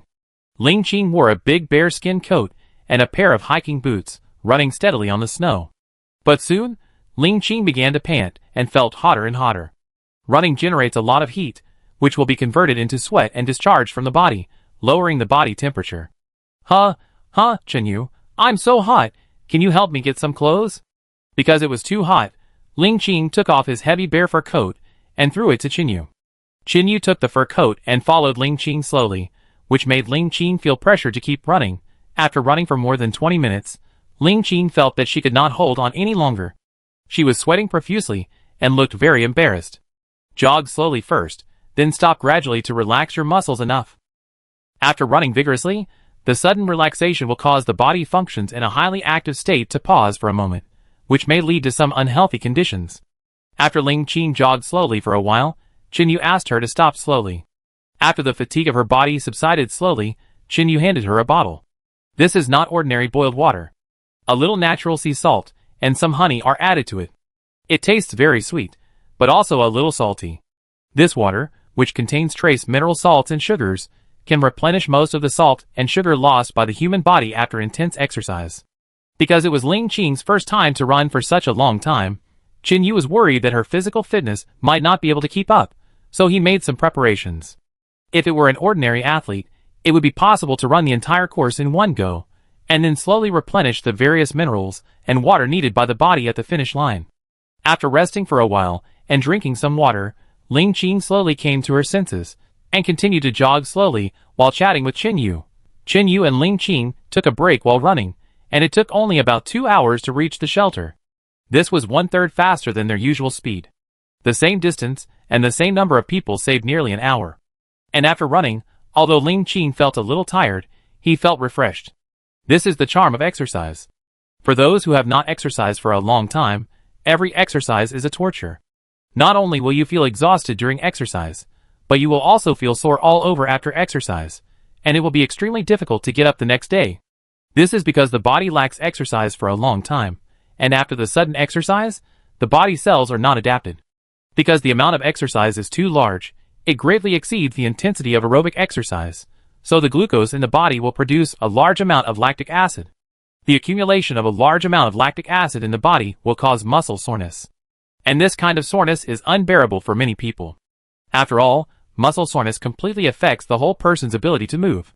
However, there are only 2 relatively quick ways to excrete lactic acid from the body as quickly as possible. One is to do aerobic exercise continuously. Continuous aerobic exercise can speed up the body's metabolism and quickly metabolize excess lactic acid. The other is to take a sauna, or use hot steaming to heat the body and steam out the lactic acid in the body. However, even if Ling Qing barely ran to the freshwater lake, he was still exhausted and out of breath. However, under Chenyu's careful guidance, Ling Qing slowly calmed down. Although she still felt weak in her limbs, Ling Qing was very satisfied. Not only was she satisfied with her results, but she was also satisfied with her strong willpower to persevere. Although they ran and stopped, the accumulated distance of nearly 2 hours of running was terrifying. The average person's walking distance in 2 or 3 hours should be more than 20 kilometers in total. She was originally weak, but with the help of Chenyu, she insisted on running more than 20 kilometers in 2 hours. Thinking about it, it was a very good result. Even in a marathon outside, few girls who have not undergone systematic training can persist. Most people don't even have the courage to participate in the competition. After resting for a while, Ling Qing reluctantly dragged his tired body around the shelter to observe Chenyu's achievements over such a long time. There was a red brick house standing on the upper reaches of this deserted freshwater lake. The house was surrounded by green vegetation, and a clear river flowed not far away. In front of the door was a flat and spacious beach grass, with tender green grass buds and crystal clear dew rolling on the grass leaves. A small path stretched to a huge lake downstream in a winding way, and the lake was like a piece of emerald green jade embedded in this deep mountain valley. Ling Qing walked slowly, walked around and looked around, and soon he entered Chun Yu's newly built shelter. From the outside, he saw that this shelter was much larger than the one on the other side of the mountain. After entering, he found that there was a different world in the house. The spacious hall has very good lighting, and on the left is the kitchen facing you. The ventilation here is very good, so there is no need to worry about the fume problem when cooking. Facing the windowsill, Chun Yu built a stove with bricks. The stove can burn 2 pots at the same time, which greatly speeds up the cooking efficiency. In such a cold winter, if you fry 1 dish at a time, the previous dishes will be cold, and the next ones will not be cooked, which will seriously affect your appetite and health. Therefore, it is necessary to make 2 stoves. Chapter 907 Effects. There is an empty space next to the stove. Chun Yu plans to make a cupboard to store tableware, and some dishes that need to be used temporarily. Although there is no disinfection cabinet, I will try my best to enjoy it as much as possible. The bedroom is on the right side of the living room, facing the river. There is a beach outside the window, and you can see water birds playing on the beach. Everything looks so harmonious that Ling Qing likes it from the bottom of his heart. As for the opposite side of the living room, it is a huge empty room, which Chun Yu plans to use as a storage room. After all, they usually have to store a lot of supplies here, which cannot be accommodated in ordinary spaces. Not far from the bedroom, near the storage room, there is a relatively small compartment, which Chun Yu uses as a bathroom. When the time comes, a squat toilet will be fired in an earthen kiln, and then the bathing utensils will be installed, and the toilet and bathing will share the same room. Not far below the bathroom, Chun Yu plans to dig a septic tank, and then open up the connection between the septic tank and the freshwater lake, so that the waste from the bathroom can be directly discharged into the freshwater lake. Although this may affect environmental hygiene, Chun Yu and Ling Qing's life is completely natural, without any industrial additives. Therefore, even if it is discharged into the freshwater lake, it will be used as feed for the fish in the lake. Moreover, the feces in the septic tank are also intended to be used to grow vegetables, grains, and other crops, so whether there is any excess discharged into the freshwater lake is still unclear. However, when it comes to septic tanks, Chun Yu has also had some ideas, such as using septic tanks to produce biogas for burning fires and heating kangs, which also saves firewood. But when he thought about the fact that the use of the biogas tank must be sealed, and it was not easy to make sealing facilities on this deserted island, Chun Yu gave up the idea. Once the sealing preparation is not done well, the leakage of biogas is very dangerous. As for the pasture for raising livestock, Chun Yu chose a grassland not far from the house. However, there are many creatures nearby. If Chun Yu and his friends live here, they will definitely not lack food, so raising livestock has become an embarrassing topic. But let's wait until we move to make specific plans. What Chun Yu has to do now is to paint the house to make the lighting in the room more perfect. This time, Chun Yu used lime mortar the most. After mixing the lime mortar evenly, use 2 small wooden shovels to apply it on the wall. After the lime mortar is mixed evenly, it looks gray-brown, so after the mortar dries, you need to brush the wall with lime water. Because the viscosity of quicklime is not very good, it needs to be painted on a more delicate wall, so that it can keep it from falling off for a long time. This was also the first time for Chun Yu to do this kind of work. Although he was not very good at it, he had never eaten pork, but had never seen pigs run. In the past, most people in rural areas built houses in this way, and Chun Yu had seen a lot of them. Who can't copy others? It's nothing more than trying twice more. Chun Yu first used the storage room as an experiment to practice his painting skills. After countless failures, he was finally able to paint the walls smoothly and evenly. However, the walls of the storage room were considered useless. Although they were still acceptable, the mortar on the wall was uneven and of different depths, giving people a weird feeling. However, with his skills practiced, Chun Yu still patiently painted the storage room again. He put down the tools in his hands only after it was barely acceptable. Ling Qing has now visited the entire shelter. The new house makes her very happy. I don't know if all women like new houses, but Ling Qing is very happy anyway. After Chun Yu finished painting the lower part of the storage room, he walked out of the room and saw Ling Qing sitting on the floor, looking around happily, and smiled gently. How about it? The location of my newly built house is good, isn't it? Chun Yu boasted to Ling Qing in a proud tone. You know, Ling Qing tried his best to stop Chun Yu from building a shelter here. However, Ling Qing had no choice but to agree to Chun Yu's advice after Chun Yu persuaded him with a lot of truth. Yeah, it's spacious and beautiful. I like the environment here so much. Ling Qing opened his arms and lay flat on the grass, looking at the blue sky with white clouds in the sky, and the happiness in his heart was about to overflow.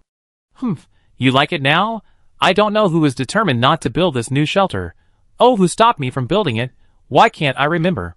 Qin smiled wickedly, deliberately trying to annoy Ling Qing and see how her expression changed. Oh, who cares who stopped her? The house has been built anyway. Who made my man so capable? I am such a happy woman. Qin, who wanted to see Ling Qing embarrassed, miscalculated. He had already seen how thick Ling Qing's face was. Unexpectedly, this little girl not only denied that she opposed the establishment of the shelter, but also took the opportunity to praise herself. Qin was also amused by Ling Qing. In the past few months, Ling Qing has become less and less polite to him. She dares to make any jokes, however, this is what Qin wants to see. After all, this is how a couple should be. If they really treat each other with respect, then that would be the beginning of a war. I don't want to argue with you. The little girl is getting more and more talkative. Qin was too lazy to argue with Ling Qing. He walked to the side of the house, took a scaffold, and walked into the house. Because the wall was more than 2 meters high and almost 3 meters high, Qin could only paint the lower part that he could reach. As for the part on the high wall, Qin had already brought the scaffold, and he would make the mortar in a while, and buckets of mortar were applied on the wall. Ling Qing was not idle either, because as a laborer, Ling Qing saw Qin use up the mortar, and then he went to fetch 2 more buckets. After Qin finished painting the storage room, Ling Qing did not lift more than 30 buckets of mortar in total. Ling Qing was already very tired from the long-distance run, and this time she was even more exhausted from helping Qin carry the mortar to the storage room. Take a break, don't tire yourself out, or tomorrow's exercise plan will be shelved. Qin said to Ling Qing, holding 2 pieces of grilled meat that were oozing with oil in his hand. Huh, I'm really exhausted today. Ling Qing took a long breath, then took the piece of grilled meat in his hand and started eating. After a busy day, it is already afternoon. Considering Ling Qing's walking speed, Qin also left work early today and prepared to take Ling Qing home. It would be a waste of time to run back now, but Qin thought that Ling Qing needed some auxiliary medicinal materials for exercise, so he decided to take this time to find some Chinese medicine for exercise. There are many Chinese medicines that can be used to help relax the body after exercise, but I don't know how many can be found on this deserted island. According to Qin, mugwort, chrysanthemum, kudzu root, Sephora flavescens, mint, etc. all have certain effects. However, for Ling Qing, the best effect should be safflower. Safflower is a warm Chinese herbal medicine that can promote blood circulation, remove blood stasis, and dredge meridians. It can even be used to treat menstrual disorders and traumatic injuries, and the effect is very good. Ling Qing's body muscles produce a lot of lactic acid because of physical exercise. If there is safflower, it is most suitable to use safflower soup to add to boiling water for bathing. It can not only relax the body, but also use the steam sauna method to quickly release the lactic acid in the body. Qin took Ling Qing for a walk in the warm area near the freshwater lake. He didn't find safflower, but he found a lot of mint, angelica and Panax nodo ginseng. Since you can't find it, there is no need to force it. After all, many Chinese medicines grow in harsh environments and cannot be found by just looking for them. Mint, angelica and Panax nodo ginseng are also very effective for bathing, especially angelica and Panax nodo ginseng. These 2 Chinese herbal medicines also have the effect of promoting blood circulation and removing blood stasis, but the effect may be slightly different from that of safflower. But it's good to find them. It's much better than taking a bath directly with water. Carrying the Chinese herbal medicine, Qin took Ling Qing out of the freshwater lake again and trotted back to the shelter. Because Ling Qing had almost exhausted his physical strength in the morning, and helped Qin carry lime mortar at noon, which consumed more physical strength. So this afternoon's run made Ling Qing feel like he was crawling on the ground. Qin, I feel dizzy, I can't run anymore. Qin, and the others started running again. After more than half an hour, Ling Qing suddenly stopped and said. Ling Qing's consciousness was obviously running, but her body stayed in the same place. Her steps became smaller and smaller, and finally she couldn't run anymore. Qin was naturally aware of Ling Qing's physical fitness. She could help him carry mortar after high-intensity training in the morning, and go with him to look for Chinese herbal medicine in the afternoon. Obviously, she had reached her limit. If Ling Qing were to run home at the end, she really couldn't run anymore. Okay, stop and rest for a while. I give you a massage to relax your body. This time, Ling Qing's body function had reached its real limit, So Qinyu decided to use his healing ability to help her recover a little. Although Qinyu would help Ling Qing alleviate the pain appropriately, he would not completely heal Ling Qing. Exercise is to strengthen one's own physical fitness, rather than relying on external forces to recover from physical fatigue. If that works, then why do we need to exercise? Why not just sit at home and be a fat otaku? Qinyu gently placed his hands on Ling Qing's leg joints, mobilizing the energy in his body to slowly penetrate into Ling Qing's muscles and bones. As Qinyu's fingers gently pressed on the joints of Ling Qing's body, Ling Qing's originally exhausted body gradually began to recover. The muscles that were originally sore and swollen were all relaxed, and these muscle cells were swallowing Qinyu's healing ability in big mouthfuls. Chapter 908 Very touched. It was like a person dying of thirst in the desert seeing a bucket full of water in front of him. Ling Qing's body has been constantly absorbing Qinyu's energy. Wow, so comfortable. When you go out in the future, Qinyu, this skill of yours can completely support yourself. When Qinyu gradually recovered Ling Qing's physical fatigue, Ling Qing couldn't help but shout in surprise. It's nothing. You have to practice well, and leave any problems with your body to me. As Qinyu massaged, Ling Qing's body gradually relaxed, and her healing ability was recovering rapidly.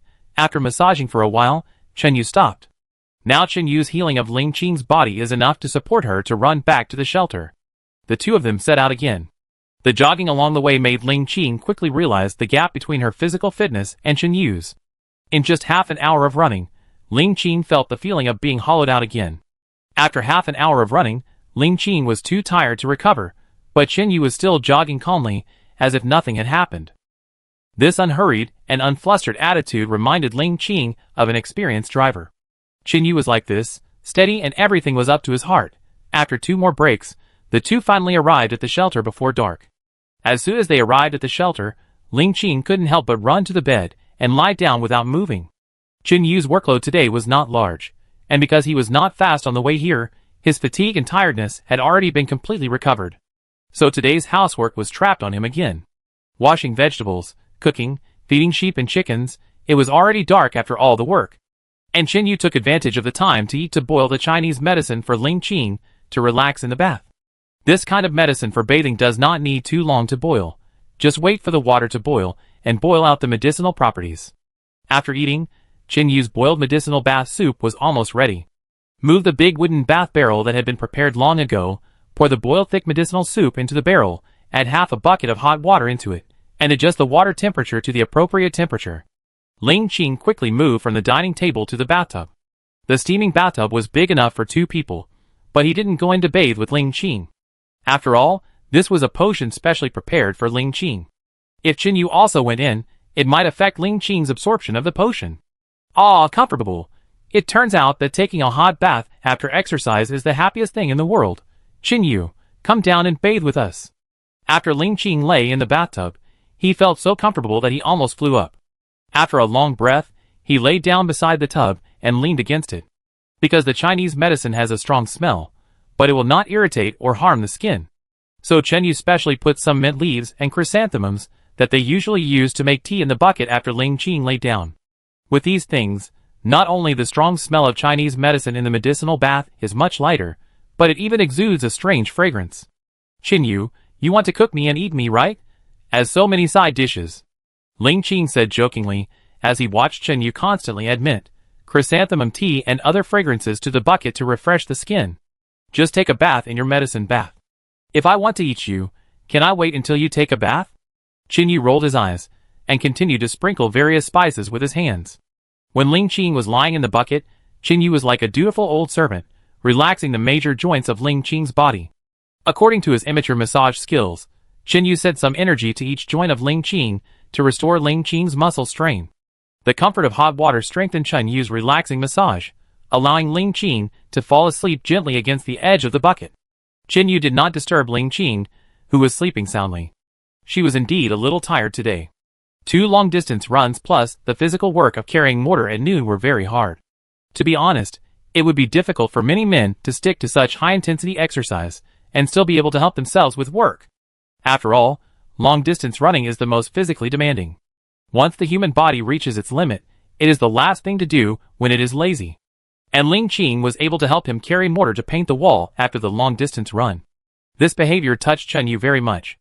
After gently pulling Ling Qing out of the water and drying the water on her body, he put her on the heated Kong that had been heated for a long time and covered her with a warm animal skin quilt. Ling Qing was indeed tired, so much so that Qin Yu didn't wake her up even when he picked her up and put her in bed. I don't know if she felt relieved because Qin Yu was there, or if she was just so careless by nature. If a person was like this outside, it would really make Qin Yu worried. A night passed like this. On the second day, Ling Qing slept for a long time. After Qin Yu got up and finished all the housework, Ling Qing slowly woke up. Are you awake? Get up quickly and have breakfast, then we start today's training. Although Qin Yu allowed Ling Qing to sleep in, it didn't mean that he gave up training Ling Qing. Ling Qing also knew Qin Yu's temper, so she got up from the bed obediently, washed up, and sat down at the dining table to eat the nutritious breakfast that Qin Yu had prepared for her. After breakfast, under Qin Yu's guidance, Ling Qing began to do some warm-up exercises to get her body moving, so as to avoid any accidents when running later. In the live broadcast room, those who got up early, or woke up early, have already started a new day of spamming.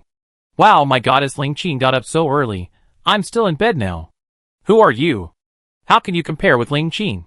She has a boyfriend, do you? Who said I don't have one? My boyfriend is right next to me, and he hasn't woken up yet. Oh my god, this is a lot of information, let me sort it out, I'm a little confused. The cross-dressing guy upstairs, the identification is complete. Ahem, I suspect you were driving, but I have no evidence. Last night, Mimi, Zhao Dezhao, took a hot bath and slept till dawn, and Qin Yu patiently massaged and cared for her. When Ling Qing woke up today, he felt very energetic, without any fatigue or muscle soreness after high-intensity exercise. After doing warm-up exercises for a while, Ling Qing felt that his muscles and every cell began to breathe, like a car on fire, ready to go at any time. Let's go! Let's run faster today, and try to reach the freshwater lake as soon as possible. Compared to yesterday, after a day of warm-up, Ling Qing has become more accustomed to running today. Pay attention to your breathing rhythm, and keep up with my pace. While Qin Yu was leading the race, he reminded Ling Qing to pay attention to the rhythm and running method. After 3 breaks in total, Qin Yu had a massage once in the middle, and finally reached the freshwater lake directly. Although I ran once yesterday, it still feels very strenuous to run today. Ling Qing stopped and said to Qin Yu while panting. As he was familiar with the running method and rhythm, he gradually got used to it. Today, it took him 10 minutes less to reach the freshwater lake than yesterday. After arriving at the new shelter, Qin Yu stopped and taught Ling Qing self-massage and relaxation methods, letting Ling Qing relax his hands and feet. Then he started his job as a painter, having completed the construction of 2 shelters alone. Qin Yu has a lot of experience in architecture. He is a half-baked architectural designer. Moreover, there are not many people like him who can design and build independently, so Qin Yu still feels quite accomplished. Today, Qin Yu didn't waste much time.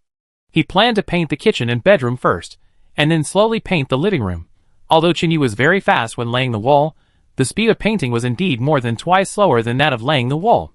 Relatively speaking, this is the difference between technical work and physical work. Technical work often requires less effort. And most of the work that requires effort does not require much technical content. After doing some relaxation exercises to relieve the tension in his muscles, Ling Qing went into the house to help Qin Yu paint the walls. The process was the same as yesterday, except that the workload was a little bigger. Luckily, Qin Yu built a tile house, so the roof didn't need to be painted, so it saved a lot of effort, otherwise painting the roof would be more troublesome.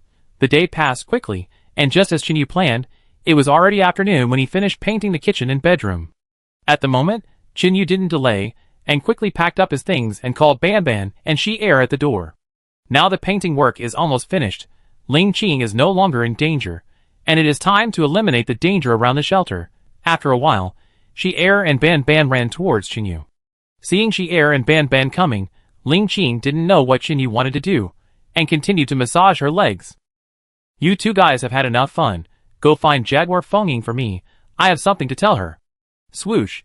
As soon as Qin Yu finished speaking, the 2 guys ran out as fast as the wind.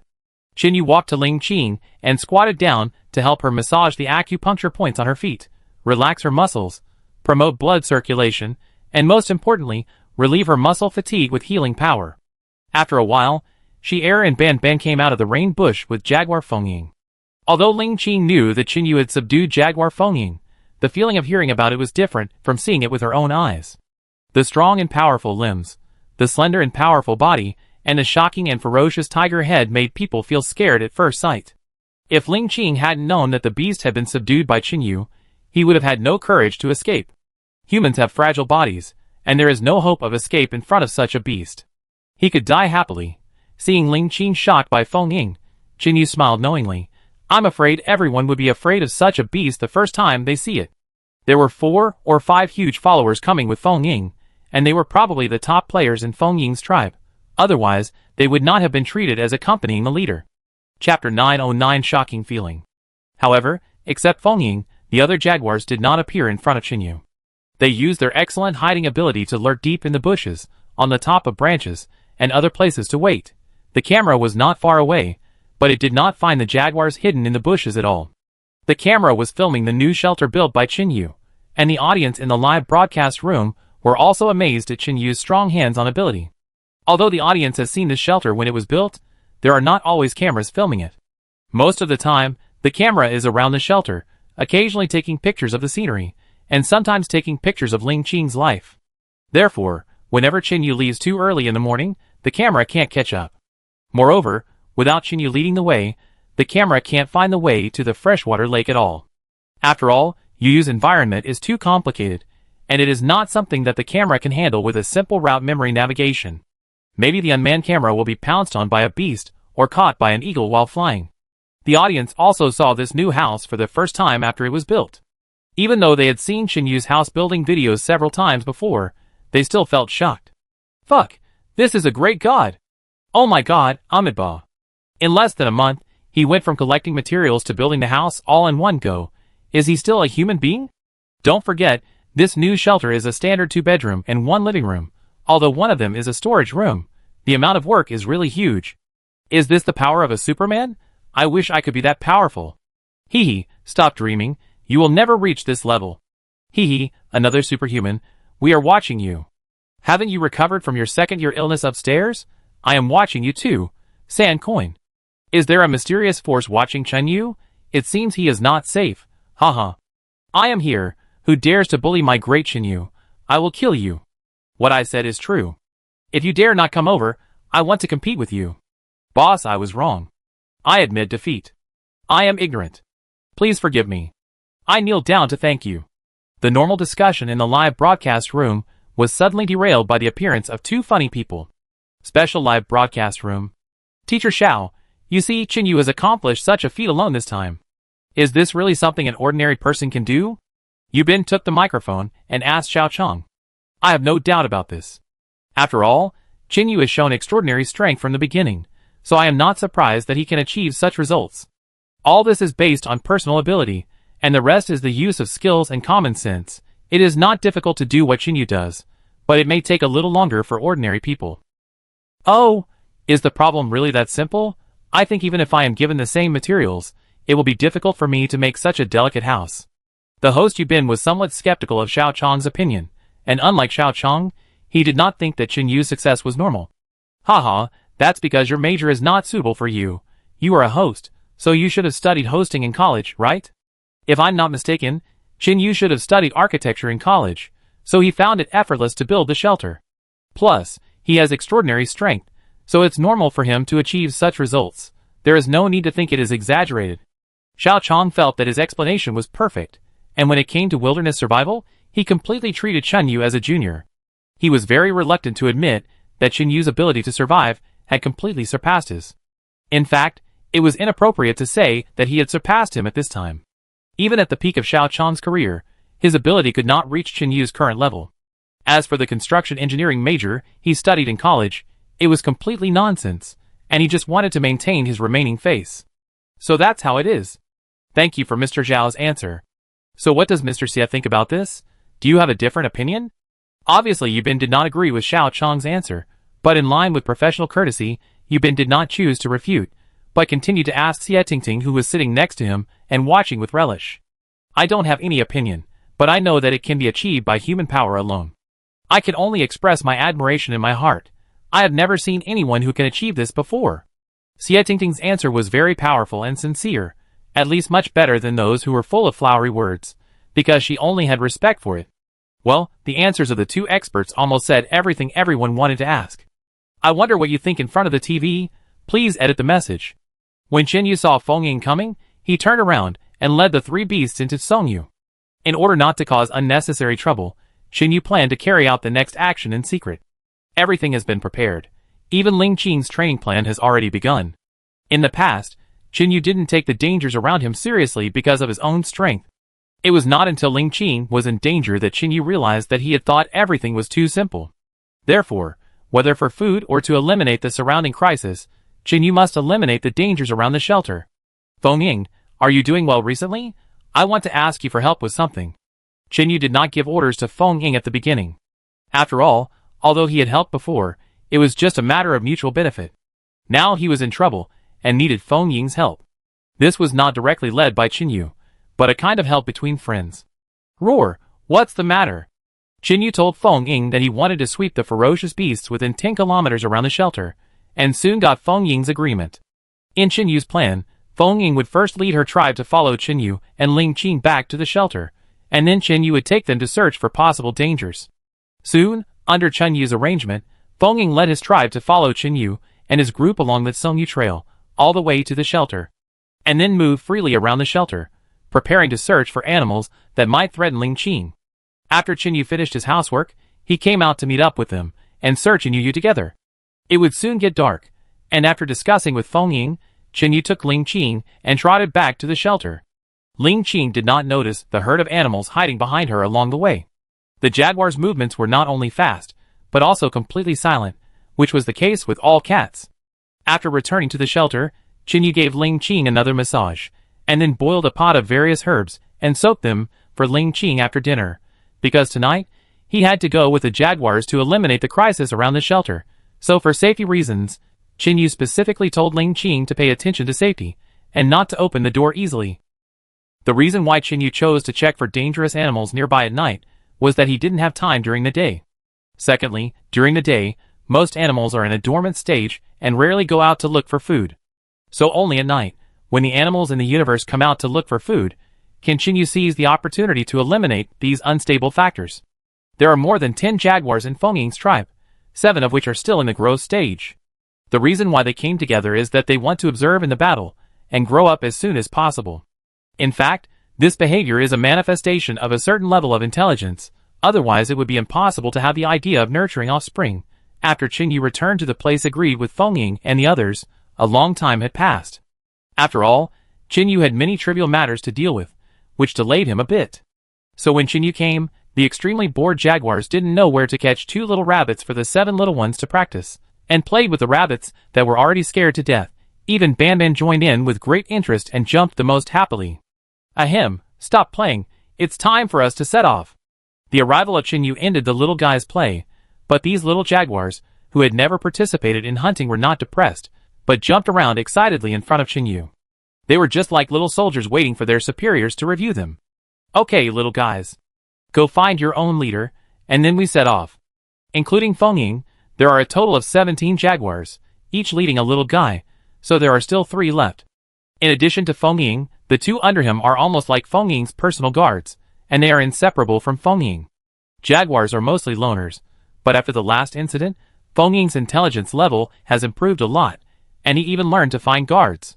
Chinyu, Shi-Er and Ban-Ban are divided into 2 teams, with Ban-Ban and Shi-Er forming one team, and Chinyu forming a team alone.